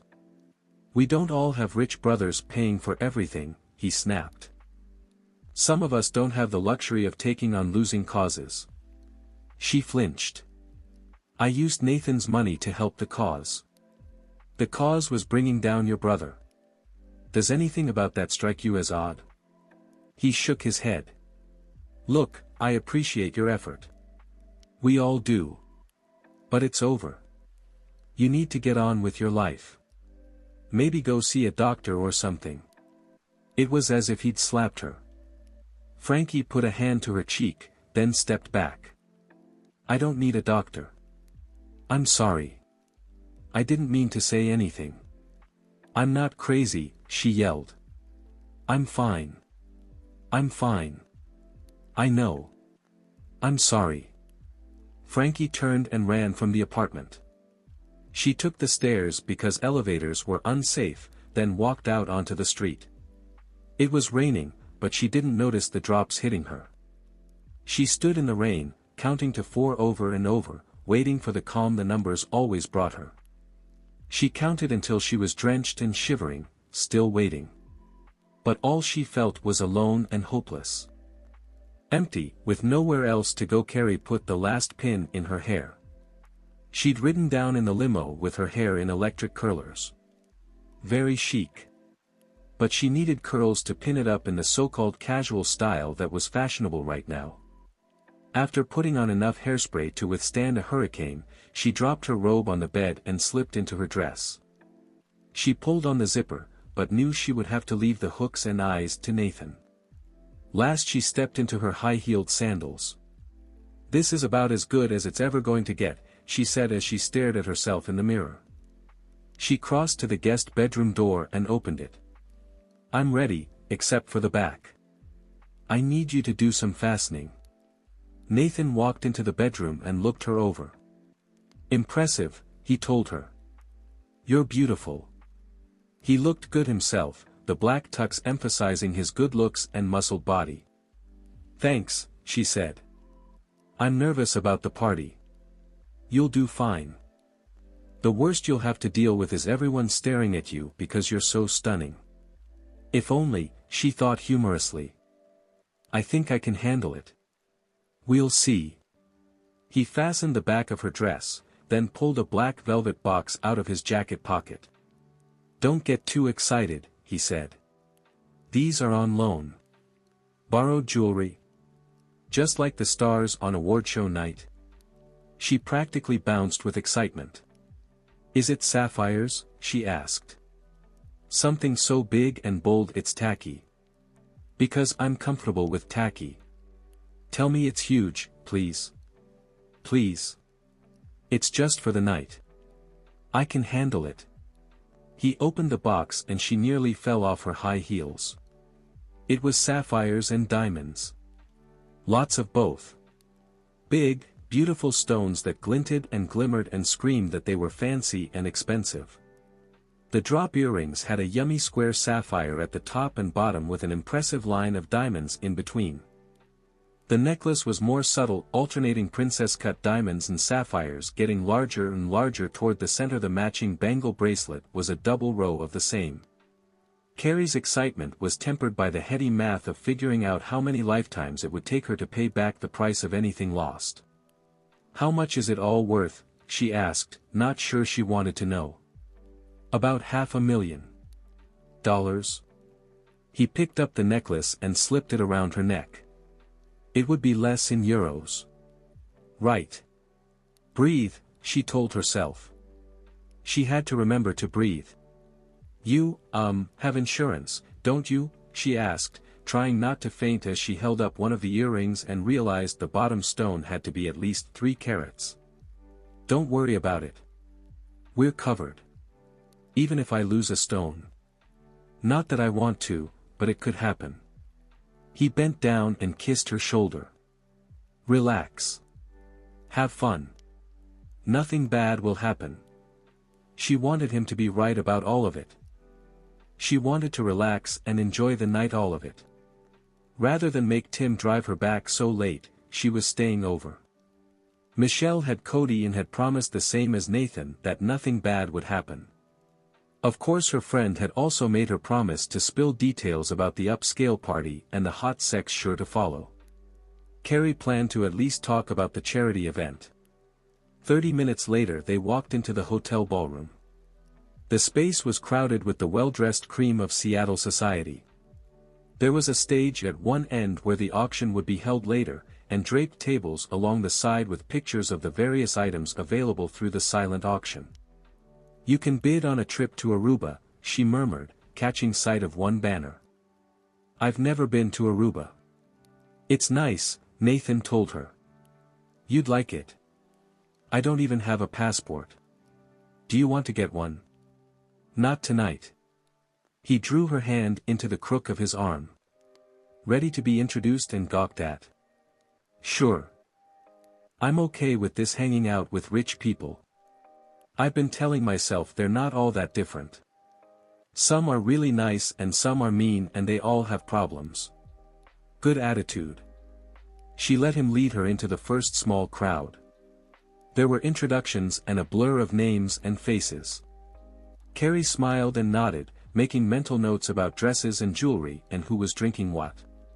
"You'll get the tower on appeal," one man said. "Damned commission. Why do they have to care so much about the environment?" "Hard to say," Nathan murmured. "Without jobs, without a thriving economy, we'll have plenty of time to hang out with the spotted owl." "You'll get them, Nathan. You'll win. You always do." The man and his wife moved on. Carrie watched them go. "I like owls," she said. Nathan laughed. "I'm not surprised. So you're not going to tell anyone that you're not appealing?" "There won't be an announcement." "I didn't see the point." She faced him. "You're giving up because you don't deserve to win." "I'm walking away because it's not worth the fight." As he wasn't someone to give up easily, she had to believe him. But was his decision a good thing or a bad thing? And what was going to happen to them? Was there even a them to worry about? She knew that all she had to do was ask and Nathan would tell her the truth. The problem was she wasn't sure she wanted to hear the truth. "Not tonight." He touched her cheek. "I'm glad you're staying the night," he told her. "Me, too. Would you be more comfortable staying in the guest room?" She leaned close. "I'm not here for the charity, big guy. I'm here for the sex." He laughed. "Good. Me, too. I'll go get us both a drink. What do you want?" "They have very expensive champagne." "I'll start with that." He kissed her cheek. "I'll be right back." Carrie watched him go. "He never looked at me like that," a woman in a beautiful black gown said with a sigh. "I would have given anything for it to happen, but it didn't," she smiled at Carrie. "Bettina Hartley." "Hi. Carrie Sullivan. Congratulations. I didn't think anyone would catch Nathan. After his divorce, he simply wasn't that interested in getting serious." Carrie forced herself to keep smiling. "We're not serious." At least she didn't think he was. "We're, friends. If that was friendship I saw, then he and I were distant acquaintances." "It's all right. I don't mean to pry. I guess Nathan is the one who got away. I'm curious." She held up her left hand and wiggled her fingers to show off the massive wedding set there. "Not that I've locked myself away or anything. Still. Nathan. I'm impressed." She smiled again. "Have a nice evening." Nathan returned with the drinks. "Who were you talking to?" "One of your old girlfriends. Bettina Hartley," he added. "She married into a big banking family."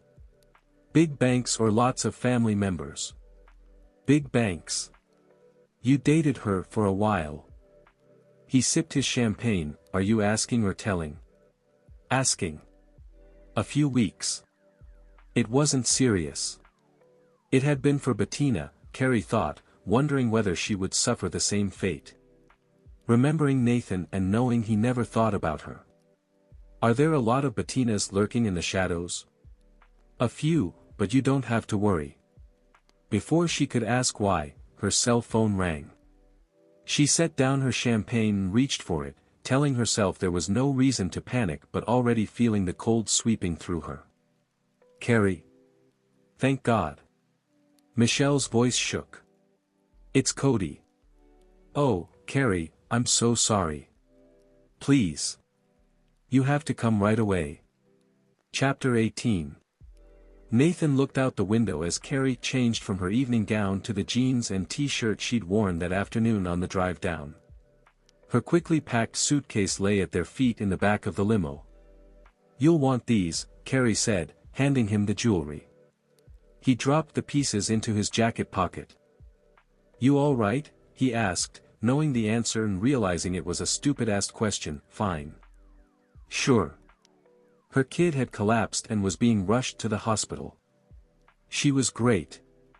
She slipped on athletic shoes and tied them, then pulled pins out of her hair and finger-combed it until it hung in loose curls down past her shoulders. When she finally leaned back in the seat, he turned to her. "I'm sorry," he told her. "I know. This isn't your fault." She looked at him, her blue eyes wide and dark with pain. "You're going to tell me that it isn't anyone's fault? That this was going to happen regardless? Cody's disease is progressive. I know the drill. But you don't believe it. No, and you're not going to convince me. You're the one who won't pursue the condo tower because you think it will make up for you ignoring your sister for years. We all do what we have to in order to get by." He knew she was right. The problem was he didn't know how much she blamed him for specifically. "I can stay," he told her, "at the hospital. I want to stay. You'll need to get back to Seattle." "No, I won't." She stared out the window. "There's nothing you can do to help." She did blame him. He shouldn't be surprised. He should walk away, it was what she wanted. But what did he want from her, from them? Was there a them? Carrie had lied and blackmailed her way into his life. He should be happy to be rid of her. But he wasn't. An hour later they pulled up in front of the hospital. Carrie was stepping out before the car had come to a stop. Despite what she'd said, he went in with her. A frantic woman hovered by the door. "Oh God, Carrie, I'm so sorry," Michelle said, her eyes filled with tears. "I don't know what happened. One second he was fine and the next he was on the floor. I was so scared." "It's okay," Carrie told her. "You didn't do anything. This was going to happen. I'm sorry you had to deal with it." Nathan moved next to them. "Go find Cody," he said. "I'll talk to your friend." Carrie nodded and jogged down the hall. He turned to the other woman. "I'm Nathan. Michelle. Brandon's mom." "It wasn't you," he told her. "You couldn't have done anything to stop what happened." Michelle shook her head. "You can't know that." "I can. I've been through this already. Beating yourself up won't help. Carrie's going to need a friend. Don't let unnecessary guilt come between you." Carrie bent over Cody's unconscious body, her hand holding his as she willed him to wake up. "Come on, baby," she whispered. "Open your eyes. Say hi. Tell me a joke. You know I love your jokes. You make me laugh, and right now, laughing would be a good thing. Come on, Cody. Just open your eyes." Nothing happened. His breathing was steady and she told herself that was a positive sign. She hadn't seen the doctor yet but knew he'd been paged. Fear gripped her. Icy cold fingers of terror twisted around her muscles and made it hard to think about anything but the worst. Cody couldn't die. Not now. Not without them talking to each other again. He was pale and looked so small, lying there in the hospital bed. He had an IV in his arm and there were several pieces of scary-looking equipment nearby. Fortunately none of them were hooked up. "You're not that bad," she said desperately. "Come on, you know you're not. You've got a long way to go. Stay with me. Stay with me. You're strong. I know you're strong. You're always." His eyelids fluttered. "Mom. Hey, you." She kissed his forehead. You really scared Michelle. She's got a streak of gray hair that has your name on it. He shifted slightly, then groaned. I hurt. She pushed the call button. I'll get the nurse in here. They'll give you something. He closed his eyes then opened them again. What happened? I don't know. Michelle said you were fine 1 minute, then you hit the floor. I'm sure it was impressive. I'm sorry I missed it. Cody managed a faint smile. Me, too. My head hurts. Rumor has it that you're fine. No permanent damage. You're going to be a little flat on that side, though it will make finding hats difficult. He chuckled, then moaned. Don't. My chest hurts. The nurse came in. Mrs. Sullivan. Carrie. The doctor is on his way. He'll want to talk to you. I'm not going anywhere. The nurse walked up to Cody and checked his pulse. Handsome, you're awake. I know you'll want to start making demands. That's what all this is about, isn't it? He hurts, Carrie told her.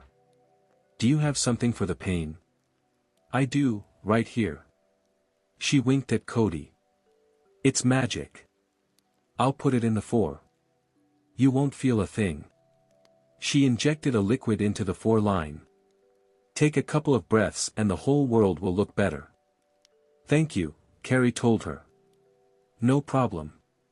We're on a schedule here. The nurse smiled at her. We'll keep him comfortable. That was important, Carrie knew. Gillier's disease was cruel in many ways.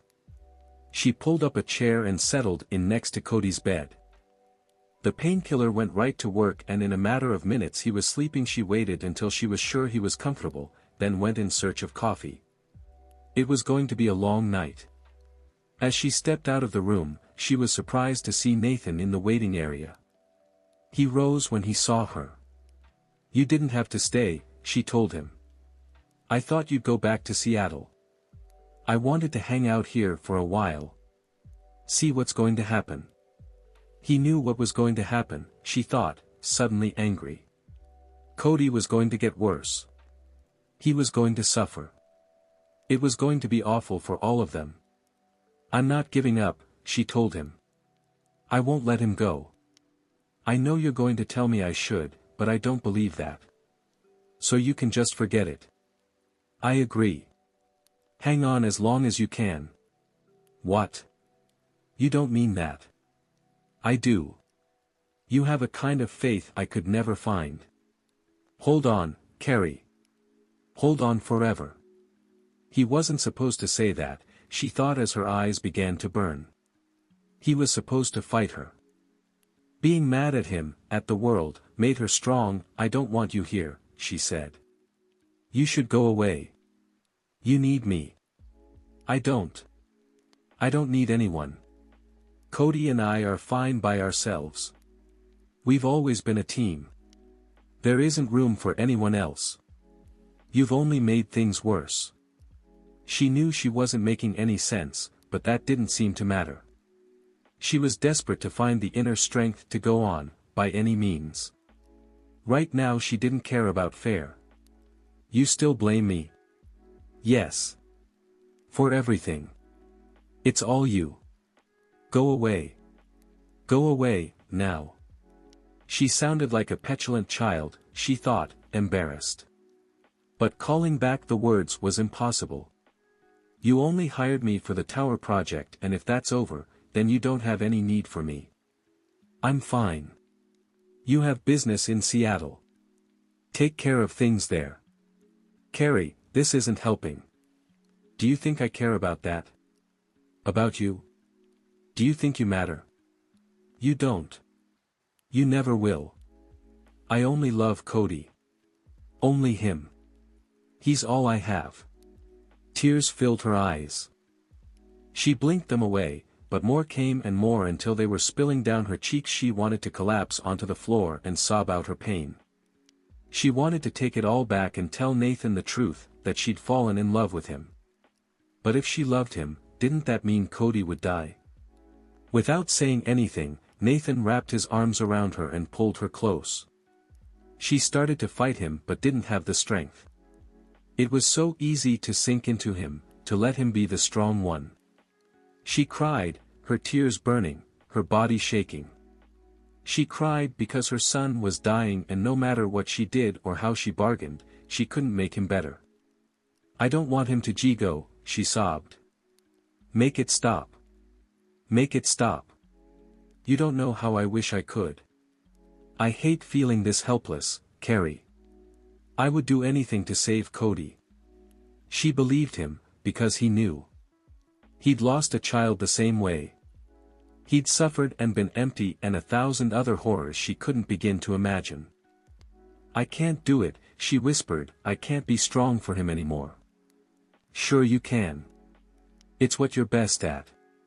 You'll be Wonder Mom because that's what Cody needs to hang on. I can't let him go. No one is asking you to." Abram hovered in the hallway until he was sure the boy was alone. Right now he had nothing to offer Carrie Sullivan, and he couldn't imagine facing the grieving mother. When he saw her leave and heard one of the nurses telling her to avoid the beef stew in the hospital cafeteria, he knew he had a few minutes until she returned. He knocked once on the open door, then stepped into Cody's room. The boy looked at him. "Hi. I've seen you before. Are you one of the specialists?" "No. I'm a research scientist." "Yeah. We went to your lab. The one here in town. Are you going to fix me?" "I'm still trying." He reached into his lab pocket and pulled out several small bottles. "I'll be taking these to your doctor. Some may make you better, some may make you worse. We just don't know." Cody looked small in the adult-size hospital bed. He wore pajamas instead of a gown, and there were toys piled next to him. "It would probably be good to start with the one that works." Abram smiled. "An excellent point. We'll do our best. There's a whole team working on a way to manage Gilliers. We want to slow the degeneration, but so far we haven't made much progress." He paused and frowned. "Are you too young to hear this? Should I stop?" Cody managed a smile. "You're the grown-up. You get to decide. I think it is better to know than to wonder." "What do you think?" "I want to know." The smile faded. "I'm going to die, aren't I? My mom says I'll be okay, but she kinda has to, you know. It's a mom thing." "Yes, it is." Abram wasn't sure what to say to the child. He was a great believer in the truth, but this wasn't his son. "There are always questions about what will happen," he said instead. "You've had a better run at the disease than many. But I'm still going to die. We're all going to die." Cody closed his eyes. "That's cheating. Don't cheat. Then you're just like everyone else." Abram pulled up a chair and sat next to the boy. "Yes," he said slowly.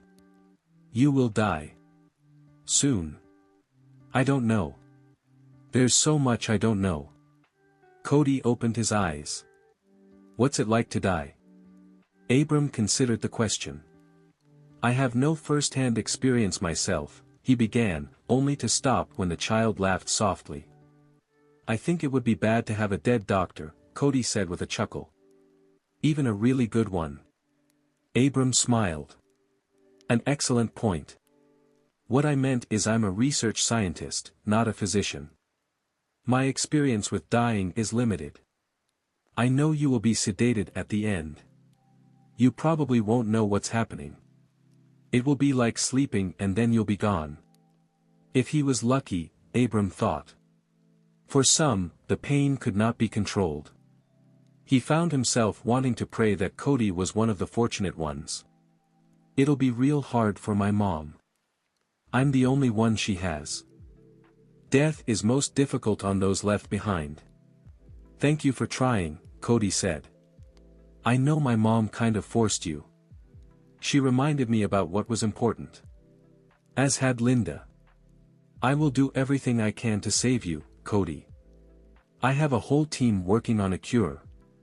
We all think about you and pray for your recovery. Sweet. He shifted, then winced. Maybe they could do something to make it not hurt so much. We'll put that on the list. A nurse walked in. It's time for more medication. How does that sound? Good. I'm tired.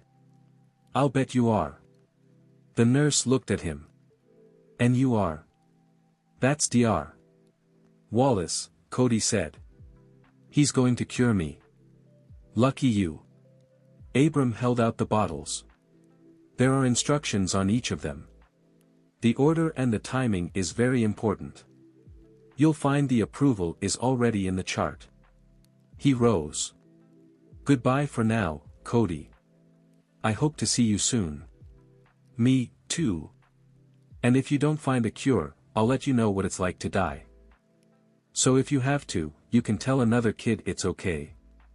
Abram didn't know what to say to that. Unexpected emotion flooded him, making it difficult to speak. He nodded at both of them, then walked out.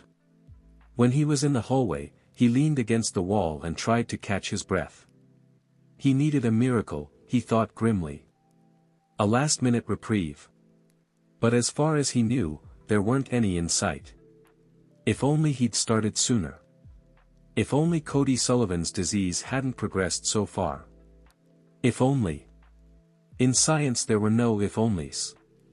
Just the truth and protocol and more attempts to find the answer. Which left the very real possibility that they were all going to be too late to save the boy. Carrie did her best to relax. Linda had shown up at the hospital and insisted she go home to her own bed, at least for a couple of hours. In theory it was a good idea, but Carrie couldn't stop thinking about Cody, which made it impossible to sleep. Everything hurt. Her whole body ached because her son was dying and she couldn't do anything about it. She could only stand by his side and pretend to be strong. It sucked. The whole damn situation sucked. She sat, then rose to her feet and walked into the living room. Tim and Lance looked up from their card game. Too wound up? Lance asked. Too everything. Want a foot massage? Despite everything, Carrie smiled. You are the sweetest man I know. Actually I was offering Tim services. He does an excellent foot massage. Something other people don't need to know, the burly driver muttered. Fear not. I'll pass, although I'm tempted. I'm going to make some tea. You guys want anything? We're good, Tim told her. As she crossed the living room, someone knocked on her front door. Her body clenched as she wondered if Nathan had returned. He'd gone back to Seattle the day before but had promised to return. She'd told him it wasn't necessary, but he'd insisted and she knew he always kept his word.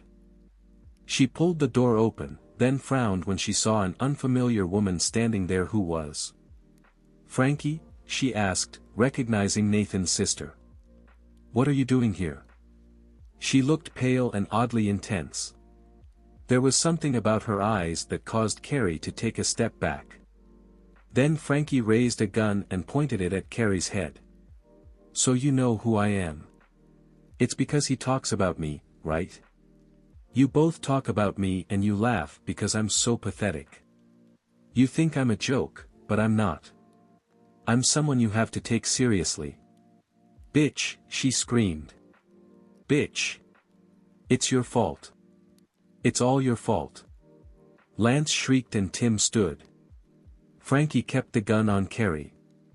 Move and she dies. I'm crazy so I'll do it. Just ask my brother. He's here, right? I knew he'd be here. He cares about you and that kid. He never cared about me. Even though he pretended to. I believed him. Stupid, huh? He was always smarter than me. That's why he went away. That's why he left me. He knew I didn't matter. But I matter now. Carrie's heart pounded so hard and fast that it hurt. She barely breathed, not wanting to upset Frankie. And yet a part of her recognized the pain in the other woman. A deep, permanent wound, maybe because she carried a similar scar herself. "I know how bad it feels," she said quietly. "To lose someone you love." "We are nothing alike," Frankie yelled. "Don't think you can make friends with me. We are not friends. I know. We're strangers who have both been hurt. I was left, too. My husband died. It's horrible. It's like a big hole no one else can see. You keep waiting for people to notice and they don't." Frankie blinked and the gun dipped. From the corner of her eye Carrie saw Tim inch closer.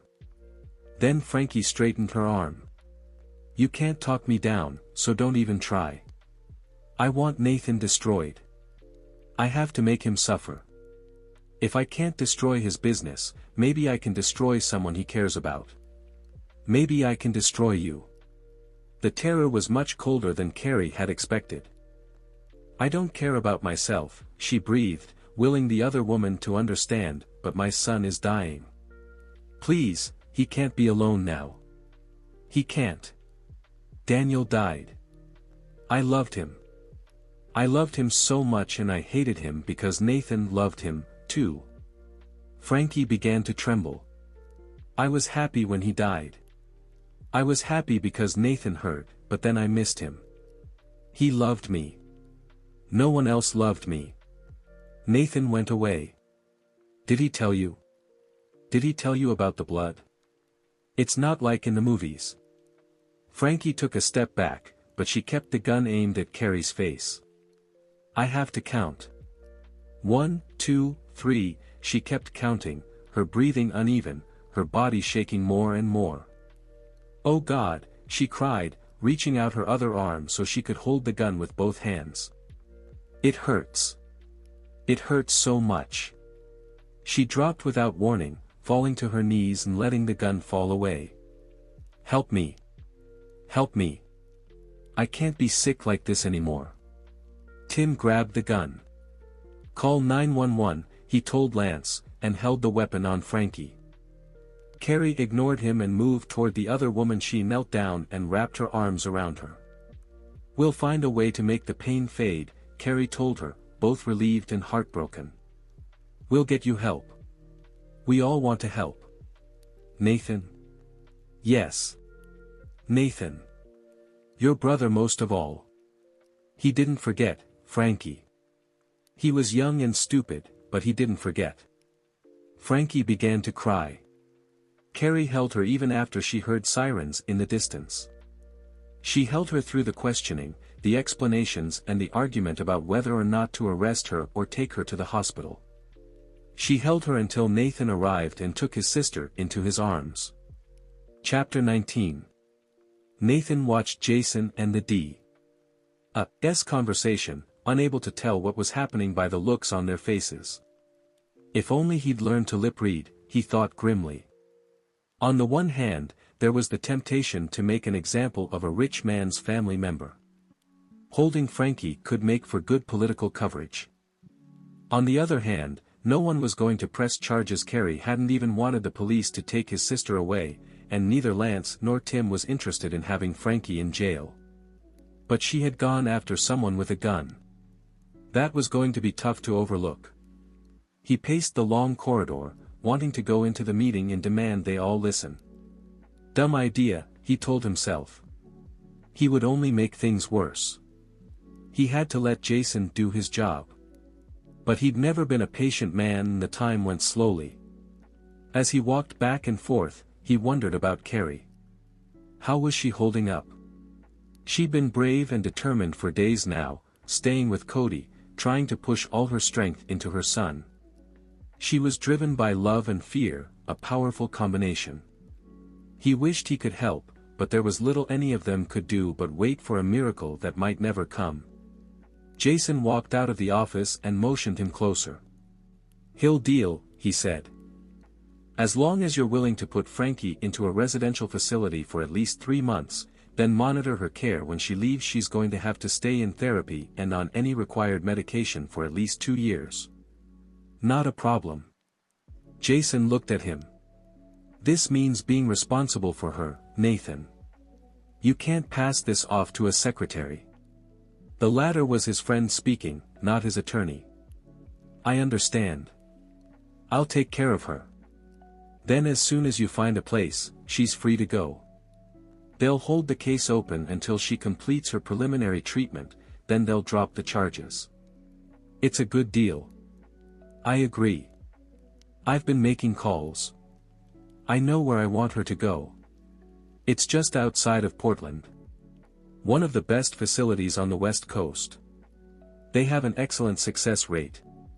Give me the phone number and contact information. They'll have to fax us proof of admission before she'll be released. While Jason went to take care of that, Nathan returned to the jail where he waited in a small room to see his sister Frankie looked small and frightened when she walked into the room. He rose, thought about hugging her, but then waited for her to make the first move. She looked at everything but him, then dropped her gaze to her feet. You have two choices, he told her, wishing things were different. That he could hug her or tease her or make her laugh. He hated all the distance between them even as he acknowledged that he'd been the one to put it there. You can be charged with felony assault or you can go into treatment. No one wants to be locked away, she said quietly, still not looking at him. I know. But, Frankie, this place is nice. The rooms are large and airy. They have real chefs preparing the food and you'll get the help you need. It's not scary. Easy for you to say. You won't be the one locked up. You need help. She raised her head then and glared at him. You think I don't know that? You think I can't see what's happening to me? The ways that I've changed? But I needed to be that way to survive. You don't anymore. You don't know that. He ignored her comment. The place is just outside of Portland, which is good because I'll be coming down a lot. He shrugged. The doctor I spoke to made it very clear I have issues, too. We'll work through them together. She stared out the small window. Tears filled her eyes and ran down her cheeks. I can't trust you, she murmured. Not ever again. I can't. I won't. You'll just leave again. His throat tightened. I can't convince you with words, so I'm just going to have to show you I'm not going anywhere. Please, Frankie. Don't turn this down. It has to be better than jail, right? She nodded slowly, then shuffled toward the door. When do I leave? In a couple of hours. They won't let me visit for a while. How convenient. He held in the instant anger. I can come in 2 weeks to visit. I'll be there. Don't bother. He didn't know if she really would rather he left her alone, or if she was assuming he would let her down again. Maybe it was a little of both. I'll be there, he said. You can refuse to see me, but I'll be there. She reached for the door handle, then turned back to him. Tell her I'm sorry I scared her like that. I wouldn't have hurt her. She wasn't the one. Because the one his sister wanted to hurt was him. I'll tell her. For what it's worth, she already knows. Everyone likes to hear an apology.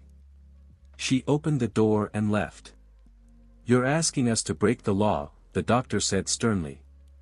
Carrie had a feeling he used the same tone when he was scolding his children for making too much noise at bedtime. I'm asking you to keep a 9-year-old boy from dying, she said. I've signed the necessary paperwork, so this is a gray area at best. What is more important than that? The specialists exchanged looks. Sometimes you have to be willing to let go, Mrs. Sullivan, for the sake of the patient. She'd known it was going to come to this. Linda had shown up with a list of instructions from Dr. Wallace. There were combinations of medications to be tried, supplements, a radical change in diet, not that Cody was eating anything, and incredibly high doses of morphine for the pain. I'm curious how you think giving up helps my son, Carrie said. I thought your job was to save people.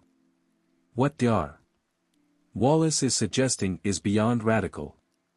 It's risky. Isn't Cody dying anyway?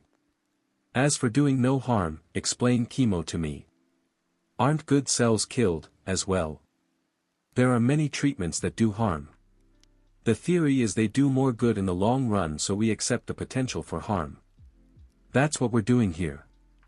If this works, thousands of other children will be spared. Either you do what Dr. Wallace says or I'm taking Cody away. The doctor stared at her. You can't do that. Of course I can. He can get quality private medical care at home. I would rather he not be moved, but don't push me, gentlemen. I will do anything to save him and you can't stop me. Private care is prohibitively expensive, one of them told her. As if she didn't know. Do you think money matters to me? You'll destroy yourself financially. So what? They won't send out private duty nurses if you can't afford them. She can. Those words came from behind her. Carrie turned and saw Nathan walking toward her. Relief left her weak and trembling. When he put his arm around her, she leaned against him and enjoyed the reprieve. I'll pay for it, Nathan said. If you're going to help, then help. If not, get the hell out of the way. The doctors looked at each other again. Fine, one of them said. We'll get started on the regimen. But know that there is no reason to think it's going to work. They walked away. Carrie watched them go. I guess in their own way, they're trying to help, she said. Thanks for coming to my defense. No problem. Dr. Wallace wants to try some different protocols. I have no idea if they'll work. She tried to shake off the exhaustion clinging to her like wet clothes. Most nights sleep was impossible. She was always getting up to check on Cody. How did it go with the D? He'll drop the charges if she gets treatment. Oh good, Carrie said, knowing Frankie was very much the victim. Jail wouldn't help at all. Did you find a place? Yes. She's on her way there right now. I can't go see her for a couple of weeks. I hope it helps. I want my sister back. He shook his head. Not that she would believe me. Not after how I've ignored her. You both have a lot to work through, but this is a first step. One corner of his mouth twisted. I have to go into therapy, too. That's the deal with the facility. They gave me a list of therapists that are approved. Nathan? In therapy? She couldn't begin to imagine it. I'm sure it will be helpful. I've always believed we're all crazy to greater or lesser degrees. You're not helping, and stop grinning. She laughed. Am I? Yes, and I don't appreciate it. This is obviously a sensitive topic. I won't mention your therapy again. But while you're healing spiritually, you might want to think about yoga. I hear it's wonderful. Or knitting. It's such a relaxing hobby. His gaze narrowed. You're not funny. Yes, I am. He slid his hand under her hair so his fingers rested against the back of her head, then leaned in and kissed her. The contact was more comforting than sexual. She kissed him back, wanting to feel close and connected.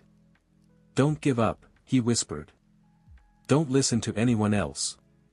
You know the right thing to do. Sometimes I'm not sure. You always know, Carrie. Trust your heart. Nathan walked into Cody's room and tossed the signed baseball onto the bed. Cody grabbed it and turned it over in his hands. Sweet, he breathed. They all really signed this? Yeah, and those are real signatures. Not from a machine. I thought you'd enjoy having it while you watched the games on TV later. When you're better, we'll go back to Safeco Field and see if we can get through all 9 innings this time. Thanks. That's great. Cody kept hold of the ball even if he didn't comment on the promise of another trip to the baseball park. Nathan pulled up a chair. Your mom went home for a shower. She'll be back in a bit. I thought I'd sit with you for a while. I'm okay alone. I know, but I'd like some company if that's okay with you. Sure. Cody looked at him. Do you have the limo?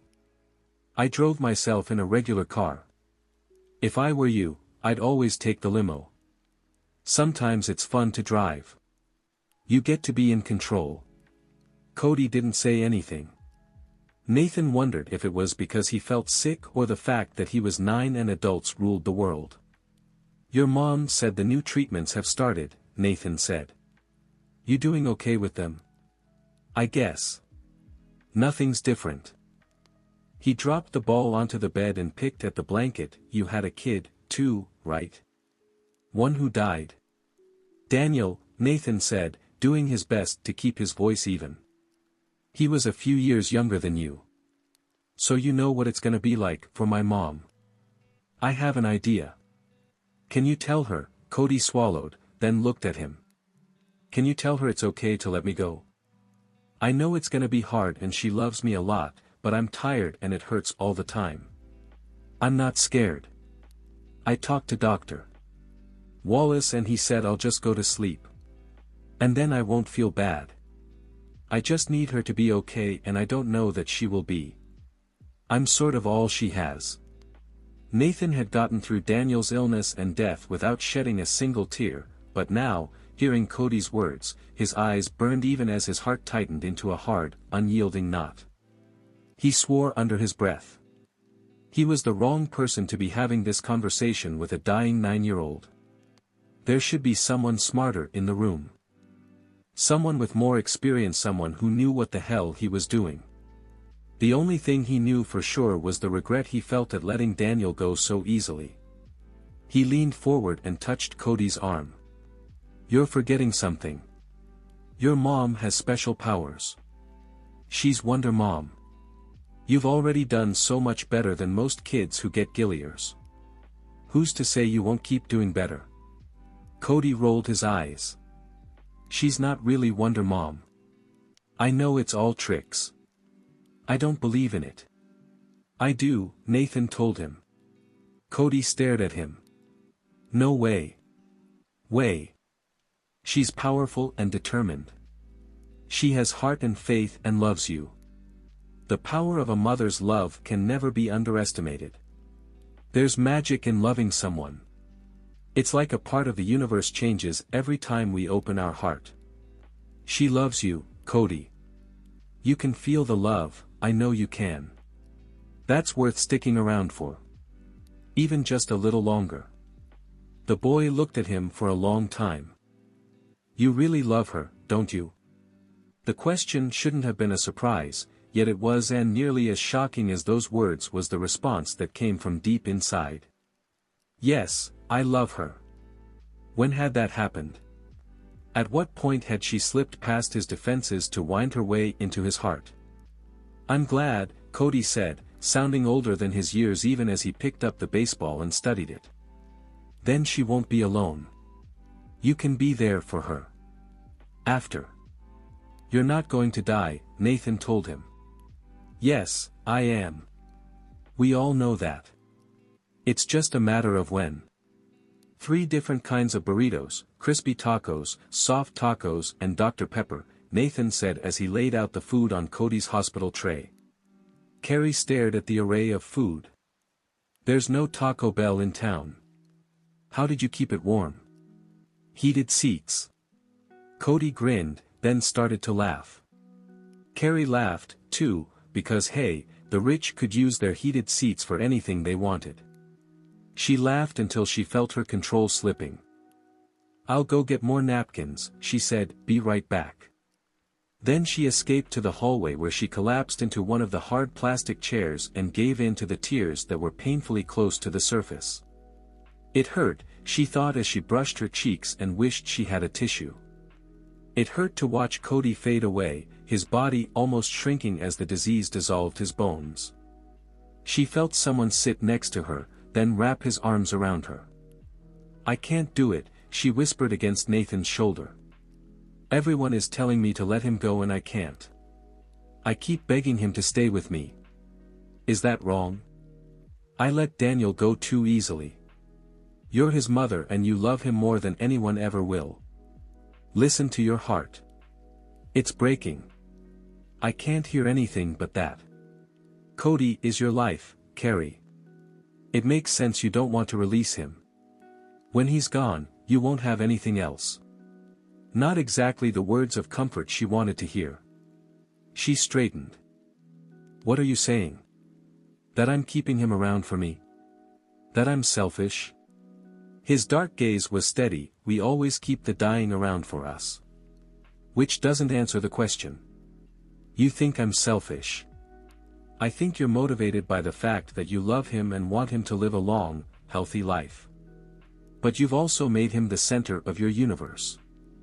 When he's gone, you'll have no reason to get up in the morning. So I need a hobby or two. You want to compare that to losing a child? You need to live for more than just your son. You get to have a life, too.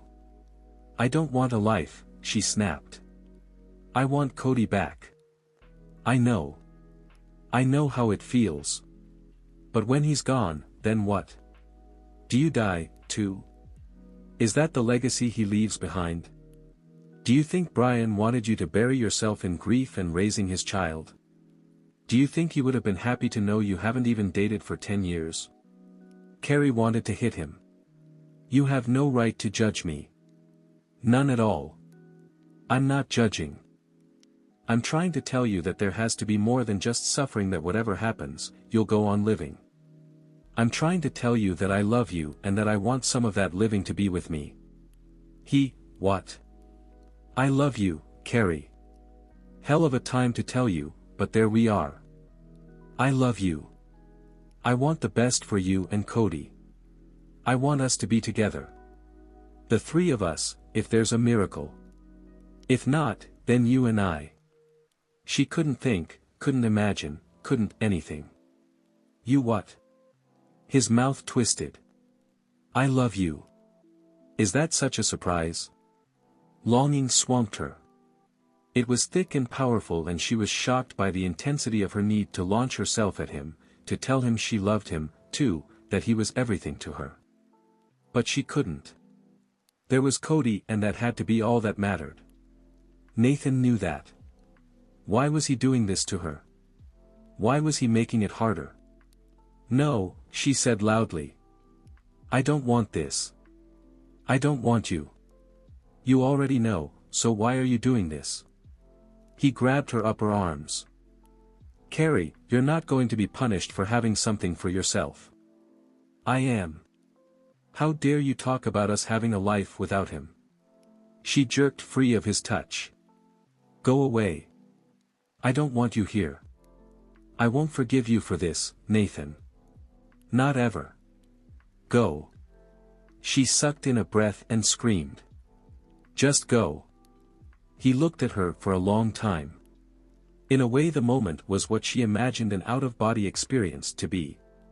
She felt strange and light, as if she were floating. As if she were watching from a distance. She could clearly see herself and Nathan. She saw the pain in his eyes and the way he held himself tensely, as if trying to make sure she didn't know she'd hit him hard. She saw herself looking angry and crazy, a mother desperate enough to fight anyone to save her son. She also saw the pain. It was the silent third party in the room. There was longing, too, and need.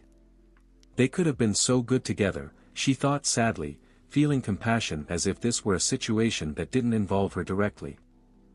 Now they would have nothing. Nathan turned and left without saying a word. The out-of-body Carrie watched him go, watched her hand raise slightly, as if she was going to call him back. Then, when she was alone, a huge sob ripped through her body and she collapsed onto the floor. She felt herself fly back into her body, hitting a wall of pain so thick and strong, it would never go away. She cried out desperately, and there was no one to hear. No one to comfort her. She'd lost Brian. Cody would be gone in a few days, and she'd sent Nathan away. Everyone she'd ever loved would leave her, and then she would cease to exist. She would be nothing but a shell with a heart that slowly came to a stop. Chapter 20. Abram stared at the computer screen and willed the numbers to change. He stared so hard his eyes blurred, but the numbers stayed as they were, written proof that he had failed. The door to his lab opened, but he didn't turn around. There was only one person who would come and check on him in the middle of the night, and he was afraid to face her, afraid to tell her that he had nothing left to give. Behind him, Linda sighed. I don't have to ask. I can see the truth on your face. The boy is dying and I can do nothing to save him. I thought you were giving him new medications and injections. They prolong the inevitable for a few hours. Nothing more. We need to do more than stall the destruction. We need to heal, to make progress. The room seemed to slip a little. He grabbed the side of his desk. I can't save him. Linda put her arm around his waist. You must sleep. You're exhausted. I have to work. You won't be any good to anyone like this, Abram. Come on. A few hours of sleep will help. He shook his head. I have to try. Every time I close my eyes, I see his face. It rips at me. He turned to her. I have made it personal. Science should never be that. A child's life is on the line. Of course it's personal. It only matters if we touch the lives we heal, she smiled. I am glad it's personal to you. Come. Rest. You can be brilliant in the morning. He reached out and touched her cheek. You have always been here for me. Yes, I know. 20 years of loyalty. I think you owe me a watch or at least a pin. She smiled as she spoke. More than that, I think. You deserve so much more. I want to marry you. He sighed. Not that I am so great a prize, but maybe you can make do. Her blue eyes brightened with humor and affection. So romantic, Abram. You don't want to talk about the stars or loving me forever. Instead you announce you want to marry me, then tell me I'm not getting much of a deal. He shifted awkwardly. I should have planned something romantic. Bought flowers. You're exhausted. What you need is to sleep. We'll talk about this in the morning and make our plans. Plans? For our wedding. He stared at her. You're saying yes. I've been waiting a long time for you. What else would I say? Delighted, he allowed her to lead him to the cot in the back of his office. He sat on the edge, then pulled her close and kissed her. I love you, he told her. You are so much more than I deserve. I'm sure that's true. I want to make you happy. You already do. I'm serious, Linda. Make a list of demands. I'll fulfill them all. She hesitated, then nodded. He knew what she was thinking. She was putting "find a cure" at the top of her list. If only that were possible, he thought grimly. You can, she whispered as he closed his eyes. I know it's there for you, my love. Just out of reach. Sleep and dream of the answer. He stretched out on the cot. Pray God that he could. Carrie put down the book and stretched. She looked over at Cody. Had enough? Ready for TV? Or I can keep reading. Her 9-year-old shook his head. You've been crying, Mom. Not this hour, she thought as she forced herself to smile. I'm fine. Better than fine. I'm ready to do an ice cream run. I'm not hungry, it hurts to eat. It hurts to just be in bed.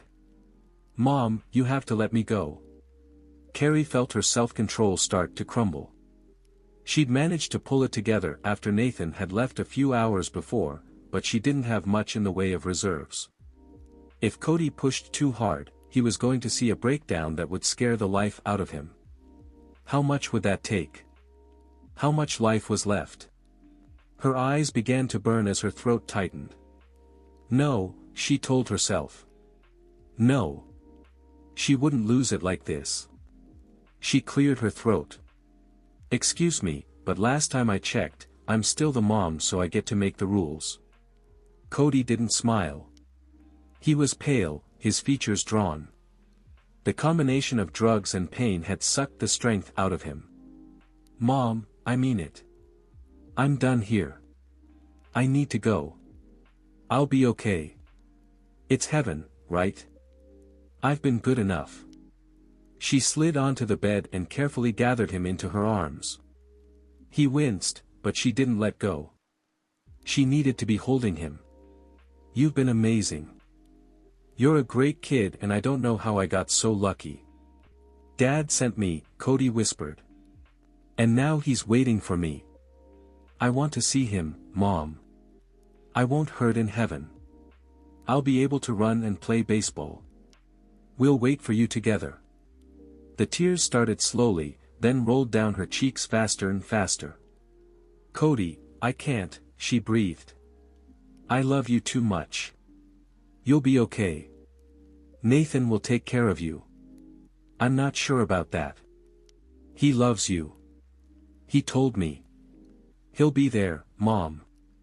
Maybe he would have been, before she'd gone crazy and sent him away. She still didn't know what had happened. It was as if by telling her he loved her, he'd opened a scary place inside. One that didn't let her believe in second chances because that's what he was. Even though Cody should be the only thing she thought of, she missed Nathan. She wanted to call him but didn't know what to say. "Cody, please." "Not yet. Not today," he agreed. "But soon." She knew he was in pain every second of every day. She knew it was only going to get worse. Asking him to hang on was selfish and wrong, and yet she couldn't let go of her child. "I love you," she whispered. "I love you, too." The nurse came in. "Time for your next shot." They both watched the liquid injected into the fore. In a matter of minutes, Cody relaxed. Carrie stood and waited until he was asleep. He would have a couple of good hours now, she thought gratefully. Hours when he didn't have to deal with the agony. She wiped her face on her sleeve, then walked out of his room.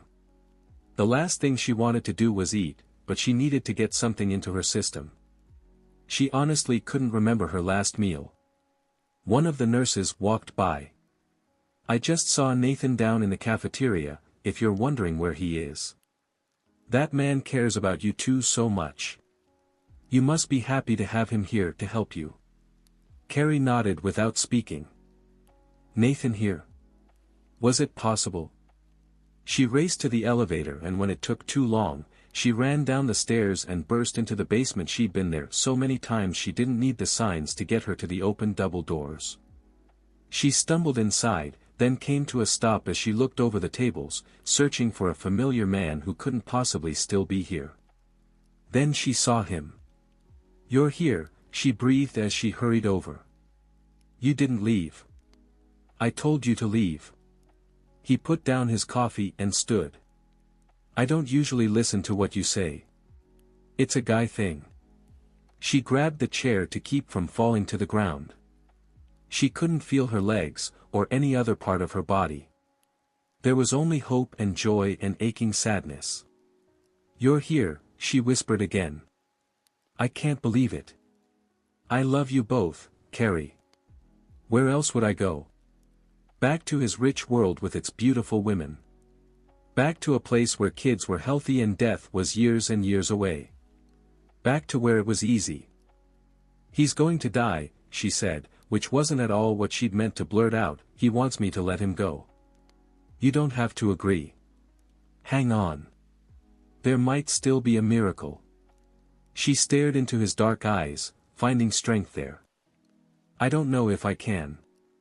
I'm so tired. There's nothing left. Then you rest and I'll stand guard. We'll take turns." He could have left her. He could have not bothered.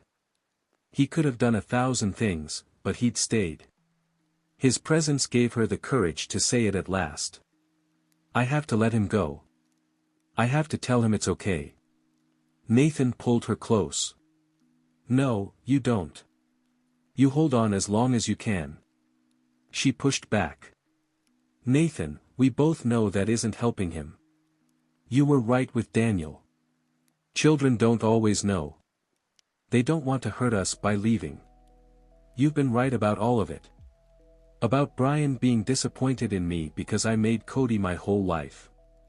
He's just a little boy. He never deserved such a big burden. Carrie. He kissed the top of her head. I have to tell him if I don't, he'll just suffer more. And for what? Because I'm too weak and selfish to do the right thing? I'm better than that and he deserves more than that. God, I love you. I love you, too, she told him. Talk about bad timing.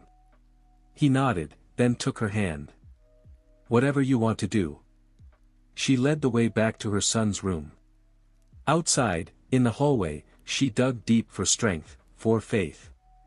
She let the love wash over her, straightening her spine and giving her the words that needed to be said. Then she walked inside. But Cody wasn't alone. Dar. Wallace stood beside him, injecting several vials into the 4 hookup. It's the enzymes, he said as he worked frantically. I knew it was there. They're like a switch we'll turn off. We had the solution yesterday, but there was a mistake in the equation. I realized that this morning. I dreamed about it. When I awoke, I knew what was wrong. He handed Carrie the empty vials. It is time to pray.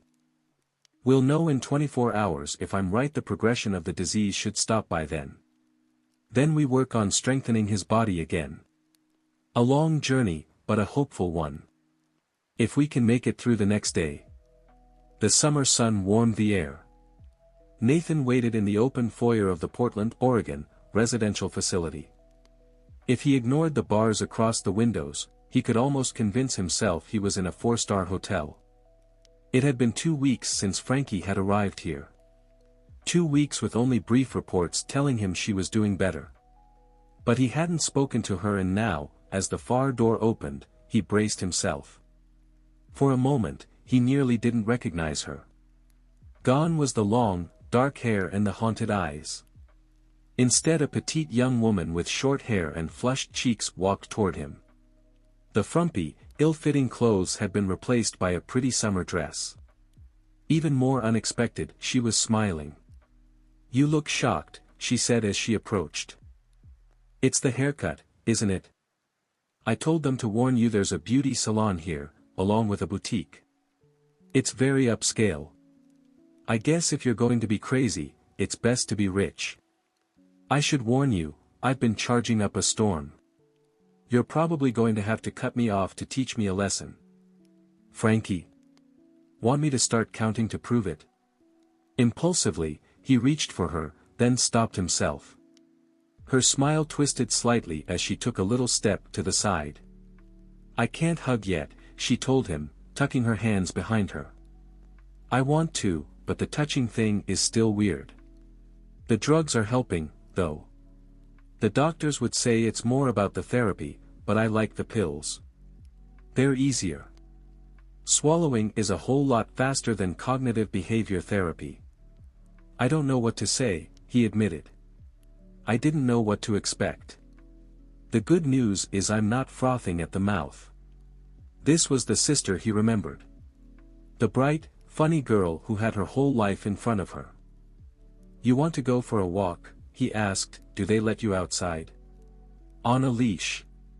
She smiled tentatively. Yes, I'd like to go for a walk. They went out into the sunshine. It's pretty here, she said. I thought it would be horrible, but it isn't. I'm glad. I was worried. Don't be. It's helping. I can feel it. I'm still not where I need to be, but I get flashes of hope. He wanted her to promise that she would be all right. He wanted to know he hadn't lost her forever. Hope's a good thing, he said. She paused by a long row of roses. Nathan, I'm really sorry about what I did. I never meant to hurt your friend. What I did was so horrible. Don't, he told her. It's my fault. You were right about everything. I did take the easy way out. I left you to handle the worst experience of your life by yourself. You were so young. I should have been there for you and I wasn't. I'm ashamed of myself. I would give anything to go back and change that. She nodded slowly without looking at him. Me, too. I have a lot of anger built up inside. I am just starting to look at it. Damn therapy. She raised her head. I don't blame you. Not really. You got out and I don't regret that. One of us should have escaped. I wish it had been you. I doubt I would have made billions. It's not about the money. She smiled. I'm glad you said that. I'll keep shopping. Her humor only made him feel worse. I want to fix things. As you don't have a professional degree, I don't see that happening. Being there helps. Telling me you want us to have a relationship helps. Time will help. You're not going to cut me out of your life, he asked. It's what I deserve. That would be the easy way out, big brother. You're going to be stuck with me forever. I'm glad, he said, and meant it. They continued walking along the path. How are things going with you? She asked. How's Carrie's son? Doing well, Nathan said, still amazed by the boy's spectacular recovery. Dar. Wallace found a cure. Cody's getting stronger. By the day he'll be out of the hospital tomorrow and should be back in school within a few months. If all goes well, he'll get a chance at a normal life. He'll always need to be careful and take medication, but compared with what he's been through, that's easy. Frankie smiled. Really? Wow. That's incredible. You must be. Her smile faded. Is it okay? Does it make you sad about Daniel? Sometimes. I wish he could have been saved, too. I miss him. So do I. I always loved him a lot. Paige was another matter. What were you thinking? Nathan chuckled. It seemed like a good idea at the time. Men can be such idiots. Thanks for the vote of confidence. You're welcome. Carrie seems nice. She is. You going to marry her? If she'll have me. Frankie stopped. She will. Would you mind waiting until I'm out? So I can come to the wedding? We'd both like that. Good. They started walking again. She touched one of the roses. I'm sorry about the tower. Don't be. Are you going to appeal? No. I'll find something else. She lightly touched his arm. I love you, Nathan. Thank you for helping me. I love you, too. He grimaced. I keep wanting to apologize for being such a selfish bastard. I'm glad you feel that way. Based on what I've told them about you, they're planning extra sessions. She smiled. The welcome home banner was the size of an aircraft carrier. Carrie had ordered a big cake with the sweet, sticky frosting that Cody liked so much, and later Nathan would pick up fried chicken. There were balloons and streamers and a wrapped box containing a new pair of athletic shoes, the theory being that now Cody could actually walk enough to wear out a pair. She stood at the top of the porch stairs, waiting for Nathan to arrive so they could go to the hospital to pick up Cody. It was a perfect day, she thought, ignoring the light rain and clouds. No matter what happened in the rest of her life, she would always have this moment to get her through. There'd been a miracle. What more could she ask for? Then the limo pulled up in front of her house and Nathan stepped out. She raced toward him and jumped into his arms. He pulled her against him and they spun together, laughing, kissing, touching. She never wanted to let go. I love you, he told her. I love you more. Not possible. Want to bet? He kissed her again, slowly, passionately, lingering, then stared into her eyes. Marry me, he said. Marry me, Carrie. I love you and Cody and I want us to be together always. Like a family. She'd never thought she could be this happy. It was as if she could float up and touch the sky. Marry me. I'll spend the rest of my life making you happy. You already do. She kissed him. He nipped at her lower lip. Is that a yes? It's an absolutely. Epilogue. The new sports complex in Songwood boasted a state-of-the-art multipurpose arena, a football field and a baseball stadium. Currently, the Youth League Team Baseball playoffs were in their second-to-last game. Carrie took the soda Nathan passed her and looked longingly at his grande latte. Unfortunately, she had 2 months until she was due, and the doctor had been very clear about her avoiding caffeine while she was pregnant. Did I miss anything? Nathan asked as he passed her the slice of pizza she'd sent him to get. Her cravings were nothing if not consistent. Cody's up next. I know he's gonna hit it out of the park. Nathan put his arm around her as they both watched the 12-year-old boy step up to the plate. He'd grown so much, Carrie thought, delighted and relieved. Thanks to Dr. Wallace's miracle, her son was living a relatively normal life. He wore braces on his legs at night and still tired more easily than other kids his age, but when compared to where he'd been just 3 years ago, no one was complaining, least of all her. Her life was more than she could have dreamed of. They no longer had to worry about Gillier's disease, and she and Nathan were blissfully happy, married and expecting their first child together. Frankie was going to college and studying social work. She lived in an apartment close to the University of Washington, but frequently spent weekends with them in the big house they'd built on the outskirts of Songwood. Carrie sucked in her breath as the baseball sailed toward home plate. Cody swung. There was a loud crack, then the ball soared up higher and higher. Cody took off for first base. Nathan squeezed her hand. He's got a home run. Pride thickened his voice. Carrie looked at the man who made it clear every day how much he loved both her and Cody, along with the new baby. I love you, she whispered. Nathan smiled at her, then kissed her. I love you, too. A little more today than yesterday. She laughed. How did I get so lucky? It was just one of those things. An accident? She wondered. No. More of a miracle. The end. If you enjoyed the book, be sure to like it and consider subscribing for more. If you would like to listen to the full version of the book, please visit Amazon.com to purchase the book. Thank you for listening.